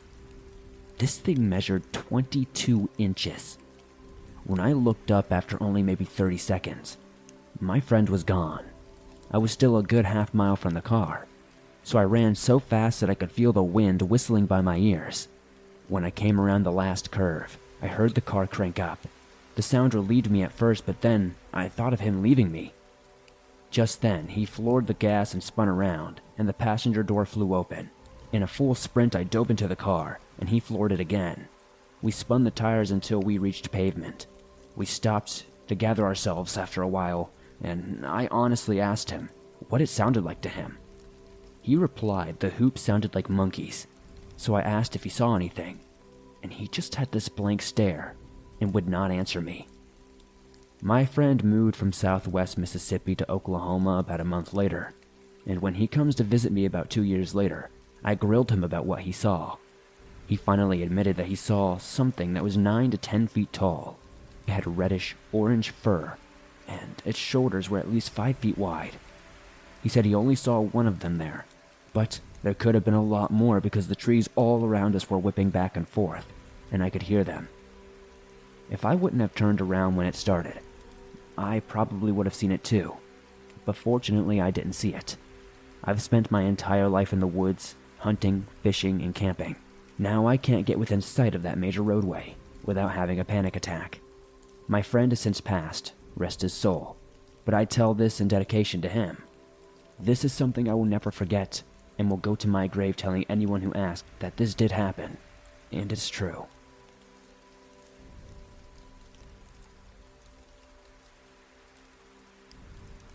This is a true story from my childhood. So I grew up in a small town out in the woods and swamps of Mississippi. As a kid, I would spend most of my time exploring the woods and wandering quite far into them, and I never had any bad or scary experiences out there. I would usually bring my golden retriever with me as well, and he was the sweetest dog I'd ever met. He never barked or growled at anyone or anything, and thought anybody and everybody was there to play with him. I was about 12 or 13 at the time, and though I do have a vivid imagination, I've always been a rational thinker with a level head. My backyard had probably 40 feet of open space before it ran into the woods. Looking out of a full glass back door, it looked straight into the woods, and we would have a large garage off to the right a short distance that backed up into the trees with a small path behind it. The way our driveway was set up, cars could pull up to the right side of the house and there would be a small strip of trees visible to them. The first time I saw something and knew something was off was one night when my golden retriever was growling at the back door, hackles slightly raised.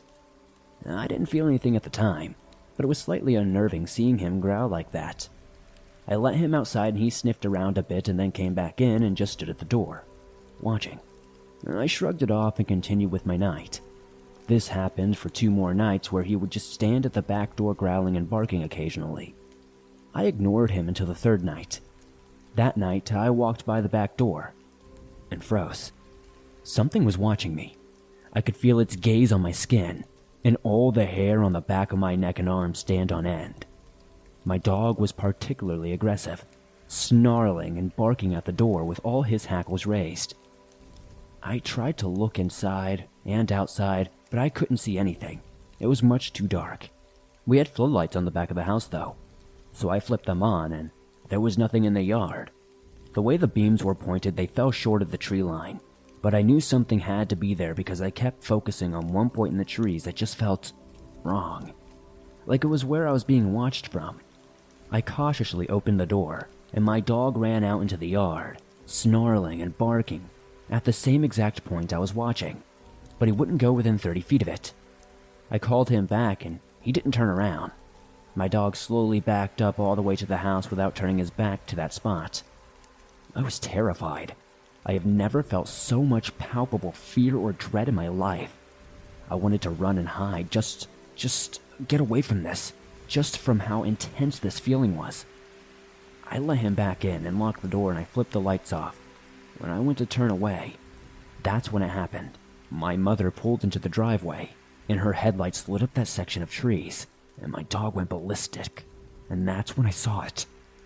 It was standing at the edge of the tree line directly where I was looking. A human shape, but pitch black and tall, impossibly tall.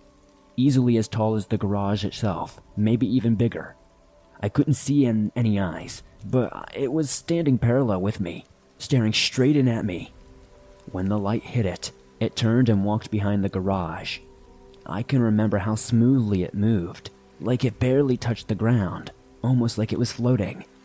The fear I felt was so strong I wanted to crawl out of my skin. I was in pure terror. I never saw it again though, and haven't felt fear like that since. I ran into the living room and yelled at my dad that I saw Bigfoot. As a child, I really couldn't think of any larger humanoid figure, and sprinted to my room and locked the door. I couldn't sleep at all that night. I'm an adult now, and a few months ago my dad asked me about that night. He said he remembered me telling him I saw Bigfoot, and he went and grabbed his pistol and went out into the yard. He said the dog went with him, but this time the dog just hid behind my dad the entire time, shaking. He felt uneasy and yelled into the woods that if anyone's out there, they're going to eat a bullet. He said what scared him the most was the dog's reaction to it, and how terrified the dog was there. My dad is a teacher, and he tells the story to the kids he teaches every so often, and they usually laugh and think it's made up, and he assures them that it's not a funny story when I tell it. He told one class the story, and as usual, they were laughing, except for one student. They looked scared, almost terrified. This student is full-blooded Choctaw, and they came to my dad after class and said, "That wasn't Bigfoot, but I know what it was." They wouldn't say its name out loud, but they said it was a shadow being that's malevolent and dangerous. This happened years and years ago, and I still remember it like it was yesterday, and just thinking about it scares me and gives me goosebumps. It makes me nervous and uncomfortable to even share this at the best of times, and almost makes me have a panic attack at the worst of times, whatever it was. I won't even go near the woods alone anymore, especially at night. I hope you enjoyed my story. If you have any questions or anything like that, please leave them in the comments. I've watched a ton of your videos lately, and this was the scariest moment of my life, and I thought they might fit some of the themes of your videos.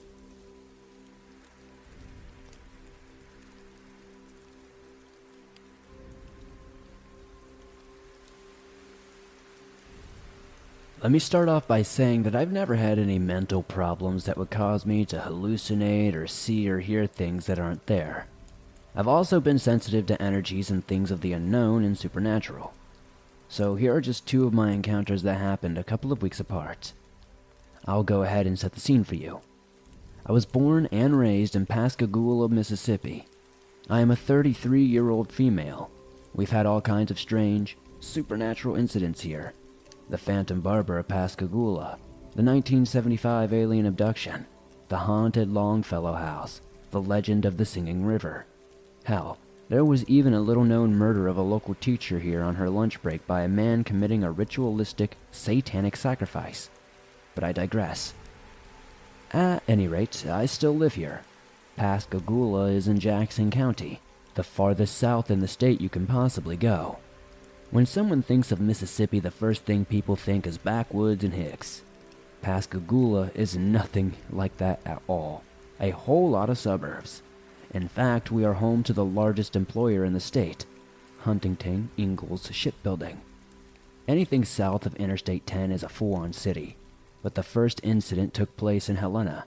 It's about 10 minutes from Pascagoula, and is sort of in the middle of nowhere. Specifically where I was, it was 5 minutes north of Interstate 10. I was in a small trailer park accommodating 5 small trailers far back off the road. If you were there standing on the street, it looked like the driveway just went into the woods. When I first moved there with my friend and roommate Stacy, being in the trailer gave me the creeps. It always felt like someone was watching me. Nothing too serious, I guess, just a slight unease. Well, after about 8 months living there, my friend and her daughter came to stay with us while they looked for a place to live. The daughter was mixed and her mom was white. This will be important later, not mentioning this for any racial implications. Not long after they moved in, the activity picked up exponentially. Stacy never believed it, but V, her daughter, who I was close with, and I would see things. At first, I thought it may be just me imagining things. That was until we saw the stuff at the same exact time. At first, I was seeing older and younger African American men for a nanosecond, and then they were gone. Then it started with the bathroom sink. I would hear it turn on and off again. I thought I might just be hearing and seeing things until, one time, I heard it run into the bathroom, and when I went there, it was still on. I was home alone. Now, to set up some more context, the next part is important for me to tell you. At one end of the house was the kitchen and the living room. Then from there, the hallway starts. My room was first, then the bathroom, then lastly was Stacy's room. P was in the kitchen, and I was in my room. I heard the bathroom sink turn on. Confused, I stuck my head out while calling for P. But as soon as I did, it turned off, and P walked from the hallway to the kitchen and said yes. She was basically behind me. Trying to make sense of this, I asked, "Were you just in the bathroom?" Her eyes got big, and she nervously said, "No, I thought that was you." Now, P is not easily scared. I've never known her to fear anything. But at that moment, I could tell she was scared. A few days later, I had P take me in my car. I was too tired to drive, and it was about 10 p.m. to go to Walmart. My car was parked to the right of Stacy's, and when we went to pull out, we would make a 3-point turn. Because of this, the driver's windows would be facing the back of his truck. Well, as we were about to put the gear into drive from reverse, I reached to grab my purse from the floorboard of the driver's seat and just happened to look up. That's when I saw it. Next to Stacy's tailgate, it looked like a man sitting. A white man in a black hooded robe with a skull painted on his face. Let me remind you, we are in the middle of nowhere, in the woods. I didn't say a single word. I just ducked down, now staring at the inside of the driver's door. P started to ask what was wrong. "What are you... Oh my god. The windows are down." She threw it into drive, and we must have slung rocks all the way to the road. Now, my theory is that I'm sensitive, but from what I can tell, so is P. I also feel like someone who owned the land in the past may have sacrificed African American men, or slaves, or something, possibly even children in some bizarre ritual, and when P moved in, it triggered something. I later told an old neighbor about the story. She turned white and her jaw hit the floor. Stumbling over her words, she told me about how her young children used to ask if they could go play with the black kids outside. There were no black kids outside. About 2 weeks later, I had P take me, again at night, to St. Andrews area of Ocean Springs, Mississippi. It's only 2 towns over from Pascagoula. St. Andrews is vastly undeveloped with trees everywhere. The place I was going to was on the road and had trees on one side and maybe one house on the other. Let's just say it was mainly untouched forest. When we pulled up, she just pulled into the yard. I went inside to take it to my friend and borrow some money from him. When I came back out, the car was now parked parallel to the curb. I could see much of the car still from the porch, aside from the black windshield as it was obstructed by a tree that was in my line of sight. I could see the front part and the trunk. I saw a figure standing by my driver's side door, which I assumed to be P. Once my eyes adjusted, I could see it was an old white man, red, short-sleeved button-up, and navy blue slacks on. His gray and white hair were slicked back, and his hand on the driver's side door like he was trying to get in. Once I realized it wasn't P, I started yelling at them, asking them what the heck they were doing. He turned to look at me and started to go back towards the rear of the car, but once he walked behind the tree, he simply disappeared. Stunned but worried about my friend, I sprinted to the car. As I made it to the car, she unlocked the door while simultaneously jumping into the passenger seat. P was frantic, with no color on her face. I asked what had happened. She managed to get out. He was trying to open the door. I asked where he came from. Without missing a beat, she replied, "The woods, idiot! Where'd he go?" I told her he disappeared behind the tree. All she could manage to articulate was, "Why does this keep happening to us?" It's been a few years now, and P and I don't really talk anymore. I think since we're both sensitive, together we attracted paranormal goings-on. It's probably safer for us both to not really hang out anymore.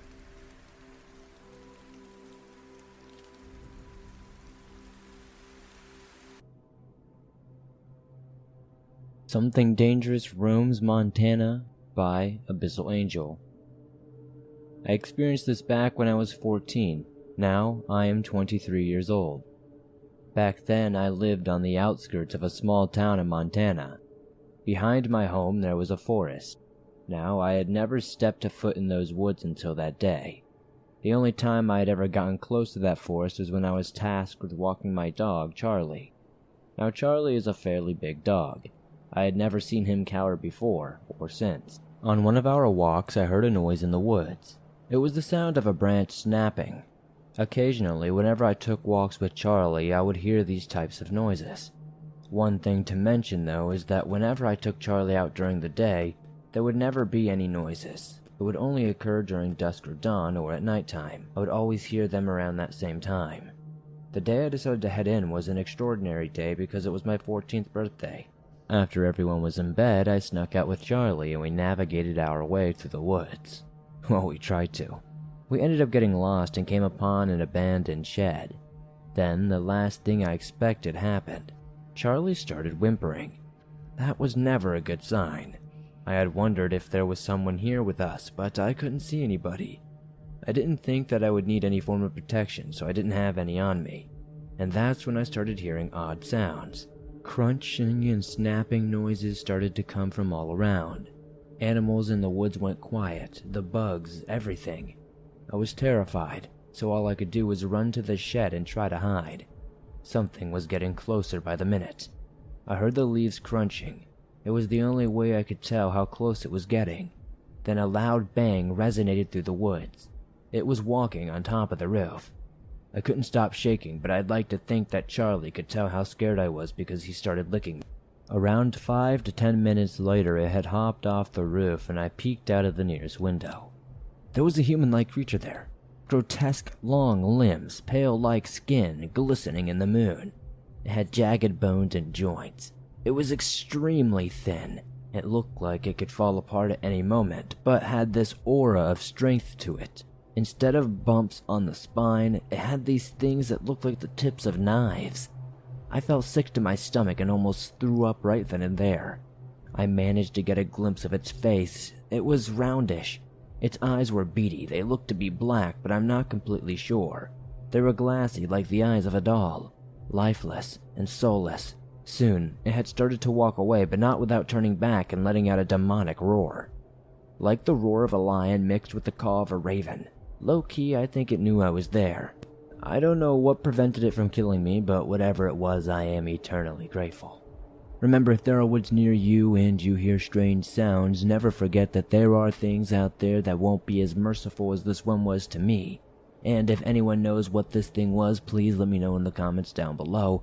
And thank you, Swamp Dweller, for sharing my story. It's very, very much appreciated.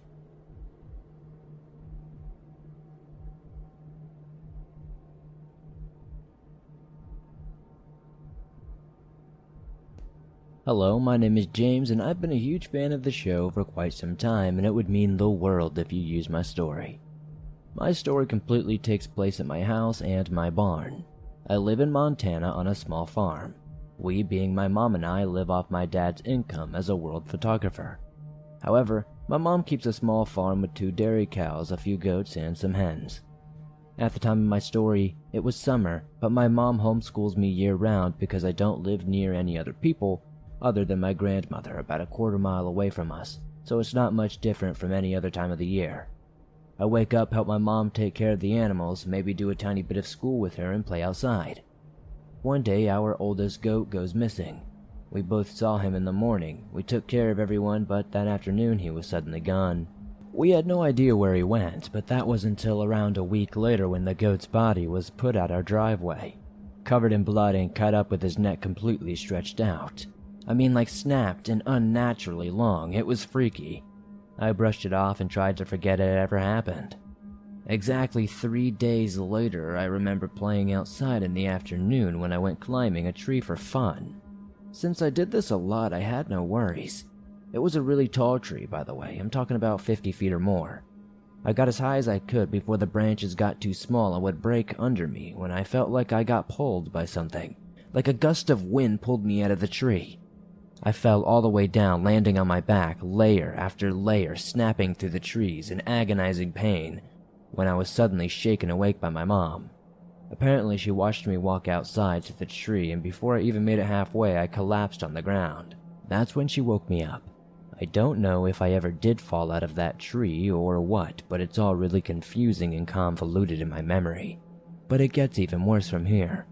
I was getting scared to go to bed at night. When I did start to fall asleep, I would jump out of my bed uncontrollably and say something like, "I need to go to the chicken." That's all I could think, and I don't know why. I left my room and went to the chicken coop near the back door. Walking over to it, I knew something bad was inside, but I couldn't stop walking. When I opened the door, I froze. Inside was all of our chickens, but they were dead. Every last one of them. Except for one standing in the middle. Most of its feathers were ripped out, showing the bloody sling underneath. But its neck was twisted and elongated. It was like 2 feet long. We made eye contact and I could hear something calling my name. James. I ran to my house. It sounded like whatever this thing was right behind me the entire time. I could hear its heavy breathing and its footsteps. I did whatever I had to do to make it to the door and shut it tight before the monster could get to me. I eventually went back to my room, not able to sleep for that entire night, but luckily I never did see that thing ever again, and it didn't take any more of my animals. I have no idea what it was doing to those animals' necks, and I quite frankly don't want to know.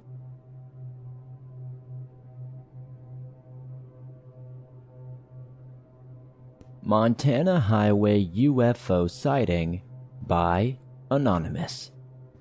My mother shared this story with me when I was a kid, and I entirely believe it. She and her friend, who shall remain nameless, were traveling after work from Great Falls, Montana for a camping trip up a Holland Lake. The sky was darkened more than usual with impending storm clouds.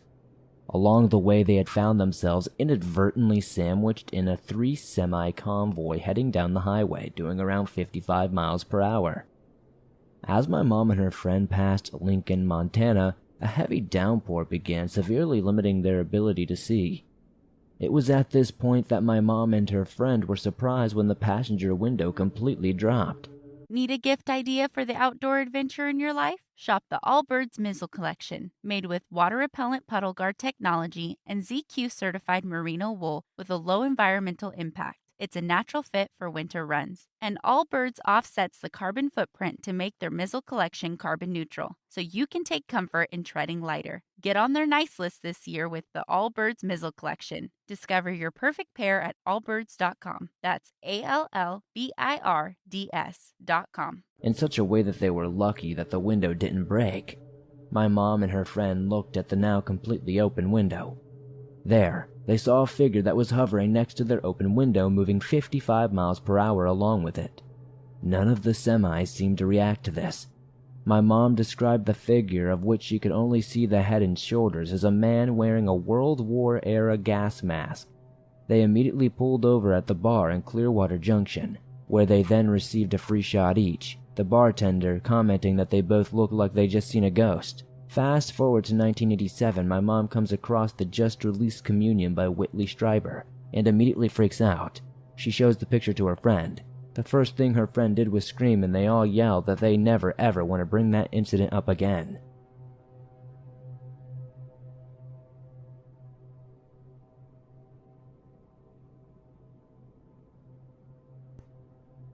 A Farm Story by Anonymous. I had only met my grandfather once before we moved in. I think I was around 7 or so. I don't quite remember much from that time. When my mom and my dad passed away, I tried to take away that part of my life entirely. Eric and I were left with no other family but an aunt. She was living overseas, so Mom's dad was the only remaining option. Grandpa Mac lived on a 500-acre farm in the southeastern part of Montana. He had been raising sheep there since immigrating from Scotland in the 1930s. When we arrived, it was lambing time. Neither of us knew what to do, but Mac was a patient teacher. We caught on fast. We had no real choice, to be honest. Any day we had a little free time, Mac took us hunting or fishing. Season meant little to him. He'd follow most game laws, but if he saw a big buck, he'd take it. It was his land, after all. Nobody was going to tell him what he could or could not do, as far as he was concerned. Pretty much as far as I know, we never really had any trouble. But this was in the 1960s. It may have helped us to be friends with the game warden. The initial spring was my first time ever seeing a grizzly. We'd run into one on our way up to the river. Even from 50 yards away, it was definitely scary, and the power that it held was evidence. Its size awed me. One quick swipe with its giant paws could have ripped a tree in half. No warning to stay away would be needed. Neither Eric nor I wanted any trouble from one of those monsters. Mac led us away down a new path. I wouldn't see another for almost 3 years. A hungry male had caught an ewe out on its own. When Mac found the body, he knew well what had to be done. He grabbed his rifle, and sadly, he had to end his favorite horse, Penny's, life. I was left to guard the remaining flock while he was away. I drove the truck out into the pasture.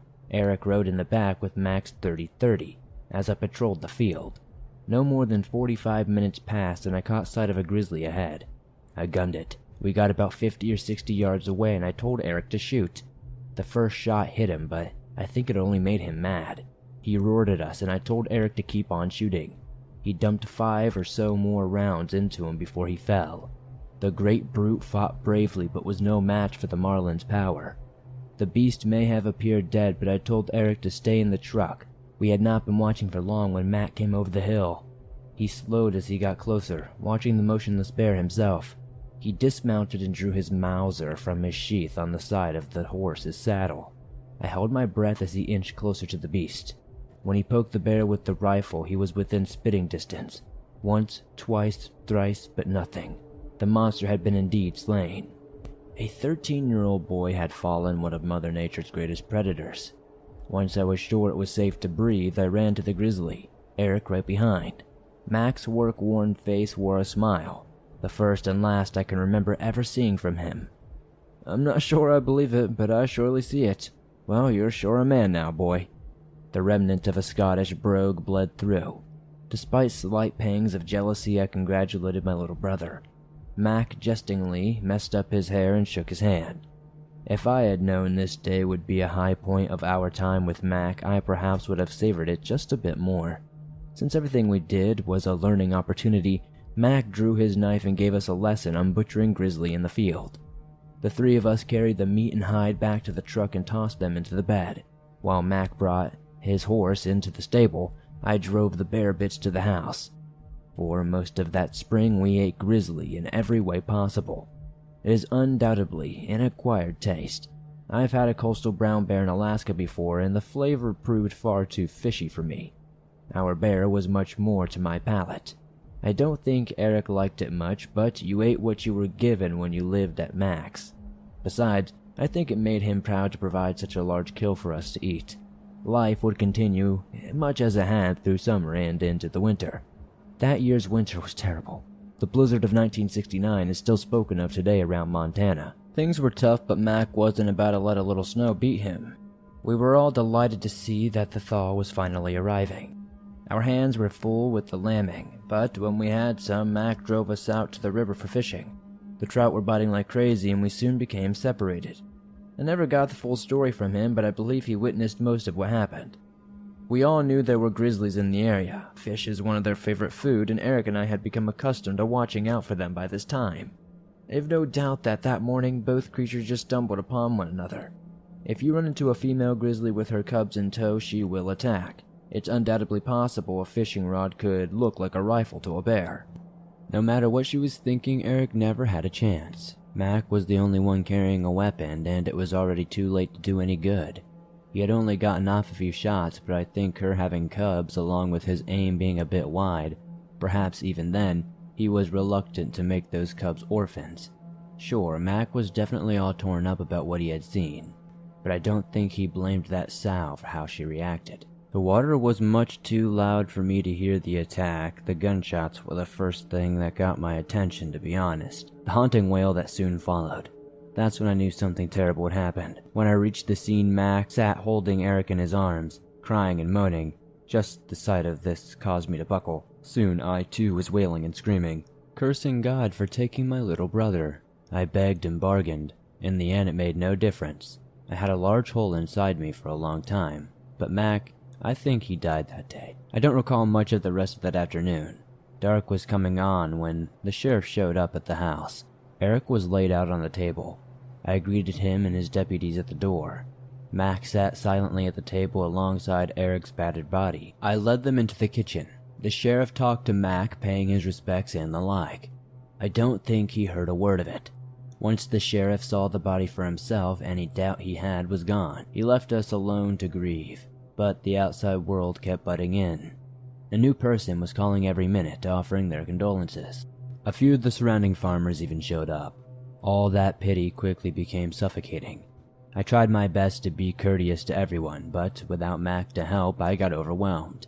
I finally just started asking folks to go away. Most were understanding. It would eventually get quiet around 10:30. I made for bed not long after.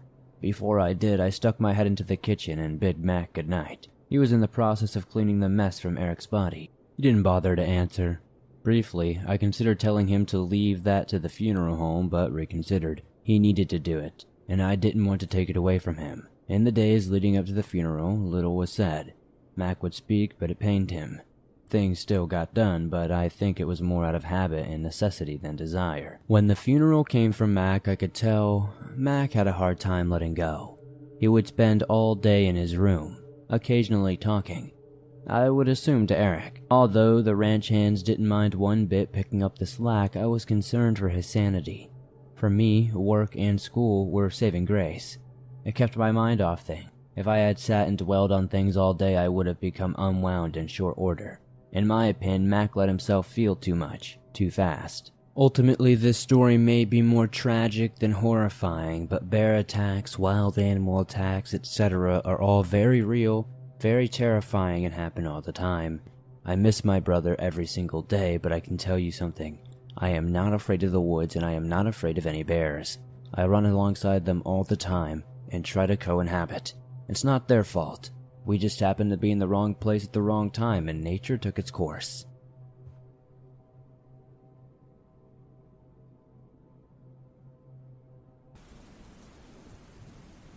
I used to spend my summers in a tiny little town in rural Nevada. My grandparents had about an acre of property that was connected to my great-aunt's 2-acre property. It was a tall, high desert landscape, right on a riverbed. It had tons of huge cottonwoods, and weird things used to come up from the river all the time. Badgers, cougars, etc. I had 4 loud and fearless dogs that kind of roamed our part of the property, and kept us aware of coyotes, deer, etc. If anything came near our fence line, you would know. So basically, to paint the picture, it's a country setting, with loud barking dogs, lots of critters everywhere, etc. Well, my aunt's property had 2 houses. There was her main house and this house called the doghouse. It was built when her husband was still around. It was pretty much his man cave. It was super tiny 1-bedroom house, and it had a huge garage for doing metalwork, carpentry, machine stuff, etc. It was filled with his fishing and hunting gear. His friends would come over and they would drink beer while working on stuff. He passed away about 6 years prior to this. At this time, my aunt sold things that she no longer used and rented it out. She had this woman named Sherry rent it out first. I was 9 or 10 at the time, and Sherry soon became one of my favorite friends. She considered me like a granddaughter, We were both obsessed with ghost TV shows, the like. This was right when the first ghost hunter type shows were coming out. Ghost stories, all kinds of cool stuff. I was a weird little girl and wanted to hunt paranormal type stuff. There was a lot of quote-unquote evidence that maybe our property had paranormal activity. I was constantly outside trying to see what I could find. I'd always force all of my friends to explore at night with me. It was kind of fun. So, Sherry and I have lots of popcorn and getting ready to watch our scary ghost reality show. Her daughter-in-law and her grandkids also join us. Before the show started, I heard my dogs going crazy outside when my grandpa was yelling at them to shut up. The good old rule of life. We looked outside and saw nothing at the time. We eventually got settled in and gathered around to start watching our show. Her son hung out on the computer and was surfing the internet on what had to been some of the worst dial-up ever. He was pausing in between loading old internet pages and watching the show. Kind of not as into it as the rest of us. This continues for about 20 minutes when he looks around, pauses, and then says, "Mom, don't freak out, but there's a man staring at you from the window." So we all look up and there is a huge guy with his hands over his eyes peeking into the living room, staring straight at Sherry. He's looking through a small paned window that was above a fireplace, so we can see his head. We all just kind of sat there in pure silence and terror, and looked around at each other as this was happening. I immediately freaked out and shrank away into the blanket because I was terrified. It only takes a few seconds and the man at the window darts away. We then hear a loud pounding at the door. We all just kind of look at each other in pure terror and shock, because we are setting ourselves up to get spooked. But holy crap, we are not expecting anything real. Finally, her son says, "Well, is somebody gonna get the door?" We all say no, and I continue to shrink away into my blanket on the couch. Her son grabs a gun and runs to the door. He doesn't see anyone through the peephole. He slowly opens the door to find whoever it was had taken off.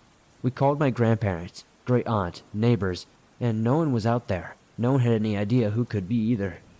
We then called the police, and they came out and took our statement, but nothing really ever came of it because they never found anything. Whoever it was ran away really fast. It was a dumb, unnecessary, scary moment. It was something that I don't think I'll ever forget.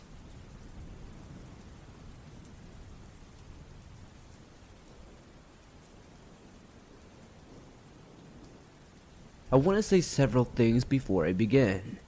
First, this happened many years ago. I'm 27 now, but this took place when I was around 18 or 19.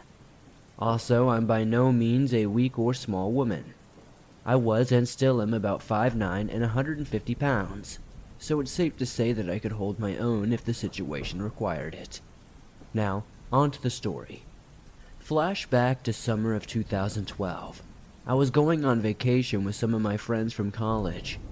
It was essentially just a road trip across several states with a few other girls, but at the time, that was the first vacation I'd ever really been on, so it seemed amazing.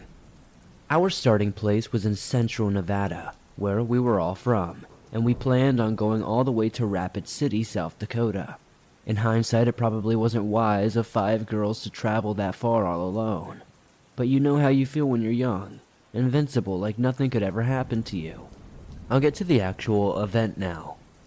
After a few hours of driving, one of my friends said she needed to pee.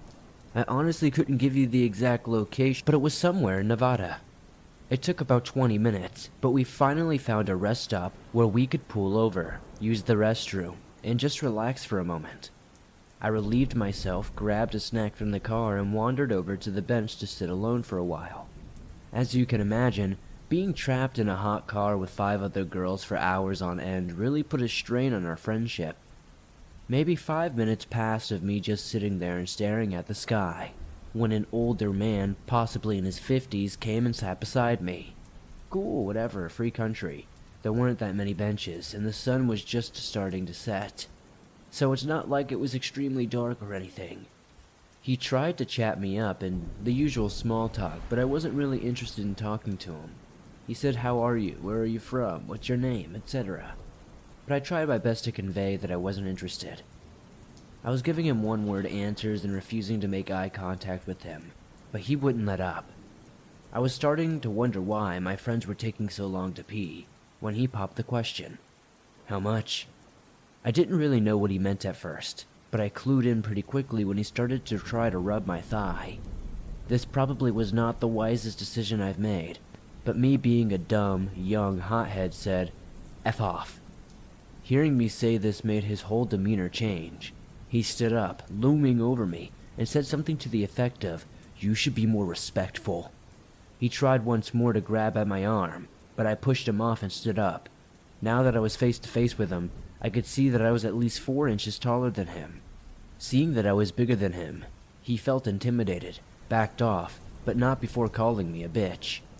I tried to act tough and walk away confidently, but I broke down sobbing once I was a few feet away from the car. To my surprise, all my friends were already sitting there waiting for me. Apparently they had just assumed that I was having trouble in the bathroom, although they should have noticed that I wasn't in there. They comforted me as I cried and told them what happened, but I'm still angry that they didn't come look for me, being that I was the youngest of the group. We continued our way to Rapid City and made it there in record time without any other incidents.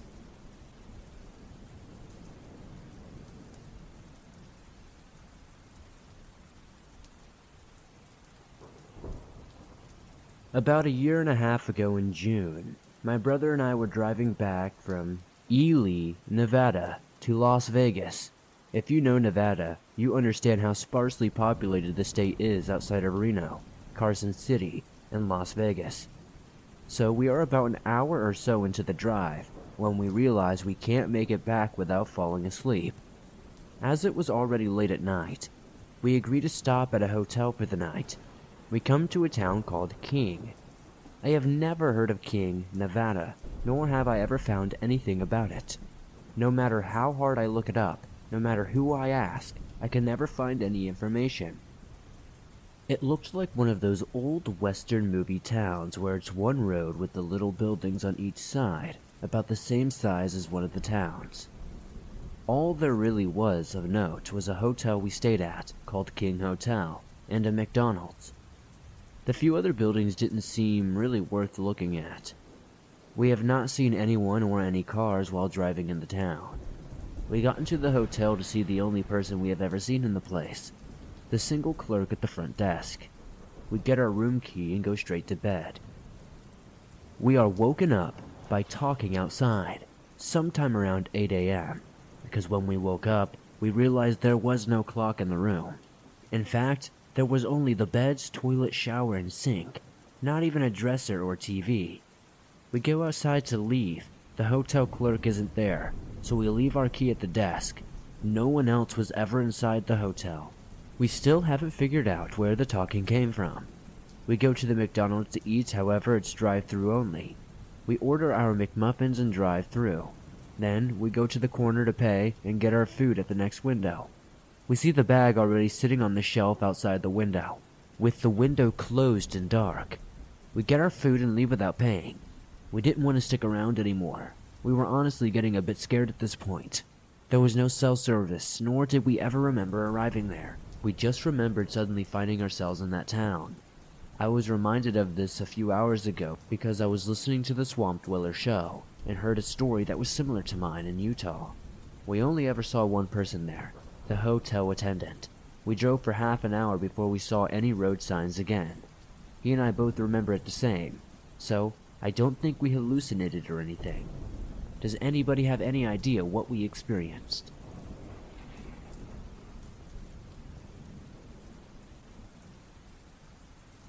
Okay, so I have kind of a crazy story, and I'm looking for some answers. A few days ago, I was driving home from college in Colorado to California. Yes, I did the whole 19-hour drive in one go. I was about midway through I-80 in Nevada at around 1 a.m. I get a call from my sister telling me an old friend just died. My sister and I both knew him, and he was pretty good friends of ours. I'm not going to say his name, but he was around my age at the time, which was 18. I was best friends with him back in middle school, and we stopped hanging out in high school. I'm going to tell a brief story about his death, as this may play into the question that happened that night. His dad posted a video to YouTube explaining this. Apparently 6 weeks ago, he woke up with a spiritual awakening, and he was starting to concern his parents. He turned into a different person entirely, but at the same time, he mended his parents' hurt relationship and reconnected his disjointed family. A couple of days before he died, he took his mom into a dark room in his house and told her his wings just grew. A couple of days after that, he died in a car crash from accidentally swerving off a mountain road. The day before he died, his parents said he stated that all he wanted to do was spread love to 7 billion people on Earth. Back to what happened in my car. After hearing this news, I felt bad. I turned off my music and sent out a prayer to him and his family. About an hour later, I was gazing out to the beautiful stars through my windshield. Out of nowhere, this blue glowing orb flew out of the sky right in front of me, and then flew off into thin air. There was a trail of orange sparks behind it. It was beautiful. I'm not a crazy person and have never been the type to hallucinate anything. This whole thing took about 2 seconds. It was probably 500 to 600 feet in front of me. I have been going through beating an addiction, and have been off the substance for 2 weeks now, and it has been hard on me. But in the last 2 weeks I felt more like a new person than ever before. I enjoy the little things more and live for life, not my past addiction. I also feel like the chances of this orb flying in front of me, him dying, and all of this happening within 2 weeks into beating my addiction can't be a coincidence. Before this, I've never even believed in paranormal stuff at all, but my mind has slightly changed after this. It's not necessarily the most terrifying story, but it's strange and beautiful at the same time.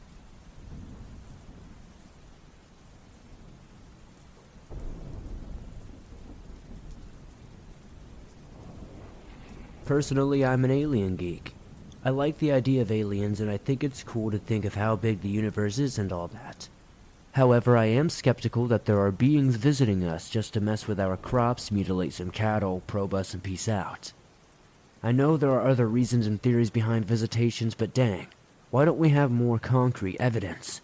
All in all, I remain to be an alien geek, enough that I took a 2-hour detour while driving my family from Las Vegas to Salt Lake City to drive by Rachel, Nevada, and see Area 51. We wanted to get some souvenirs at the Little Alien and head on our way. We were running late, so by the time we got back to Highway 93 to head up into Utah, it was probably 10 p.m. and super dark outside. But the stars were bright because there is nothing out there, no light pollution to speak of. We were probably going 60 miles per hour at the time, and were pretty good into our trip. The whole encounter probably took about a minute and a half. First, I saw a horizontal arc or semicircle of about 12 lights that flashed on and were brighter than anything else in the sky. Then I saw them. I just yelled to my wife, "What am I looking at?" She gasped and questioned further. The semicircle suddenly, sequentially blinked off for a second, and then back on. We were left there questioning each other. It was below the scattered clouds, and I started guessing what it could be, maybe some sort of airplane flare. But nothing really seemed right, because it wasn't really moving, it was still in the sky. Of course, being the hopeful skeptic that I am, my eyes are glued to the sky. About 20 seconds later, I see something darkening the clouds in front of us, like I could see it swoop in front of the stars. That is when the same brightness of a dozen or so lights turned on into a clear triangle shape.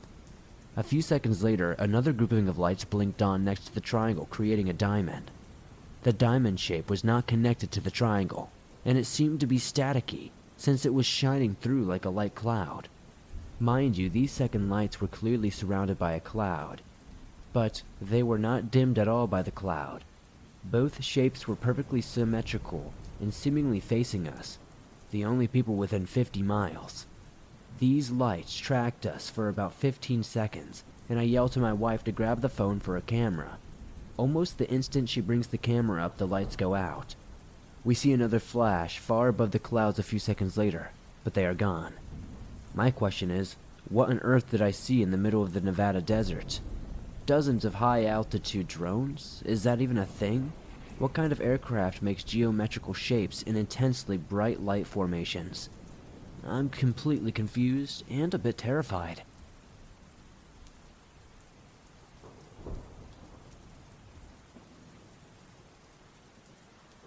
On our way home from a camping trip, my family stopped by the Oak Springs trilobite site to fossil hunt.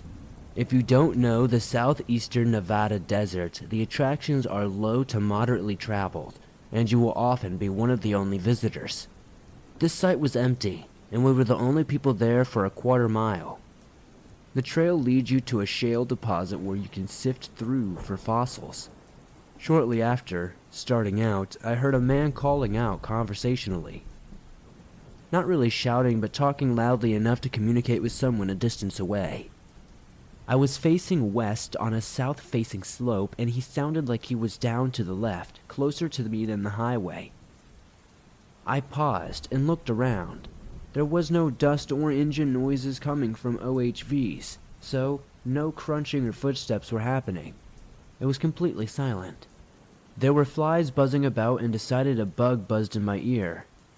A minute later, I heard another man call out, this time up the slope to my right. Probably another bug, I thought. Sounds can be strange in the rocky canyons. No big deal. We came upon the site, dug around for about 30 minutes or so, and found a few unimpressive specimens and headed back to the truck. At this point, I had forgotten all about the voices. Driving away, I asked my husband, "What do you think that was?" It was pretty cool. I'm the rock hound and never knew if he's enjoying my hobby or not as much as I am. He replied, "Sure, it was pretty cool." Pause. But I kept hearing these voices, and I couldn't tell where they were coming from. He had a face shield over his ears the entire time, making it unlikely a bug could have buzzed in there. He said he was hearing them on the way back to the truck as well. He heard them calling out at least 3 times. Caliente is nearby, and Pioche is a bit further. And both towns have histories dating back to the ye old mining days and Mormon frontiering. There's a lot of railroad, gunfights, and Native American raid stories. Some weird Warren Jefferson type stuff as well. Not to mention Area 51 being a short, relatively nearby area. Now, we are atheists and skeptics, don't believe in ghost stories, and neither of us have ever had paranormal experiences. But this one had us scratching our heads.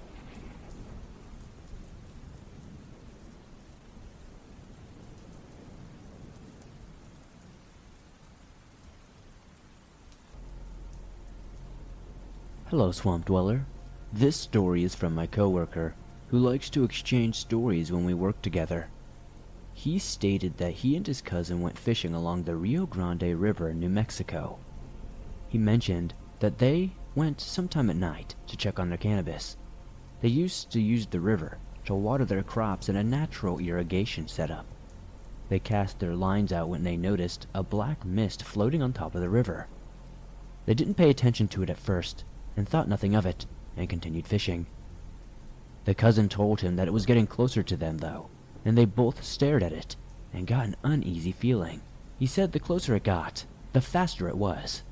They started to run through the branches back to the car, leaving their fishing gear and bait behind. He looked back and saw that it was still following them at a rapid speed. When they made it to the car, they sped off back to their aunt's house. They had relayed everything to their auntie.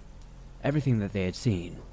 She told them they shouldn't go to the river at night, that it's very unsafe. Later, they went to retrieve their fishing gear the next day. They never found any footprints except their own. They stated that it didn't break any branches while following them. It kind of floated through them.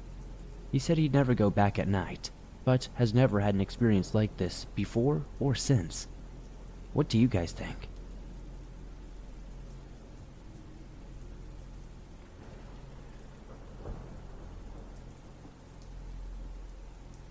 My mom worked quite a few jobs, and with every position she made friends.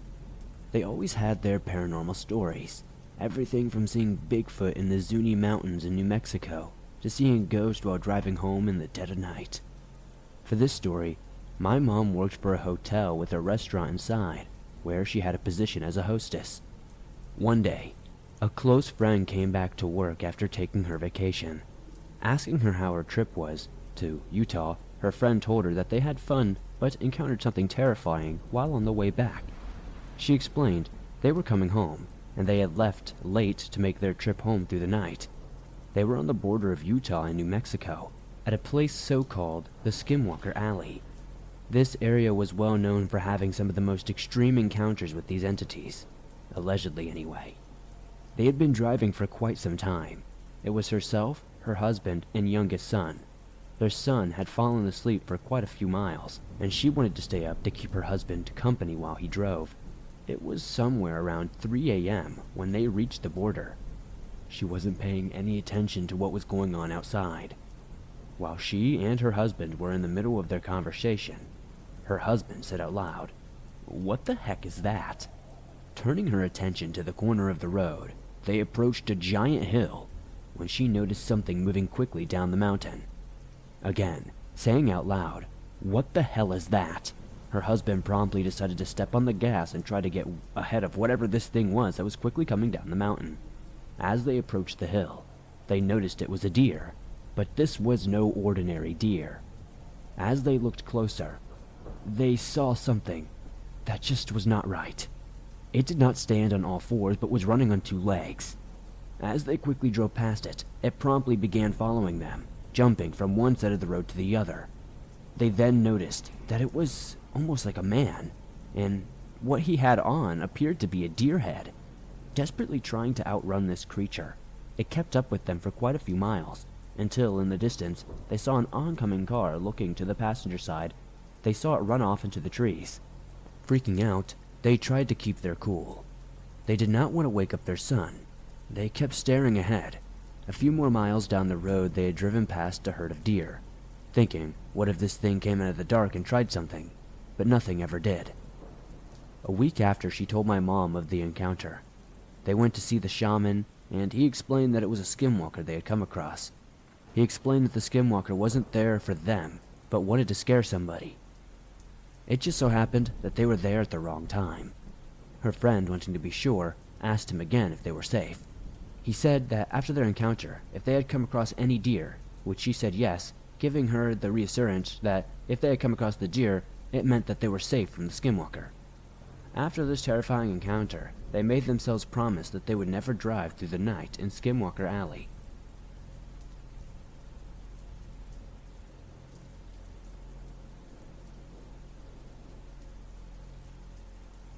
This happened the other night, on December 9th. We live on 2 acres in north-central New Mexico. I live in an unincorporated area, a lot of open fields, and it gets very dark at night. My 5-year-old Pyrenees dog, a giant dog, must be taken out to play or do his business. He will escape from the yard if no one is with him. Back to the other night. I took him out just before bed. Even with the porch light on, I could hardly see off the porch. My dog went and did his business. I could hear some heavy breathing and some sort of snarling noises to my left. I was beginning to feel very uneasy at this point. I called for my dog. Even though he is a huge dog, he fears his own shadow. He comes running up to the porch, whining and wanting to go inside. We rushed in, I locked the door and turned off the porch light. I told my husband what I heard. He said it's probably just the neighbor's dog. We went to bed, and the dog sleeps with us in our room as well. My side of the bed is inches away from the window. As my husband falls asleep, I heard a tap on the window. I lay there for a few seconds, thinking, did I actually hear that? Then I hear my voice calling my dog and telling him to come on. My husband says, "Why are you calling the dog? He's right here." I noted that the voice was coming from outside. Then we hear it again. He is looking at me with big eyes. What the hell is that? I tell him to be quiet by shushing him. These taps begin to turn into more aggressive bangs, and then my voice becomes more distorted. I have heard people talk about how it always sounds like someone they knew, but distorted. Never could I understand it until now. I mouthed the word "Skinwalker" to my husband, and he goes pale. I text my daughter-in-law. She is Navajo and from a medicine man and woman family, and is spending time out on the reservation with her mom currently. I text her and say I think a skinwalker is outside. I explain the situation. She calls and tells me to put the phone on speaker and put it up by the window. I could hear her and her mom do a Navajo prayer as I did this. As I listened to their words, the uneasy feelings went away. We did not hear anything else after that. Last night, when I took him out, nothing happened. It is getting that time of night again, though, so wish me luck.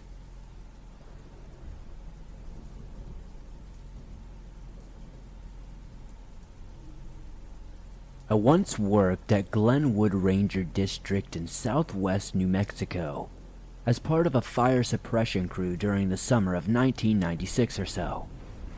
It might not be as scary as other stories, but it has stayed with me and has been on my mind all these years, because since that time, I have heard similar occurrences, especially when it comes to smells described during close encounters with Bigfoot. To this day, I'm still unsure of what this was, but it had me awake for a good hour or later one night.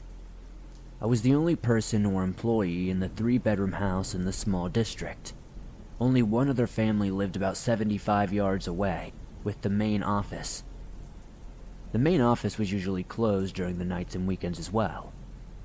Our employee bunkhouse, which is located on the side of a hill in a valley between mountains covered with pinyon, juniper, and pine. It was not very dark, and the moon would give the light through the patches of the fast-moving clouds. I remember the gusts of wind, and it all seemed like it was coming from different directions this night, through the valley, which I guess would be expected for Glenwood, as it was located in an area with a small population of ranchers and forestry workers. I was the only person in the house as it was a weekend, and other employees were either off for the weekend or still out working in the mountain camps. My bed, located directly next to the window, was open, and there was only a screen between me and the cool breeze outside. A strong smell awakened me at 2 or 3 in the morning. I can only describe the stench as something as a person may smell when walking by a dumpster, or something like that. The smell was of rotten food mixed with blood or something of that nature. The smell was so bad it woke me up out of a deep sleep. I peered out into the night while still in my bed. The window ledge was only 3 feet from the floor. I couldn't see anything, but the terrible smell and strange feeling had me up and curious. The dogs from the only house nearby were barking viciously from time to time. I didn't want to turn on any lights, as I knew this would only make me be seen more accessible from whatever was outside. I had no weapon except for a large hunting knife. I took it out of the sheath and carried it with me at the ready as I crept through room to room, looking through each window in the entire house. I slowly moved the curtains and stared intently until I was satisfied that there was no movement. I came back to my room and rested on the ledge of the window with the knife still in my hand until I drifted off into sleep and found myself still positioned in this way when dawn arrived. I was visited by something or someone that night. I was never awakened before by such a terrible smell in the sense of some sort of presence. In the morning, the awful smell was gone completely. I never found any tracks either.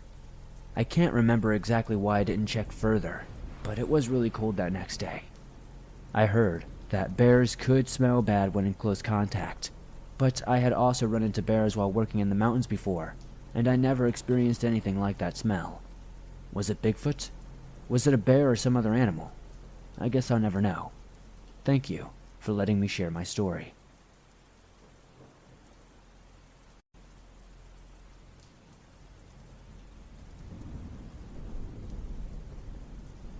My husband and I went on a 10-day road trip where we went tent camping through 8 national parks. We didn't necessarily encounter anything, but I wanted to share this story anyway. We drove from Mesa Verde in Colorado to the Petrified Forest in Arizona. It was a 3 to 4 hour drive, and we got a late start eating dinner. I always start as the first driver. Then, when I get sleepy, he drives the rest of the way. My goal was to get to Gallup, New Mexico, but first we would grab gas and switch seats. I jumped in the driver's seat after a long day of hiking, and down the winding highway road we went. We went as it got darker and darker outside. In my opinion, this road had too many curves to be considered a highway.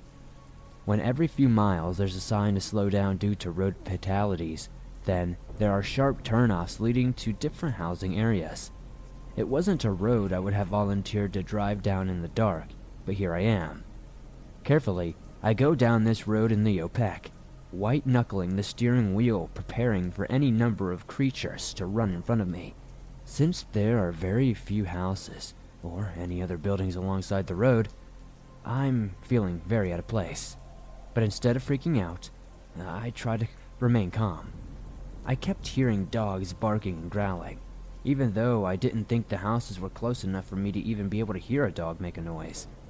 Even though no one else was driving on this road, I felt like I was being watched or something ominous. The curves turned into a straight road. My husband usually sleeps while I drive, but I kept him awake because something just felt off. A few hours in, I was getting extremely sleepy. My husband offered to operate, and I would have to pull over. I told him it was okay, and nervously joked that if we stopped, the car probably wouldn't come back on, or we would end up having the door knocked on by a black-eyed kid or something. He stayed up and we chatted about how eerie this road felt. 30 minutes later, we saw lights in the town of Gallup, New Mexico. I pulled into a McDonald's, and we got out to stretch and switch seats. That's when we noticed the highway signage. The top marker reads Highway 491, while the bottom tag reads, formerly Highway 666. After getting gas and getting on the interstate, I started Googling Highway 666. Many stories pop up.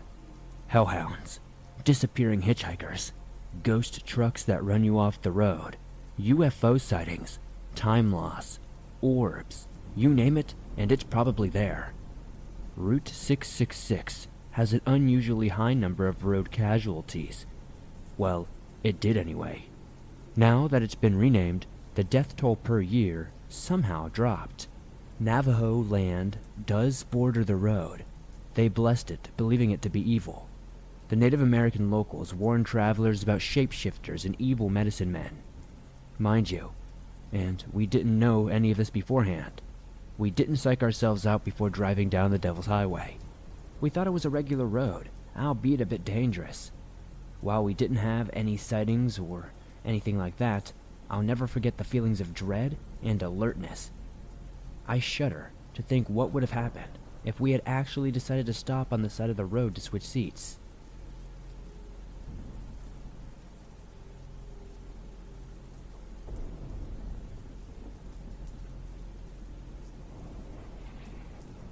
A few years ago, me and a friend were getting sick of the New England weather. We get our fair share of sunshine up here, but only for about 3 weeks out of 52. So, after one particularly washout summer, where the sky barely shifted from its regular gray tone, we decided a road trip to alleviate the rain-soaked misery would be the best way to go. We didn't have a destination in mind as such, just a direction, south, as far south as we could possibly go without having to buy ourselves a Spanish phrase book. About a fortnight in, we had made it all the way down to New Mexico. I'd enjoyed the barbecue in South Carolina, relished the peach cobbler in Georgia, but nothing compared to the food in New Mexico. I had thought I'd been eating good Mexican food back home, but I came to realize I'd been eating lies. Turns out the closer to the border you get, the better the food gets. Mexican food isn't all about spice either, although that is a big part of it. But even then, it's not the bear mace kind of burning hot that we might associate with it. There's tangy, fruity salsa made from pineapples, not to mention the smoky flavor that an Anko chili imparts to a dish. But I digress. We had been so charmed by New Mexico that instead of rolling through it into Arizona like we had planned, we decided to tour a little bit more of the state before leaving. This meant we rolled down dusty roads, visiting little cowboy towns and antojito joints along the way. So at one point, we are still a few hundred miles away from our planned stop, and we're getting tired. Driving at night can be disorienting and dangerous, so instead of just switching over while the other driver sleeps in the back seat, we decided just to pull over and sleep a few hours until dawn before we get back on the road. The only problem was finding somewhere safe enough to park up. Now, when I picture New Mexico, I picture the kinds of abode brown desert scenes that were made famous by old westerns. But it turns out, New Mexico has its fair share of snow-capped mountains and lush green forests. We happened to be driving by one such patch of tall pine trees when we called our rest stop, so we pulled in and turned down a dirt road and winded among the trees. We were taking it slow, trying to find a turnoff or a campground to park up at and get some shut-eye. It took a while, but we did find one, parking up and turning off the engine before unpacking our sleeping gear and leaning into the back seats. As you can imagine though, New Mexico gets warm and stays warm well into the night. So, although it'd leave us prey to the mosquitoes, we cracked the windows to allow some much-needed fresh air. It would be pretty essential, honestly. It was kind of nice for a while, lying there, drifting off with the sound of crickets chirping and coyotes yipping in the hills. It was relaxing, listening to the sounds of nature, until I heard a sound that was distinctly unrelaxing. The sound of hushed human voices.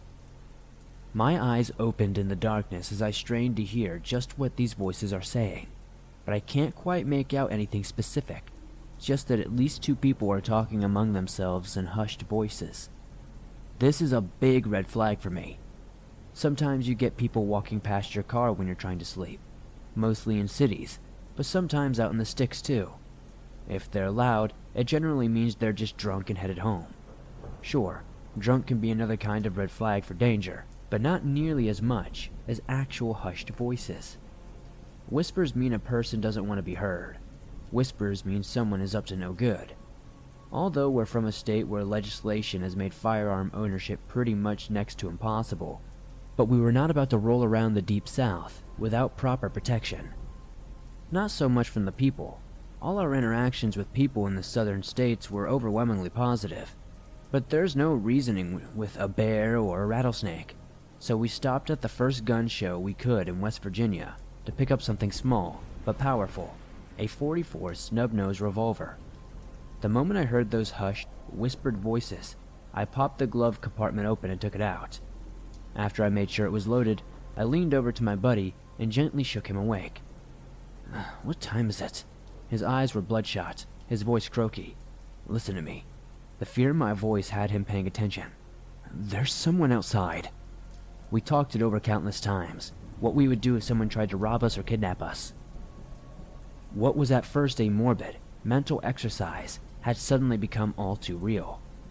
We decided to get out and confront whoever was out there, hoping they'd hear that we were armed and get scared and take off. It could have just been a few kids hanging around drinking, but it's always better to be safe than sorry. So we get out, me with a flashlight in one hand, the revolver in the other. We're both shining flashlights into the trees, but seeing nothing at all. We haven't heard any voices since we got out of the car, and I'm hoping they've just moved on. But like I said, better safe than sorry. "Hey, anyone there?" My buddy calls out into the darkness. We give a minute or so, and no one replies. But that doesn't mean we're feeling safe and sound. So we start walking into the trees, trying to find whoever was whispering. I'm expecting to find a handful of thugs who were about to rob us or something. But what we found was something much worse. The thing that hit me first was the smell. The further we got into the trees, the stronger this sickly sweet smell of hot garbage seemed to be. Neither of us had ever smelled anything like it in our lives, so it was not like we had anything to compare it to. It was not like we recognized it or anything. Then we saw the pit, the shadow on the ground opening before us. Then we saw the shovels, the plastic sheet stained with something brownish red. Flies were buzzing around the open pit, so loud I could barely hear my own voice when I exclaimed in pure horror at what lay at the bottom. It was a body. A human body, only it was barely recognizable as one.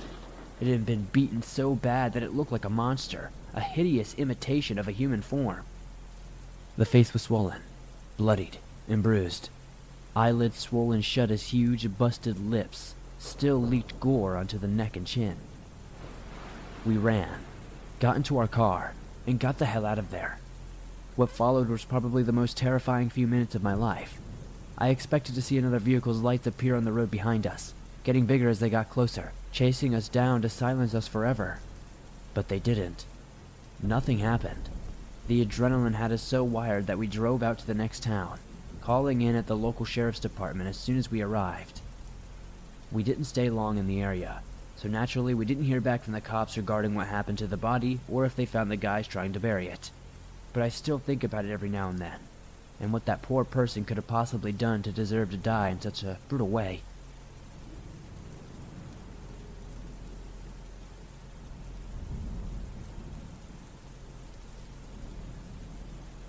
When I was a kid, I lived with my grandmother for a while, and her house was extremely weird. This house was dome-shaped and had some very absurd architectural designs.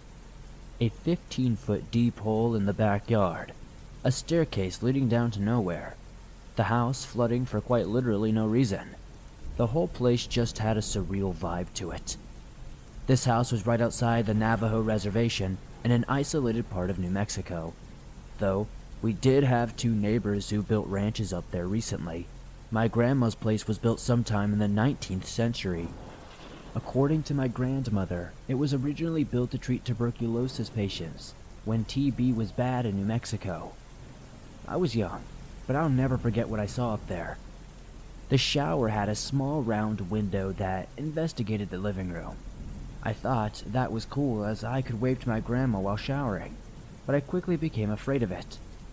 One day, me and my grandmother were playing cards in the living room, and a large handprint appeared on the shower window. I pointed it out, and this freaked even my grandma out, who promptly got up and saged the place. This couldn't have been my handprint, as I was just a little kid, and this handprint was huge and lanky. My second experience in this house was upstairs. Now, for some context, this house did have an upstairs level, but it only covered half of the ceiling. Think of an indoor balcony. This is where my grandma and myself would sleep because this is the only actual room in the house.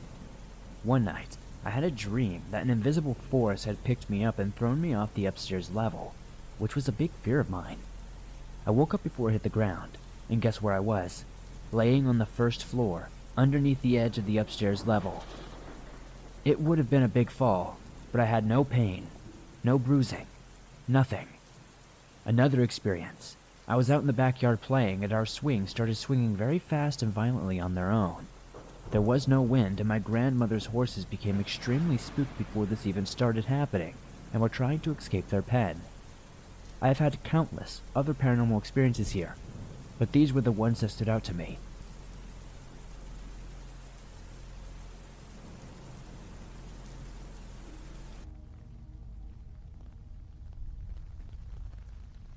I have a scary story coming straight from New Jersey, since nothing really happens here. This story happened in early 2020, just before the pandemic. For just a bit of context, every Friday, me and my friends hang out at one of our houses. This week it was my turn to host. This time, it was me and 4 others. I will call them A, J, and S. Anyway, we were walking home from school together, and we just turned onto my street. Halfway down the street in front of my house, we see an older man standing in front of my dad's truck. He was wearing all gray, except for a red lanyard and neon green hat. At first, I thought it was my dad since the man looked almost like my dad. S asked me if that was my dad. I said maybe, but my dad does not usually come home from work this early. My dad is a teacher in Jersey City, and comes home around 5 or 6 p.m., when I would usually be getting home from school around 3. As we got closer to my house, the man ran away, hiding behind my next-door neighbor's car. That was when I knew it was not my dad, and the panic started to set in with the rest of my friends. When we got close to my house, we cut across my other neighbor's yard and made a beeline for the side door. We all piled into the house, locked both doors and all the windows, and shut all of the blinds. For a while, we just waited in the house, unsure of what to do, honestly. We all agreed to go up to A's house when the coast was clear. I was extremely paranoid, as I have always had a fear of home invasions. We were not sure if this guy was going around trying to take a survey, or was trying to hurt us. He looked like he could have been working for someone, but if he were, he would not have hidden behind that car. As we were all talking, we heard someone knock on the front door before aggressively trying to jiggle the doorknob open. At this point, we knew this man was dangerous. I called my mom and she gave me the non-emergency number for the cops. I had to hand my phone over to my friend Jay. They are much calmer in emergencies than I am. In about 2 or 3 minutes, a cop came to the house and asked us what happened. We told them everything that went down and what the man looked like. The cop also questioned our neighbor, the one who owned the car the man hid behind. According to what I was told, the man did the same thing to him. He would have answered the door, but he was in a work meeting in the other room.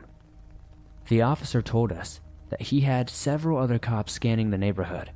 He also offered to walk us up to A's house. We took his offer and headed up to A's house. After that whole thing went down, we enjoyed some pizza and watched some movies. As for the man, he was never caught or identified to my knowledge. This story is just one of many reasons why I'm grateful for my friends. I was originally just going to go home alone, and I'm so glad I invited them along with me. I get anxious any time I think about what could have happened if I was home alone that day, or what that man could have tried to do to me.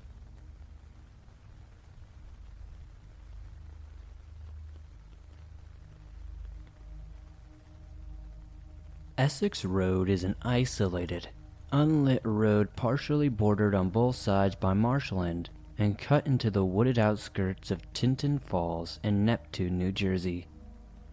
It is only about a 1.5 mile long road, partially running parallel to the Garden State Parkway. Essex Road at one time had an added attraction to enhance its mystique: body outlines on the pavement, which were drawn and laid out in tape on the blacktop to mark the places of fallen victims. Cars have been forced off the road by unseen forces and slammed into barriers and trees. Misty forms appearing in the middle of Essex Road, startling drivers into stopping or veering off the road entirely. There were pentagrams and other symbols painted on the street, though the presence of ritual magic users were never noticed. In the late 1800s, albino families supposedly lived namelessly in the woods behind Essex Road. Sadly, many people would come from all over just to look and make fun of them. From what I understand, the albino families must have gotten fed up and began murdering curious onlookers and putting the bodies in a nearby slaughterhouse. Ever since I was a child, my mother has always told me the stories of Essex Road.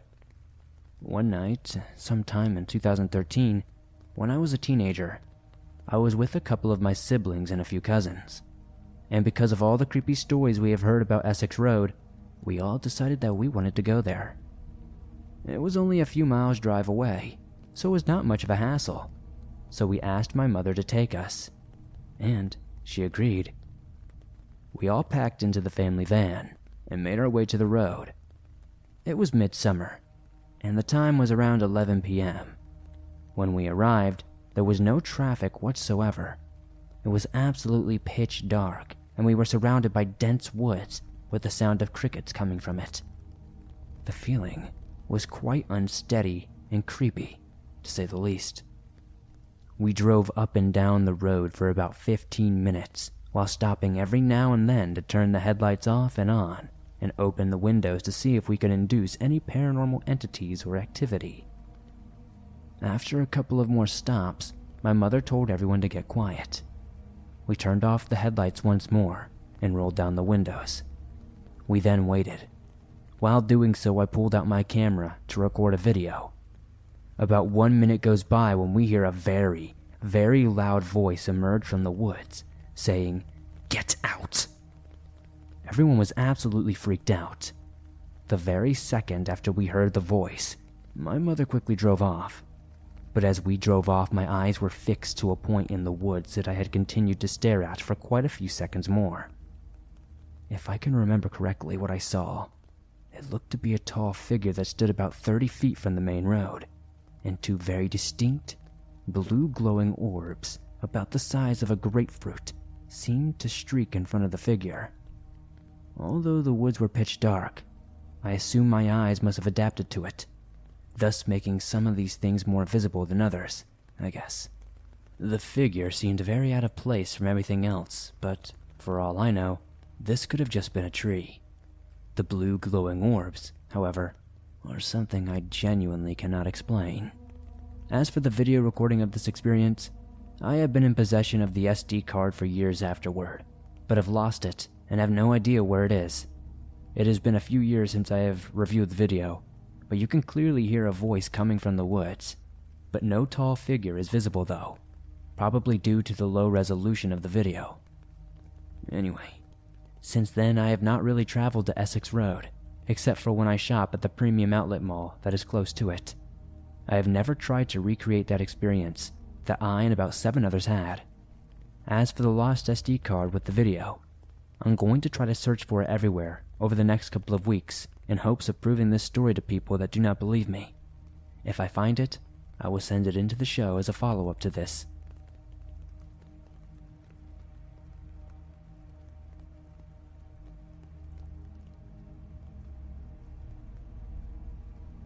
So the following story is not something that happened to me.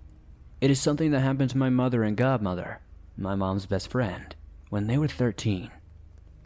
It is also something that has haunted them ever since, causing bad luck, mental health problems, physical health issues.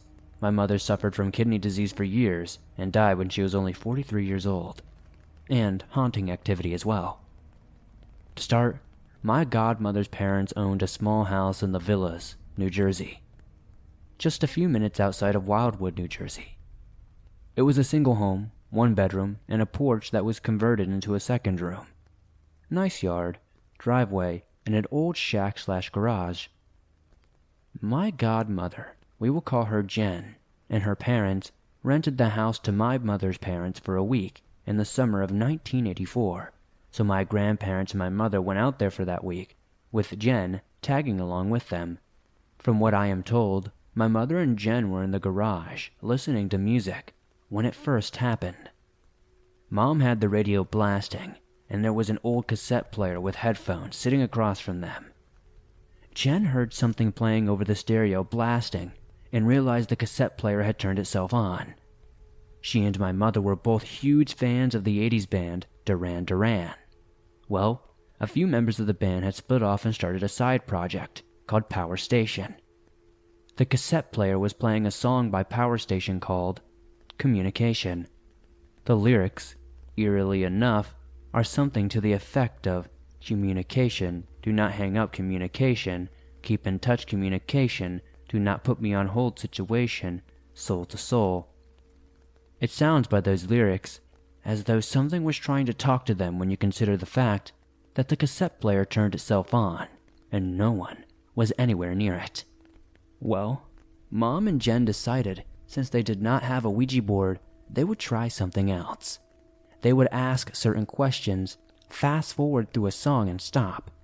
Whatever the first few words were, they would use it to spell out an answer to their questions.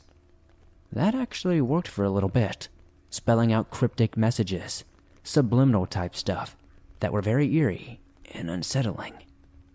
Eventually, they had come home to Philadelphia early as my grandmother became sick and had to go to the hospital. When they got back to Philly, Jen decided to stay with my mom at her house for an extra night or two, since their vacation had been ruined. That night, they heard scratching all around my mother's room, on every wall in the room. It sounded like 100 rats inside the walls, moving all at once. My grandmother came into the room, ready to tear them both a new one, only to find them clinging to each other on the mattress, clearly not causing the noise. This was just the beginning. Later, they started using an actual Ouija board. They got messages that seemed like direct links to things happening in their lives. My mother once asked how she was going to die. This was right around the time that she first became sick with kidney failure. The board's response was, "Whispering words shall breathe, truest demon shall bleed, enjoy it while it lasts." Whatever that means. Neither of them could ever determine, but it did not sound good at all. Then came the scratch marks. Mom and Jen were both waking up every morning with fresh scratch marks in certain areas that I will not name. But they are areas where you should not be finding marks like that. Mom would get them on her left side while Jen would get them on her right side. One day, Jen went back out to the house in the villas with her mother. They opened the door to the garage to find the entire place was trashed. Shelves were ripped from the walls. The spring attached to the garage door was hanging in the middle of the room in a spiral shape, and everything was completely ruined. As though she were possessed, Jen's mother blamed her and proceeded to give her quite a beating. These are just a few things that happened over the years. This thing eventually came to call itself Ranjas, though you cannot find anything on a demon by that name. Mom and Jen have had nightmares of a huntress, that supposed physical form of Ranjas, but it also appears as a black wolf with red eyes from time to time as well. They have also experienced repeated nightmares of ships sinking, or the streets of Wildwood, New Jersey flooding, apocalyptic type dreams. But that demon was always in those dreams. The closest my godmother and I have come to finding anything on this thing is something called Rangda. She is described as the demon queen of the Layaks in Bali, part of the traditional Balinese mythology. Terrifying to behold, the child-eating Rangda leads an army of evil witches against the leader of the forces of good, Barong. The battle between Barong and Rangda is featured in Barong Dance, which represents the eternal battle between good and evil. That is all we have been able to find, but it seems quite probable that this is a valid connection to our mystery demon. Rangda does not like men. Any relationship that my godmother ever had in that house in the villas fell apart, but not before turning violent and bitter. It also says the child eating Rangda. I have my own theory on that. My mother and godmother were children when all of this began. It has caused nothing but misery and pain for them ever since, and I believe even played a part in my mother's illness that led to her early death, since she was sick for so many years. It is almost as though the child-eating Rangda attached herself to them as children and plagued them every day since. Unfortunately, though, all I must go based on are my mother and godmother's experiences. I cannot find anything on this Ranjas, and though there is a mythology about Rangda, there is nothing in the way of haunting experiences by anyone with this beast, or demon, or whatever. So if anyone has anything similar or has experienced anything like this, please let me know. I am looking to see if my mother and godmother were alone in this, or if there is more to it.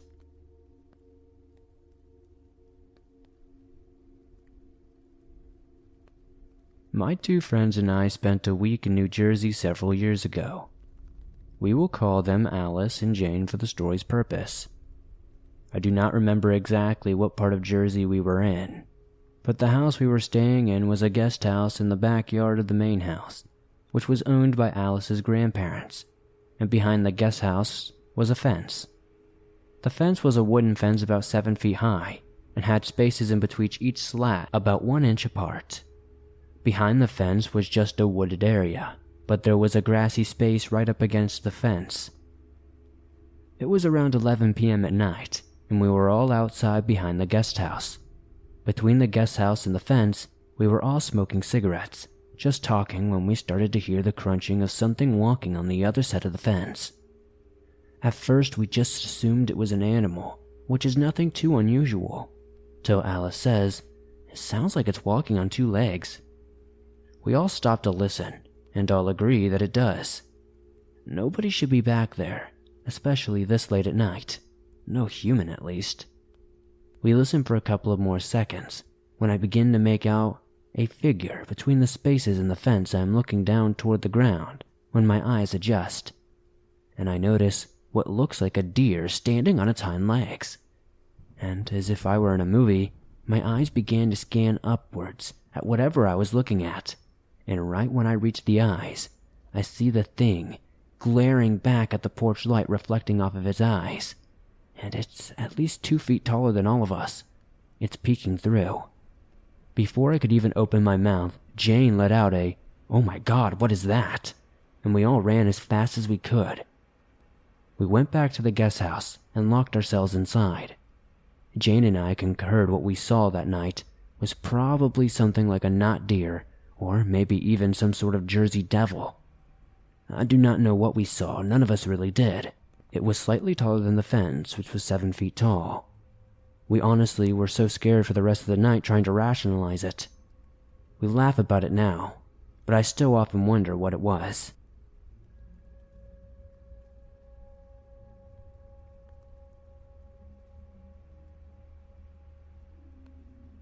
Back in my freshman year of high school in New Jersey, when I was 15 years old, I had a very disturbing event happen to me, and thought I would share it with you on your show. Now, before getting into the details, I would like to mention that my girlfriend at the time practiced Wicca, and always read from old books. I really was not quite sure what it was about, but I imagined it was some sort of witchcraft. I was kind of ignorant as to how powerful that stuff was, and always just brushed it off.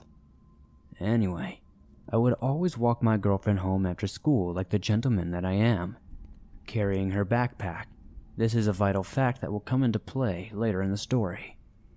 My girlfriend at the time was in Navy ROTC, and she was supposed to be going to PT, physical training, one day after school, but instead skipped PT, and we planned on going to my house to fool around. At the time, I still had my V-card, so I was eager to see if I would finally get lucky. Now, a few blocks away from our high school, and on the way to my house, there is an old cemetery. For some reason, she wanted me to go into the cemetery with her, and being the naive 15-year-old that I was, I stupidly agreed. She makes a beeline to an awfully specific grave as she already knew where she wanted to visit.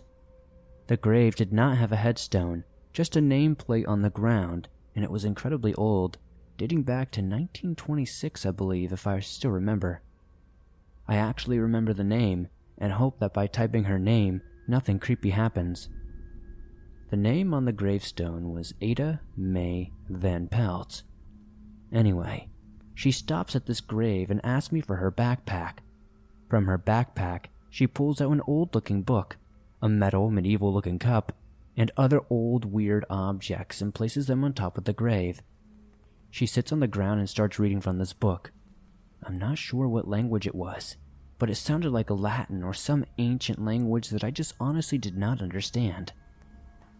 Anyway, while she is reading in this cryptic language, I started noticing changes in the atmosphere.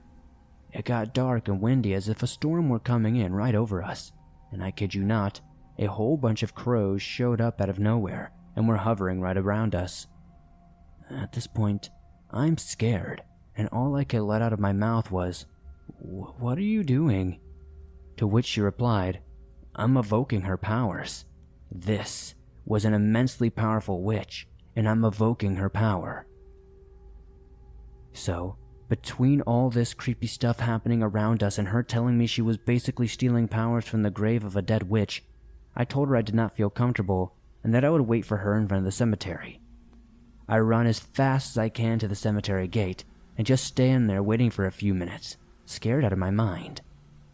A few minutes later, she comes out of the cemetery and passes me her backpack and says, "Okay, let's go to your house." I do not ask her any more questions about what just happened because frankly, I was too scared to think about it any longer. We start walking to my place, go inside my apartment, and walk straight to my bedroom. Now at the time I lived in an apartment complex, and each building had 3 floors with stairs in the hallway, connecting to each floor. This is important to what happens later. Anyway, being the young lad that I was, I completely disregarded everything I had just witnessed at the cemetery, and the only thing on my mind was getting to second base and possibly hitting a home run. I put her backpack down on the floor by the dresser, and we started kissing on the bed. We were kissing and feeling each other up for about a minute or so, when suddenly, out of nowhere, a huge black shadow shows up on my wall, about 8 feet tall, and it was probably about the same length wide, but it had the form of a human or an animal. We both looked at each other, and she asked, "Can you hear it? He's trying to speak to you." But at the time, I could not hear anything. I could only see it. So I tell her that I cannot hear anything. She suddenly places her hands in my ears, one hand on each ear, and says, "Now you can hear." Suddenly, I can hear what this thing was saying. But not through my ears, if that makes any sense. It was more telepathic, if anything. Everything that it said was going straight into my mind, and I understood every word. I do not remember everything word for word, but basically, what this dark being was telling us was that we were young and did not know what love was or what we were getting ourselves into. He continued to tell us that he used to live in the same apartment, and one day he came home early from work and caught his wife cheating on him with another man. He snapped and chased her with a knife, ended up stabbing her multiple times, but she survived, and he later died in jail for that crime. At this point, my heart is beating 1,000 beats per minute, and I am very scared, but thank God my mom comes knocking on the door to check up on us, and the dark shadow disappears. All I could think of was getting out of that room, so we both go into the living room, and she confirms that she heard everything that I heard word for word. We are both pretty shaken up, so we just stay in my living room watching TV until it is time for her to go home. We get started walking home, and for some reason, I cannot find her backpack that I had left in my room earlier. We both look absolutely everywhere and cannot seem to find it. I ended up telling her that I will more than likely find it later and will just bring it to school in the morning. Anyway, we walk out of my apartment, and right on the hallway stairs that go up to the 3rd floor is her backpack. Open on the top stair with all its contents scattered all over the stairs. Books, metal cups, etc. Creeped out, I helped her pack everything up and walk her home. Wait, it does not end there. I forgot to mention that at the time my mother practiced Santeria. We are Cuban, and most Cubans bring that religion with them. But anyway, when I got home, my mom and her friends were in the kitchen, and I overheard them talking about my girlfriend, and it seemed they were trying to figure out the stuff that she was doing through Santeria. Suddenly, my ex calls my house phone, and when I pick up, I hear her crying frantically. "Please tell her to stop. It hurts. It hurts. Tell her to stop, please." This was so creepy. It is like she could feel my mom and her friend using Santeria to reveal things about her, and it was physically hurting her. So we ended up breaking up after this incident, and the years go by. We both graduated from high school, and we went many years without seeing each other. It seems like what they say is true. When you practice witchcraft, it comes back to you, because I recently ran into her, and she is all messed up. She has a disease where she is all swollen in the face and barely recognizable, and has many other health issues. I do feel bad for her. We had a long conversation, and I brought up the incident above, and she remembers every single detail, just like I do. From the name on the grave to her backpack on the stairs with all her stuff thrown on the stairs. I know some of you might not believe anything about this story, but trust me, everything I just revealed is completely accurate and really did happen. I have some other stories of paranormal incidents that have happened to me, and hopefully I will get to share them with you guys and gals soon enough.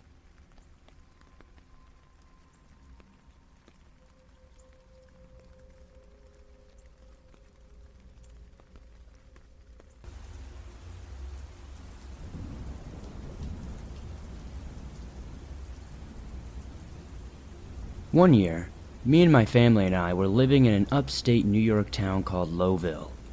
It's a small rural kind of town that is about an hour away from the Fort Drum military base, and the only thing that was in the downtown area was mainly bars, a couple of restaurants, one antique shop, and a boutique. The rest were just vacant buildings and some insurance buildings, which wasn't really the kind of town I liked to be in. But, to be fair, it did have a nice festival and county fair every year, which I did attend to whenever I could.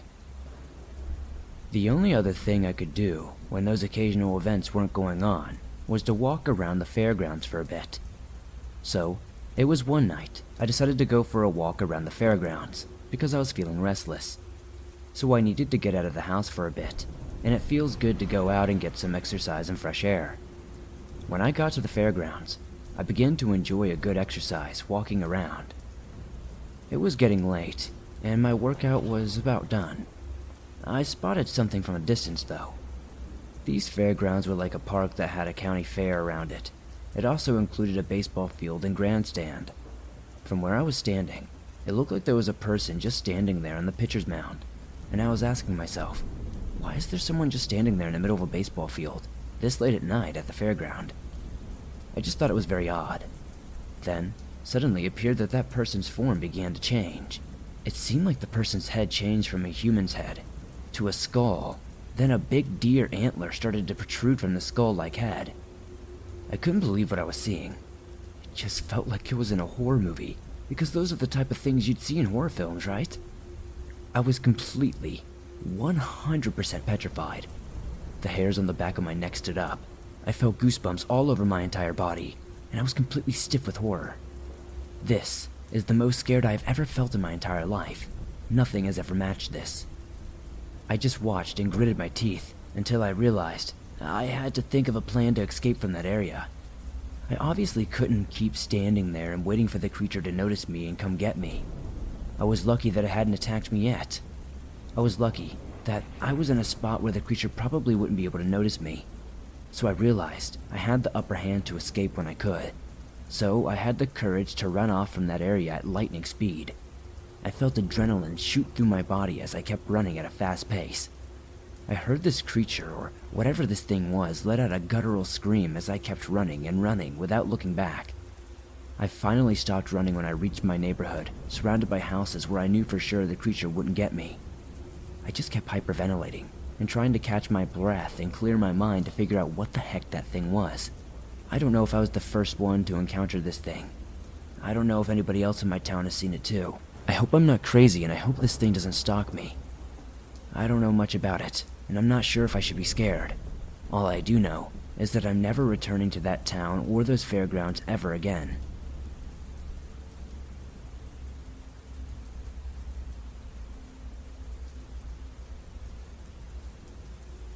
Now, this isn't my experience but my friend's father's. He told us about this camping trip his son invited us on. He told us the story of him and his siblings living in the rural forest area of an undeveloped New York state. He told us around where he lived was a dense, dark forest grown of pine needles.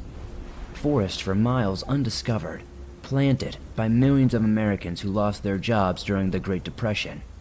He and his siblings lived in the surrounding areas, and every evening after his mother had left for work, they ventured into the surrounding, peaceful areas of the woods, and they would often venture around the open woods that allowed more natural sunlight to shine in. However, during these expeditions around specific pine trees within the woods, the children would often suddenly get very sleepy, almost like the sound of a natural lullaby would put them to sleep from within the woods. He told us that he and his siblings had an older sister who would watch them during their expeditions, who would also fall asleep with them. But here's where the story gets weird. This was like a nest of some sort, made with pine needle and other soft materials from the forest. He told us that they wouldn't go further than those pine trees. He said something doesn't enjoy intruders in its territory, so they stayed along with the wooden tree line, but explored every acre they had. He informed us how in these lullaby instances, it would feel like he was floating in a boat being jostled around and being carried in someone or something's arms. Remember, he is one of 4 siblings. The oldest was 16 years old at the time, not able to carry all of them back by herself. He recalled that once morning had come, they were in their clothing, sleeping against a huge tree on their property, and saw their mother pulling up in the morning coming home from work. He and his siblings awoke to see this and were confused about how they got back. When they were often deep in the woods miles from home, he recalled one time waking up by himself and feeling a presence of something that was around 6 to 9 feet tall, with womanly proportions, and a nurturing presence. It was able to carry him all by itself, often bringing them back home to their house, gently putting them down and letting them sleep before wandering back into the woods. He believes that this was a mother Sasquatch that lived in a nearby forest of New York, probably calling the mountainy forest regions its home. He thought that maybe it lost its young at some point and decided to care for them and help keep them from harm.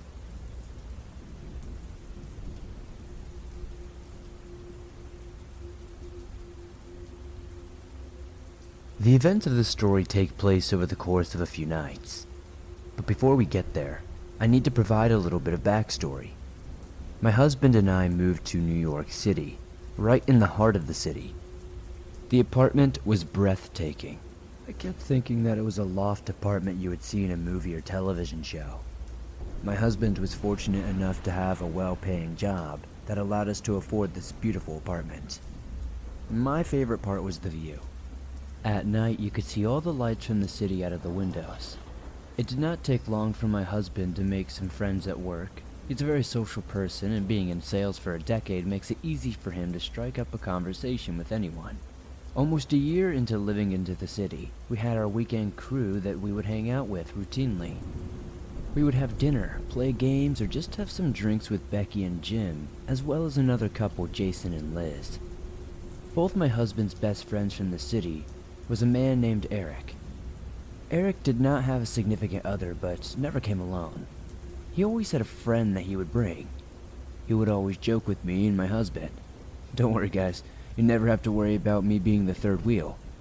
This turned into a reoccurring joke, and Eric was always referred to as the third wheel. One night, after one of our get-togethers, my husband and I were getting ready for bed.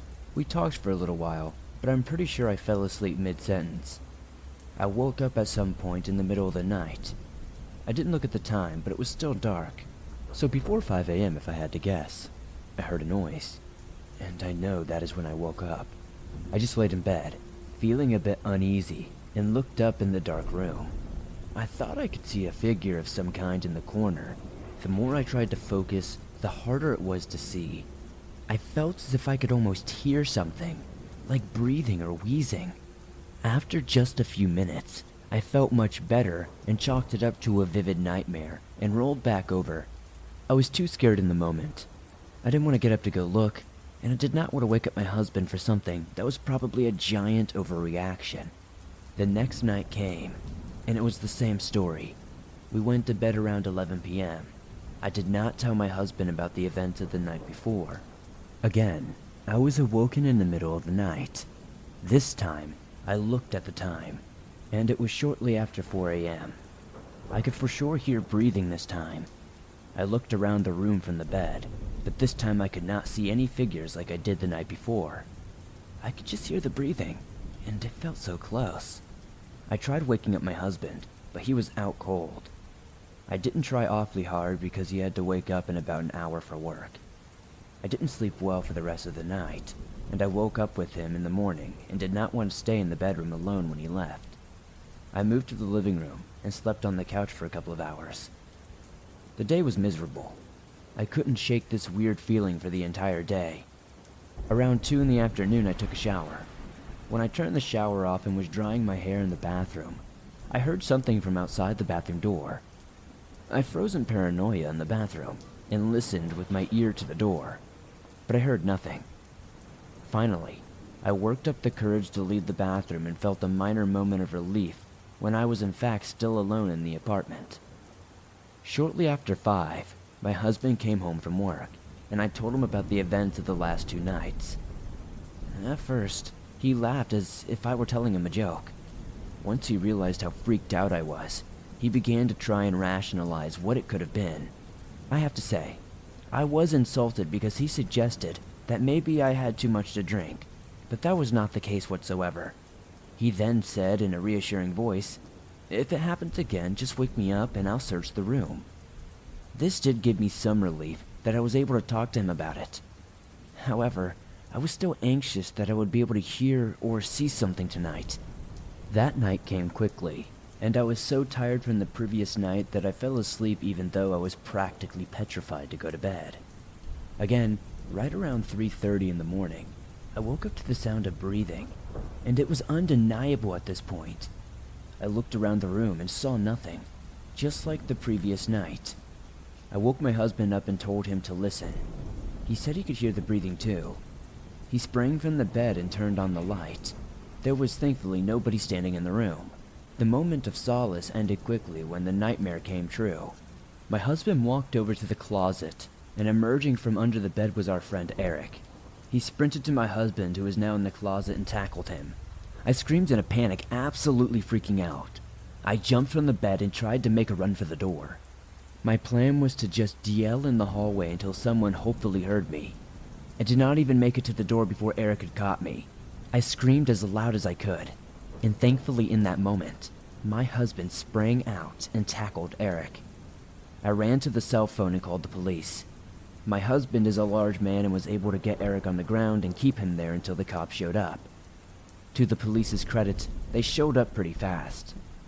My husband only had minor scrapes and bruises, but had a big knot on his head. When the cops were arresting Eric, we could hear him saying, I didn't want to be the third wheel anymore. I just didn't want to be the third wheel anymore. What is even more disturbing is that he told the police that he was inside of our apartment for a couple of days. He had somehow stolen my husband's key and made a copy of it.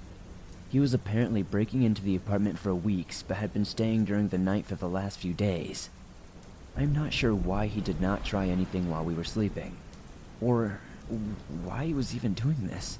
It still freaks me out to think that this man was inches away from where I slept. We are now back in my hometown, and not living in the city anymore.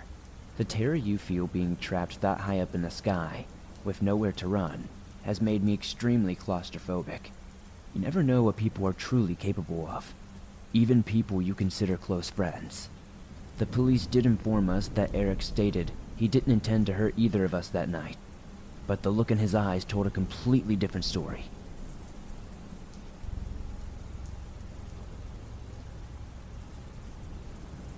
Hey Swamp Folk, today's episode was sponsored by my good friends over at HelloFresh. What is HelloFresh, you might ask? Well, if you're unfamiliar, with HelloFresh, you get fresh, pre-portioned ingredients and seasonal recipes delivered right to your doorstep. You can skip those hectic grocery store trips and count on HelloFresh to make home cooking easy, fun, and affordable. And that's why it's America's #1 meal kit. The holidays can be hectic, but HelloFresh helps keep these things simple with recipes and ingredients that cut out grocery shopping and limit meal prep time so you can spend more time being festive with the family. HelloFresh offers over 50 menu and market items to choose from every single week, including vegetarian, calorie smart, and gourmet options, providing plenty of variety. Their ingredients are fresh and travel to you straight from the farm, within a week every single time, so you get the convenience without skimping on the quality. As fall transitions into winter, there's nothing better than cozying up with a comforting, home-cooked meal. Recipes like chicken ramen in shoyu-style broth or turkey ragu gnocchi make it a no-brainer to skip out on paying for takeout. Honestly, I've been using HelloFresh for over 2 years now. It's something that has helped me a ton with my meal prep and my workout routines and such like that, and I really do think you guys would benefit from this. So, if you're looking to join me and many others in the swamp, go to hellofresh.com/swamped14 and use code SWAMP14 for up to 14 free meals and 3 free gifts. That's right, go to hellofresh.com/swamped14 and use code SWAMPed14 for up to 14 free meals and 3 free gifts. I'm telling you, you're going to find out why this is America's #1 meal kit, and you're going to be hooked, just like me.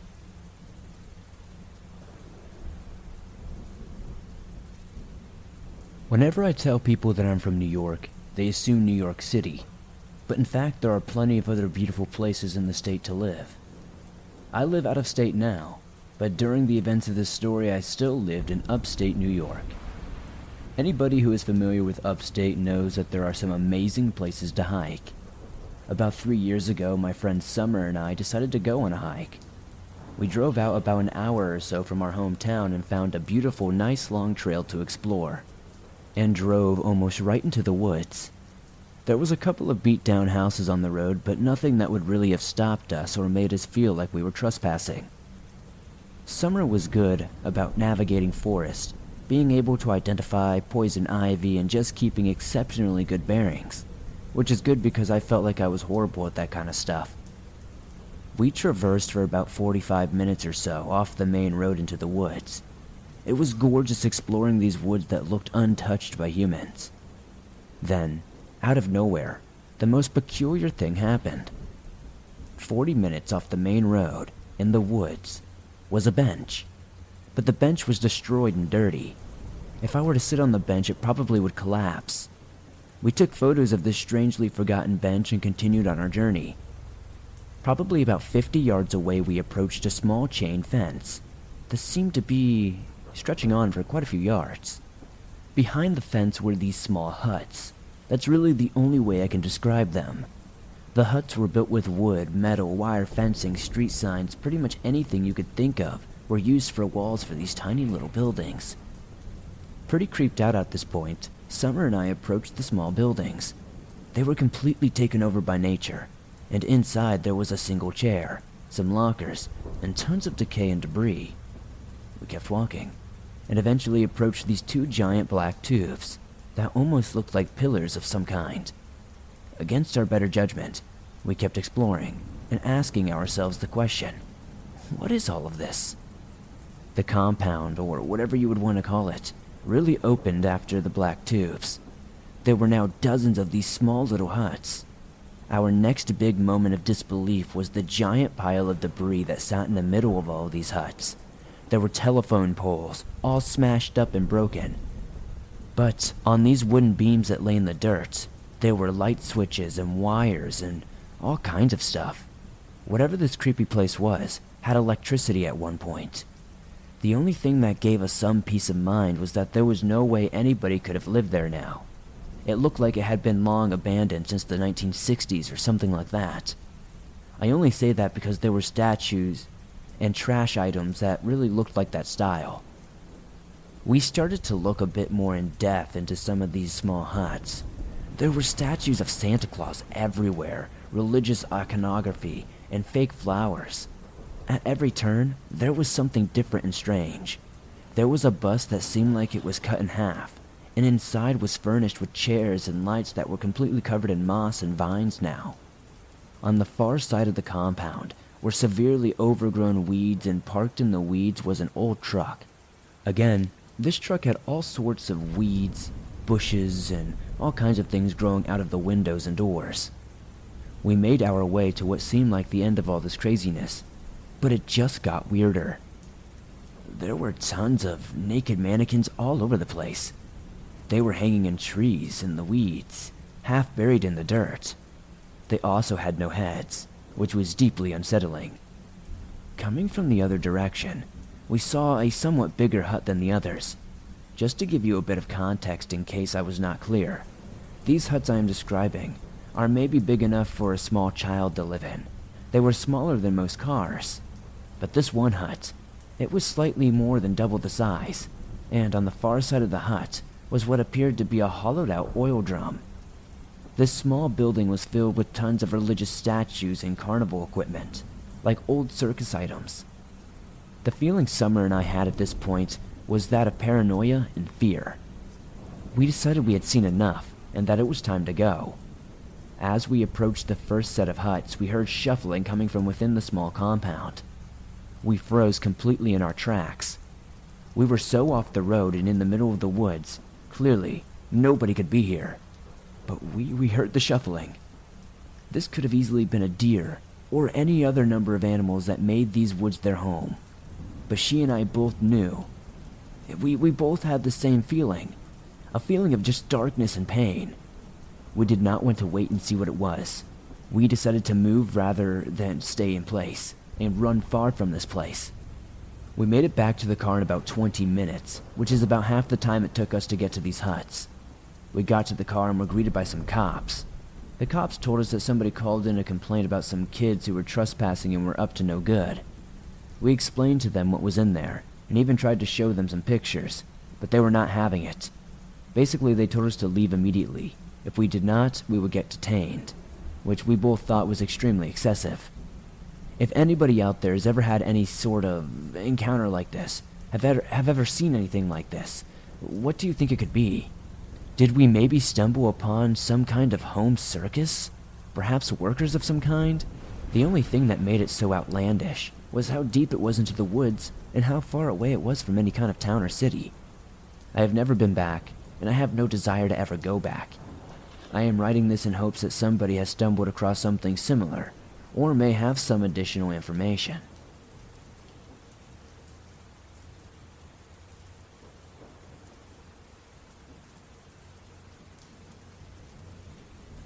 This happened about 13 years ago, when I was a sophomore in college attending a liberal arts school in Suffolk County, New York. Within the first month or two of my freshman year, I had found myself in a very tight-knit group of fellow theater geeks, 6 guys, myself included, and 1 girl. And they all loved horror movies and ghost stories. I had found my crew. Freshman year was tough, but we all held each other up and made the whole experience a bunch more enjoyable. At the beginning of sophomore year, we decided that in October, as the Halloween season was ramping up, we would find a creepy wooded spot in a nearby town some night and scare ourselves.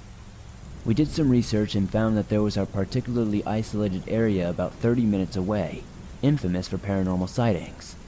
This was perfect. The 7 of us split into 2 different cars and headed out for the night.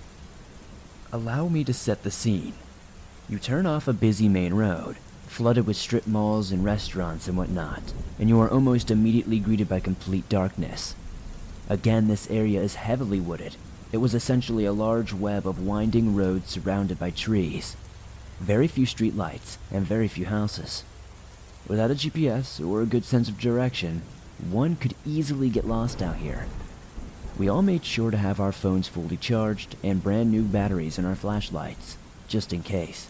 But the goal was to keep driving until we collectively decided to pull over and go exploring. So, per the directions, we made a left off the main road, driving for 30 minutes or so into this dark network, picking directions at random. Just getting intentionally lost, so to speak. Our cars made a turn and, to our surprise, there was a huge log in front of us. We had reached a dead end of some kind, but nothing but trees were beyond it. We all got out to see exactly what this was. We stepped over the log onto the 2 narrow trails leading in different directions. This seemed like as good a time as ever to grab our flashlights and do some amateur ghost hunting. We flipped a coin and set off on the trail to the right. The trail was so narrow that we had to walk in a single file line to avoid getting whacked by branches. For whatever reason, I ended up in the back. I'm usually rational and level-headed, but I had to say, the further we went in, the more I was overcome with an uneasy feeling. I kept hearing sounds deep in the woods, unable to shake the feeling we were being watched. But I seemed to be the only one who heard these things, so I shrugged it off as my imagination being overactive. And, in any case, the whole point of us being out here was to get scared, right? Not to mention the fact that we were 7 able-bodied college students. What could we possibly come across that could take us all down? We headed down this trail for about 20 minutes, and just when I thought it would never end, we came to a massive clearing. And I mean massive.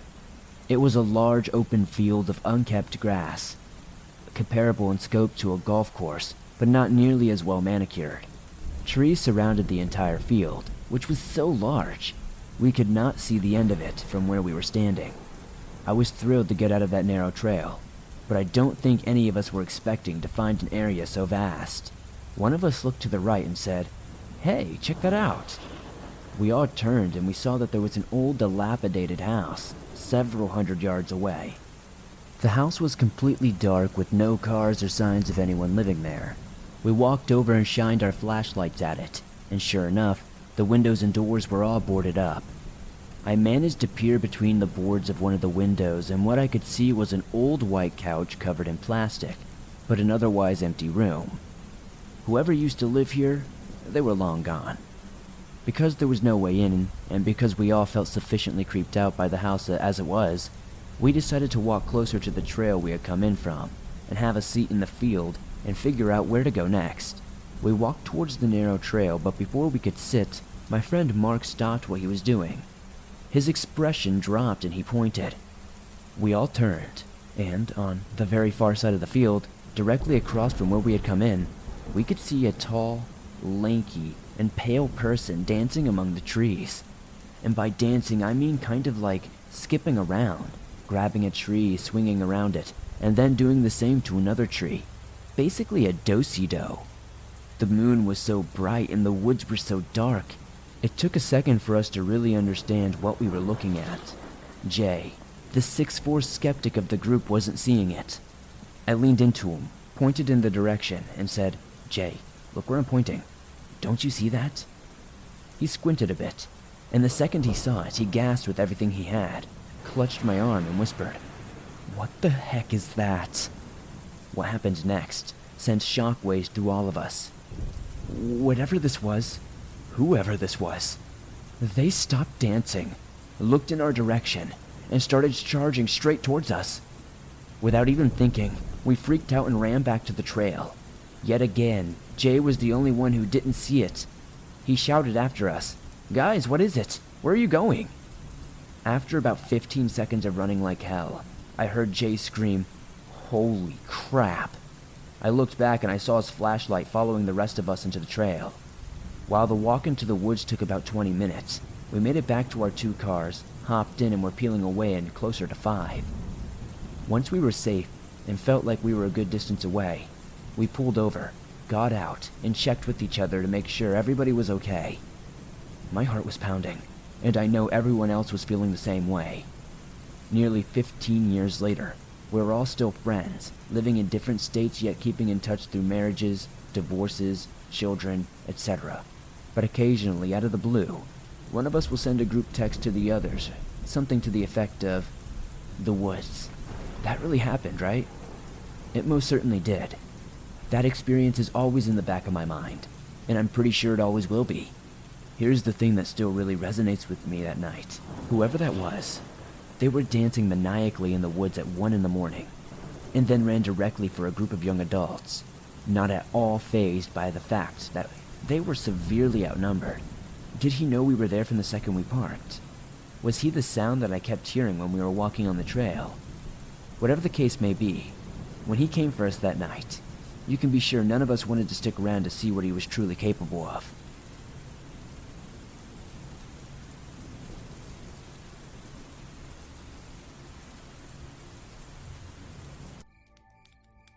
The backwoods of North Carolina are full of old, sleeping houses that ought to be torn down. They dream only awful things. I grew up in a very, very small farm town with a population below 150 or so people. I won't name drop the town for obvious reasons, and even if I did, you wouldn't find anything to write home about.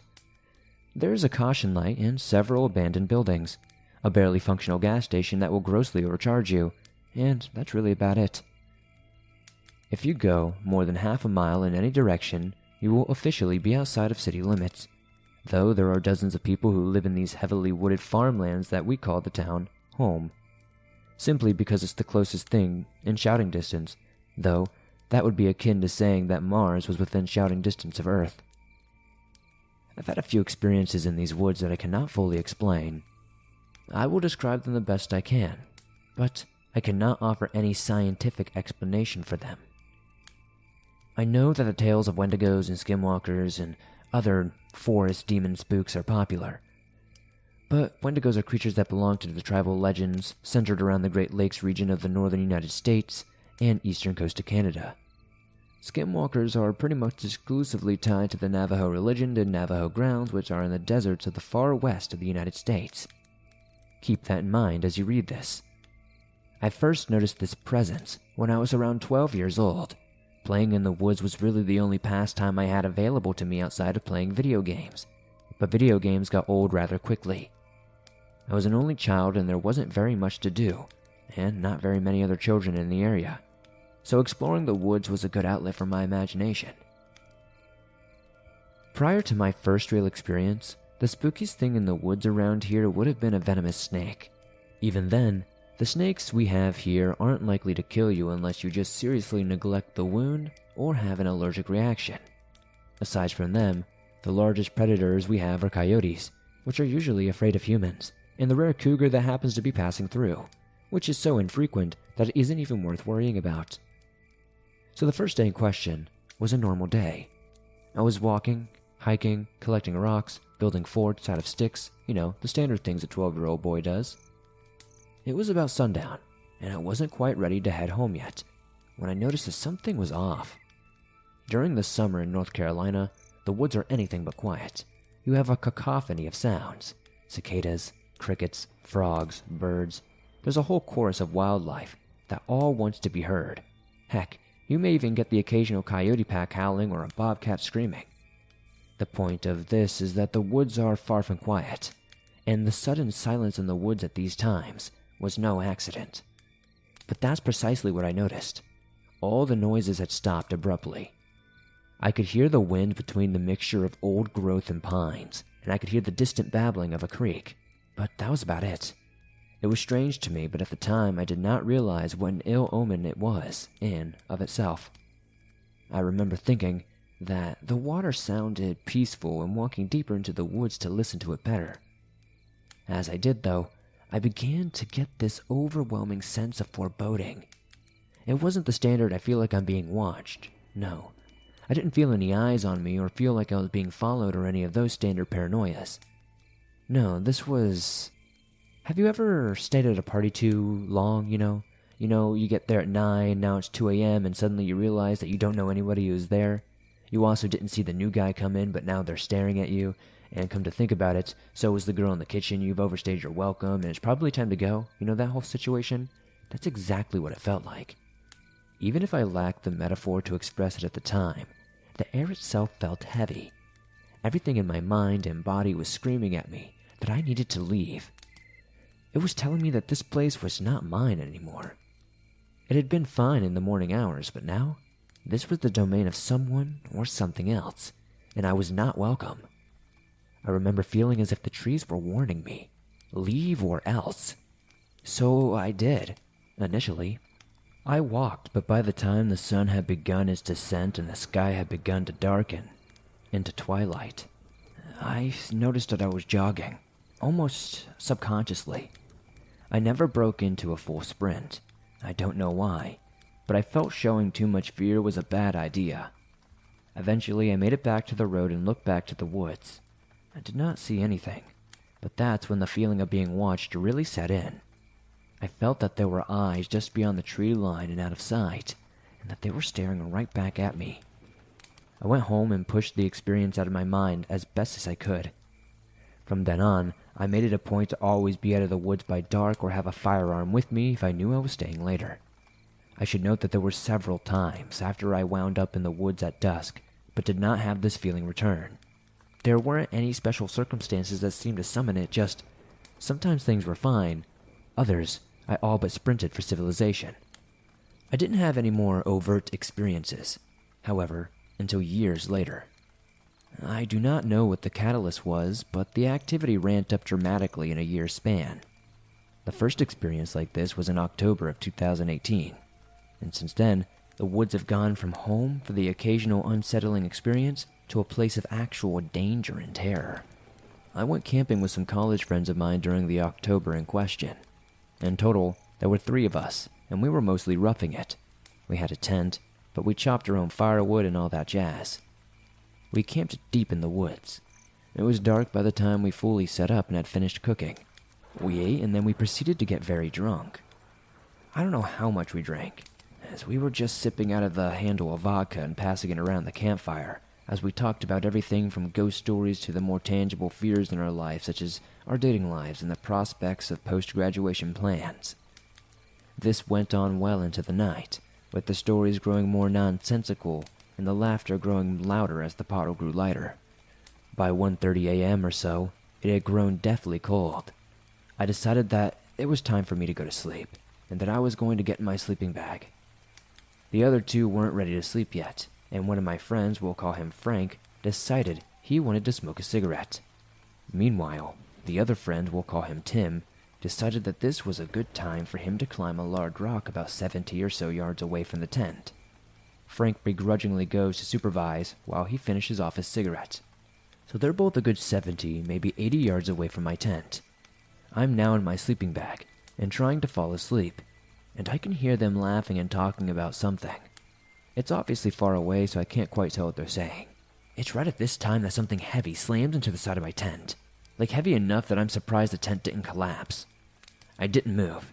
I was drunk, but not so drunk not to realize that whatever was out there didn't stop to borrow a cup of sugar. That sense of dread filled me at once. Even though I had my shotgun with me, I could not bring myself to reach for it. I felt staying still was a safer approach. I heard something breathing. It wasn't human breathing, though. It was loud and weirdly wet sounding. It wasn't sniffing or anything like that, just deeply breathing.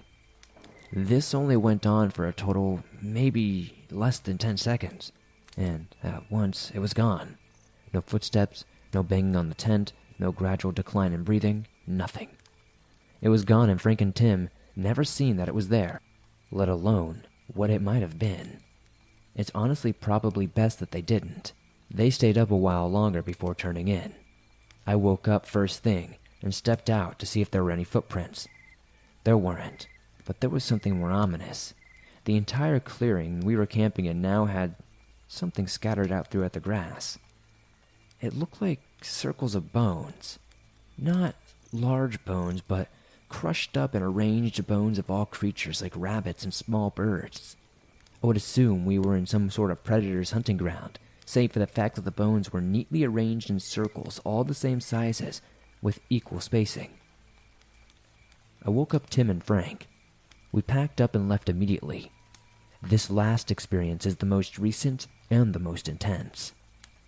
There was a meteor shower not too long ago, and I returned to the clearing where my friends and I were camping to observe it, as there was very little light pollution there. It was stellar, and I loved every second of it, but I was not out there long when my dog, I brought him with me, he is good company, started acting strange. He had pinned his ears back while lying down, and was now staring very intently at the tree line. He wasn't barking or growling. He was silent, but just watching it intently. It was strange, but I assumed he had caught wind of the deer or prey animal, and he was on the hunt, though he was far too lazy to go chase it. After a moment, a nearby coyote howled. I felt a wave of relief, as my dog's behavior was beginning to make me uneasy. He was just tense because of the coyote, and it would pass. There was something wrong, though. First of all, coyotes, they usually hunt in packs.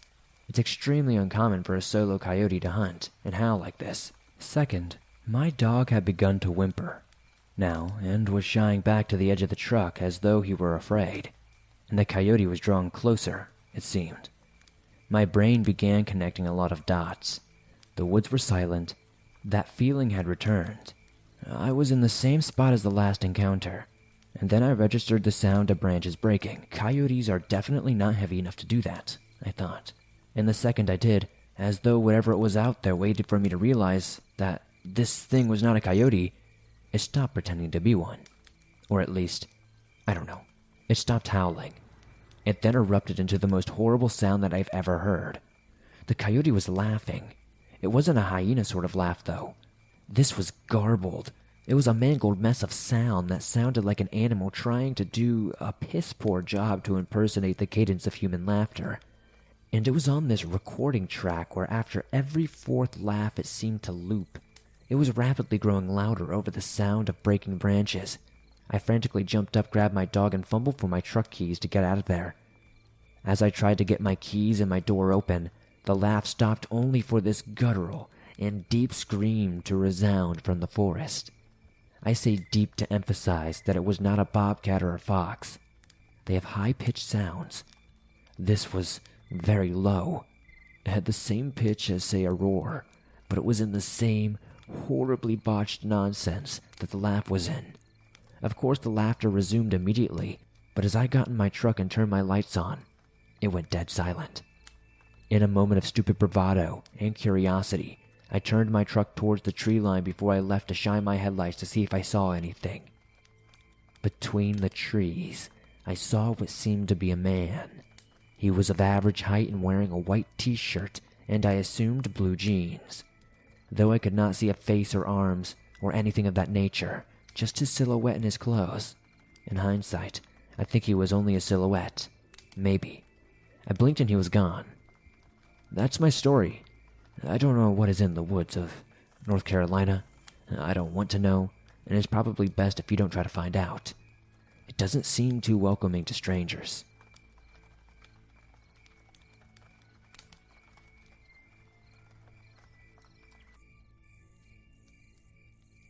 Me, my friend, and my girlfriend were staying on top of a small mountain in a yurt in North Carolina for 3 days. The yurt was one large cylindrical room with 2 futons and a kitchen table. 2 doors to enter the yurt from a porch that circled about half of the building. The first door was to the north and the second door to the west. The second door was close to the futons and the main entrance was north from the futons. On the first night, we made dinner and fell asleep after a 9-hour drive. Nothing out of the ordinary happened. We went out hiking in the morning and had a full day. Lots of fun. We came back and I made dinner and we passed out. That night, my girlfriend woke up and had an extreme and sudden notion that the doors needed to be locked. She got up and locked the door and went back to sleep. She claimed she woke up in a sleepy daze to what looked like a black silhouette sitting at the dinner table next to the bed. She shook it off as a dream or some sort of sleepy hallucination and went back to sleep. We went out again on our third day hiking and returned at sundown. I wanted to take a time lapse of the sun retreating over the mountains, so I ran up to the top of our little hill to set up a time lapse aimed down at the yurt. As I was doing this, my girlfriend and another friend were exploring a trail that led back into the woods of the mountain. We all went back in, and I left the camera shooting. I made dinner and then we ate. Afterward, I went up to the top of the hill, alone to retrieve my camera. This is where things started to get weird.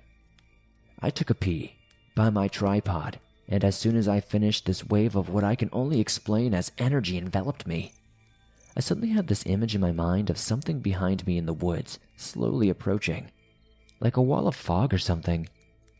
In my mind, I kept having this image of a strange white figure that could have been like a humanoid tree, kneeling by the ground and standing up, then sitting only to repeat this action multiple times.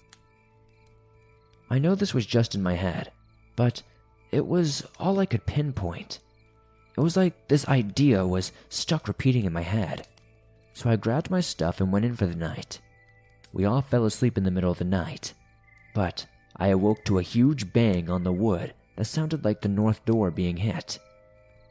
I was very tired and looked around. Neither my girlfriend nor my friend on the futon 5 feet away were awake. I shrugged it off and tried to go back asleep. I continue to have dreams as if my vision was just floating inside the yurt, slowly panning along the inner wall, looking outside of the windows for hours. Like I was standing in the yurt, walking around, but I had nobody, and there was no sound of me walking. Then, I awake again to a huge bang on the other door just 6 feet from the futon.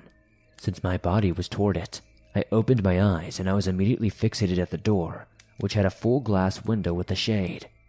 I watched intently, looking to see someone, but there was nothing.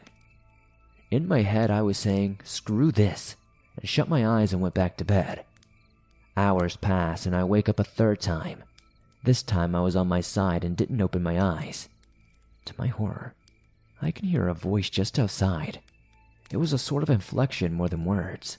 It spoke like a way a person was speaking to another. I had this notion that there were two of whatever it was, looking in as to say, Look, you can see them right there. I was petrified, and I looked quick to see the time. It was 5:30 a.m. I once again said F that and went to sleep for the final time. Finally, when we all woke up together, I said to my friend, "I don't want to alarm you, but I was hearing some messed up stuff last night." Both my girlfriend and my friend said that they were woken up by those big bangs as well. They were just too scared to say anything. The weird thing is, when each of us hears the noise and wakes up, we had seen that the others were asleep. I do not know what this was, but I think we angered something by peeing on top of its mountain.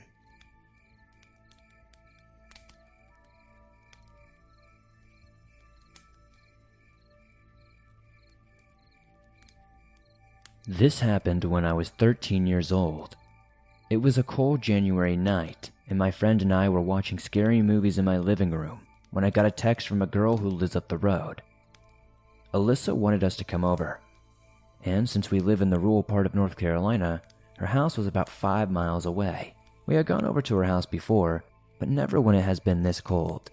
It was -5 degrees. We put on our jackets and gloves and left the house. To get to her house, we must first walk up to my driveway, which is about a half-mile long, walk down an unlit road for about a mile past a small pond, and then continue on an old train track for about 3 miles, which we would then get off and walk through the woods toward her house. The train track passes by a small trailer park across the way from a brick house. We had walked about halfway there when we passed that old brick house. The man who lives there has several hound dogs for hunting. As I said, we live in rural North Carolina, and at night he locks them in a large fenced-in cage so they don't chase off the deer. We crept on past the opposite side of the tracks, closer to a trailer on the edge of the trailer park. The dog started to bark at us, so we ran until we were out of sight. We finally arrived at the house and stayed for a couple of hours. Then we left. On the way back, we stopped about 100 yards short of passing the dogs. For some reason, they were already barking at something. They were chasing something up against the fence, barking at the trailer across the tracks. We couldn't see well since it was a new moon. My friend Connor said he didn't want to go past the trailer. He said he was scared there was something weird happening over there. I shrugged this off because Connor is younger than I am. He is also a lot shorter and slower than me. When we run past the trailer, he can't really keep up. I said I wasn't going to run past him, so we went along. As we got closer, I began to feel a little nervous. I began to get that feeling you know when someone is watching you, but I ignored it. Suddenly, Connor gasped and pointed behind me. Someone was trying to grab me from the bushes in front of the trailer. We ran the whole way home and hid in my room with my doors locked. We talked about what had happened for a while, but I'm not sure what our conclusion really was. We decided to keep my dog in our room for protection, and we decided to go to sleep at around 3 a.m. As I was drifting off to sleep, I got that same feeling as before when we ran past the trailer house. I opened my eyes, and to my horror, there was someone looking at me through my window. I screamed and my dad came rushing into my room.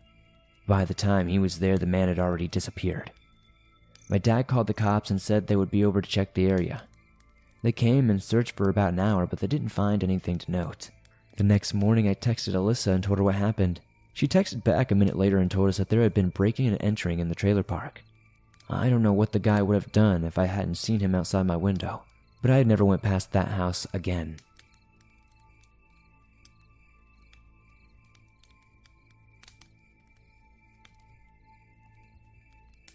First, I live in Murphy, North Carolina, in the center of town. And to the right of my house is a wooded area that is fenced off. I'm mentioning this because it could be of some importance. I'm a 31-year-old female, and on weekends, I'm home alone because my 2 kids stay with my uncle and my husband works late hours. I was coming home from my friend's house. She lives just a couple houses up from me. It was around 8:30 p.m. when I returned home. There are street lights that come to about the mid part of my street and end there. It's about a 40-foot walk in pitch darkness that I have to go to enter my house. I usually go in through the back door because the front door was locked to keep stupid people out. Well, I was chilling on my mattress in my living room. We moved it in there because it's cold in my house and it's easier to move around because I have nerve damage in my foot. So, I was watching some anime, then paused the episode to eat because it's hard for me to eat ramen noodles and watch TV without my glasses sliding down my nose, and I had just let in my cat Ryu because he was meowing frantically at the door. As I opened it, he ran inside and I shut the door. I was puzzled because I didn't know what was wrong. Normally, he stays out all night. I sat back down and as I finished my food, I heard this strange noise on my porch. It sounded like something in between a goat and a bear cub right in front of my door. At first, I thought I was going crazy until I looked at my 3 cats, Ryu, Dottie, and Lilith. They were looking straight at the front door and were growling and hissing at the noise.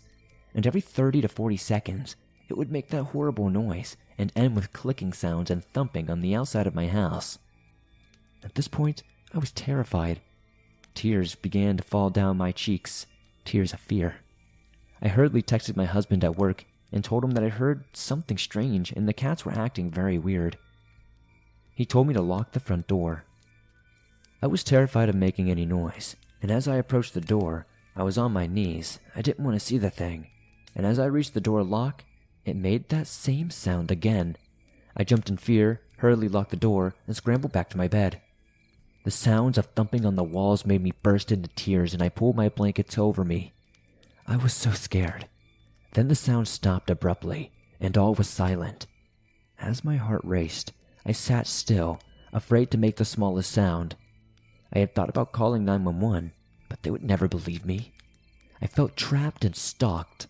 As I stared around checking my cat's reactions, I heard this loud sound that sounded almost like a howler monkey, and as fast as it started, it stopped. Then, probably about 5 minutes later, I could hear it circle my house making that sound like a goat and a bear, and it was scratching and thumping on the house. By this time my chest hurt from the stress and fear. I felt the sensation like impending doom and evil.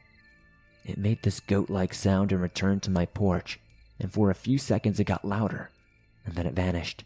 One thing I know for sure is, from the Native American part of my family, is that they say a lot of things are here in the Smoky Mountains, and to never look at them. I also need to say that I have been a witch ever since I was 13 years old, and I am linked also by the Nordic blood in my family from the other side. We know a few things about magic and the creatures of the woods that are natural. I've grown up with them, but the sound I heard was nothing an animal would make around here. I don't know what it was, but I'm afraid it might come back and stalk me again. What I'm telling you sounds impossible, and I'm sure this was my first encounter with this thing, but I'm sure it's not my last. If anyone has any advice that could help me feel safe and protect my family, please let me know. Any help would be appreciated.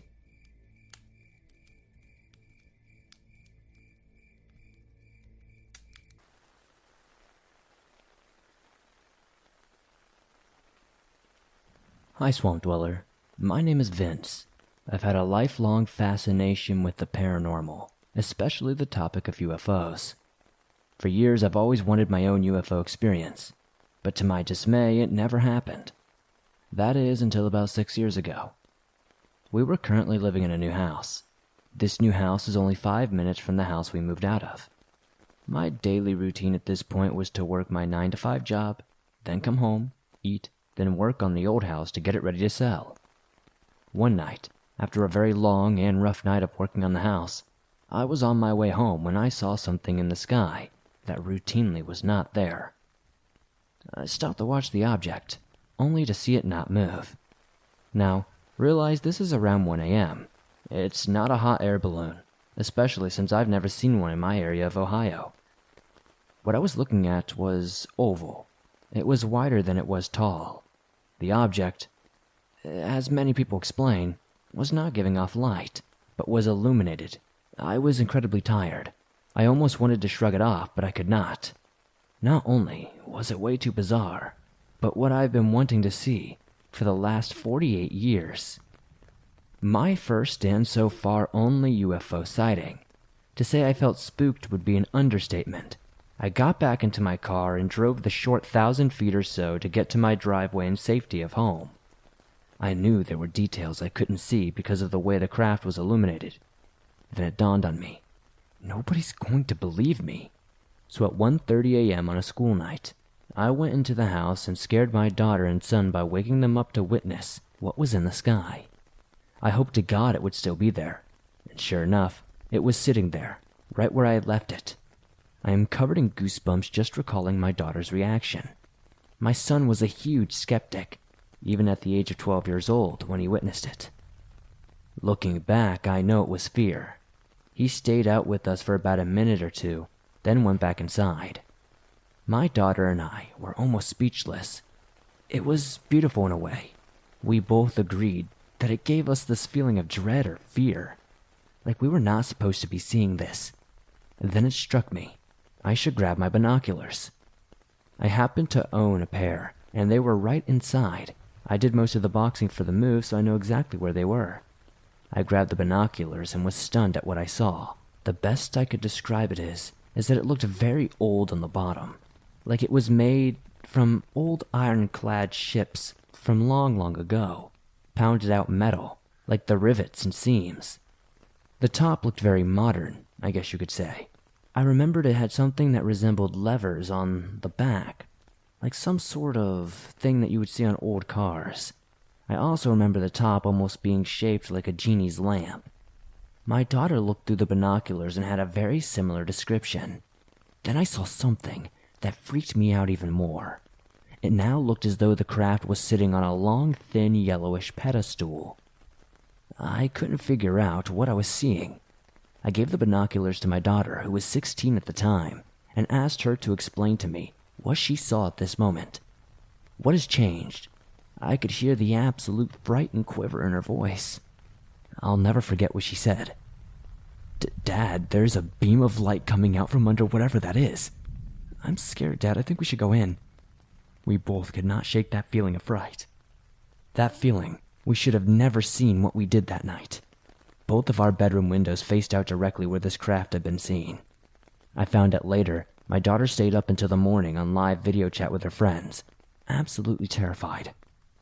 After showering, I laid in bed exhausted, but overwhelmed by what we just saw.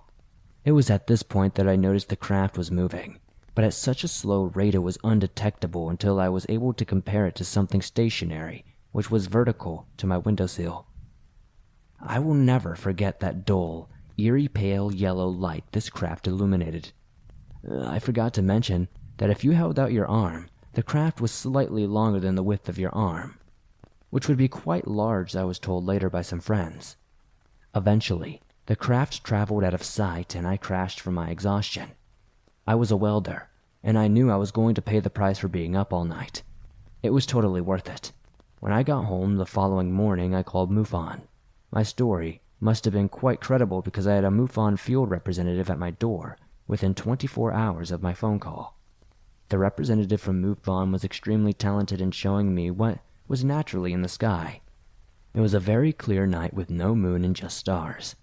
I was able to get a few pictures of what I saw, but being as it was nighttime and I had a lousy flip phone at the time, the pictures were not very good, except for sizing and positioning of the craft, which strangely, I was never really informed of. I had planned on giving my UFO case number, but I have just found out you now need to have a paid membership to access this information. If you are an active member of that website, look up Brunswick, Ohio 2013 UFO sighting. I'm pretty sure the month was April. Thank you, Swamp Dweller. Almost every single night I walk my 2 dogs in the woods, always between 11:30 and 1 a.m. I'm addicted to being spooked, and I listen to every story you put out. Although I walked armed, someday I'm going to get what I'm looking for. A gun is not going to help. If I ever see a gray, an alien, or whatever, it's all over.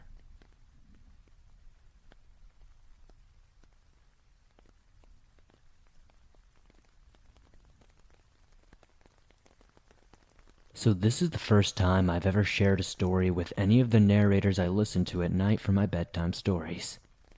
This story is 100% true, and it takes place in Cincinnati, Ohio, specifically Claremont County. So I'm a female. I'm 31 years young now, and this happened in 2006, so at the time I was about 17 years old, going on 18.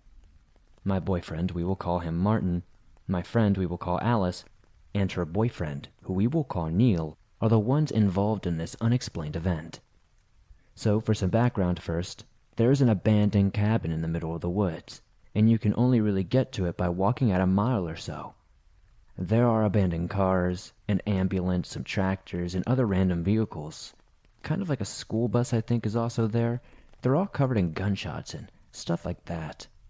There is not an even path to drive a vehicle back there, so I'm actually confused how they all got there in the first place. If there was, we would be walking a mile one way to get there, and not through the woods like we have been all these years. So we're not sure how they got there. Anyways, my boyfriend and I had gone with 2 other friends before our encounter, and it were creepy, but not compared to what happened when we went with Alice and Neil. So, on our previous trip, we went with our friends Tracy and John. Tracy and I went upstairs, and we had a Ouija board. We just asked random questions. I can't even remember what they were. They were undoubtedly stupid. What I do remember is it spelled out the word hooey. We said goodbye on the board, and we were looking around upstairs, which was just an attic, I think. We found a bunch of kids' socks on the wall. It was random and weird. We got startled when an alarm clock started ticking out of nowhere. It wouldn't stop, so I smashed it to pieces, and that was that. We walked downstairs, where the boys were, and made our way back outside. We found a creepy well that was covered up, and then suddenly, we heard that alarm clock start ticking again. But I know I had broken it, so that kind of spooked us. But I guess that's nothing major, right? We saw an outdoor cellar, so we tried to go inside. There was a girl's boot down there, with a bone inside of the shoe. So I was like, okay, we're done. We need to leave.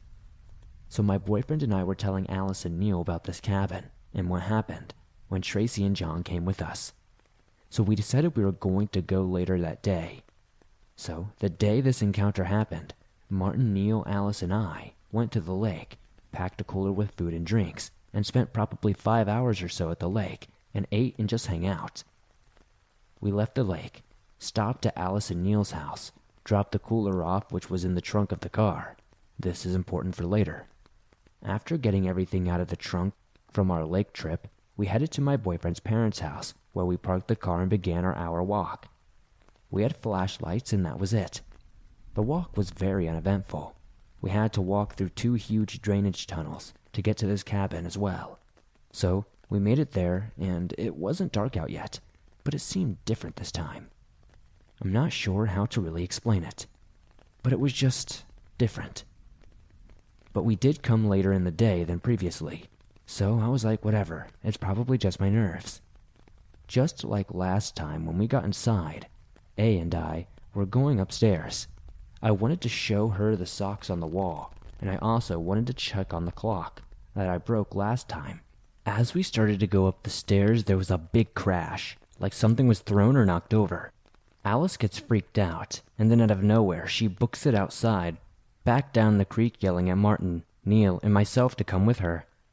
I go chasing after her, and she's in tears having a full-blown panic attack, saying something. Finally, I get that she saw someone looking in the window at us. We tell all the guys and literally nobody is around, only the 4 of us. Since she's so distraught, we decide to go ahead and leave. So as we are making our way down the creek bed, heading back the same way we came, which is the only way there, Martin and Neil are kicking over these huge rocks.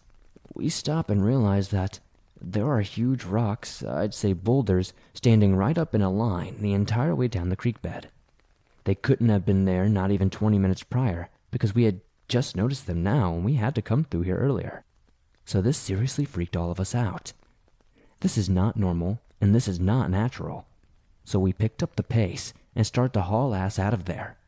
We make it to the first drainage tunnel. We turn on our flashlights. Literally none of them will turn on. 4 flashlights that worked perfectly fine on the way there, and now none of them will work. What is happening?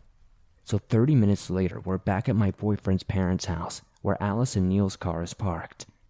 Alice gets in the car because at this point, she's just ready to go home and forget this ever even happened. The rest of us are still outside the car.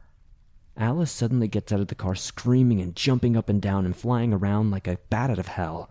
She is covered in ants. We are like, what the actual heck is going on? So we look and they're coming from the back seat from the trunk.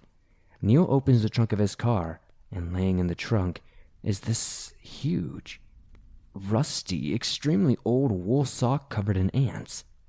Now remember what I said earlier in the story. We had been in and out of the trunk all day, and there was nothing in the trunk when we left their house from dropping off the cooler. Now there is a wool sock covered in ants that was covering their car. This was too much for any of us to wrap our heads around. We have never been back there, and I personally will never go back there myself. So it turns out the man who used to live in that cabin was named Hubert, and he was often called Huey. My boyfriend had been to the cabin once before I went, and he found these journals there. The man was an alleged child molester. His journals went on into detail about his urges, and I'm not even going to touch on that. But again, this story is 100% true, and it was honestly the one and only time I've ever encountered something like this. I will never go back to that cabin, ever. Even to this day, talking about it gives me goosebumps. I can't explain what happened that day. I have no idea what Alice saw that scared her so bad in the window. But I do know, boulders do not stand straight up on their own like that. Nobody could have done it that fast to scare us either. Nobody could have messed with our 4 flashlights, and nobody could have put that old, dirty, ant-infested wool sock in Alice and Neil's car. If you are ever wandering through the woods and come across a random cabin, just leave it alone. You never know who lived there, what they did, and who or what may still be there. Unfortunately, I learned it the very hard and unsettling way. Thank you for taking the time to share my story, and hopefully it was worth reading.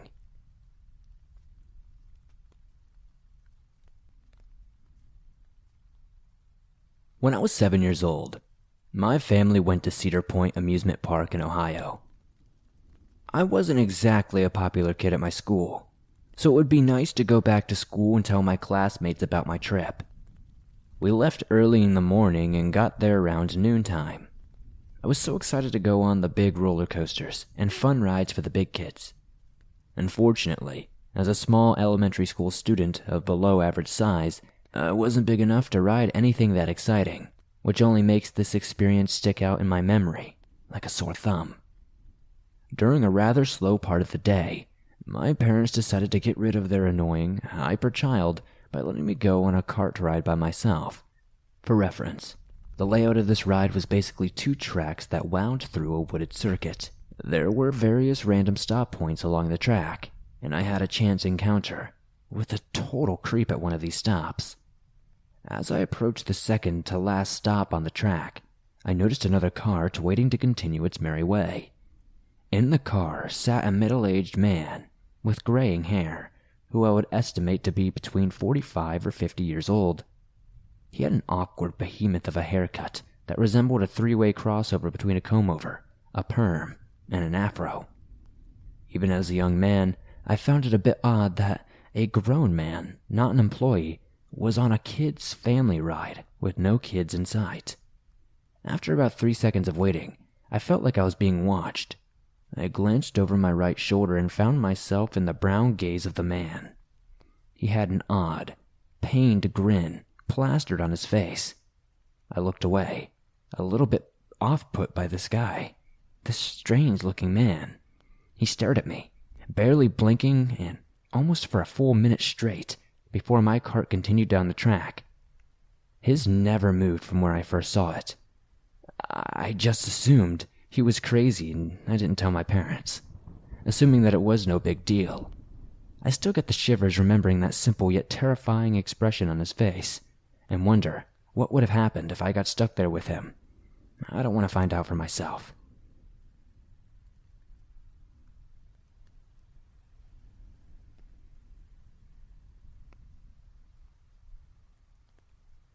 When I was a little kid, I was pretty much fearless. I was out catching snakes barehanded before I was even in 1st grade. I got in lots of fights because I never backed down from older bullies. I once climbed up the outside of a 5-story building when I was in 2nd grade just because I looked at the blocks in the corner and thought, I could probably climb that. When I was in 4th grade, I lived in a small, little one-horse town in Ohio, population of roughly 1,500. It was the kind of small town where everyone knows everyone else and everyone knows everybody's business. When I was in 4th grade, my older sister, by 2.5 years, and I went out trick-or-treating. This is back in the days when you could go out trick-or-treating so long that you would have to come home and dump your bag out at some point before going back out. Everything was going completely normal, and we were having a great time, although she and I don't really get along usually. We came up to a house and knocked on the door. A woman answered the door. Before we could even say trick-or-treat, I was hit with such a wave of absolute terror I immediately turned and ran as fast as I could. When I got about a block away, my fear had subsided, and I realized I had left my sister behind. When I turned around, she was running towards me at about 30 paces behind. I was embarrassed to admit that I had been scared for seemingly no reason. Honestly, I can't even tell you why. I asked her, "Why did you run away?" She didn't seem to realize that I had run away before her, and looked bewildered and simply said, "I don't know, I was just scared for my life." Having her admit her fear allowed me to admit mine as well. I have been in many near-death situations, and more than once I have thought that I was going to die, but I have never, ever in my life felt such complete terror, and neither of us had any explanation for it. This wasn't some haunted house on the edge of the town. It was just a normal house on a normal street. The woman that answered did not say or do anything that could have frightened us. She did not look very threatening or creepy. She just looked like any other average housewife that would have been living in the town at the time. To my recollection, she did not say or do anything at all. She simply opened the door, and the moment we saw her, we were filled with such complete and utter terror. I have no explanation for this, nor does my sister. I know the story might not seem that crazy, but honestly, it's just completely unexplainable. If anybody who listens to the show might have any ideas what this could be, please let me know in the comments.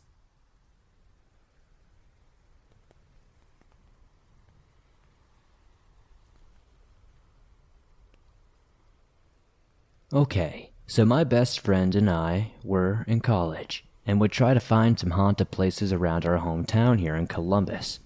He went to Ohio University, so when I was up there, we would venture out to the ridges, and this was an old TB ward and stuff. We never had any experiences other than just the genuine creepiness and heaviness of the pain and suffering that took place in those buildings. One evening we were back in Columbus and looking for a place to go visit. We had been to the Confederate Cemetery, Green Lawn Cemetery, and on the way, on the south end, we would go to a place called Wally Burger. It's an old cemetery that supposedly is haunted by a Sasquatch type of animal. Of all those places, again, not a single thing happened. So we both lived close to this old farmhouse, and on a website it said that once you go upstairs, all the power on your electronic devices go out. I said that there is no way, so I had to bring an LED flashlight, and my buddy had one of those big mag lights. We went to Kroger and bought brand new batteries for each of them. We also made sure our phones were completely charged all the way. So we parked at the school and followed the fence line to the house. The doors were boarded up, but you could get in by the window. We specifically packed a light, cell phone, knife, car keys, just in case we ran into a homeless guy or something like that, or needed to run. Not to say homeless people are bad, but I've had some pretty sketchy run-ins with some dangerous people. So we get in the house, and he turns his light on and it works out fine. I turn my flashlight on and it's perfect too. I laugh and tell him the urban legend is full of it. We quickly canvassed the downstairs parlor together in the living room. He moved into the kitchen, and I decided to put it to the test. As I began to walk up the stairs, my light is fine. No problems at all. Then, and I swear I will take this to my gravest truth, the second I get upstairs, my light goes haywire. Not just off and flickering, no. It's absolutely completely dead. I yell for my friend to come up here, and he sprints up the stairs and the exact same thing happens to him. His mag light is dead too. At this point we decide that we have seen enough, and we head home. I wish I would have been able to record it, or have tangible evidence, but I swear this story is true.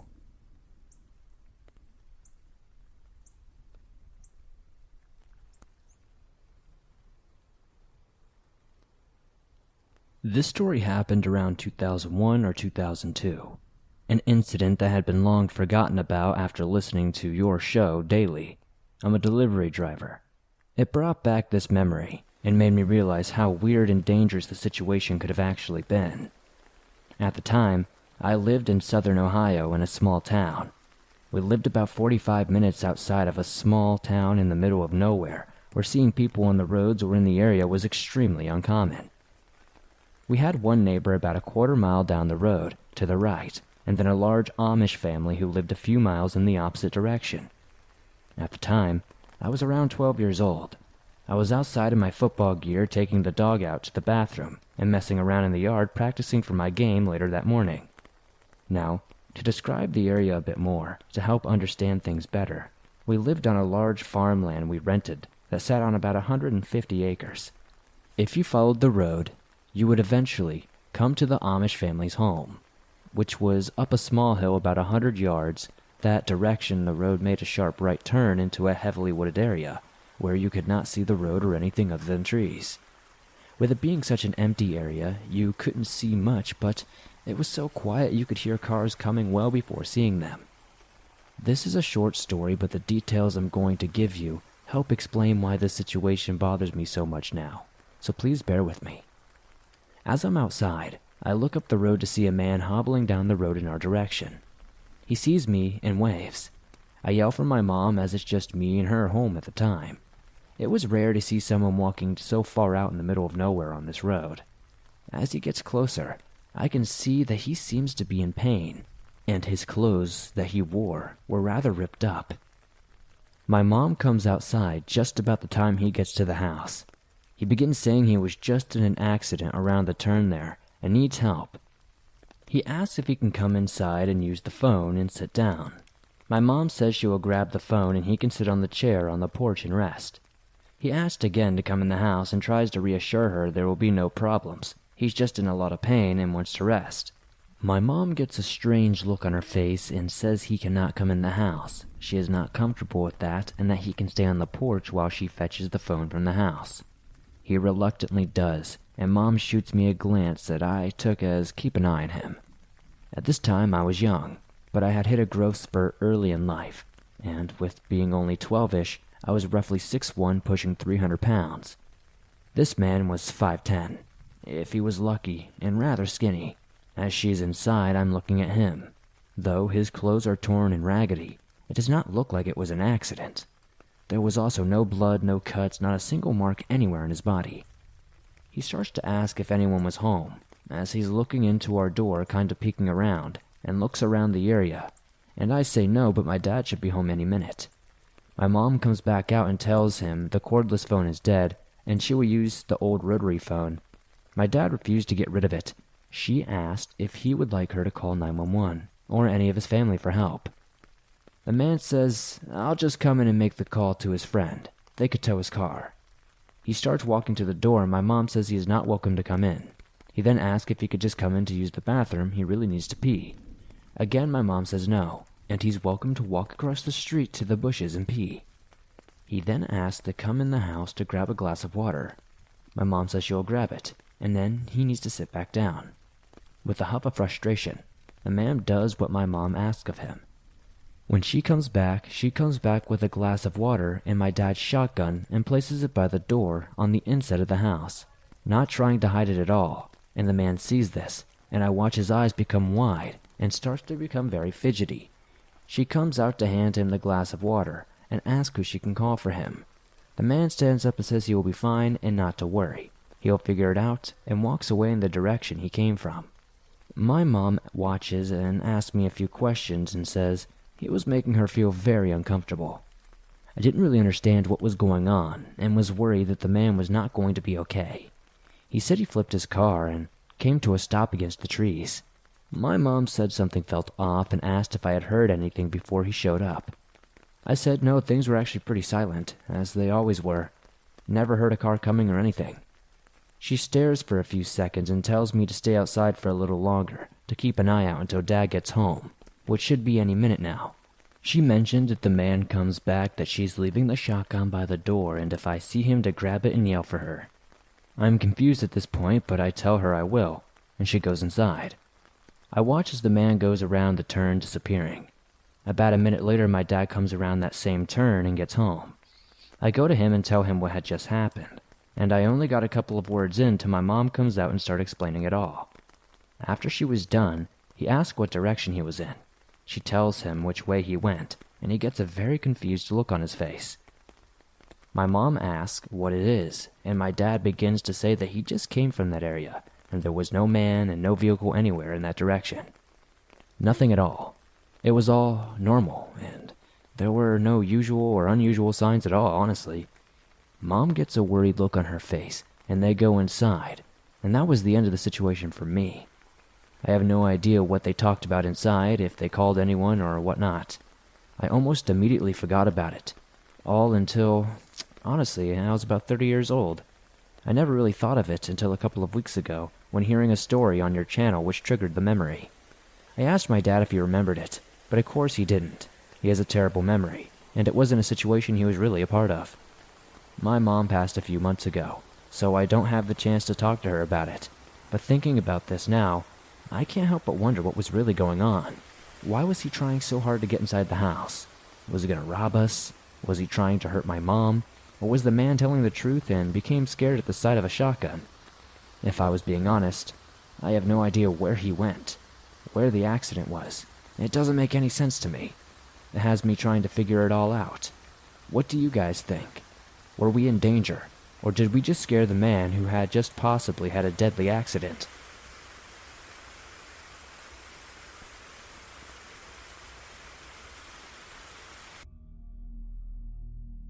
Many years ago, we lived at the end of a long road. It was actually the last house on the left, although that has nothing to do with the story. Previous tenants told us of odd happenings, but we didn't believe them. Our disbelief was short-lived. It began with my 4-year-old daughter screaming at something she had seen in the living room. She said it was a black cloud, and that it had crossed the room and disappeared into the corner. We dismissed it until my wife's sister visited a few days later. She said the cloud reappeared from the same corner and enveloped her 2 little girls. Later that same day, my wife saw the cloud come from the corner and wrap itself around her. She said it was suffocating, hot, and stank of sulfur and burning meat. The cloud seemed to only manifest itself around women and girls. Unfortunately for my sons, males were not spared the haunting. The front door of the old house squeaked loudly, and no amount of WD-40, graphite, or silicone gel would quiet it. Now, to understand the layout of the house, one must realize that it was built into the side of a hill. The front door faced the west, and one would enter there onto the 2nd floor, which is where the living area, dining room, kitchen, and bathrooms all were. The bedrooms and laundry room were on the 1st floor, which could be accessed by the east-facing back door. One night, the boys, aged 8 and 6, heard the front door open, so they went to investigate. In the open front door, they could see an odd green-colored mist. When they approached to the door to see from where the glow was originating, the glow disappeared. The younger boy discovered the specter's aversion to pleasant smells. My wife set out store-bought air fresheners, but this was useless. Once a room would be vacated, the fresheners would close by themselves. It was my younger son who pointed out this phenomenon, as well as the fact that scented candles would extinguish themselves once any room was empty. The older boy was beset with his own terror. Frequently, he would awaken on his bottom bunk to find a horrific and contorted face shrieking at him. The face was aged and wrinkled, the gender of the entity undefined. He would also learn to put away his playthings. One night, he was aroused by the sound of his toys moving around the floor. He looked to see small black beings moving trucks, warships, and cars against the door, as if to barricade it from entry. When they noticed he was watching them, they turned and began climbing the covers, trying to get at him. He screamed and I came running to find him clinging to the bottom of the bunk bed. Up to this point, I had seen nothing, so I was still somewhat skeptical of all these stories. That changed on the last night of the haunting. We were asleep downstairs and I was dreaming. I dreamt that I walked into our bedroom, but there was no bedroom furniture there. It was furnished as a living room, and on the sofa sat the most beautiful red-headed woman I had ever seen. Now my wife, beautiful in her own right, is a brunette, but in this dream, I knew the redhead to be my wife. She was crying. She turned and looked at me through blackened, tear-filled, and fear-filled eyes. I should have pity in my heart for this woman, but I felt rage for some reason. She cowered into an arm of the sofa, and I started toward her to continue the beating I knew she deserved. It was when I heard a voice that I realized that the dream had been silent up to that point. In my dream, I knew that this was because the wife was deaf. The voice I had heard was that of my 6-year-old. I turned and looked to the doorway to see my real-life son standing there in clothes I had never seen before. He was wearing black pants and a long-sleeved red pullover shirt. He was soaking wet from head to toe, and his skin appeared ashen and lifeless. Again, I felt no love for my family, only a burning rage. The boy looked up to me and said, "Dad?" He, too, had a look of abject fear in his eyes, but he continued, "Dad, help me!" I turned toward him and raised my clenched fist and struck the child square in the face. 2 men were yelling at each other, throwing around furniture and breaking glass. I jumped from my bed and ran upstairs. As my foot fell into the carpeted hallway of the 2nd floor, all was silent. No one was there. The windows were intact, the furniture upright, but the door stood open, shrouded in an iridescent green glow. Drawn, I approached the door and looked out onto the darkened street. There was nothing. All was quiet. Fall and autumn leaves swirled in the cool night's breeze. I returned to my wife in my room to not sleep. We sat in silence, awaiting the dawn. And dawn did come. As it happened, it was October 31st. I stood on my front porch drinking my coffee, trying to rationalize my dream. And then I heard it. A chill locked into my spine as I heard my 6-year-old son say, "Dad?" Scared, I turned and looked down the hill. My son said, "Dad, help me." I approached as the boy was using a stick to try to dig something out of the ground. It was a strip of black corduroy, I went to help him but pulled him away when I saw the flash of a yellowed bone. I grabbed my son and ran into the house.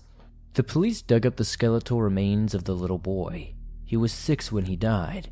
He was wearing black corduroy pants, a long-sleeved red pullover shirt. My brother is now a detective on our local police department. Although they have a lengthy file on the boy's father, they remain unable to locate him or his beautiful, deaf, red-headed wife.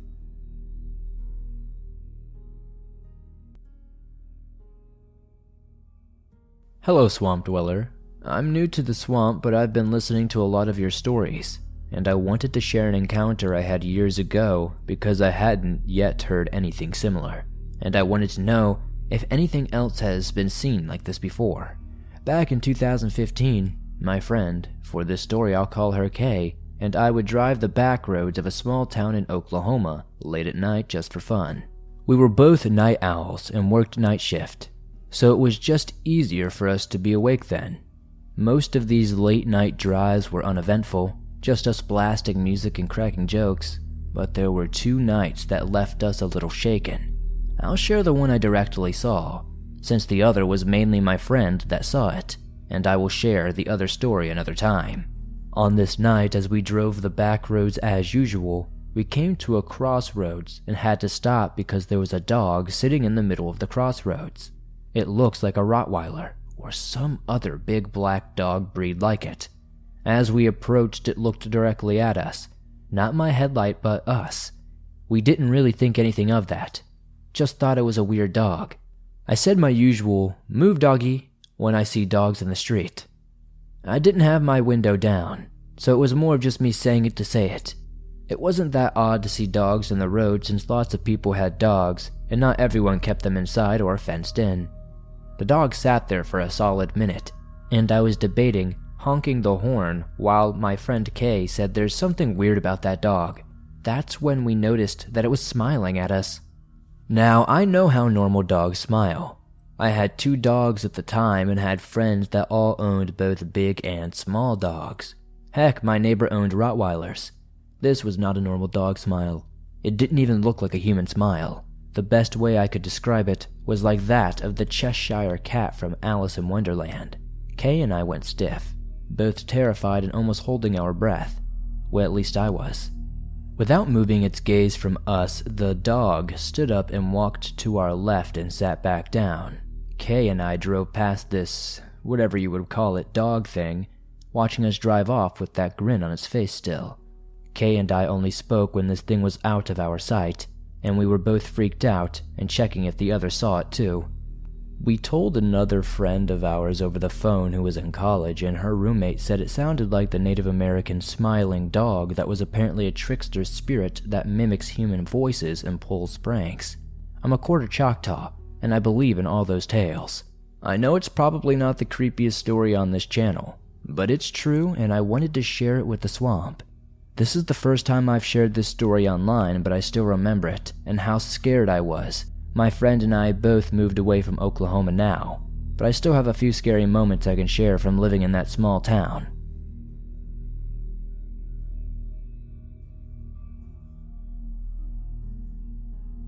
I'm a long-time listener. I just wanted to share an experience I had some time ago. My name is Jason, and I went as my friend Lindsay's date to her brother's wedding. This happened on October 27th, 2018, on Saturday night, and the wedding was in Chickasaw, Oklahoma. I picked Lindsay up from the Denton, Texas area. We stopped only long enough for her to change into her dress and for her to get her hair done. She looked stunning. The drive up to the wedding was uneventful, plus it was a nice ceremony and a nice reception afterwards.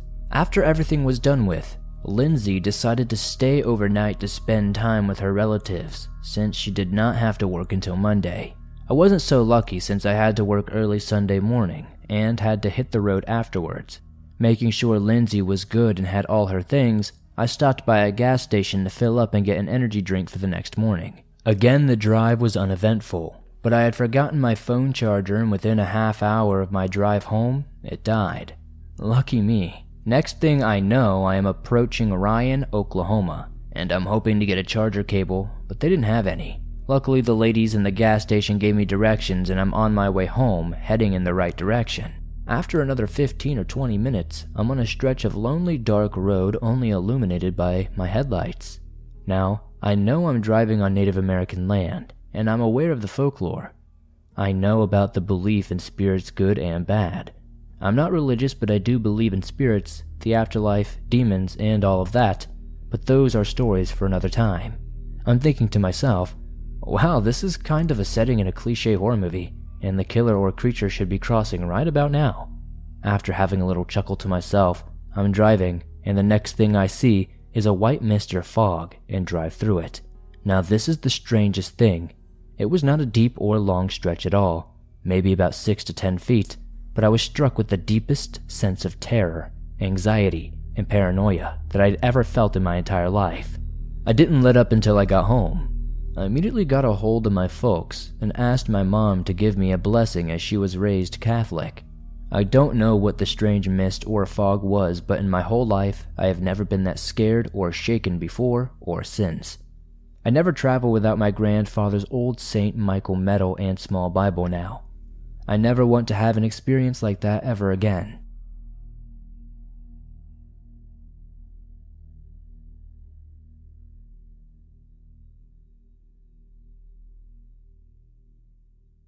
I lived with my grandparents in southern Oklahoma.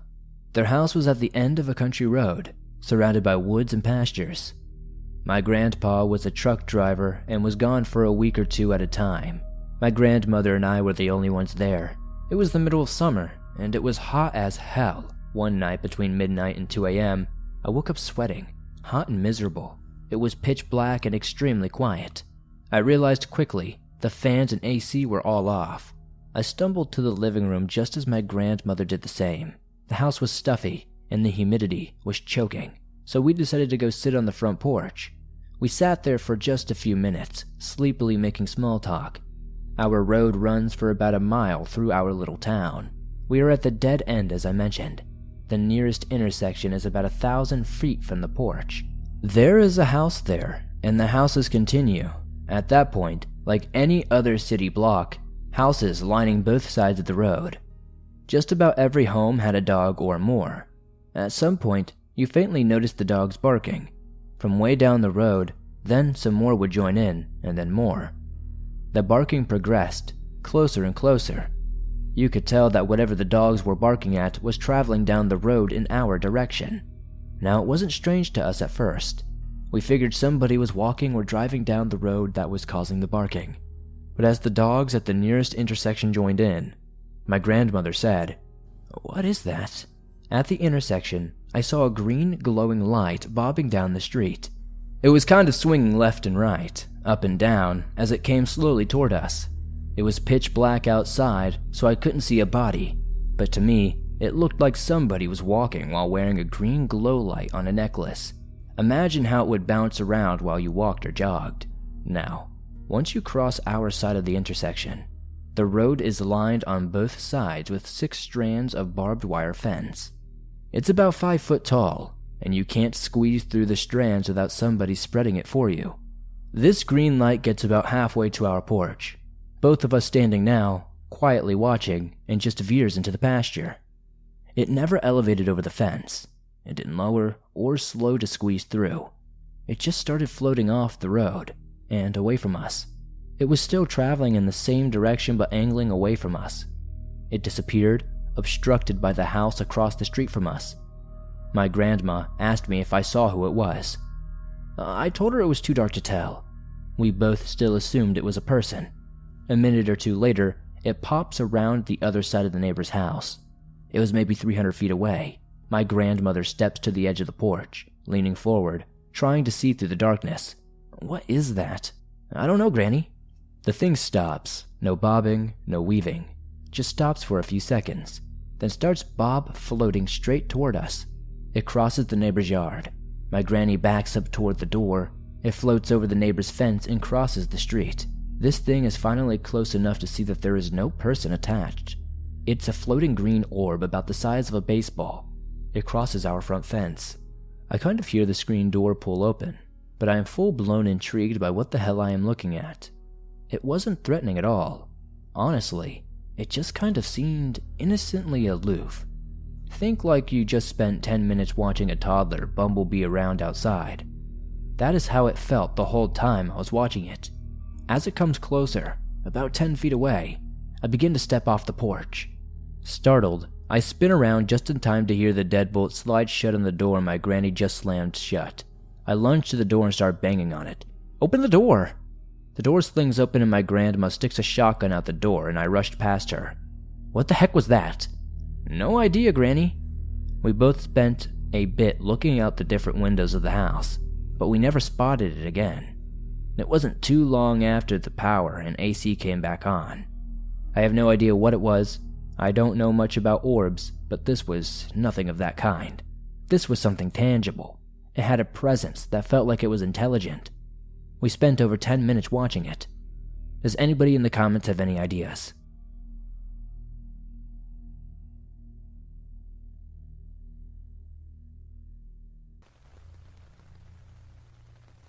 I was around the age of 18 when this happened. This takes place in my hometown in rural Oregon. The town's name is Elkton. Not like that matters. You probably never heard of it.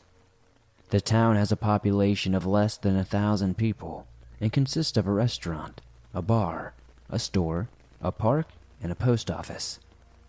All surrounded by scattered farmland. Nothing bad ever really happens there, and everyone knows each other. At this point of my life, I was lazy. I had no job, no car, still lived with my mom, and smoked a lot of weed. A certified loser. My routine was sleep in until I felt like waking up, get stoned, and play video games. Once I got bored with that, I'd walk over to my buddy's house and hang out for the rest of the night. I'd usually hang out there until around 1 a.m. For reference, I lived about 2 miles out of town, and my buddy lived in town. The walk wasn't bad though, and was probably the only exercise I was getting. I'd just pop in my headphones and zone out. This happened during one of those nights when I was walking back home. I was walking through town on the main road. I had my headphones in and was just vibing while I made the 2-mile trek. As I approached the park, I noticed a car sitting in the parking lot. It was a bit weird at first, because usually I would never see people on these walks home. The whole town was asleep during those hours. I shrugged it off as maybe someone passing through and taking a nap or something. Just off the road by the park is a trail that leads down to the river. At the start of the trail, there's a bench. As I approach the part of the road that passes by the trail, some random guy abruptly appears from the trailhead. I would say this guy looked to be in his early 40s, judging by how he dressed and his facial features. One thing was strange though. He had aviators on. At 1 a.m. He power walked in front of me and sat on the bench. The whole situation was striking me as weird. It looked like he was just staring at me the entire time, but it was really hard to tell for sure because of the dark glasses. I was a little freaked out at first and stupidly shrugged it off. I just started walking diagonally, so there would be some distance between us once I passed him. So I pass him. I look at him, and he was still looking at me, so I took my earbuds out and kindly say, "How's it going?" I think that was a bad move. He didn't reply, of course. I just picked up the pace and focused on getting home. This guy gave me major chills, so I left one earbud out so I could hear and be aware of my surroundings. I just got about a quarter-mile away down the road and decided to look back to see if he was still sitting there. He wasn't. He was now walking behind me, following me pretty heavily, and he was closing the distance. I swear my heart skipped a beat when I saw this. Could he really be following me? Maybe he lives up here too. But that had to be his car at the park, so why is he on foot? All these questions were flying through my head. I looked back and he was even closer and walking at a faster pace. Fight or flight kicked in, and I went from a casual stroll to a dead sprint instantly. I looked back once more, and he matched my pace and was now sprinting as well. For some reason, I decided to veer off the road and cut through the forest. I sprinted over broken branches and through brush for a bit until I eventually dove into a big bush. I instantly went silent. I could hear him stomping through the forest behind me.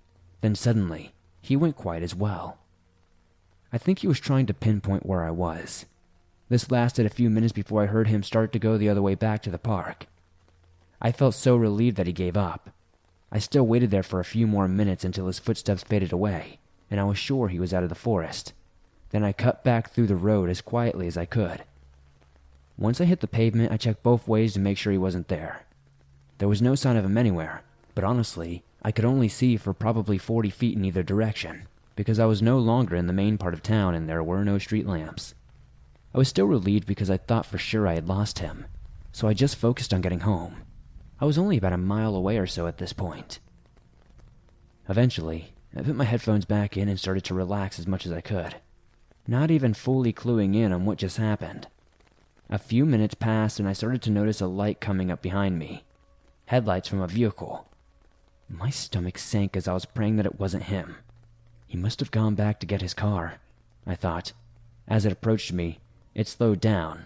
I cringed as it pulled up next to me and came to a stop. I looked expecting to see that guy wielding a weapon and demanding that I get in the car. Thankfully, it wasn't him. It was a local guy around my age, Brent, on his way home from a get-together. What's up, dude? I spoke. Hey, man, do you need a ride home? He asked. Stupidly, I replied. Nah, dude, it's all good. I'm almost home. Thanks, though. I could see a worried expression on his face as he cut me off. Are you sure? You know there's someone following you, right? I immediately looked down the road behind me, and there he was. The same guy. He was closer than ever before, and I somehow never noticed him. I could see something in his hands reflecting from Brent's taillights. I never lost him. He was following me the entire time. I was completely oblivious. I looked back at Brent and didn't say anything and scrambled in the truck. I didn't say anything during the ride. All I was thinking about how stupid I was. We pulled into my driveway, and I was never happier to see my house. As I was getting out of the truck, Brent jokingly said, I probably just saved you from being murdered. He couldn't have been closer to the truth, honestly. The older I get, the scarier this experience becomes. What were his intentions? What was he going to do? Kill me? Abduct me? Why was he in Elkton, Oregon, of all places? I'm glad I never found out. I stopped staying at my buddy's house so late after this experience, and always kept one earbud out so I could be aware of my surroundings. No matter how much you think you know an area, or how safe you think it is, you should always be prepared for anything. There are truly evil and insane people in this world. Stay safe out there, everyone.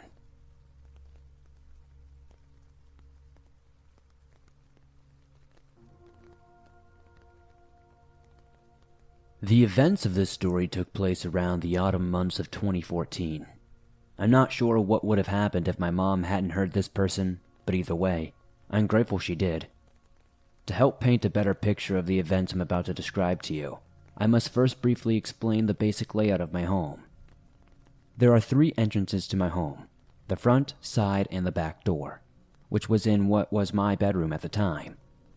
The back door has a glass window that allows a perfect view of a 1/4 acre of our backyard. This might not seem like much, but living in Salem, Oregon, that's as good as you're gonna get. To access the backyard, you must first walk down the driveway on the left side of the house, leaving you visible to the next door neighbors. This is also where our brittle side door from the 1940s lie. At the end of the driveway is our garage, and to the right of that, our backyard, as unfortunately, there was no gate at the time, but this incident and several others like it led us up to putting one up, and we also put up a roughly 7-foot tall fence. Now that you know the basic layout of my home, you're probably noticing the potential for something sinister to happen. And happen it did, my friends. But one thing for certain is it could have gone a lot worse. This incident took place in the early hours of 2 or 3 a.m. As I've always been a hardcore insomniac, I'd probably be the president if there was a club. Anyways, I was watching YouTube on my tablet as most 13-year-olds do, when I'm startled by a beam of light illuminating the garage doors in my periphery. Before I even turned my head to look, I had already come to the following conclusions. 1. The familiar circle beam of light was a flashlight, and 2. I had a Henry, .22 caliber survival rifle under my bed that I used for target practice just in case. Thank God my family's a gun family. I decided to wait to see who it was, and to see where this light was coming from, as it wasn't uncommon for our neighbor to come into our yard looking for his cat. It's a good thing I did too, because the flashlight was attached to the business end of a 9mm handgun held by a uniformed police officer complete with a ballistics vest, taser, baton, and radio. Confused, I leave my bedroom expecting to see my mom sitting on the couch watching her favorite TV show, Bones. Instead, I saw my mother on the tips of her toes leaning over the kitchen sink, looking out the window and peering, trying to see a view of the officer, slowly and methodically creeping his way up the driveway and up to our garage. Yep, he's definitely here for us, I thought as I began to ask my mom what was going on.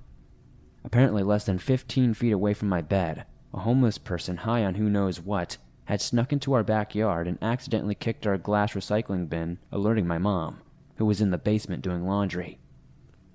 My mom tells me she then looked out the basement window and she saw this person making some kind of stance. One would be to try to balance on a board. It was strange, almost like the stance a child would do when they're out of bed at late hours of the night trying to be sneaky to fetch a snack. Regardless of their feeble attempts at being stealthy, my mom had seen them and they must have caught on to it, because by the time my mom went upstairs to retrieve her phone and dial 911, and an officer finally arrived, they were all gone. The cop told us that no one was in our garage or the backyard, and I could almost feel the anxiety lift off my mother's shoulders. Even more so when the officer offered to send someone over to survey the house until sunrise. So just to clarify, and to kind of make you understand why we ended up getting security cameras and a fence in the backyard and a motion detector light, was that this guy easily got into our yard, could have easily broken into our house, and done who knows what to our family. I'm just glad it didn't come down to that.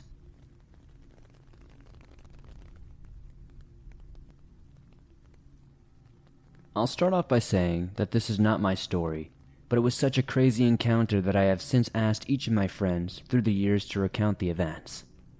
This happened around the year 2000. About a year after this took place, I started dating one of these friends, and that's when I first heard about this dog or a wolf. I have since asked each friend, over the years miles apart, and they all remember the same exact encounter, almost down to the exact detail. Before my ex James was even my boyfriend, he and our friends were about 17 to 18 years old. At that age, I remember it being an adventure to find a place to smoke. Let's hike to insert spot here and go puff. The group was consisted of James, his best friend Brad, and their girlfriends Shannon and Mel. The four of them decided to drive to Mount Pisgah, a beautiful wooded area outside of Eugene, Oregon. It's more of a hill, to be honest, but it's nature in its prime for sure. I've been out there many times growing up, and I know exactly what trail they were on. The main one that connects the parking lot to the river. They had driven in Brad's little white sedan, parked in the parking lot, and then walked across the river. On the way to the river from the lot, there's a small bridge that crosses a small creek. This will be relevant for later. The group spent the day out there swimming and puffing and swimming, just being typical Oregonian teens. I can imagine that hunger is what drove them to go home after a couple of hours. As the sun began to set, either activity alone is bound to get some people hungry, let alone both. So, they walked along the well-worn main dirt path to the parking lot. This path has since been paved according to Google Maps. It does not take more than about 20 minutes or so for them to get back to the little footbridge by the parking lot that they had crossed when they hiked in. When they reached the small footbridge near the parking lot, Brad looked out into the vast field between them and the wooded mountain and noticed a huge dog near the tree line, probably 100 yards or so away. They all later described it as the biggest dog they had ever seen. The dog was just sitting there, not looking scary per se, just looking absolutely humongous. But from Mel's and James's descriptions and the drawings she did for me later in around 2005, it was very shaggy and furry looking. I may even still have that notebook where she drew the dog thing in. If I find it, I will send it into the show. My friends continued to walk across this small wooden bridge, and one of the girls screamed. The big dog was now on its hind legs, walking like a person, standing much closer than when they had last seen it, a couple of seconds earlier. It had somehow traversed most of the large field in the seconds it took for them to get across the 10-foot-long bridge. Whatever this thing was, it was quiet, fast, and stealthy. My four friends ran to the car, and they had the classic cliche, "I can't get the key in" moment, because Brad was fumbling madly for the keys out of anxiety. At this point, the dog was standing on its hind legs at the very edge of the parking lot looking at them. Still, it had this dog face and this dog-like body. but it was standing up. It just seemed so unnatural. They never saw it walking on all four or just two. It just seemed to teleport and move closer and closer. It was like every time they looked up, it was just standing there, but closer. As James had said, every time they looked up, he was closer but not moving. All of them recounted how surreal it was to see a dog standing on its hind legs with no effort. I don't know if it ran for a few ticks then stood up again at intervals in the field, but that's the way they described it. Many times I had asked them, "Are you sure it was not a bear?" And every single time they would say no. It was a dog standing on its hind legs, a big dog that was stalking them. This happened in Lane County, Oregon, sometime around the year 2000. There are few if any bears out there. It would be odd, but then again I wasn't there. The kids got into the car and sped off, leaving the Pizcaw dog to his own business. I've never had a reason to doubt any of their stories. In fact, Shannon doesn't even like talking about the incident at all because it's creepy for her and gives her anxiety.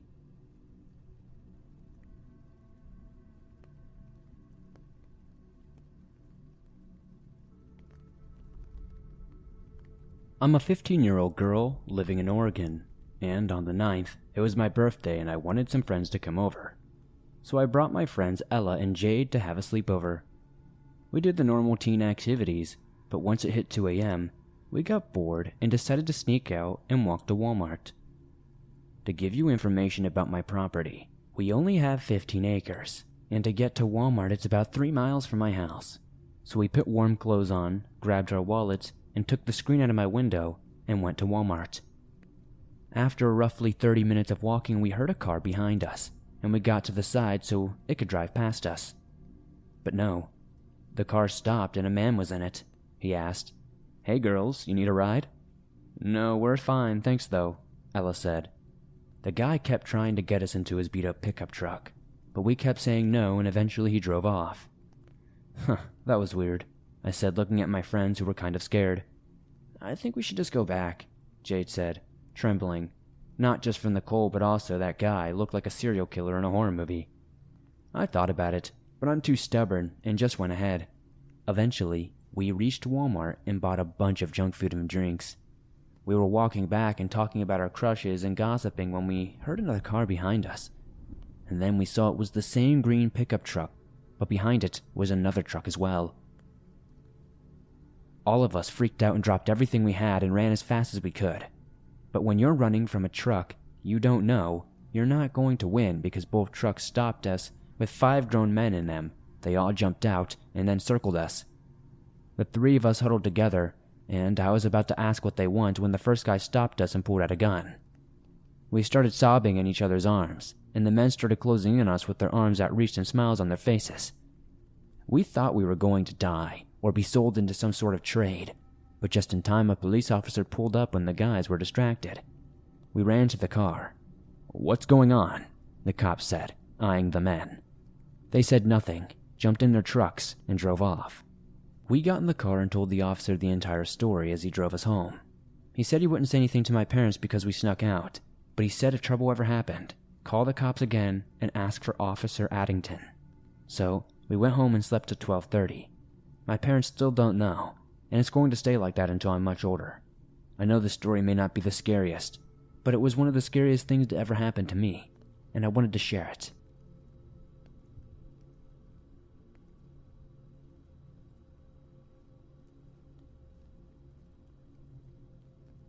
So this story takes place a few years ago, while I was walking home from high school. I didn't normally walk home, but I didn't have a ride home from the game club that day, so I had no choice. It's about a 45-minute walk from the school to my house, and I really wish that I wasn't doing it and did not look forward to it. Game club got out at about 6, and it was winter, and snow was still on the ground. It was also quite dark, and I hate the dark. Anyways, I just walked past the Safeway, then past the Goodwill Donation Center, when this homeless guy started walking behind me with his shopping cart. I felt anxious, but I've always been paranoid, so that's nothing new. He got faster and ended up walking next to me for a while, then turned his head to look at me. "Don't worry, I'm not following you," he spoke. This freaked me out a bit, but I just simply replied with a short, "Okay." I'm an awkward person, so I wasn't sure how to respond. I also thought he was my dad's friend at the time, because he looked a lot like him, but it was also dark, so I couldn't completely see him. He then said, "People usually think that I'm following them." I think I just stayed silent, and didn't respond. After a few minutes of us walking, he asked, "So where are you headed?" I told him, "Home," still thinking this is my dad's friend, and he asked, "Where's that?" Alarms went off in my head, and I was scared at this point, but also confused. Being the idiot I was, I answered his question by telling him the street, not the address, thankfully. I should have lied, though. He then went on by saying, "Oh, that's a long way from here." I don't remember if I said anything in return, but it was obvious that he was indeed following me. The next thing I remember is that we were walking by Circle K, when he then offered me $1 to buy a soda. I didn't want to take it, but ended up accepting it anyways and told him thanks. I felt bad about it, but he seemed like he wouldn't accept no as an answer. We went across the street to Circle K, but I honestly regret not running away as soon as he started crossing. Once we got to the store, he told me he would be waiting for me. He wouldn't go in because the person working there didn't like him. That terrified me. I know I should have told the worker I was being followed and got some sort of help, but I just did not think about this at the time. I ended up getting a slushie, blue raspberry, my favorite. I walked out of the store and there he was, still there like he said he would be. We continued the walk and I had no clue what to do. I had never been in a situation like this. We were getting close to a part of the road that went over a river and a bunch of trees around it. He randomly asked, "Do you want to put your bag in my cart?" I shockingly replied, "No thanks, I'm fine." He then tried to tell me that he was just trying to help and tried to convince me, saying, "Are you sure? I don't mind." I then nervously thanked him but assured him that I was fine. Even if he was trying to help, I didn't want to risk getting my stuff stolen. Plus, the vibe I was getting from him was super creepy. I don't think I had any weapons on me at the time, but I wish I did, just in case. We were now on the road that was over the river when he says, "I'm going to go to the bathroom. I'll be right back." I stood in shock for a moment as I watched him and his cart disappear, then I slowly walked forward a bit and stepped on some snow, just to hear that satisfying crunching sound. I don't know if this is odd, but I enjoy stepping on things like snow, ice, and leaves. But anyways, I asked myself if this was my chance, and if I should just leave. The answer is obvious, I know. I started to walk away when I saw a car pull up into the building closest to me, and they got out of their car and called for me. Thank goodness it was an acquaintance of mine. I ran over, and they offered me a ride home, and of course I accepted. They were just driving home from one of their clubs that just got out. Thankfully, I jumped in. The homeless guy walked past me and saw me, and yelled something about me getting in, and if I knew them or something like that. Either way, I'm so thankful Evan was there to help me out. I don't know what would have happened if he didn't pass by that night, or if he didn't see me walking. I saw the homeless guy again later, but he was at Circle K and thankfully didn't notice me walk by. I live in a new house now, but I still live in that same town of Sweet Home, Oregon. I have never had another experience with that man, and I hope I never do again.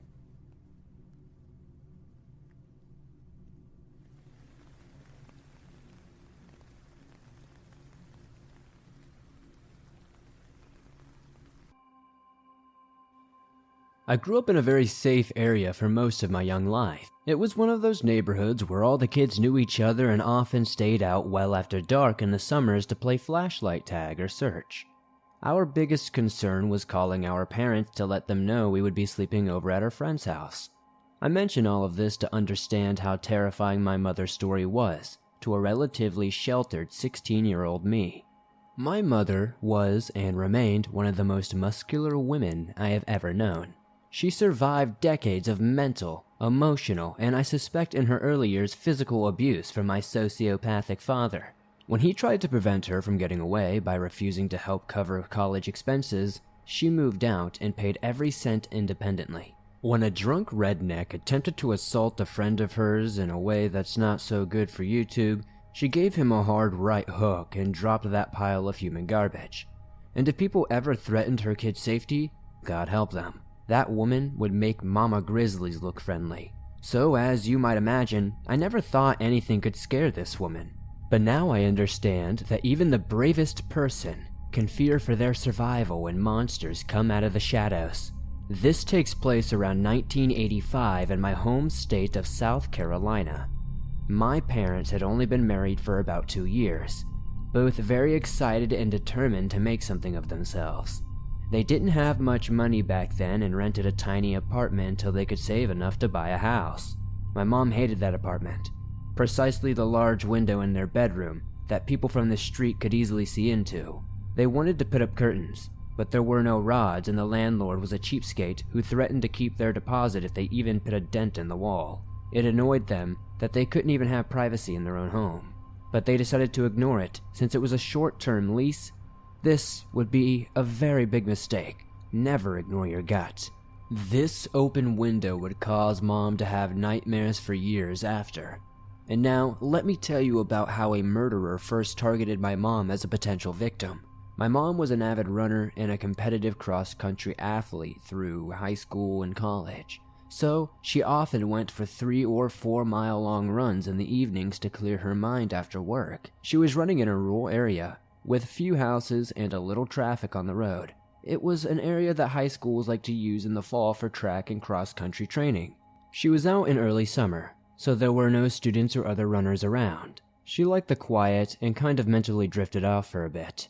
As an old brown-colored car with tinted windows came up behind her, she moved off the road to let them pass. The car seemed to be going past her. The windows were even with her, and then it slowed down. The vehicle stayed this way for about 10 minutes or so, never speeding or slowing, only staying a few feet behind her. My mom realized this person had bad intentions and knew her life was potentially in danger. Worse, there was no one around who could help.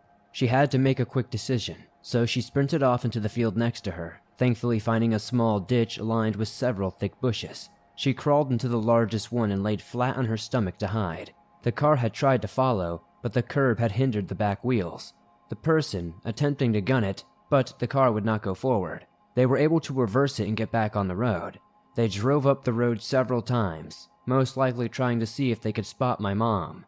After 5 or 6 passes, they gave up and drove off. Mom was so scared she barely remembered to breathe, shaking and crying, waiting for this malicious person to get out of the car. Thankfully, they never did. After waiting 30 minutes and no sign of the car, she returned to her apartment as quickly as she could. My dad was home at the time and shocked to see her state. She told him what had happened and wondered if they should call the cops. My dad promised her he would take care of it and told her to take a long warm shower so she could relax. After all, this was home and he would never let anyone hurt her. Mom took that shower and started feeling better when she looked out their bedroom window. I think you can guess what she saw parked just outside. It was the same car. Utterly terrified, she screamed and my dad came running. She pointed at the car and he lost it. He bolted out of the apartment and ran towards the car, shouting that he would kill them if they even thought about touching his wife. Just to let you know, my dad was about 5'10" and thin as a rail, friendly and always ready to give a helping hand. He was not an intimidating figure to most people, but that day, my dad showed that animal side of him. He showed this creep that he would do whatever it took to protect his family. The car immediately backed up, tires squealing as the man booked it. My parents later called the cops and told them everything. Unfortunately, there wasn't much they could really do but ask questions, basically, since there was no actual physical attack. All they could do was make a note and advise my mom not to run for quite some time. The way they said it made it seem as if she was the problem. They grudgingly accepted this and moved to a new place shortly after. No deposit was worth their lives.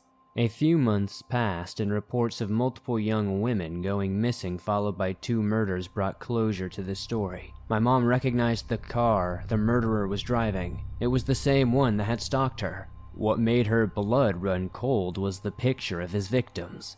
All young, blonde, blue-eyed women who could have been her sisters. Over the years I've googled the victims and it's shocking how they looked just like her, down to how they styled their hair. According to the FBI profiler who went on to write the book that inspired Mindhunter, this man was one of the most vicious and sadistic killers he had ever dealt with. Maybe the most evil one in his career.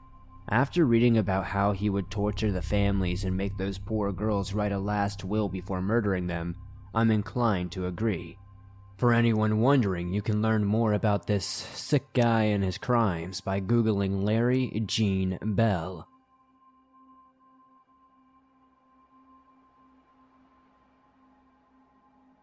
I want to say the year was 2005 or 2006. I was 7 or 8 years old and at a family cookout in a haunted ghost town called Pinckneyville, South Carolina. Now, I know what you're thinking. Why the hell am I at a cookout in a ghost town? Well, a family friend owns the land that surrounds it, and still does to this day. I'm not sure what the event was for, but we were always barbecuing and riding ATVs through rural upstate South Carolina trails back then. It was just what we did. Now, I had always heard stories about this place from my mother and father, but I always brushed them off as BS or campfire tales. There are also rumors of the area being inhabited by devil worshippers, but I'm not so sure that's true. I didn't believe this place was haunted until my cousin and I rode our ATVs down one of the many trails. Just me and him, no one else. We were both young. I'm 7 or 8 and he's 8 or 9. It is broad daylight, and as we're riding, we both must take a quick bathroom break, so we stop, get off our rides, and start using the bathroom. I can't speak for my cousin, but I felt weird, like something just didn't feel right. Everything seemed dead. There was no wind, no birds chirping, nothing at all. So after we relieved ourselves, we turned around and noticed a dilapidated building. Wondering why we didn't see it before, we stopped. I don't know. I really don't know how to explain the feeling I had upon looking on this thing. Regardless, we were curious, but we knew enough history of the area to not go about in an old building. So we just looked around and quickly noticed old tombstones that could easily be mistaken for big rocks as they were ancient and weathered. We had just taken a pee in an old haunted graveyard by accident. We looked at each other almost at the exact same time and said, "Oh crap." We quickly jumped onto the ATVs and desperately tried to start the engines, but to no avail. I turned to the key and pushed the start button and nothing, as almost if the battery was dead. My cousin's ATV was also dead. For about a minute or two, we're just trying to get our ATVs to start. And luckily, just when we thought we were screwed, at the same time our engines fired up and we proceeded to get out of there as fast as possible. I can't explain it. That sense of impending doom, like something was preying upon you, but we couldn't see or hear anything at all, was just absolutely menacing.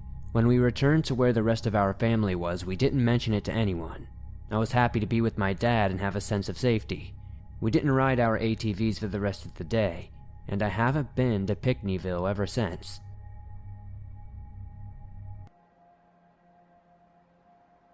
I was driving around my old friend's neighborhood, keeping an eye on the place, as it was quite the hot spot for unnatural occurrences.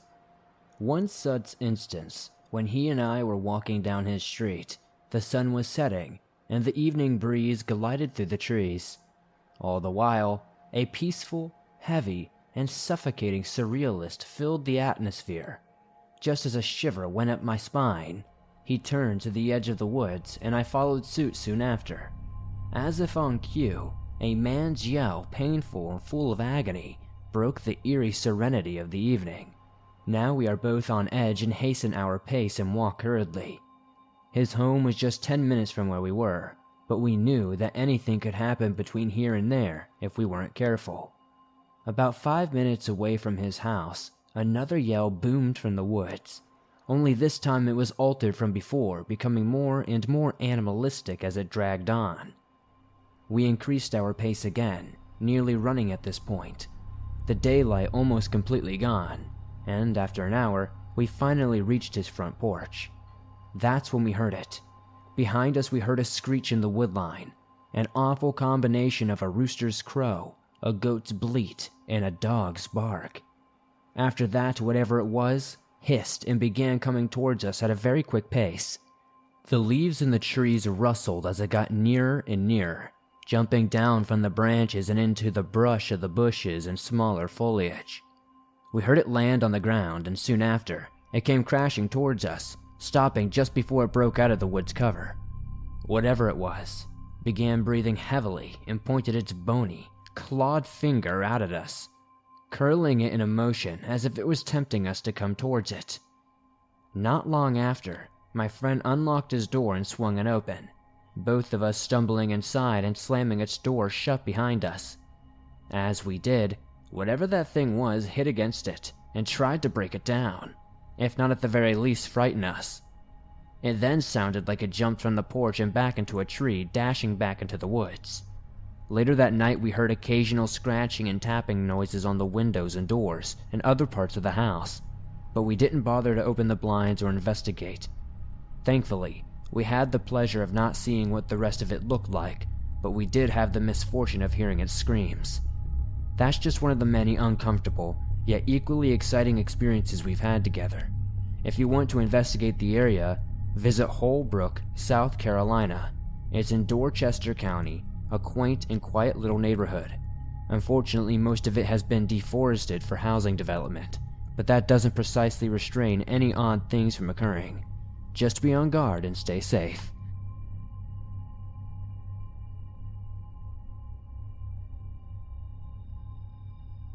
These occurrences take place in my new home in South Carolina. For some backstory, it was the year 2006 when I moved into my current home. I used to be an avid outdoorsman. I used to, anyway.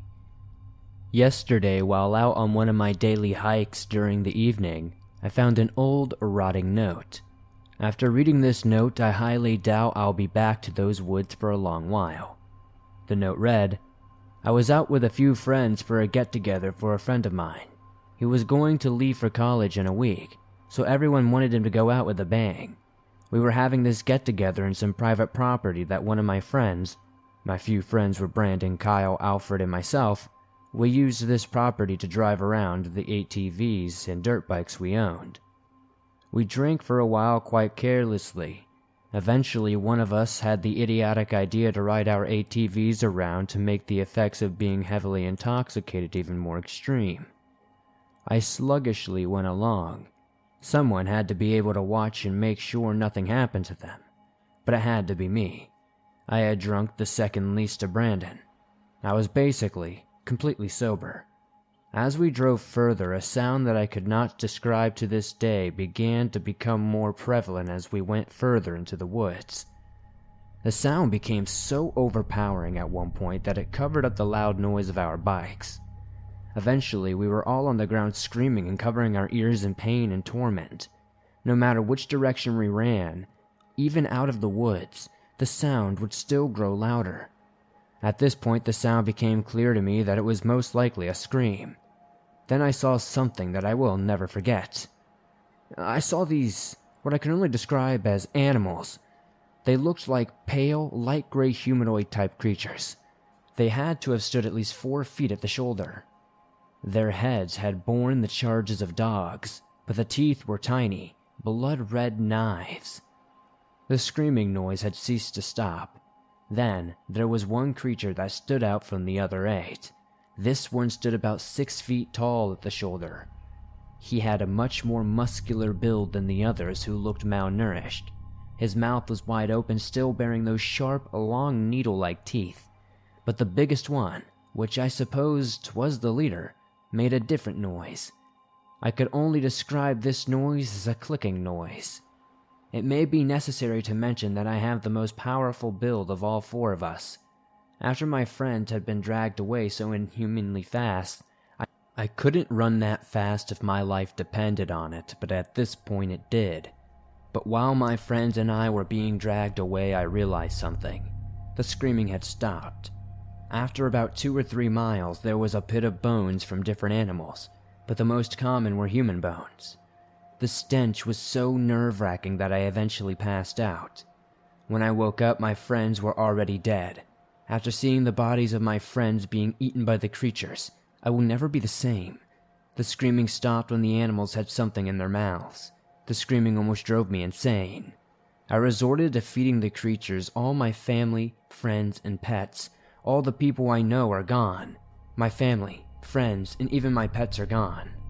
I think the police are beginning to understand what is going on now. They've been showing up at my house more and more lately. The screaming won't stop. I have nothing to feed them except for myself.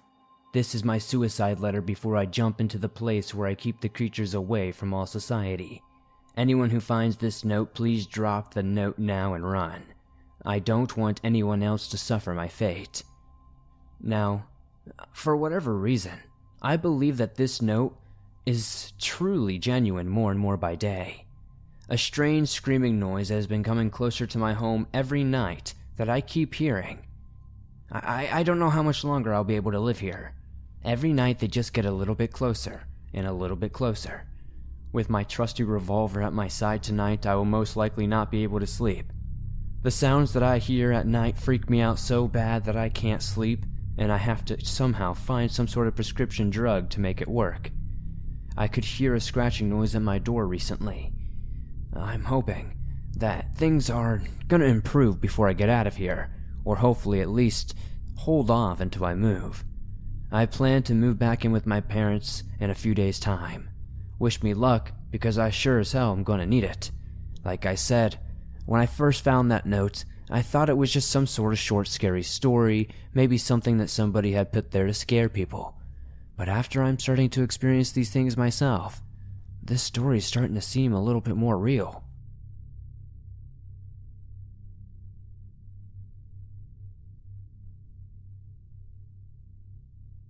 I wish I had more information on this story. It was a very brief encounter that has always stayed with me since I was young. It may not be the most eventful, but it creeped me out. It started when I was young. When I was about 6 or 7 years old, my family lived in an old house with a few dogs in South Carolina. It was far from uneventful there. I heard strange noises and saw strange lights outside our house. I was convinced the place was haunted. As it turns out, I may not have been wrong. One of the weirdest things that ever happened to me happened outside of that house. I used to go outside a lot back then. I loved being outside, and the feeling of being out there, regardless of how warm or cold it was freeing to me. But I usually came back in before it got too dark out. I didn't stay out in the middle of the night, but one day I decided to stay out just for a bit longer into the evening. It was getting around 6:30 when I finally decided to go back inside that day. But before I did, I was interrupted by something extraordinary. Above my house was this sort of hill past a road that went through a forest. Up there was a neighborhood, plenty of people living there, at least for some nowhere southern town. Up there was a strange figure. I'd say it was tall, maybe 6 feet tall, but it was hard to tell from where I was standing, and the memories had been understandably vague since I was very young. I just sat there, staggered in disbelief. A tall, pitch-black humanoid figure loomed over me just over the hill. It was blank, and just black, sort of like a shadow.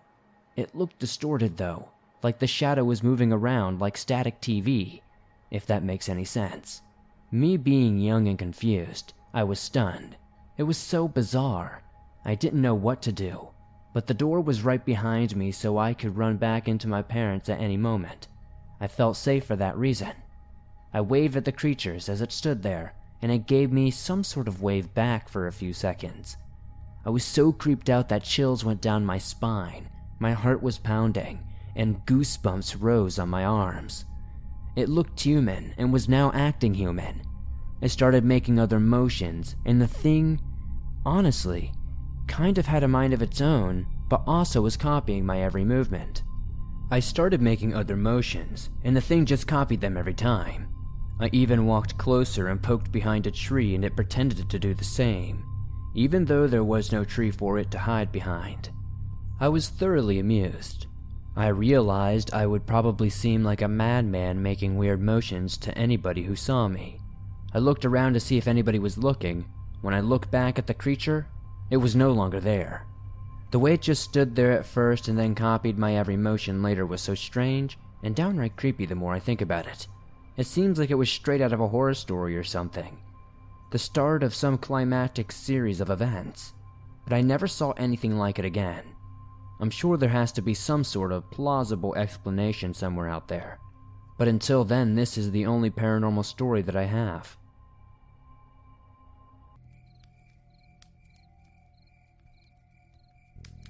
This happened in South Texas to my uncle in the late 80s or maybe early 90s.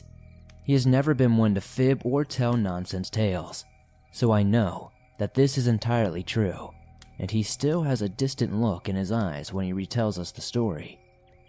One warm, very humid South Texas night, he left his house due to disagreements with his wife. They were having marital problems at the time, so he always left to go take a drive rather than stay home and make the situation worse. This one night, he decided to go to the old cemetery in town where his father was buried. His father passed away when he was a young boy, and the town has a new cemetery on the outskirts of town where most people visit, so this graveyard was always dark and mostly abandoned. He sat by his father's grave and just vented his situation and let it all out. He felt a calmness to just be able to talk about his problems, even though no one else was around to hear them. He knew his father was listening to him, though, and he took comfort in that. After maybe a couple of hours, my uncle saw a light in the distance, and he thought it was maybe a groundskeeper or security guard, and because it was already early morning hours, he figured it was time to leave. He would leave as soon as the flashlight got closer to him, and just explain that he was not there to vandalize or do harm. But the light never got bigger. Like a flashlight would if someone holding it would get closer. The light also started to weave back and forth, as it was like dancing or jumping from side to side. My uncle kept an eye on it, and it soon got really close. He realized it was not a flashlight at all or a firefly. There was nothing around it or inside the light. It was just floating a close distance near him, and my uncle stared at it for what seemed like a long time. Before he knew it, my uncle had a sudden urge of fear rush through him, and he started running to his car. The light followed him, but kept a distance away. He ran as fast as he could, and before he got to his car, he turned back one last time and it was gone. When he turned to reach for his door handle, the light was between him and the car. That is when he saw that it was no firefly due to no bug being around it or anything. It was just a ball of light, exceedingly small that it could fit into the palm of his hand or something like that. He ran around to the passenger side and quickly jumped in and closed the door, locking it behind him. He saw the light floating around his car, and then it got in front of the car near the hood. My uncle managed to turn his car on, put it in reverse at full speed, and sped away towards the entrance rather than the exit. He saw the light following him, and then it just turned off, like someone flicked a switch. He was getting out of there as fast as he could. He was not going to stay in those cemetery grounds for a second longer. He sped away and kept checking his rearview mirror to make sure it was gone. It was at maybe a minute away that he heard a deep sigh come from his back seat. He said it sounded like a man's sigh, and he refused to look in his mirror or check. He just looked forward, gripping the steering wheel, and quickly drove home. He told the story to his mother the next day. He was still very shaken up about it. His mother told him that maybe it was his father, and sensing that my uncle was going through a rough time, his father came to visit him. My uncle convinced himself that maybe it was that. He eventually came to his senses a few nights later and went back to see if his father would return. He never saw that light again, or felt that fear he had inside of him when he returned.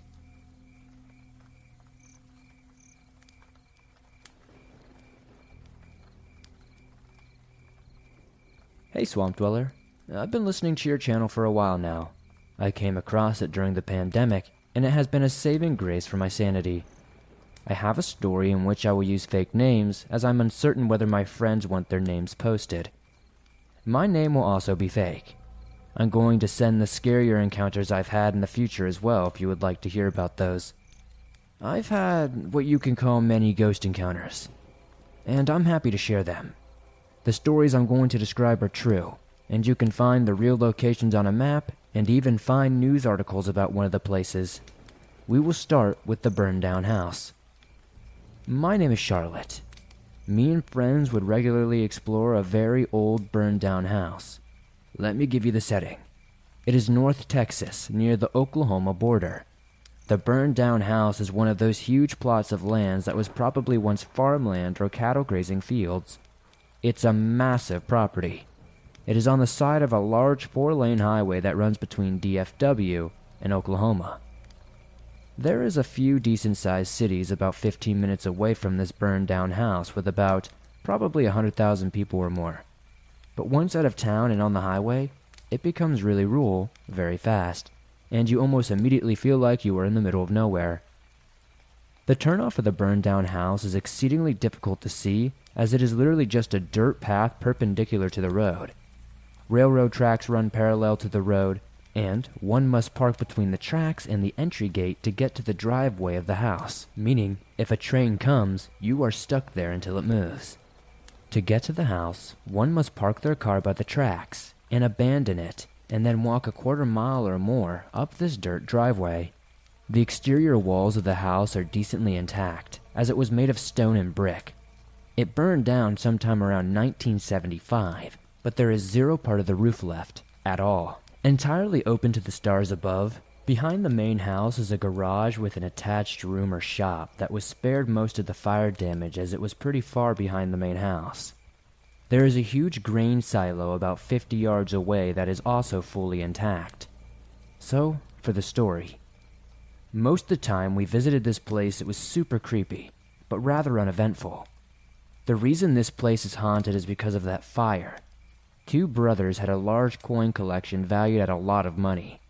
They donated them to a museum, but the people who murdered them were unaware. Their house was burned down to steal this coin collection that had already been donated, and well, the 2 brothers died. So, 5 of us are at my friend's house getting ready for our midnight adventure. We will call that friend Leah.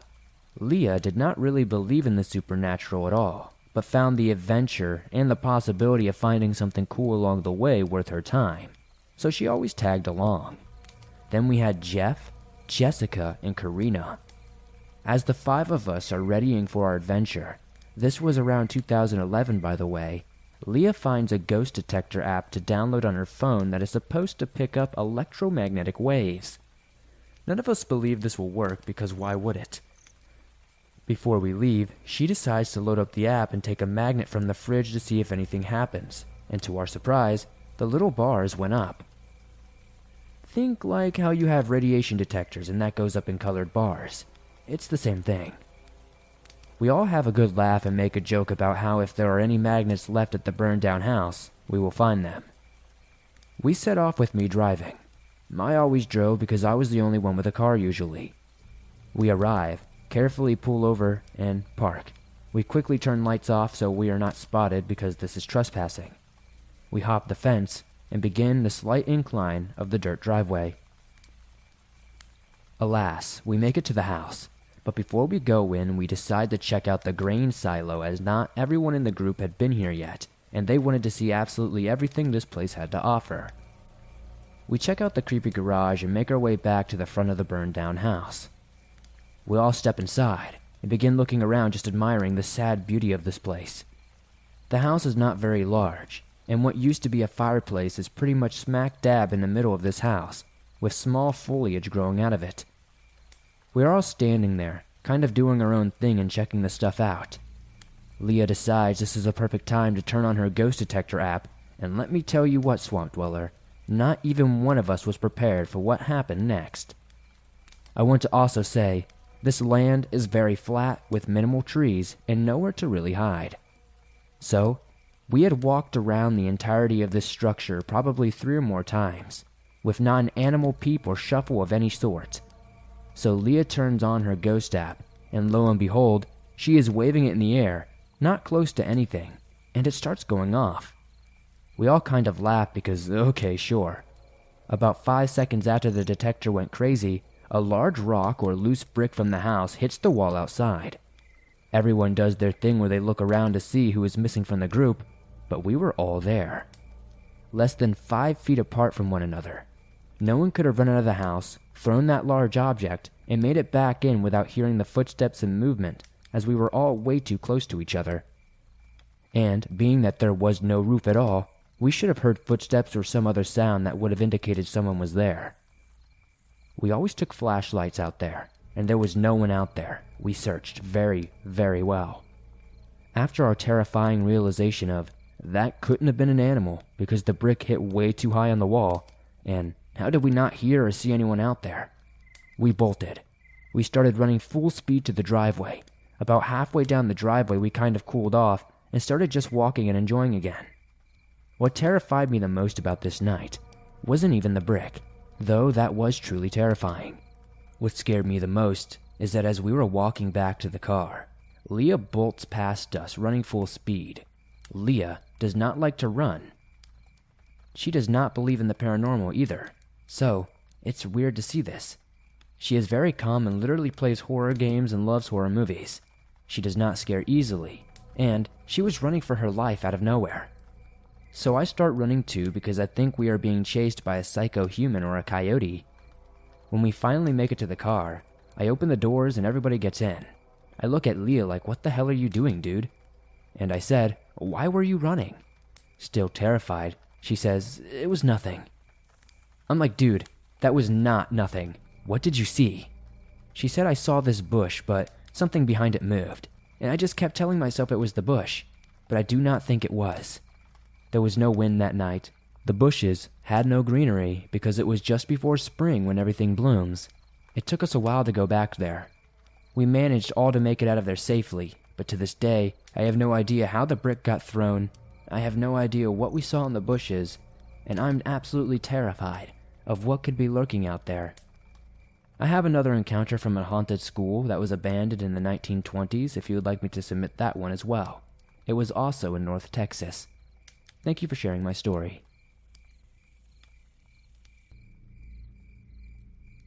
I live in north central Texas in a rural area. My hometown has less than 900 people. The next big town is probably a good few miles away. Most of the land is cleared out and barren pastures for cattle. Any land not cleared is covered in thickets of barbed-up mosquito trees and thick, wiry woods, especially up and around the lake. We live right on the lake, a 10-minute walk down to the water. It's all grown up thick down there, except the areas we clear out for fishing spots. Several little islands covered in thick woods are throughout that lake as well. Pretty often, I would go with my stepdad in the kayaks, or our little rowboat, and we would just go run jug lines.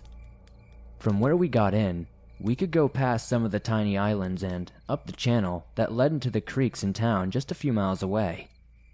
We always had airsoft pistols to scare off snakes from getting in our boats, and one of us would always have a small revolver or a rifle to scare off whatever else. We always went out late at night, around 11 p.m. or midnight, when the catfish and shad start feeding, and would stay out there for quite a few hours. We did not have to worry about anything in the water, but if we got out on a certain baby island or on the kind of sandbar areas in the middle of the channel, you had to watch for pigs, bobcats, mountain lions, and snakes. I had seen the pigs before. We are overrun with them, and some years ago, they started to get even bigger than we had normally known them to be. They had certain areas they stayed in though, so we did not worry about them too terribly much. The bobcats would run when we saw them, most of the time, and honestly, if you stand up to show off your size, most things like that will just go the opposite way. The mountain lions were less common, but sometimes you could see their eyes in the dark. They will stalk your boat if they can, but they usually won't bother if you're in the water. One pop with the rifle and they usually scurry off. They are freaky though. We can hear them miles away. They sound like a woman screaming.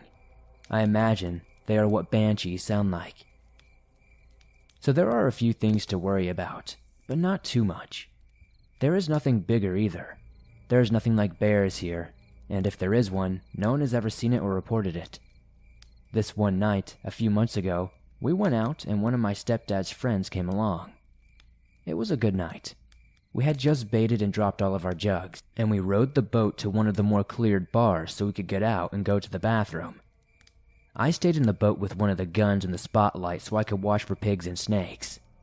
It was easy to scare yourself out here, seeing things pass by the trees. You just have to ignore it most of the time. They were not gone long before I could hear crunches and snaps out in the distance. I yelled to them what I heard because if it was something that big, it's usually pigs. I yelled to them what I had heard because usually if it's that loud, it's gonna be pigs. My stepdad and his friend did not answer though. They were probably out exploring. He had always done that. Trekking around here had never bothered him since he grew up trekking through Mississippi. I did not hear the sounds anymore, but I watched the thickets harder while I untied the boat in case they needed to just run. I felt like they were gone 20 minutes or so, and I was getting incredibly anxious. Finally, I could hear my stepdad and his friend yelling in the distance. The closer they got, I could hear the crunches again louder, while he yelled at me to untie the boat like I already had done. He kept yelling at me to get the rifle up and to get on the far side of the boat. I was freaking out. When I could finally see them clearing their way through, the sounds were behind them, and it was getting louder. I realized it was not the underbrush being crunched down, but it was the sound of tree limbs snapping and cracking. It was so loud when my stepdad jumped in the boat. He kept yelling at me to keep aiming while he started the motor. His friend was already paddling us away from the shore into the middle of the channel.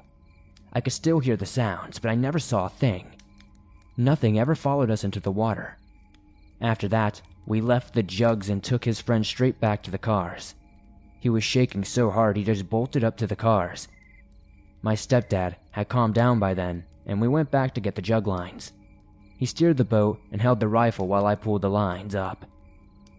He would never answer me when I asked what happened. He just said it was a big pig. He had told me about it one time, but I noticed he was keeping us in the dead center of the channel. All the lines we had near the shore, he would never tell me to go get them. He said they were probably empty and we would get them another time. When we were pulling everything back to the house, we took it all together at once instead of the several trips we would usually make. He told me not to tell my mom, but he did not know what it was, and he had not wanted to scare me while we were still out there. He told me they were looking on the bar for good spots on the far side when they heard it coming, and it chased them all the way back. He said it was so loud and it was definitely big. It would be way too big for it to be a bear or something like that. We don't have Bigfoot stories or anything like that around here, so we don't know what it is, but we really have not been fishing that far up the channel ever since.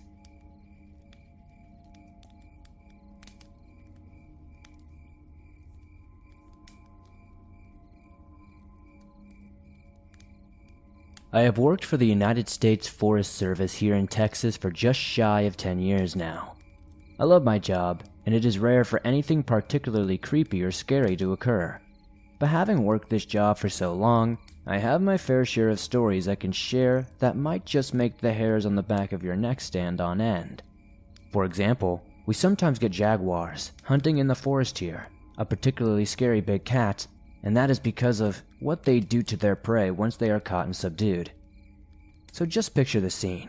You are walking through the trees on some bright, sunny day when suddenly you start to smell something rotten. You look around, but there is nothing to be seen. It's just this grotesque, terrible smell. All you see around you are these picturesque view of pines and the sound of birdsong floating through the green. Then something hits the top of your head. Something wet. You place a hand on the top of your head, feeling something cold and slimy dribbling through your hair. You bring your hand down to see what it is, hoping it's not bird poo. Only, it is something way worse. It's blood. You look up, and hanging up in a tree just above your head is a mutilated, half-eaten corpse of an animal. Guts torn out, skin shredded, face half-eaten, with hooves or paws missing, with broken pieces of bone protruding from cracked limbs. It seems an utterly bizarre thing to do, but the jaguar has a good reason for doing all of this heavy lifting. If a jaguar does not bother to hoist its kill into a tree, it risks losing its meal to other more ground-based predators or scavengers.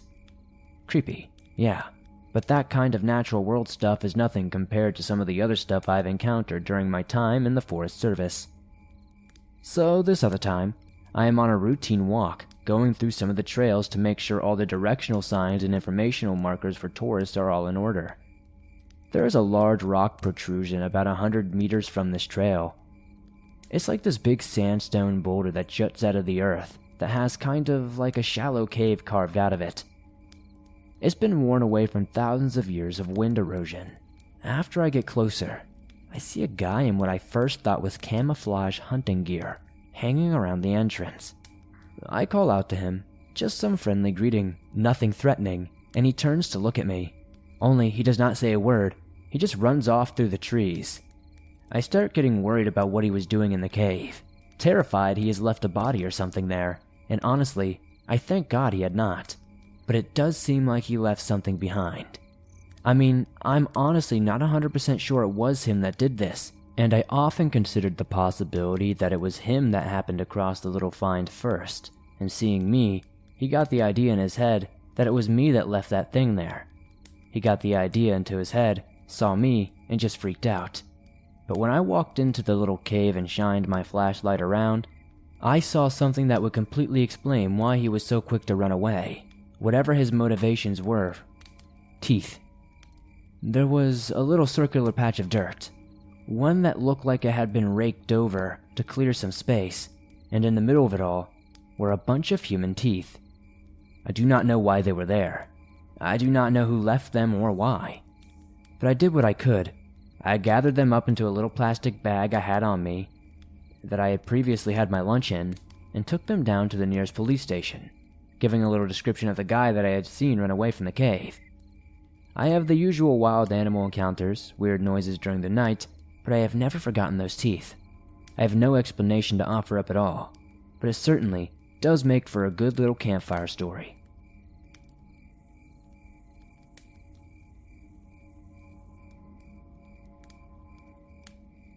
I'm going to preface this story by saying that I'm currently a 19-year-old girl, and when this story occurred, I was 14.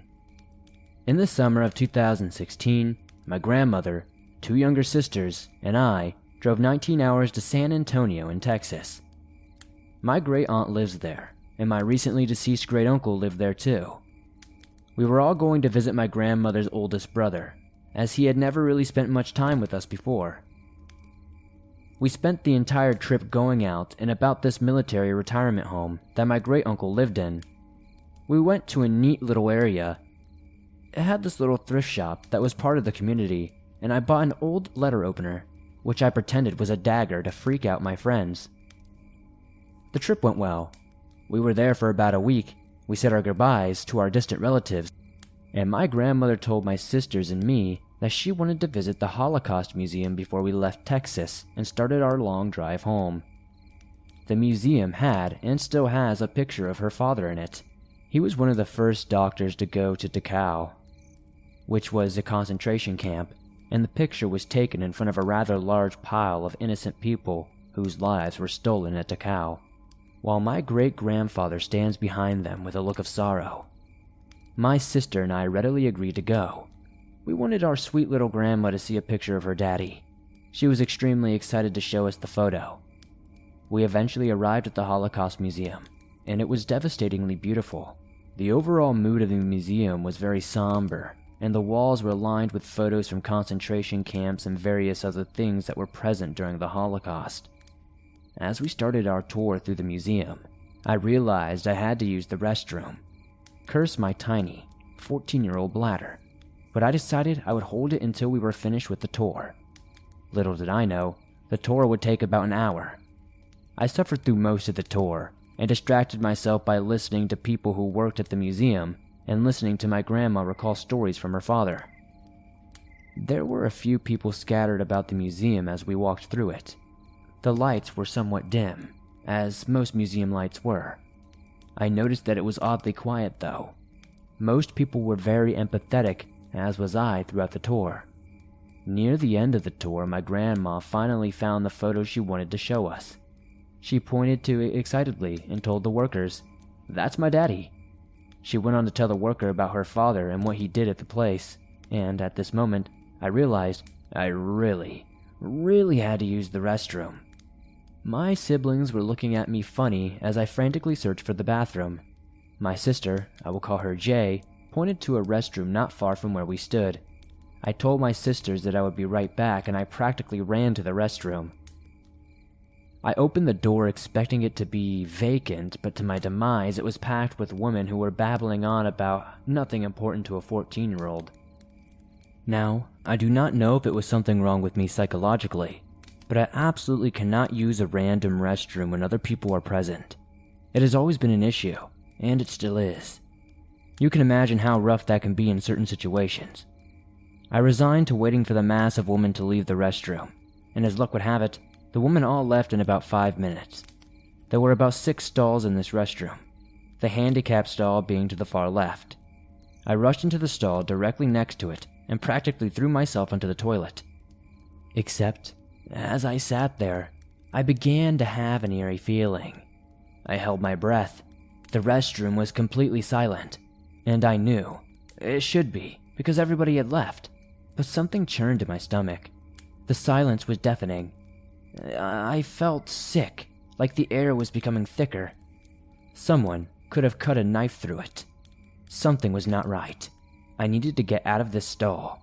I did not even use the toilet. I just scrambled from the stall, assessed the restroom, and I was just trying to see what was happening. Everything seemed all right. I did not see anyone. The stall doors were closed, and yet I still felt scared. I went to wash my hands, as I always would wash my hands even if I did not actually need to. Something inside me told me to look at the handicapped stall. I do not know what persuaded me to look, but I did. Alarm bells were ringing in my head. I slowly leaned back to get a better look at the stall, and my heart dropped. I know people claim that their heart sinks or drops or they freeze with fear, and all of what they claim is definitely true. My heart jumped to my throat and I suddenly felt ill. What I saw was a leg on the floor, a child's leg. It was attached to somebody, but I was too scared to investigate any further. I ran from the restroom to my younger sisters. I do not know why I did this. I was a dumb 14-year-old, but I needed my sisters to confirm what I had just seen. They were skeptical when I told them. I dragged my sisters back to the restroom with me, begging them to be quiet, and I pointed to the handicapped stall. My youngest sister, I will call her N, looked at me in alarm, and then Jay did the same. There was long hair next to the leg now, almost as if there was somebody crouching to look under the stall at us, but at the same time, they were completely still, unnaturally still. I grabbed both of my sister's hands and urgently pulled them from the restroom.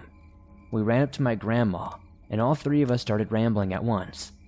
The worker by my grandmother looked at all of us with concern. I eventually explained the situation to the kind woman who worked there, and she looked very unsettled. I watched as she went to the large, burly security guard. He looked from her to us and said he would go look. We waited, with my grandmother for quite a while the worker and the security guard came back. He exited the woman's restroom quickly and rushed to speak to the worker. A man was speaking on his phone in there. The security guard spoke slowly. My heart seemed to drop a little bit more. I definitely saw a child's leg in there. There was not a man in there too, was there? I thought. The woman glanced at my sisters and me before listening to the security guard again. The security guard confirmed that there were 2 people in the handicap stall, and by this point, my grandmother was freaked out, enough to say that it was time for us to leave. The security guard had readily agreed. I am sorry that we did not stick around to find out what that man was doing in the woman's restroom, and the handicap stall with a child on the floor. I did not get to find out why or what happened to that man, and I still wonder why they were so silent that I could not hear them breathing in the stall next to me, or why he was on the phone after I rushed out. I will say, though, that this experience left me with an even bigger fear of public restrooms. And since I have such a wild imagination, I did not sleep that night. Images of that leg and the thoughts of someone trying to peek at me under the stall haunted me for a long time. If any of you have ever been in a situation like that, do not go back in. Just get help, and always trust your instincts.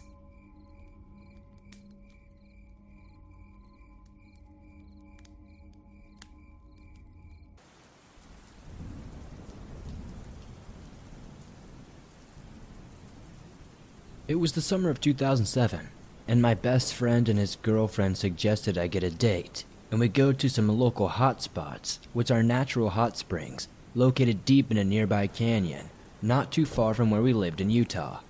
Supposedly, these hot spots were excellent, super quick, and easy to get to. Just a short hike from where you would park your car off the main road, running through the canyon. So, it must have been around 7 p.m. that day, when we parked the truck in a Spanish Fork canyon and set off on the trail that led to the natural hot springs, armed with only our swimming suits and towels. I don't know where my friend got his lousy information. It wasn't a quick and easy hike, that's for sure. More like a challenging hike that took over an hour on a very narrow path, where we had to walk single file the entire time, and occasionally over some treacherous spots where one lousy step would send you cascading down the mountain. It seemed like it would never end, and we'd never get to those hot springs. But after wearing ourselves out and not being adequately prepared, we finally made it. The sun was setting as we finally reached the clearing where somebody dug up the natural pools. It was later than expected, but we figured it would be fun to soak in hot water underneath the stars. We were so deep in the canyon at this point that the stars in the sky were brighter than any other time I've seen them in my life. No light pollution at all. We had probably been there for about 30 minutes and had the entire area to ourselves, just having a great time telling jokes and making each other laugh. The only light was from the stars, and the only sounds were from us. The quiet was almost eerie. Suddenly, we started to hear twigs snapping in every direction. See, there was only one way in and out of the hot springs, though. That super narrow trail that we hiked in on. And that's where we were now hearing the loudest of the noise coming from. Soon, we could make out the outline of a figure in the dark. Someone with a flashlight coming down the trailhead to the collections we were swimming in. I was in a great mood up to this point. Since this person's arrival had surprised us, I yelled out to them once I was confident that they would be able to hear me, to try and break the ice. I didn't want it to be awkward, and partly as a defense mechanism from the nervousness I was feeling suddenly. "Hey, you here to join the party?" Silence. The person keeps walking towards us and doesn't say a word. Immediately, alarm bells are going off in my head. My gut is telling me that something is not right here. I try to ignore how I'm feeling and joke to our group about the person being a weirdo for not answering. But now everyone is on edge. As the person gets closer, we can start to make out more details of this guy. It's a man, above average size, dressed head to toe in black. This guy was wearing a hoodie and long pants in the middle of summer in Utah. Who does that? We noticed he's also wearing a black backpack before he gets to the clearing and turns off his flashlight. He continues walking towards us, though. Now, there are a half dozen hot spots scattered around this clearing. There is no one else around except us. He has his pick of any of them to swim in. But no, he walked directly towards ours and sits down about 6 feet away from us where we were soaking. My friend has a lantern, so he hops up to the side of the pool and grabs it and turns it on. Something strange is that it seemed like the stranger was doing something weird before we turned on the lantern. He was ruffling through his bag, looking for something. One of us says something to him, and once again we get no response. My friend temporarily turns off the lantern, I assume because it's on low battery, and he doesn't want to wear it out. But once the light is out, the stranger in black unzips his backpack again and starts frantically looking through it. My friend immediately turns the lantern back on. The stranger quickly stops, zips the bag back up, and is acting like nothing is happening. My friend notices the stranger appears to be Hispanic, and she greets him in Spanish, which catches the stranger off guard, and he mumbles a response. My friend asks how he is doing and what he is up to tonight. Did he come for a swim? At least that's what I assume from his tone. I don't speak Spanish very well, so I don't know exactly what the stranger's responses were, but they were very brief and not very friendly sounding. After asking a few more questions to the guy, my friend turns to me and our dates in the pool and says very quietly, but deadly seriously, "We need to go right now." Immediately we start getting out of the pool and drying off with our towels. The stranger asks my friend a question in Spanish, something like, "Oh, where are you guys going so quickly?" And while I surmise my friend is playing it off very calmly and like it's no big deal, I know he definitely felt differently. Then, again, he turns to us and says, "We're getting our things together and putting on our shoes. Maybe not going as fast as we could. We don't have time. Grab your stuff, we're going now." We don't ask questions. We grab our things and start practically running towards the trailhead as a group. As we look back, we see the stranger in black is getting his things together, getting up and starting to follow us. At this point, there is no illusion of what is happening. This guy has bad intentions and is chasing after us on this narrow trail all the way back to our vehicle. We know we have got an hour or more ahead of us until we are back to the safety of our car, and we don't have anything to defend ourselves with at all. We're still soaking wet. We've got a head start on him, which is a big help. I took the lantern and took the lead of the group. We got into a single file line and locked hands with each other, knowing that we would need it to keep moving as fast as we possibly could, but not too quickly, or we could fall to our deaths. The girls were behind me, with my friend at the back, who was giving us updates of where the stranger in black was doing, and telling us to move faster. He picked up the most prominent, the sharpest rock he could find, and prepared to kill this guy if he had to. I'm sure you can imagine the emotions that were running through all of us at the time. Obviously nobody wanted to hurt anybody. The girls were sobbing, trying to keep pace with me up front. I'm yelling back, watch out for this, watch out for that, and we're making our way into the darkness as fast as we can.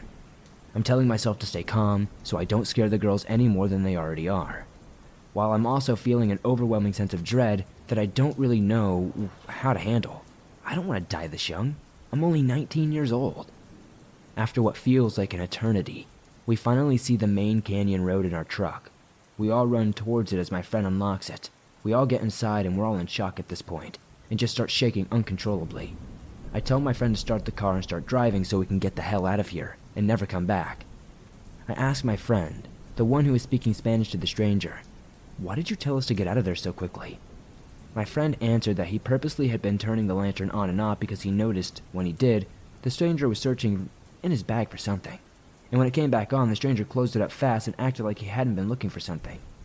That was when he tried speaking in Spanish to get a feel for what was going on with the guy. My friend said that he was asking the stranger some questions in Spanish like, "Where are your friends?" And the stranger answered, "No friends," and other short answers to basic questions that gave my friend the absolute creeps. Once the stranger asked my friend something about the girls who were with us, that was when he told us we need to get out of there. He was able to see the stranger following us almost the entire time, but dropped off towards the end when he couldn't keep pace with us. So, what was the stranger doing in the middle of the dark canyon by himself, dressed in all black? What did he have in his bag that he was trying to get to, that he didn't want us to see? And what would have happened to us if he had caught up to our group on the trail that night? I'd hate to find out.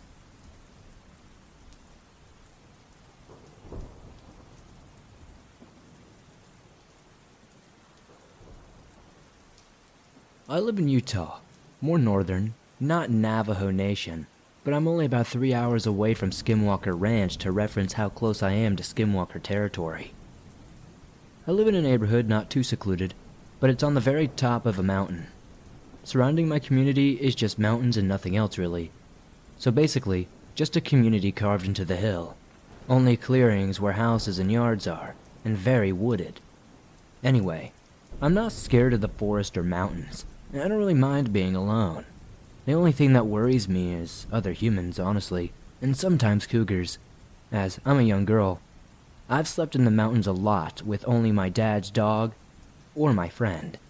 Sometimes, the dark spooks me, but not the dark forest or anything like that. I'm pagan, and real big into spirituality and connection with nature and the earth. So for the most part, I find comfort exclusively when I'm outdoors. So when I feel uneasy or afraid when I'm in nature, I always feel like it's for good reason. I never try to ignore it. I used to get home from work late, usually around 10:30 at night. Once I came upon the mountain, this whole drive home I just felt uneasy, and I was dreading getting out of my car and walking into my house. I fear skinwalkers and entities alike, and I know that attracts them, so I always do my best to try and shake those thoughts as soon as they enter my head, but they always do.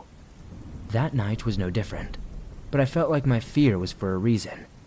I didn't want to be outside for a second longer, so I just got out of my car and ran to my back door. I was so nervous.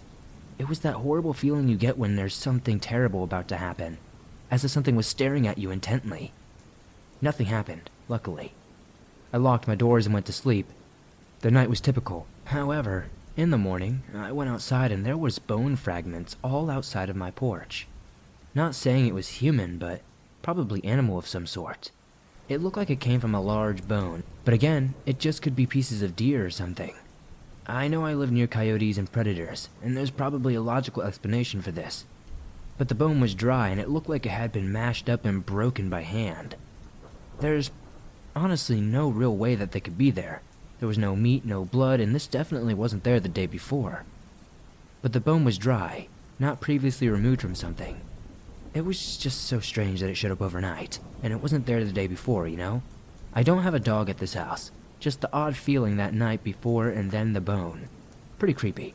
I know this might not be the scariest story ever, but I wanted to see if it would fit one of your topics.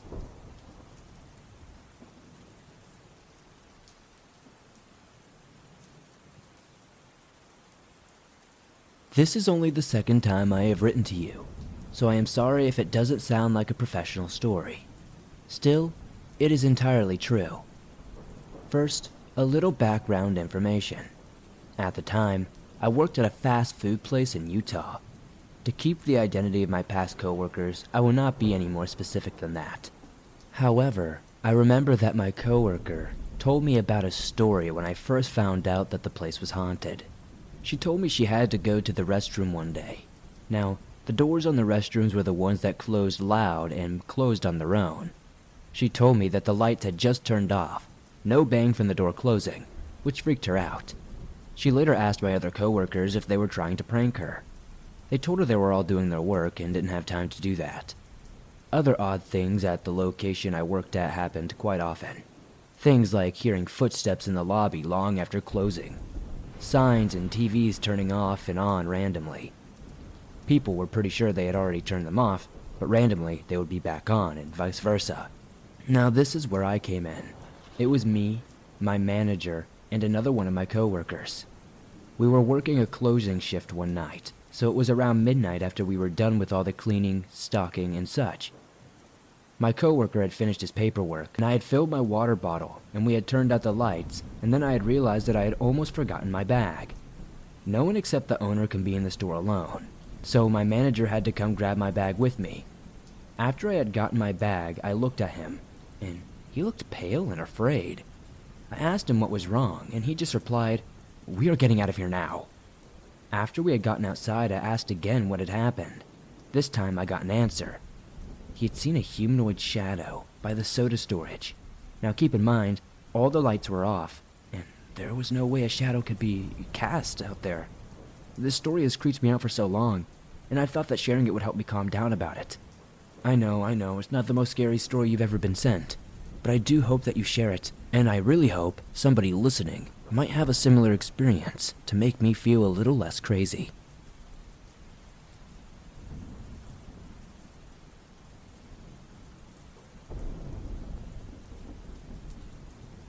I've listened to your stories, but I've never posted or had an account to send in. I'm going to give you some background here, so here goes nothing. I lived in Utah for most of my life other than a few years in Wyoming. I'm an Uber Eats driver in Utah and have been for a couple years now. What I'm about to tell you took place about 5 days ago. I had just finished with a shift of delivering food. I was on the phone with my mother when I got the bright idea to go looking for a former apartment we lived in when I was younger. Typically, I carry my new 9mm on me, but that was at home, so I decided to go home and pick it up so that I had some defense if I got into a bad situation. My mom had gone and done some research on the address of the apartment. The apartment used to be called Midtown Villa and was never full of gang activity when I was younger. So I had typed the address into Google Maps and drove out there. I pulled in and realized that the apartment is now called the Calaveras, and everything was now looking better than it used to. So I let my guard down, which looking back on, I now regret. I started pulling through the apartments with my mom on the phone, which we had then agreed that I could put her on video chat so that she could see the new upgrades. I had pulled back through the entrance off the main road and started showing my mother the building that used to be our apartment building, and I was pointing out that the facility had an empty lot next to it now. The empty lot used to be a playground when I was a kid. The first mistake I made was using a phone to show my mother, which made it look like I was recording. The second mistake, I was pointing. The third mistake, I was in a bad area and I let my guard down. Now, why did I tell you those mistakes? Because I didn't realize that while I was showing my mother, I was passing a guy and a girl and pointing. Now I know, all that alone doesn't seem too bad, but apparently I made someone angry who thought I was recording them. Even though I had my 9mm with my loaded magazine, I had made some odd choices since I am a straightforward person. As I continue forward, I realize that I am being chased by the guy who is now on foot after me. He is yelling, calling me out, and asking if I wanted to wrestle, all while running towards me and taking photos of my car. Before I realized it, I was suddenly moving forward faster in my car. My mind was made up. I was getting out of there and driving off. My adrenaline was pumping, and instead of harnessing it, I mistakenly let it control my actions. With my mom still on video chat, I suddenly noticed a car pulling up fast behind me. I took off out of there, and the vehicle was behind me. I turned right, they turned right. The same turn I made again, they followed. So I went up to 9,000 south, took a right after stopping and thinking I was being paranoid. Nope, they followed me to 1300 west. That's where I turned right again, and guess who followed? Now I'm not gonna lie, I was very nervous with multiple scenarios playing out in my head. I knew that I was in a bad situation. I knew that if it came down to it, I had my pistol. I know what you are all thinking. Dial 911. Well, I'm the type of person who rarely does that, and I wanted to get out of this on my own. While these scenarios crossed my mind, I suddenly got the bright idea to turn right on the 7800 south. So, I did. And then they did. But this time, a semi had gotten between us, right behind me. I was happy until the semi had turned left, and then I knew I had to figure out what to do next. My next decision was to turn left, and I approached the next light in the left turn lane to get on the road that leads to 7200 south where the I-15 on-ramp was. What I didn't think about was that what would happen if they followed me. What will happen next will make you reconsider not asking for help when you need it like me. So I turned left. They followed and sped up on my right in that lane. So I immediately swerved over after turning my signal on and getting in front of them. Because let's face it, if they get next to me, it could be game over. So I slowed down a little, and then they got in the left lane and sped up to me. So I sped up.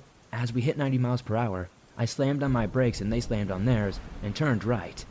If I had been there, I could have been hit and rolled my car and even died. At the very least, I would be in the hospital. That's when they took off down the road on their right, and I booked it to the interstate, drove to a grocery store near my house, and called the police near the apartment complex to report it. The dispatcher then informed me that I should have called 911 to make the situation easier, and they could have directed me to the nearest police station with officers outside to deal with anything that followed. The officer then called me, and we talked about it. He had gone on to tell me that the area was a very problematic area with gang activity, and he believes that my extreme concern and judgment were very accurate. So, I made the report, just so nobody else could and I didn't have anybody knocking on my door later. So I then headed home, and did not let my guard down until I got home and knew I was safe. I told my fiancée about it the very next day, and she told me never to deliver to that area without some form of protection. So, in closing, don't ever leave yourself without protection. Always ask for help when you need it, because otherwise your life could be at stake, and don't be naive to your situation. I hope this doesn't happen to anyone else, and I hope it can help anybody.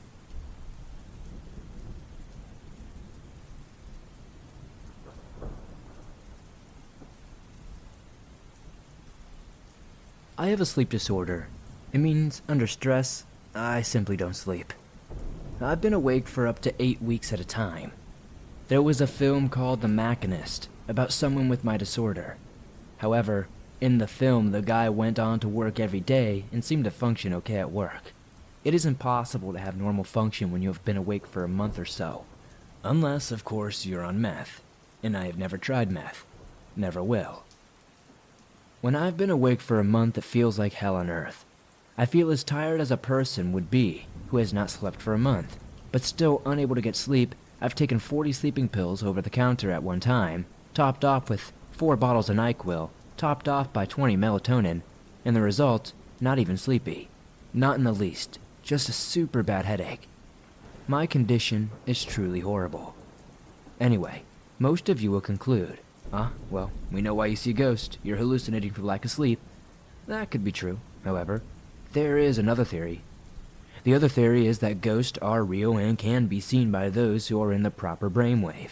The brainwave of a sleeping person is different from that of a fully awake person, and the brainwave of a fully awake person is different from that of a person who just wakes up. Well, I've seen ghosts and shadow people in all states of wakefulness.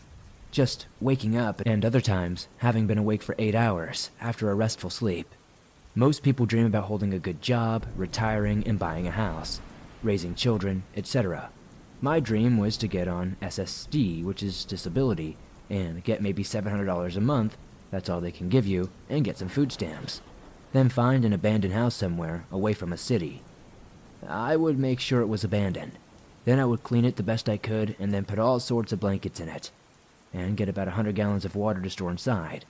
Then I'd buy several hundred pounds of beef jerky and other things like energy bars and food items that keep for a long time, just so I don't have to ever see people. I assumed the house would have no electricity depending on where it was. I might have to get a metal container or fill it with a bunch of coal or something like that. Intruders? I'd have to buy a lot of mouse traps and things of that sort. Some sort of ingenious alarm system that would wake me up if people came into the structure. I would need something to discourage people, like a sign that said danger, closed by the county health department, infectious contagions inside. Something like that. And then once I had all the blankets and mouse traps and the signs up and the other warning systems, and a large metal barrel and the coal, and the 10-gallon water jugs, enough to last for a while, and the 300 pounds of beef jerky and 200 pounds of energy bars, I'd move in and just sleep. Sleep for as long as possible. To me, that sounds like heaven. That is my idea of heaven and earth, to just sleep. Anyway, back in 2004, I was living in Kaysville, Utah, in an old motel. For some reason, about 3 a.m., I just opened my eyes, and I saw what looked to be a shadow woman floating over me through the front door, and she was on her way to the bathroom. Completely black, no features, but I could tell she was a woman, and had a large, beehive-like hairdo. The ones that were like popular in the 1960s, and high cheekbones. She was headed for the bathroom, the only room in the motel room with a mirror. I looked at her, and then she turned her head to look at me. It scared me to death, so I quickly closed my eyes, and I regret that now. Now, I would wave at her to investigate more, but back then I was just so scared. I remember thinking later, I guess there are bobby pins in the spirit world. How else would you have her beehive? I guess there's clothing too. Anyway, another missed opportunity to try to make some interdimensional contact. I've seen ghosts and shadow people many times. These could be merely hallucinations produced by my own mind and sleep disorder. Or, my brain could have some unique chemistry that allows me to see things most people cannot see. I'd love to see the conversation on this topic in the comments down below.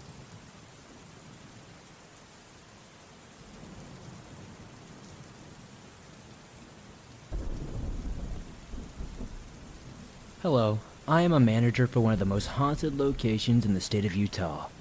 You probably have seen us on shows like Ghost Adventures, which have been here twice. A few others have done some episodes, and sorry to spoil the magic, but those are mostly fake or exaggerated. The only reason I'm mentioning this part is to hopefully give some form of credibility. The point is, while I do believe, I don't just believe everything I hear and read. I ghost hunt up here a lot, and not like YouTube teenager breaking into abandoned buildings and walking around, more like real professional investigations with other professionals. The location paranormal-wise, if you name it, we have it. Shadow people, residual hauntings, intelligent haunting, poltergeist, phantom animals, shapeless masses of shadows, and energy, hellhounds, you name it, it's probably been seen here. One entity has piqued my interest as of late, though. It's typically seen in the basement.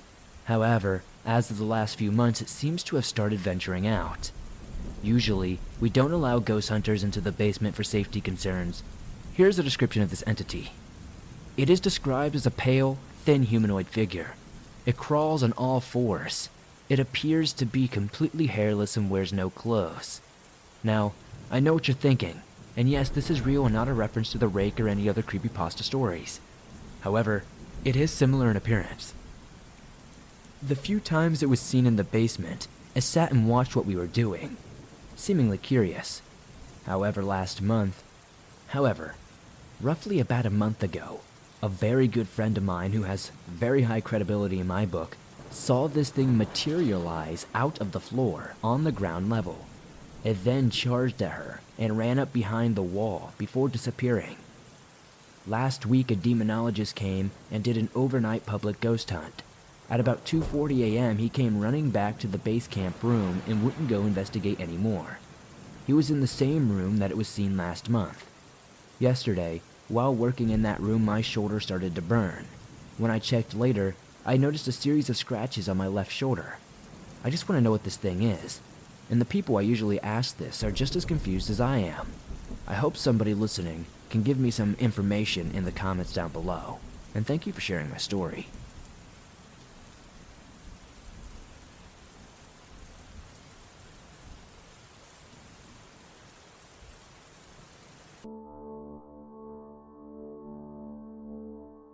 Every kid growing up feels that they're being watched in the middle of the night or that there are monsters under their bed.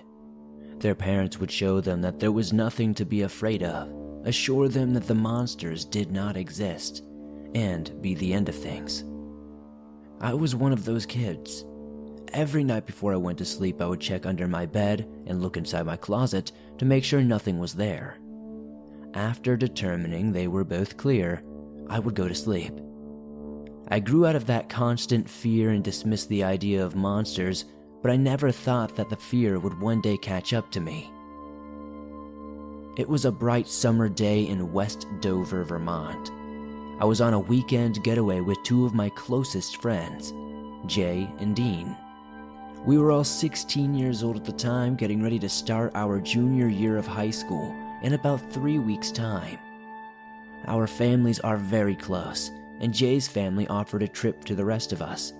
Jay's grandfather owns a cabin at the edge of the Dover County Forest next to Shaney Brook. They would use the house in the winter during the ski season whenever they wanted to ski on the mountain that overlooks the valley. It's absolutely beautiful. It was particularly remarkable that August morning, only about 66 degrees by midday. My friends and I, avid hikers, and we loved all the small trails. Most of them I don't think go any longer than 6 miles, and they only go right past the cabin. Seeing this as an opportunity to get away from our families, we packed up a tent, some sleeping bags, and some other essentials and headed out on the trail. We made our way to the trailhead on the other side of the development and turned around at about 4 p.m. We got about 4 miles in on the walk back and decided to set up camp since it was dark. We found a clearing on the side of the trail and got to work. I built a fire pit out of rocks that I found in the area, while Jay and Dan gathered sticks to build a fire. We got the fire going, and around 7:30 started cooking the hot dogs we had brought in. We played some music, shared a few stories, and had quite a lovely time.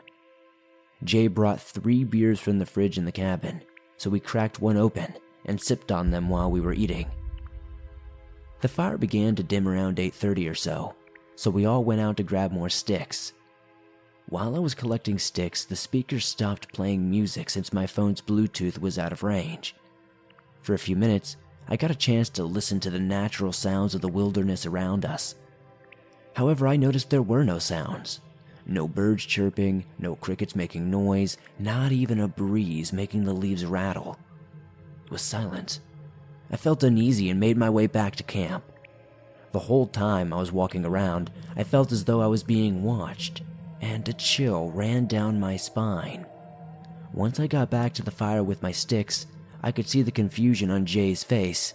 He was facing the opposite way of me when I got back and seemed confused to see me when he turned around.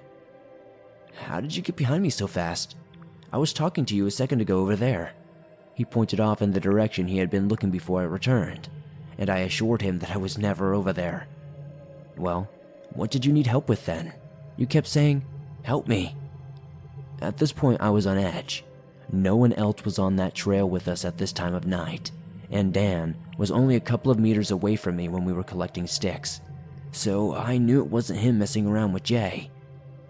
At this point, Dan came back and we all decided that it was probably nothing. We did not play any more music at that point, and the sounds of the wild sparked back up like wildfire. A good hour went by and we all felt pretty tired. Dan went into the tent and Jay and I were getting ready to put the fire out. Then, it happened again. Jay and I didn't like the vibe in the area, and we were hesitant to stay out, but we did anyway. Hey! Jay and I both turned around fast. A voice called from the tree line, and we were startled. Help me! The voice called out again. Help me! The voice was deep and distorted, and it just didn't sound right. Jay and I were on edge, and Dan just came back out of the tent. "Did you hear that?" he asked. We were all looking off into the tree line for about 15 more minutes, but whatever was there had gotten quiet. Jay turned on the video camera that he brought with him and began filming the tree line to see if he could spot anything. Suddenly, we heard a shriek. The sound was unlike anything I'd ever heard. It started like an elk, but had more of a human nature behind the voice. We all stood up. Again, we heard this shriek, only this time it was much closer. Terrified, we all jumped into the tent. I knew that whatever was out there was not an elk, because elk in this area are very uncommon, and they have a higher, more consistent pitch than the thing that was screeching. We heard the shriek again, but it didn't seem as close as the one before. No, all of us went into panic now though, looking to each other for answers and a way to get out of this. At this point, Dan opened the tent door. He got out of the tent and began to run. Jay and I exchanged looks and followed him down the trail. We were running faster than we ever had before. We had all ran cross country, so we knew how to pace ourselves. The only difference is that this is a different kind of adrenaline. Running through your body, it changed that mindset. We sprinted as fast as possible. The sky was clear and the moon was almost complete, sending its light through the canopy to light the trail back. The entire time we ran, we could hear rustling in the bushes behind us and the eventual groan of whatever was chasing. About a mile away from the trailhead, we were all pretty tired and began to slow down significantly. At this point, we heard something dart past us in the brush. It moved faster than anything I had ever seen before, and we all stopped dead in our tracks. None of us knew what was going on, and I had never had so much fear in my body. We saw a shadow dart across the trail in front of us, and once again it went back into the brush. We began running again. It almost seemed like it was circling us as it followed us back to the cabin. It only took us 12 minutes to cover the 2 miles of trail to the house, and as soon as we made it to the trailhead, we took off toward the cabin. We made it to the door, ran inside and locked it behind us. We then frantically ran to every door and window in the cabin, ensuring they were all closed and locked. Jay's parents, who were the only ones up, did not understand why we were back so early from our hike, but we heard a thud on the roof before they could ask us any more questions. We all got very quiet. We listened to the second thud, followed by 2 more, progressively moving towards the deck. The thuds turned into footsteps, and then it suddenly stopped. We were all anxiously watching the deck, waiting to see what would jump down, but I don't think we expected to see what we did. A loud crash came from the deck, and in front of us was a man. However, he didn't look quite right. He looked as if he had not eaten in a long time, made up of only skin and bones. His eyes were pale and looked glazed over. He was almost bald, with only a few strands of hair. His hair was silver, making him look incredibly old in addition to the wrinkles in his skin. His skin was white as the snow around him, and he was completely undressed.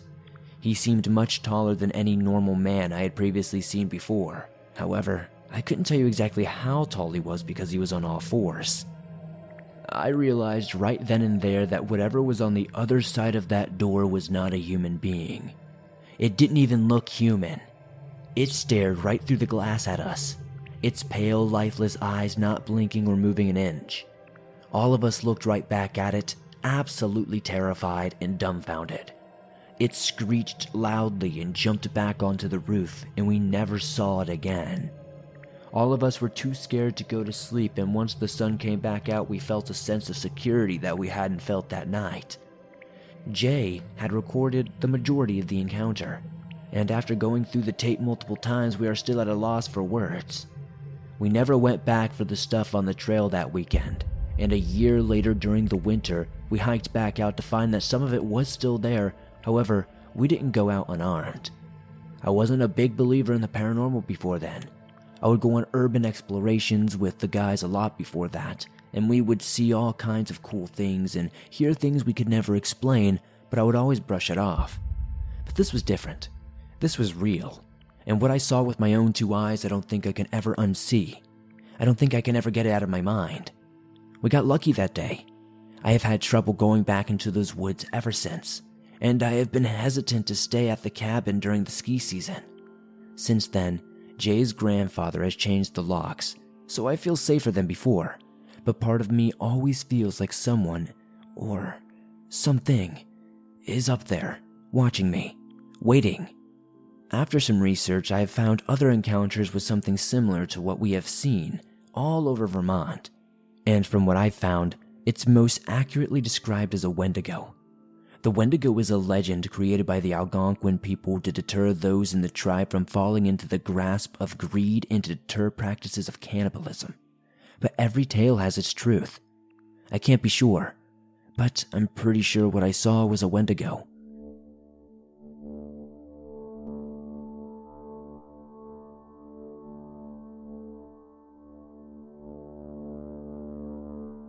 To preface this, I was about 13 years old at the time. I lived in the middle of the woods in Vermont. My house was actually surrounded by miles and miles of woods, with the only place nearby being a farm down the road a bit. I lived there with my father, stepmother, and 3 sisters, 1 being older and 2 being younger. This happened over the summer when my father and my stepmother were at their jobs. My baby sister was left with her grandmother for the day. On days like this, when my teenage sisters and I were left alone with the house to ourselves, we would explore the woods.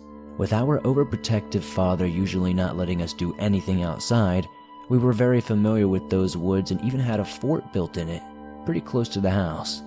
But really, we wouldn't really travel further than that. One day, while everyone was gone, we had decided to explore deeper into those woods.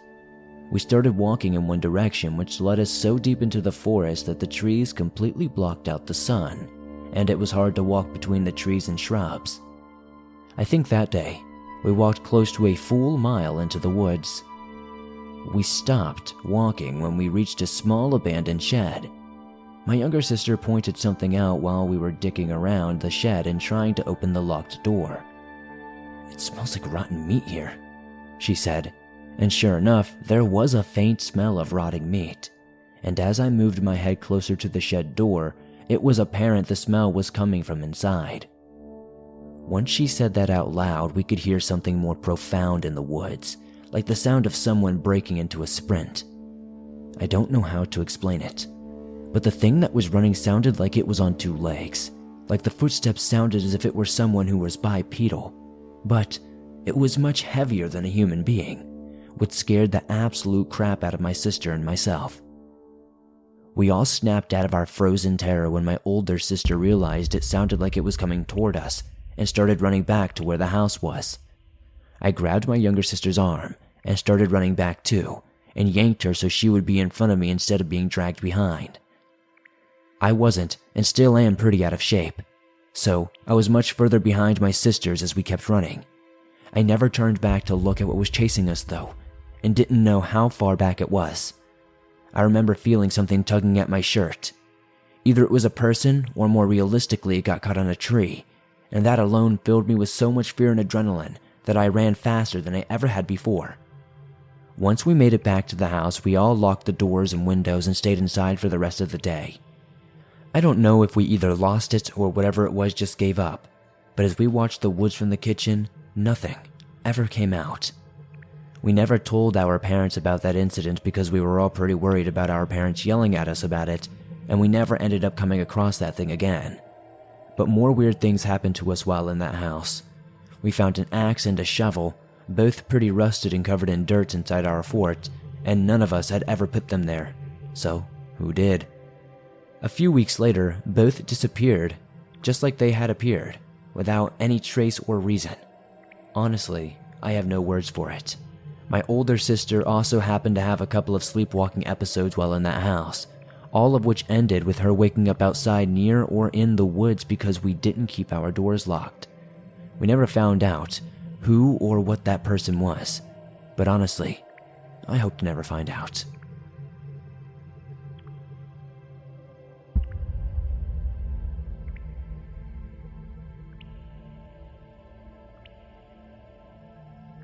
Early one Friday afternoon in my sophomore year of college, my girlfriend Madeline's roommate Amy had the idea to gather all her new friends for a camping excursion near her hometown in upstate Vermont.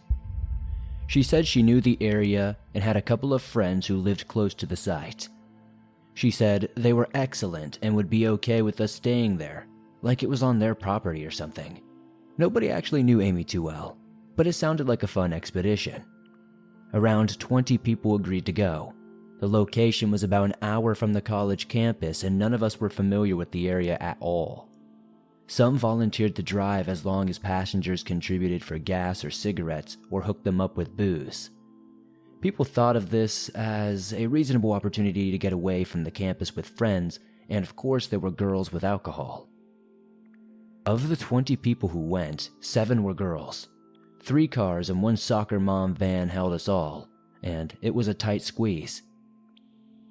En route to our destination, Amy asked us if we were all right with her friends bringing beer, because there wasn't going to be any place that sell it near us. So booze was purchased, the Natty Ice, Pabst, Coors, whatever you could think. It took us about 30 minutes to get to our site as we got off the highway. Only Amy knew how to get there, as the others followed shortly behind.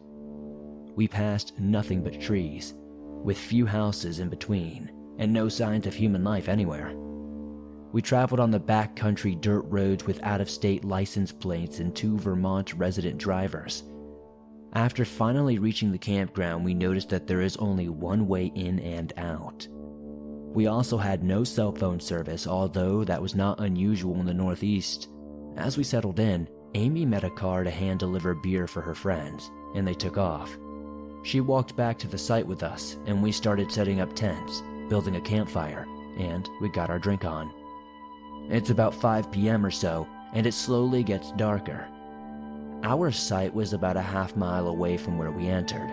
A scenic pond was behind our campfire, and Amy said the other side of it was in Canada. We all started drinking and relaxing and enjoying ourselves. About an hour into partying, we noticed 2 random guys. They looked college age, or mid-20s at least, walking towards our campfire. We assumed that they were Amy's friends as she gave them a beer. They continued to lurk at the site's edge but didn't talk to anyone, just stared. It made some people a little uncomfortable, and afterward, there was some talk about them. After finishing their beer, they left a few minutes and walked away from the site. Although I felt a little on edge after those dudes seemed to stake us out, we continued to party. After another hour or so, the rumbling of big engines, gunshots, horns blaring, and howling screams stopped us cold in our tracks. Coming down the only road to the site were the lights and silhouettes of several trucks. The trucks were speeding, with loud dual mufflers, large wheels, and headlights with fog lights, and more lights above their windshield. The kind made for big rigs. The trucks pull up and block the only way out. 4 trucks in total. There were so many of them, and their lights were all so bright and illuminating our party. One by one, guys get out of their seats, either from the truck's bed or inside. It looked like about 15 of them altogether. As they approached us, our party went silent, and all you could hear was the cackling of fire and the music playing from our van stereo. The ringleader had a cigarette in his mouth, a beer in one hand, and a shotgun. He stood about 20 feet in front of my friend Jack, stared at him and said, "This is our home turf. Do you know what we do here in Vermont? We kill idiots like you." The shotgun he had wasn't fully erected until he loaded it, cocked it, and shot it off with one hand into the sky. As the bullets buzzed a couple of feet above Jack's head, the group turned around and ran back to their trucks. They peeled out of there, one by one, slowly reversing out of there. We just sat there frozen. We had no real way to react. They were continuing to hoot and holler, shooting off more bullets in the sky, driving erratically and trashing the road with beer cans and tire marks. After they all left, people started packing and quickly getting ready to go. Amy did not know who some of them were and insisted our group stay, saying they would not return. Ordinary people leave after an episode like this, but Madeline wanted to stay, and it would be messed up if I didn't, I guess. Madeline was a Vermont beauty queen contestant, and I was trying to impress her, so I agreed to stay. The cars that left were packed. A Toyota Camry, which generally sits 3 in the back and 2 in the front, was fitting 4 in the back and including 3 people in the front. Also, 2 were in the passenger seat and managed to get a seatbelt on. My brother Evan was there and he begged me to get in the car, but I didn't listen. and they took off.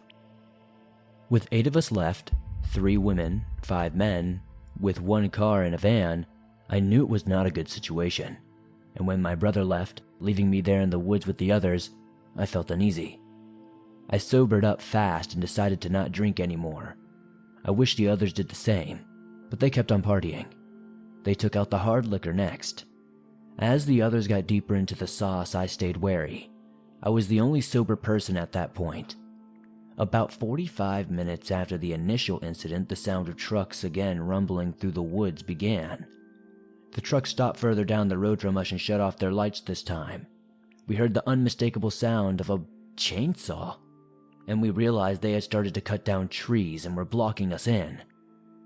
We had fewer friends on the site, but they were more intoxicated than before. We were outnumbered.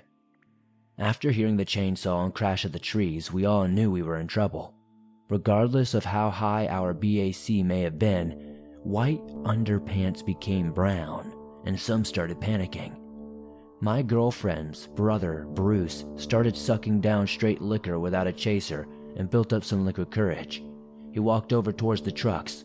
We didn't know what he was going to do. He had a big mouth and no filter, so I assumed it would not end well. We heard some commotion from the truck's direction and a lot of cursing. My girlfriend yelled at me to help her brother.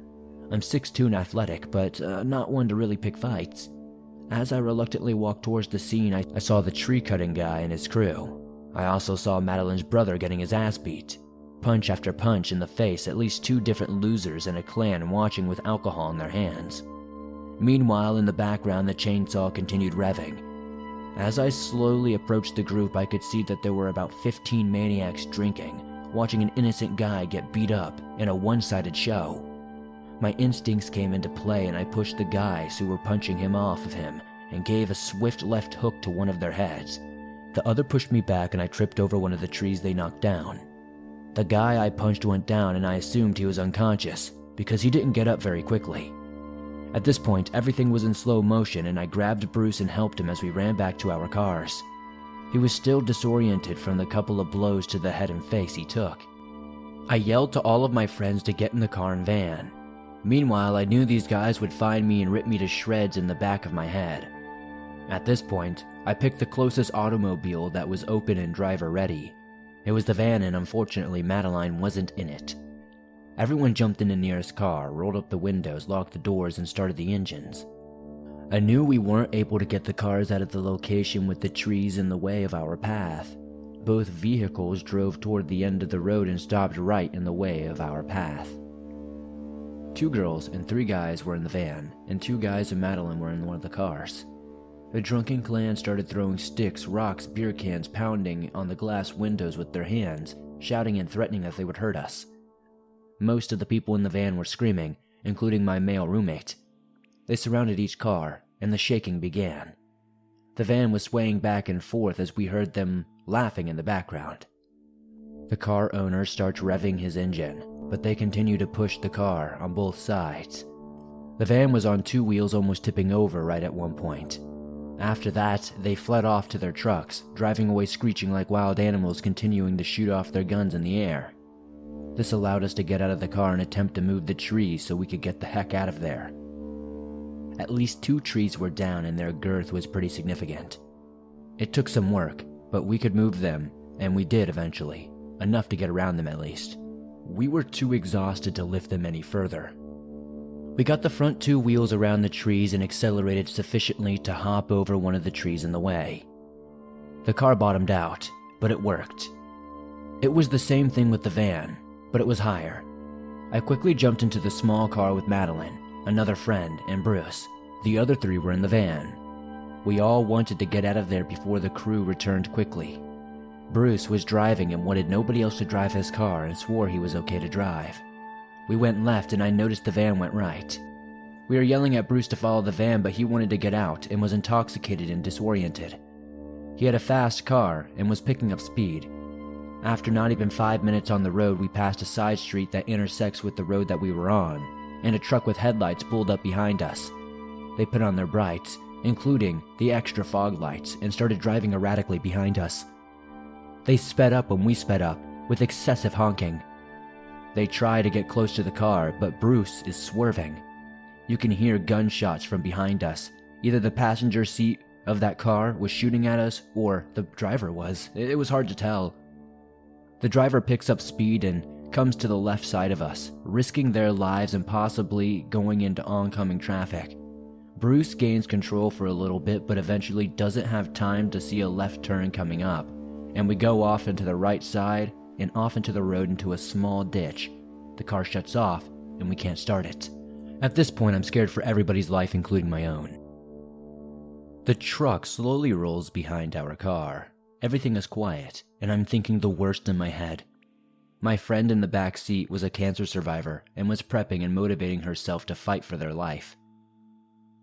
Our hearts reach maximum beats per minute, and I feel like they're gonna come out of our throats at any minute. Then, by some miracle, a random passer in an automobile at midnight, or whatever it was, sees this obnoxious truck in their lights, and then they see us in a ditch. They pull over and ask, "Is everything okay?" And we're yelling frantically, "No, call 911. The truck behind us is trying to hurt us." The truck and all the passengers get in their vehicle and peel out. The Good Samaritan waited with us until authorities arrived. He was our guardian angel, I'm sure of it. We see a local police car arrive as we flag him down.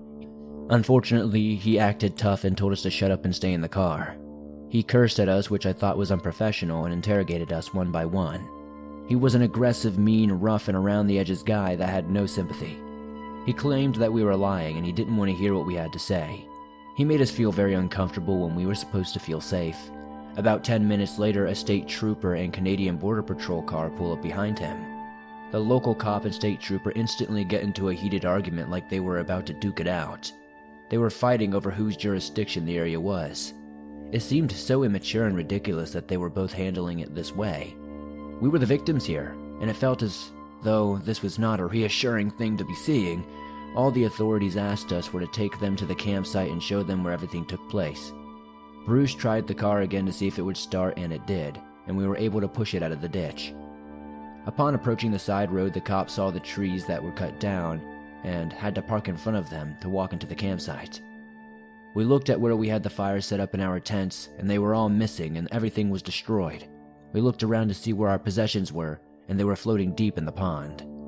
At this point, the Canadian border left as it wasn't their country. State and local cops took the statements and followed us to the main highway and made sure we were safe.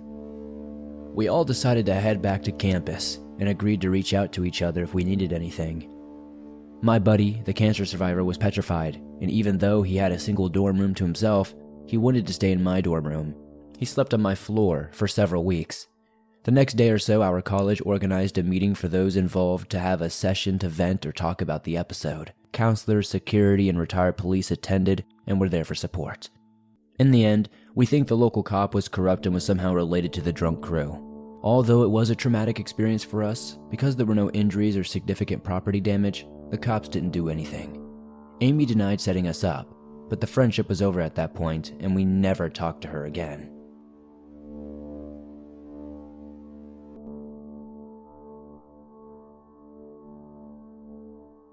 Every kid growing up feels that they're being watched in the middle of the night or that there are monsters under their bed. Their parents would show them that there was nothing to be afraid of, assure them that the monsters did not exist, and be the end of things.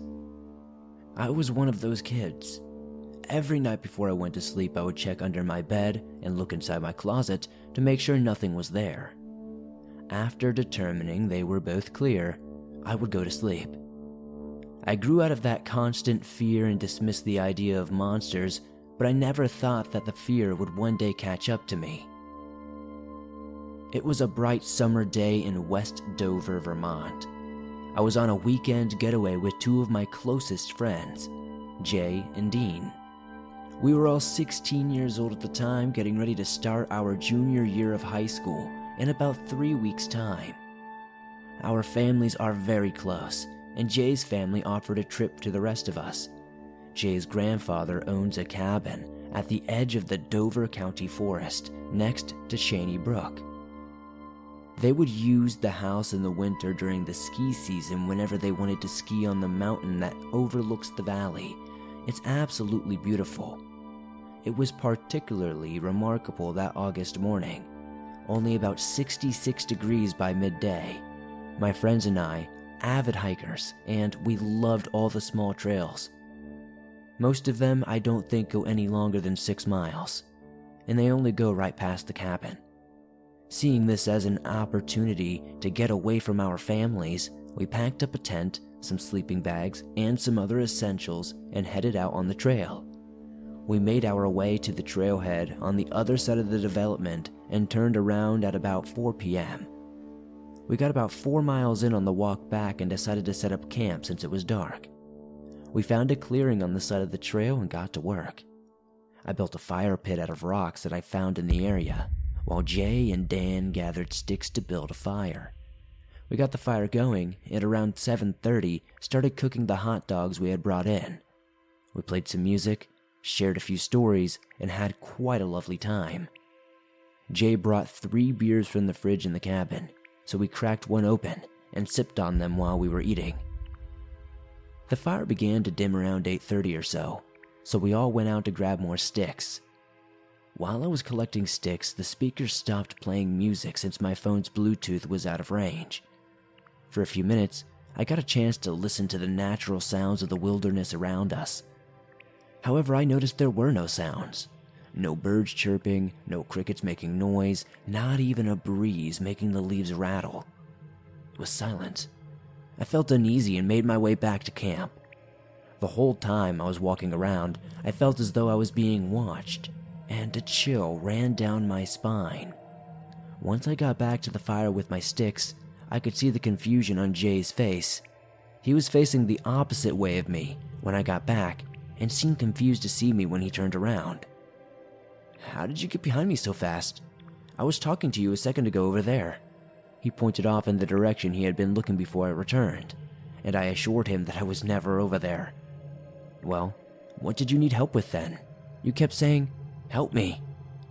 At this point, I was on edge. No one else was on that trail with us at this time of night, and Dan was only a couple of meters away from me when we were collecting sticks, so I knew it wasn't him messing around with Jay. At this point, Dan came back and we all decided that it was probably nothing.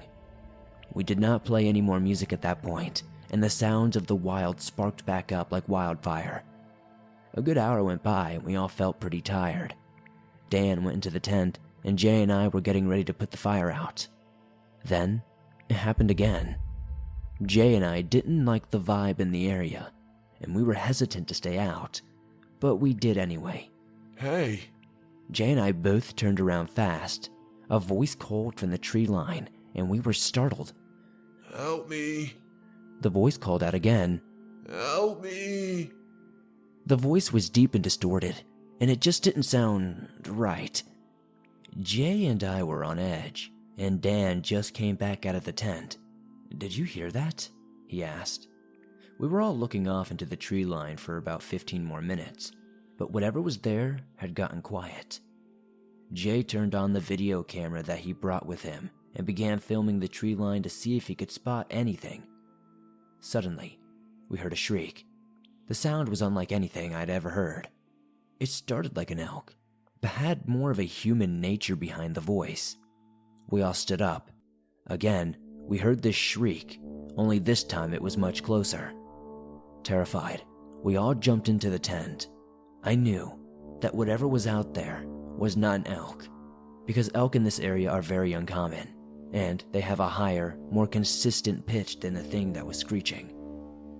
We heard the shriek again, but it didn't seem as close as the one before. No, all of us went into panic now though, looking to each other for answers and a way to get out of this. At this point, Dan opened the tent door. He got out of the tent and began to run. Jay and I exchanged looks and followed him down the trail. We were running faster than we ever had before. We had all ran cross country, so we knew how to pace ourselves. The only difference is that this is a different kind of adrenaline. Running through your body, it changed that mindset. We sprinted as fast as possible. The sky was clear and the moon was almost complete, sending its light through the canopy to light the trail back. The entire time we ran, we could hear rustling in the bushes behind us, and the eventual groan of whatever was chasing. About a mile away from the trailhead, we were all pretty tired and began to slow down significantly. At this point, we heard something dart past us in the brush. It moved faster than anything I had ever seen before, and we all stopped dead in our tracks. None of us knew what was going on, and I had never had so much fear in my body. We saw a shadow dart across the trail in front of us, and once again it went back into the brush. We began running again. It almost seemed like it was circling us as it followed us back to the cabin. It only took us 12 minutes to cover the 2 miles of trail to the house, and as soon as we made it to the trailhead, we took off toward the cabin. We made it to the door, ran inside and locked it behind us. We then frantically ran to every door and window in the cabin, ensuring they were all closed and locked. Jay's parents, who were the only ones up, did not understand why we were back so early from our hike, but we heard a thud on the roof before they could ask us any more questions. We all got very quiet. We listened to the second thud, followed by 2 more, progressively moving towards the deck. The thuds turned into footsteps, and then it suddenly stopped. We were all anxiously watching the deck, waiting to see what would jump down, but I don't think we expected to see what we did. A loud crash came from the deck, and in front of us was a man. However, he didn't look quite right. He looked as if he had not eaten in a long time, made up of only skin and bones. His eyes were pale and looked glazed over. He was almost bald, with only a few strands of hair. His hair was silver, making him look incredibly old in addition to the wrinkles in his skin. His skin was white as the snow around him, and he was completely undressed. He seemed much taller than any normal man I had previously seen before. However, I couldn't tell you exactly how tall he was because he was on all fours. I realized right then and there that whatever was on the other side of that door was not a human being. It didn't even look human. It stared right through the glass at us, its pale, lifeless eyes not blinking or moving an inch. All of us looked right back at it, absolutely terrified and dumbfounded. It screeched loudly and jumped back onto the roof, and we never saw it again. All of us were too scared to go to sleep, and once the sun came back out, we felt a sense of security that we hadn't felt that night. Jay had recorded the majority of the encounter, and after going through the tape multiple times, we are still at a loss for words. We never went back for the stuff on the trail that weekend, and a year later during the winter, we hiked back out to find that some of it was still there. However, we didn't go out unarmed. I wasn't a big believer in the paranormal before then. I would go on urban explorations with the guys a lot before that, and we would see all kinds of cool things and hear things we could never explain, but I would always brush it off. But this was different. This was real, and what I saw with my own 2 eyes I don't think I can ever unsee. I don't think I can ever get it out of my mind. We got lucky that day. I have had trouble going back into those woods ever since, and I have been hesitant to stay at the cabin during the ski season. Since then, Jay's grandfather has changed the locks, so I feel safer than before, but part of me always feels like someone, or something, is up there, watching me, waiting. After some research, I have found other encounters with something similar to what we have seen all over Vermont, and from what I've found, it's most accurately described as a Wendigo. The Wendigo is a legend created by the Algonquin people to deter those in the tribe from falling into the grasp of greed and to deter practices of cannibalism. But every tale has its truth. I can't be sure, but I'm pretty sure what I saw was a Wendigo.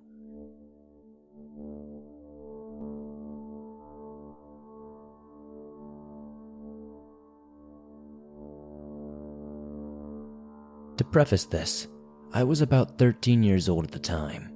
I lived in the middle of the woods in Vermont. My house was actually surrounded by miles and miles of woods, with the only place nearby being a farm down the road a bit. I lived there with my father, stepmother, and 3 sisters, 1 being older and 2 being younger. This happened over the summer when my father and my stepmother were at their jobs. My baby sister was left with her grandmother for the day. On days like this, when my teenage sisters and I were left alone with the house to ourselves, we would explore the woods, With our overprotective father usually not letting us do anything outside, we were very familiar with those woods and even had a fort built in it, pretty close to the house. But really, we wouldn't really travel further than that. One day, while everyone was gone, we had decided to explore deeper into those woods. We started walking in one direction, which led us so deep into the forest that the trees completely blocked out the sun, and it was hard to walk between the trees and shrubs. I think that day, we walked close to a full mile into the woods. We stopped walking when we reached a small abandoned shed. My younger sister pointed something out while we were digging around the shed and trying to open the locked door. "It smells like rotten meat here," she said, and sure enough, there was a faint smell of rotting meat. And as I moved my head closer to the shed door, it was apparent the smell was coming from inside. Once she said that out loud, we could hear something more profound in the woods, like the sound of someone breaking into a sprint. I don't know how to explain it, but the thing that was running sounded like it was on two legs, like the footsteps sounded as if it were someone who was bipedal, but it was much heavier than a human being, which scared the absolute crap out of my sister and myself. We all snapped out of our frozen terror when my older sister realized it sounded like it was coming toward us and started running back to where the house was. I grabbed my younger sister's arm and started running back too, and yanked her so she would be in front of me instead of being dragged behind. I wasn't, and still am, pretty out of shape, so I was much further behind my sisters as we kept running. I never turned back to look at what was chasing us though, and didn't know how far back it was. I remember feeling something tugging at my shirt. Either it was a person, or more realistically it got caught on a tree, and that alone filled me with so much fear and adrenaline that I ran faster than I ever had before. Once we made it back to the house, we all locked the doors and windows and stayed inside for the rest of the day. I don't know if we either lost it or whatever it was just gave up, but as we watched the woods from the kitchen, nothing ever came out. We never told our parents about that incident because we were all pretty worried about our parents yelling at us about it, and we never ended up coming across that thing again. But more weird things happened to us while in that house. We found an axe and a shovel, both pretty rusted and covered in dirt inside our fort, and none of us had ever put them there. So, who did? A few weeks later, both disappeared, just like they had appeared, without any trace or reason. Honestly, I have no words for it. My older sister also happened to have a couple of sleepwalking episodes while in that house, all of which ended with her waking up outside near or in the woods because we didn't keep our doors locked. We never found out who or what that person was, but honestly, I hope to never find out.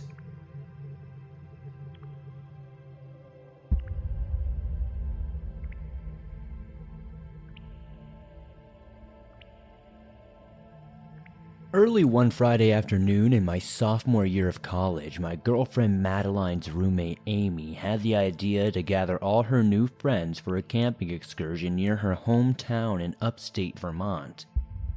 She said she knew the area and had a couple of friends who lived close to the site. She said they were excellent and would be okay with us staying there, like it was on their property or something. Nobody actually knew Amy too well, but it sounded like a fun expedition. Around 20 people agreed to go. The location was about an hour from the college campus, and none of us were familiar with the area at all. Some volunteered to drive as long as passengers contributed for gas or cigarettes or hooked them up with booze. People thought of this as a reasonable opportunity to get away from the campus with friends, and of course there were girls with alcohol. Of the 20 people who went, 7 were girls. 3 cars and 1 soccer mom van held us all, and it was a tight squeeze. En route to our destination, Amy asked us if we were all right with her friends bringing beer, because there wasn't going to be any place that sell it near us. So booze was purchased, the Natty Ice, Pabst, Coors, whatever you could think. It took us about 30 minutes to get to our site as we got off the highway. Only Amy knew how to get there, as the others followed shortly behind. We passed nothing but trees, with few houses in between, and no signs of human life anywhere. We traveled on the backcountry dirt roads with out-of-state license plates and 2 Vermont resident drivers. After finally reaching the campground, we noticed that there is only one way in and out. We also had no cell phone service, although that was not unusual in the Northeast. As we settled in, Amy met a car to hand deliver beer for her friends, and they took off. She walked back to the site with us, and we started setting up tents, building a campfire, and we got our drink on. It's about 5 p.m. or so, and it slowly gets darker. Our site was about a half-mile away from where we entered. A scenic pond was behind our campfire, and Amy said the other side of it was in Canada. We all started drinking and relaxing and enjoying ourselves. About an hour into partying, we noticed 2 random guys. They looked college age, or mid-20s at least, walking towards our campfire. We assumed that they were Amy's friends as she gave them a beer. They continued to lurk at the site's edge but didn't talk to anyone, just stared. It made some people a little uncomfortable, and afterward, there was some talk about them. After finishing their beer, they left a few minutes and walked away from the site. Although I felt a little on edge after those dudes seemed to stake us out, we continued to party. After another hour or so, the rumbling of big engines, gunshots, horns blaring, and howling screams stopped us cold in our tracks. Coming down the only road to the site were the lights and silhouettes of several trucks. The trucks were speeding, with loud dual mufflers, large wheels, and headlights with fog lights, and more lights above their windshield. The kind made for big rigs. The trucks pull up and block the only way out. 4 trucks in total.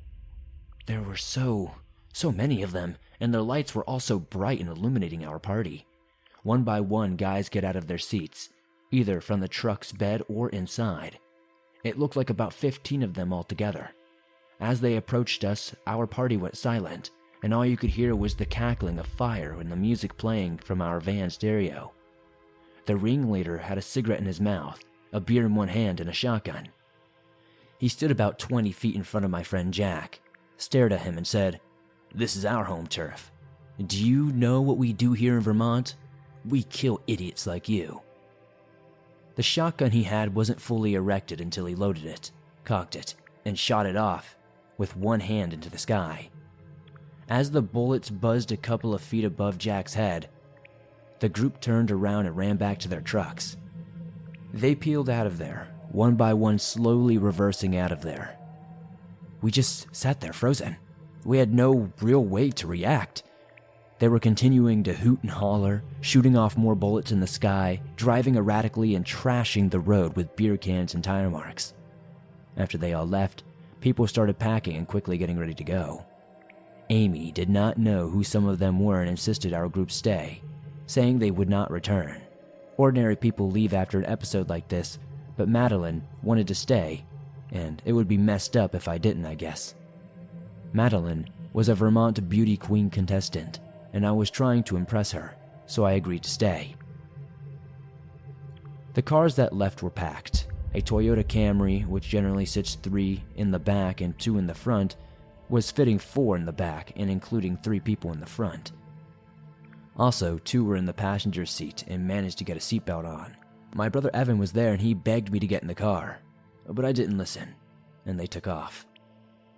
With 8 of us left, 3 women, 5 men, with 1 car and a van, I knew it was not a good situation. And when my brother left, leaving me there in the woods with the others, I felt uneasy. I sobered up fast and decided to not drink anymore. I wish the others did the same, but they kept on partying. They took out the hard liquor next. As the others got deeper into the sauce, I stayed wary. I was the only sober person at that point. About 45 minutes after the initial incident, the sound of trucks again rumbling through the woods began. The trucks stopped further down the road from us and shut off their lights this time. We heard the unmistakable sound of a chainsaw, and we realized they had started to cut down trees and were blocking us in.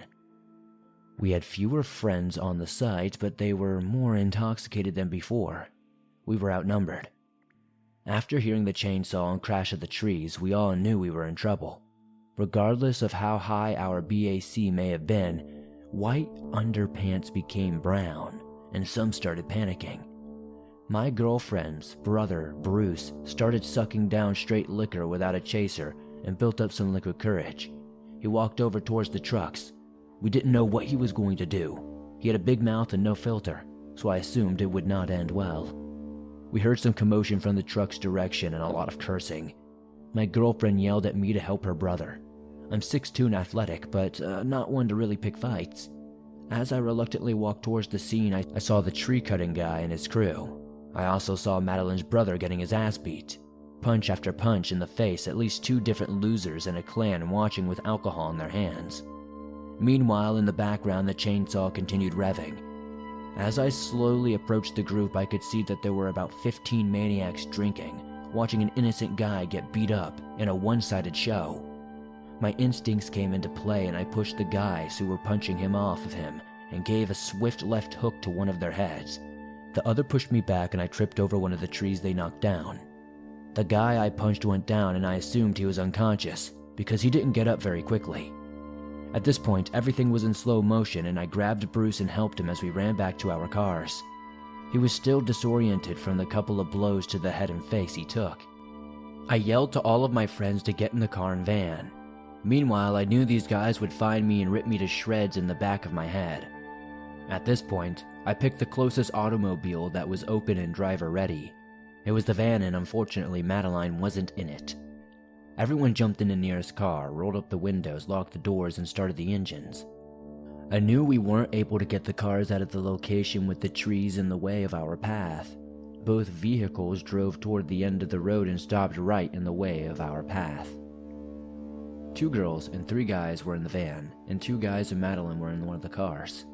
The drunken clan started throwing sticks, rocks, beer cans, pounding on the glass windows with their hands, shouting and threatening that they would hurt us. Most of the people in the van were screaming, including my male roommate. They surrounded each car, and the shaking began. The van was swaying back and forth as we heard them laughing in the background. The car owner starts revving his engine, but they continue to push the car on both sides. The van was on 2 wheels, almost tipping over right at one point. After that, they fled off to their trucks, driving away screeching like wild animals, continuing to shoot off their guns in the air. This allowed us to get out of the car and attempt to move the trees so we could get the heck out of there. At least 2 trees were down and their girth was pretty significant. It took some work, but we could move them, and we did eventually, enough to get around them at least. We were too exhausted to lift them any further. We got the front 2 wheels around the trees and accelerated sufficiently to hop over one of the trees in the way. The car bottomed out, but it worked. It was the same thing with the van, but it was higher. I quickly jumped into the small car with Madeline, another friend, and Bruce. The other 3 were in the van. We all wanted to get out of there before the crew returned quickly. Bruce was driving and wanted nobody else to drive his car and swore he was okay to drive. We went left and I noticed the van went right. We were yelling at Bruce to follow the van, but he wanted to get out and was intoxicated and disoriented. He had a fast car and was picking up speed. After not even 5 minutes on the road, we passed a side street that intersects with the road that we were on, and a truck with headlights pulled up behind us. They put on their brights, including the extra fog lights, and started driving erratically behind us. They sped up when we sped up, with excessive honking. They try to get close to the car, but Bruce is swerving. You can hear gunshots from behind us. Either the passenger seat of that car was shooting at us, or the driver was. It was hard to tell. The driver picks up speed and comes to the left side of us, risking their lives and possibly going into oncoming traffic. Bruce gains control for a little bit, but eventually doesn't have time to see a left turn coming up, and we go off into the right side and off into the road into a small ditch. The car shuts off, and we can't start it. At this point, I'm scared for everybody's life, including my own. The truck slowly rolls behind our car. Everything is quiet, and I'm thinking the worst in my head. My friend in the back seat was a cancer survivor and was prepping and motivating herself to fight for their life. Our hearts reach maximum beats per minute, and I feel like they're gonna come out of our throats at any minute. Then, by some miracle, a random passer in an automobile at midnight, or whatever it was, sees this obnoxious truck in their lights, and then they see us in a ditch. They pull over and ask, "Is everything okay?" And we're yelling frantically, "No, call 911. The truck behind us is trying to hurt us." The truck and all the passengers get in their vehicle and peel out. The Good Samaritan waited with us until authorities arrived. He was our guardian angel, I'm sure of it. We see a local police car arrive as we flag him down. Unfortunately, he acted tough and told us to shut up and stay in the car. He cursed at us, which I thought was unprofessional, and interrogated us one by one. He was an aggressive, mean, rough, and around-the-edges guy that had no sympathy. He claimed that we were lying and he didn't want to hear what we had to say.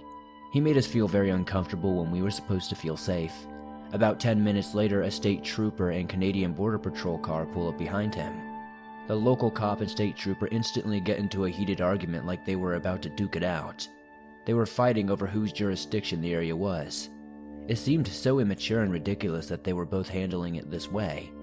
We were the victims here, and it felt as though this was not a reassuring thing to be seeing. All the authorities asked us were to take them to the campsite and show them where everything took place.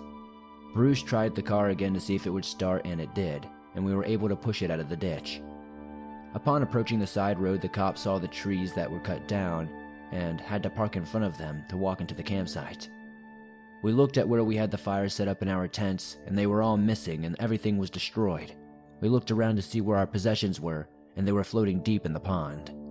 At this point, the Canadian border left as it wasn't their country. State and local cops took the statements and followed us to the main highway and made sure we were safe. We all decided to head back to campus and agreed to reach out to each other if we needed anything. My buddy, the cancer survivor, was petrified, and even though he had a single dorm room to himself, he wanted to stay in my dorm room. He slept on my floor for several weeks. The next day or so, our college organized a meeting for those involved to have a session to vent or talk about the episode. Counselors, security, and retired police attended and were there for support. In the end, we think the local cop was corrupt and was somehow related to the drunk crew. Although it was a traumatic experience for us, because there were no injuries or significant property damage, the cops didn't do anything. Amy denied setting us up, but the friendship was over at that point, and we never talked to her again.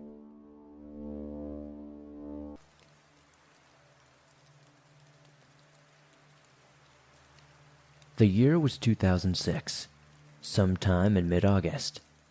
We had been renting this double-wide trailer on 6 acres of land for about 3 years now.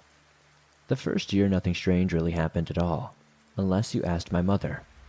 We've always been low income, so we were constantly moving, year after year, ever since I was knee-high. So we thought we hit the jackpot when it came time to finding this new and very affordable place. We've had enough of the landlord from our last place. This new place was cheap enough for just some reason. I'm from Tacoma, Washington, and this new place was just too good to be true. Lots of land, it had a barn, a detract garage, and lots of land. Oddly enough, the middle school I would be attending the following year after moving in was literally just across the road, Cougar Mountain Junior High. The school district even eventually offered this landlord millions of dollars for his land, and he cautiously declined. At first, it really wasn't so bad. Really, the last residents did a real number on the place though, however. Right off the bat, there was a large section of the wall cut out from the detached garage. A coffee can-sized hole that went straight through the floor by the fireplace. A large pile of trash out back by the burn pit. A very leaky ceiling and, most alarming, candle wax melted into the carpet of the house and garage, which we finally figured out years later why. There was also lots of trash stuffed into the chicken coops. The trash remained there long enough for officials to stop and take pictures. Then the landlord finally removed it. Even after all of that happened, I don't wish to say scumlord, 'cause this landlord obviously did enough and had enough on his plate. He was always around and active. I don't know, I just don't want to blame him, I guess. Although, there were things he just wouldn't mention to us, or anyone to that matter, and you can obviously tell he was very cautious about something. You can see he was obviously sweating something about our property. He only lived right across the ranch out back, and a kitty corner from us. Anyway, it's been so long now, I can't quite remember when the paranormal stuff started. It was like things were gradually getting weirder and weirder up until the end. We had a rather big family. I think what was affected first by us was our behavior. Over time, It was like our family's darkest days were unfolding. I'm not going to sugarcoat it. So much more happened than I'd really like to explain, and I can't cover it all without writing a book about it. We've had many dogs. I think things started really getting strange when they would bring back odd bones and things from the yard that we couldn't identify or justify. My mom emphasized that there were probably paranormal things happening because of some sort of burial ground or something. One time they dug up what looked like a monkey skull. Me being a rebellious 13-year-old put it on the fence post by the main gate to look metal for my middle schooler friends. Everyone at school pretty much knew I lived across the street. We had one dog that would always get loose and come to school, and I was the one that had to chase him around the cafeteria and bring him back home. It would literally be mentioned over the intercom, "My name here, would you please come retrieve the dog?" This happened several times. I wouldn't say I was the most popular student, or even infamously popular student or anything like that. I admit then I was strange to mess with, and I blame it on the things that went on at home. For the longest time, this was my whole life, and it still haunts me to this very day. I'm 27 now, and I literally just had a dream about that property last night about the strange things that happened there. My whole family was affected, and I'm the only one who has the guts to talk about it. Me and my mom, anyway.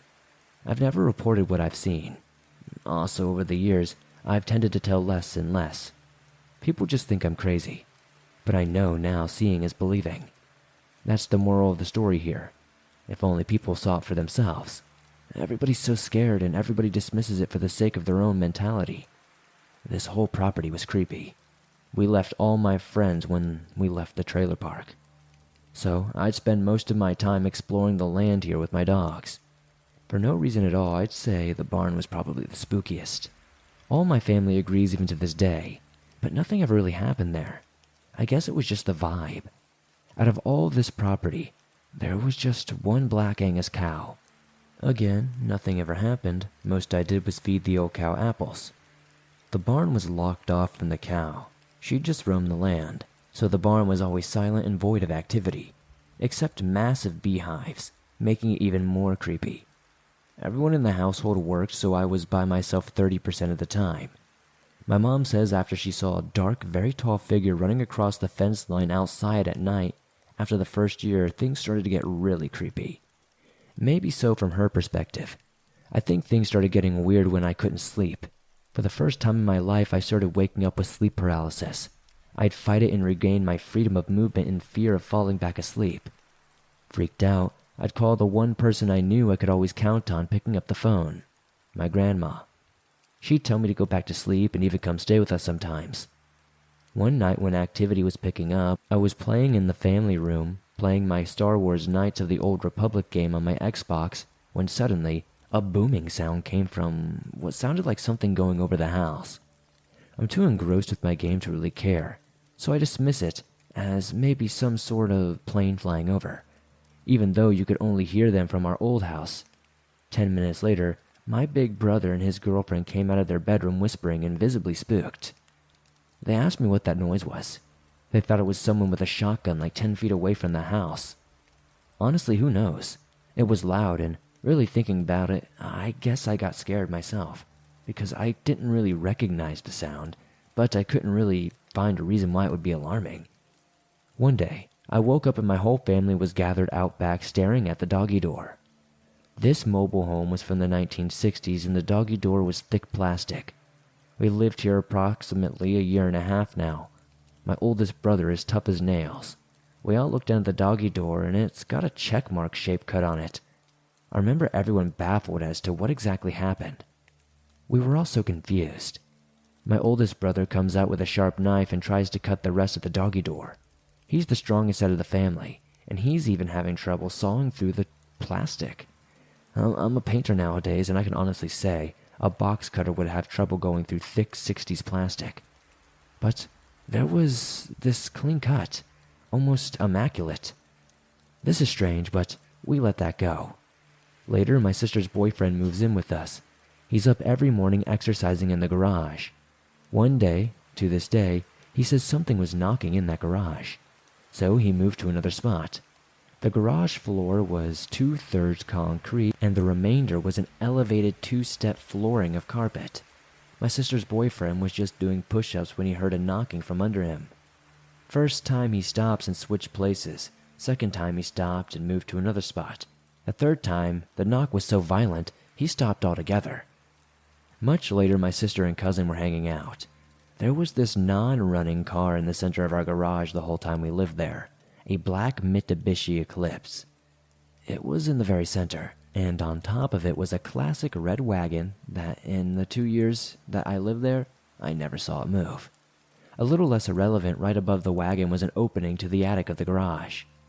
Anyway, one day, out of nowhere, right in front of my sister and my cousin, the wagon on top of the car slammed to the floor and spooked them so bad that they ran out of there, like bats out of hell. Honestly, it was weird, and nobody could figure out what sent that cart flying.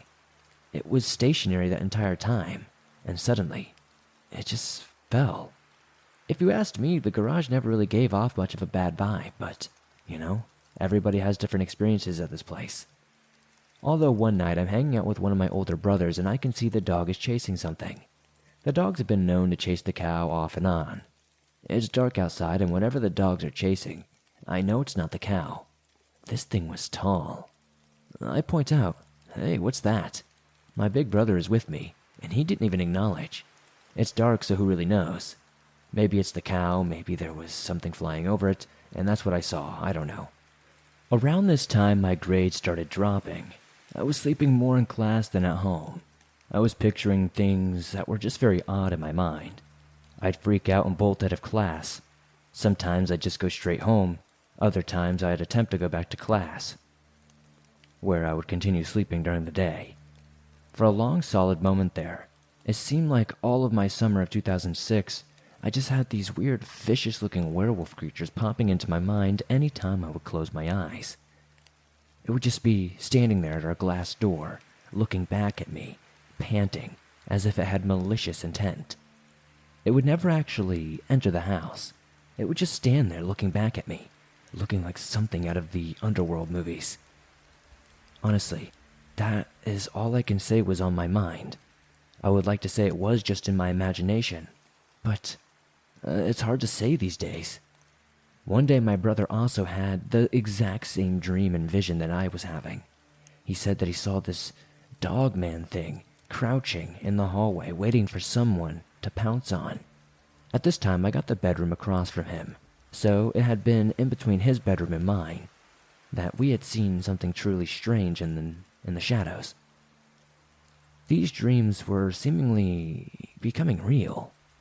We would see these werewolves and these outlines of werewolves in our dreams, but in that hallway between our rooms, we both swear out of the corner of our eye, we would see the silhouette of something that looked like a werewolf.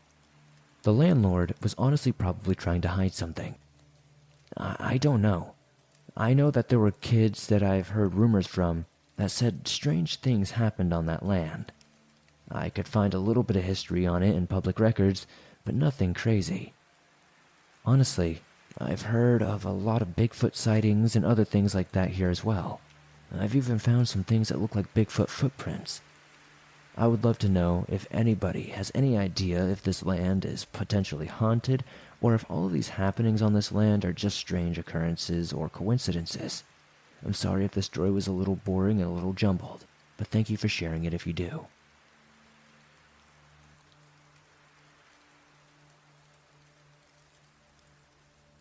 I moved to Kent, Washington from Phoenix, Arizona in August due to a fire.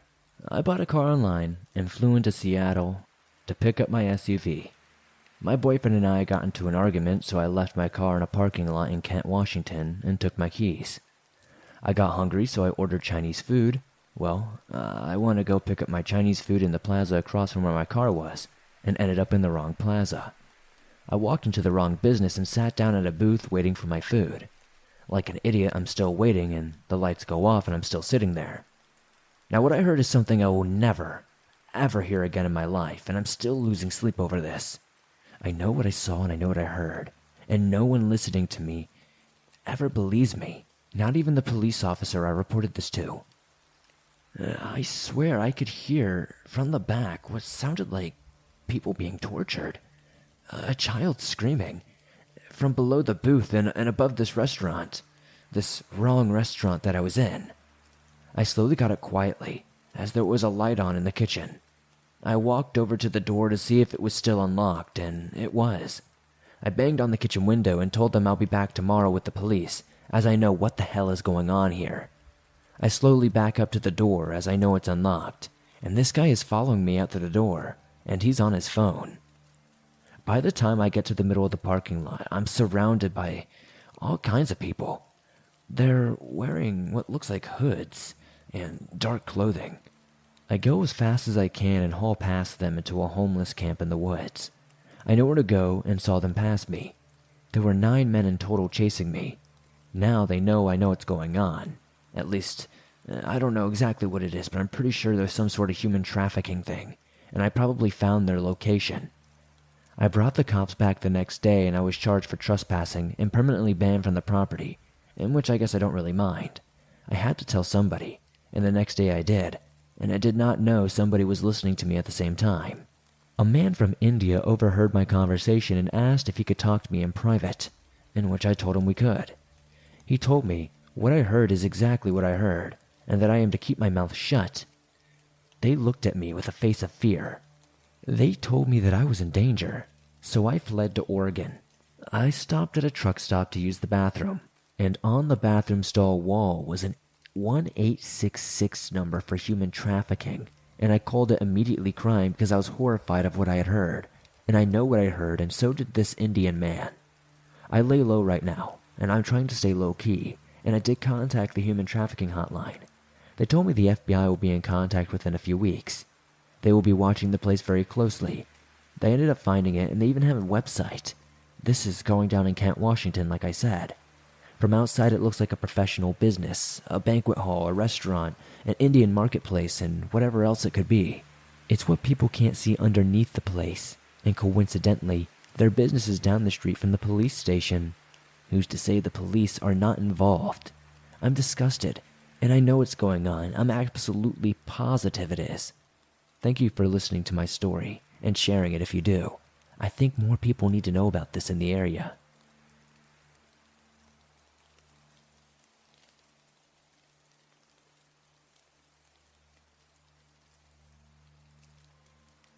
So I've sent you a few of my stories in the past, but I decided to send this one because I recently told it to one of my friends, and his reaction surprised me. He seemed genuinely unnerved, but I hadn't considered this story anything too odd. I figured I'd share this on the show, as now looking back I can't honestly figure out an explanation for what we saw. Some context is needed here. My grandparents live in Washington, in a small town near Mount Rainier. Their house is one of the relatively few up on the forested hill, and their backyard leads up to a big pasture. Beyond this is the woods, and a good chunk of it is their property. My grandfather is a hunter, and so he has this old tree stand, a wooden platform high up in between two trees, that my little sister and I converted into a sort of playhouse. We would spend hours out there in those woods, and I know them like the back of my hand. I've seen some odd stuff out there, but this seems by far the weirdest. This happened about 2 to 3 years ago in the summer. I can't remember a specific time for the life of me.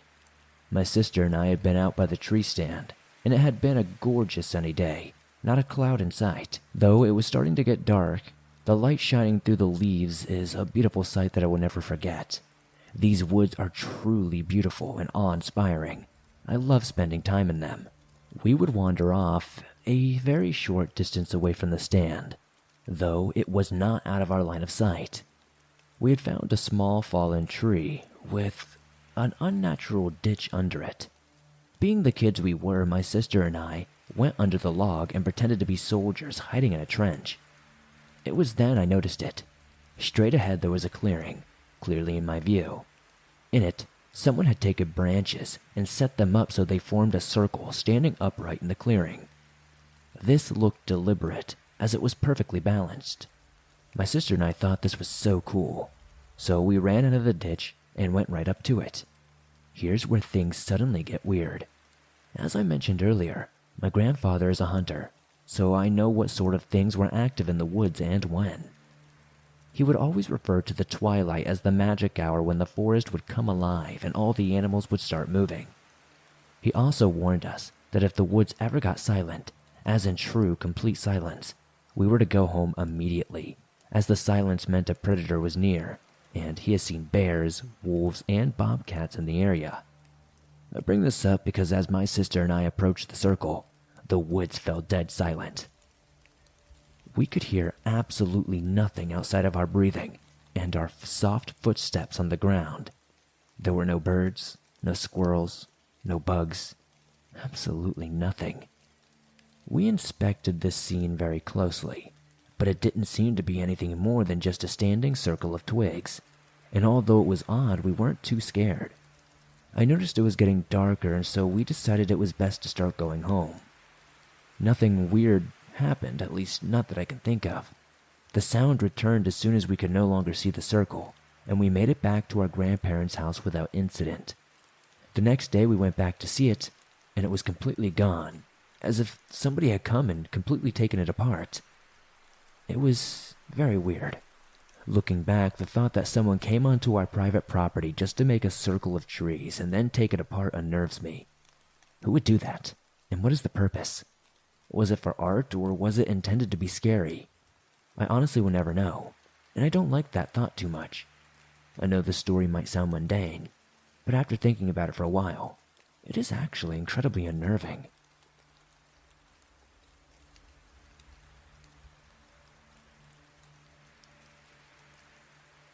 I live with my family here in Spokane, Washington.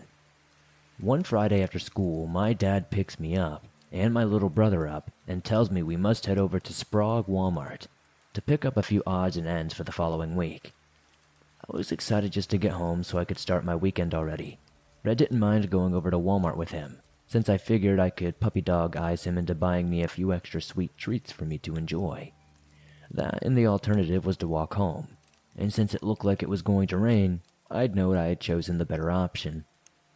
So we wandered around Walmart for a little while, talking about how school was going and what our family plans for the weekend are. I get my dad to agree to drive me over to a friend's house the next morning in exchange for a promise that I'll get all my homework done that evening.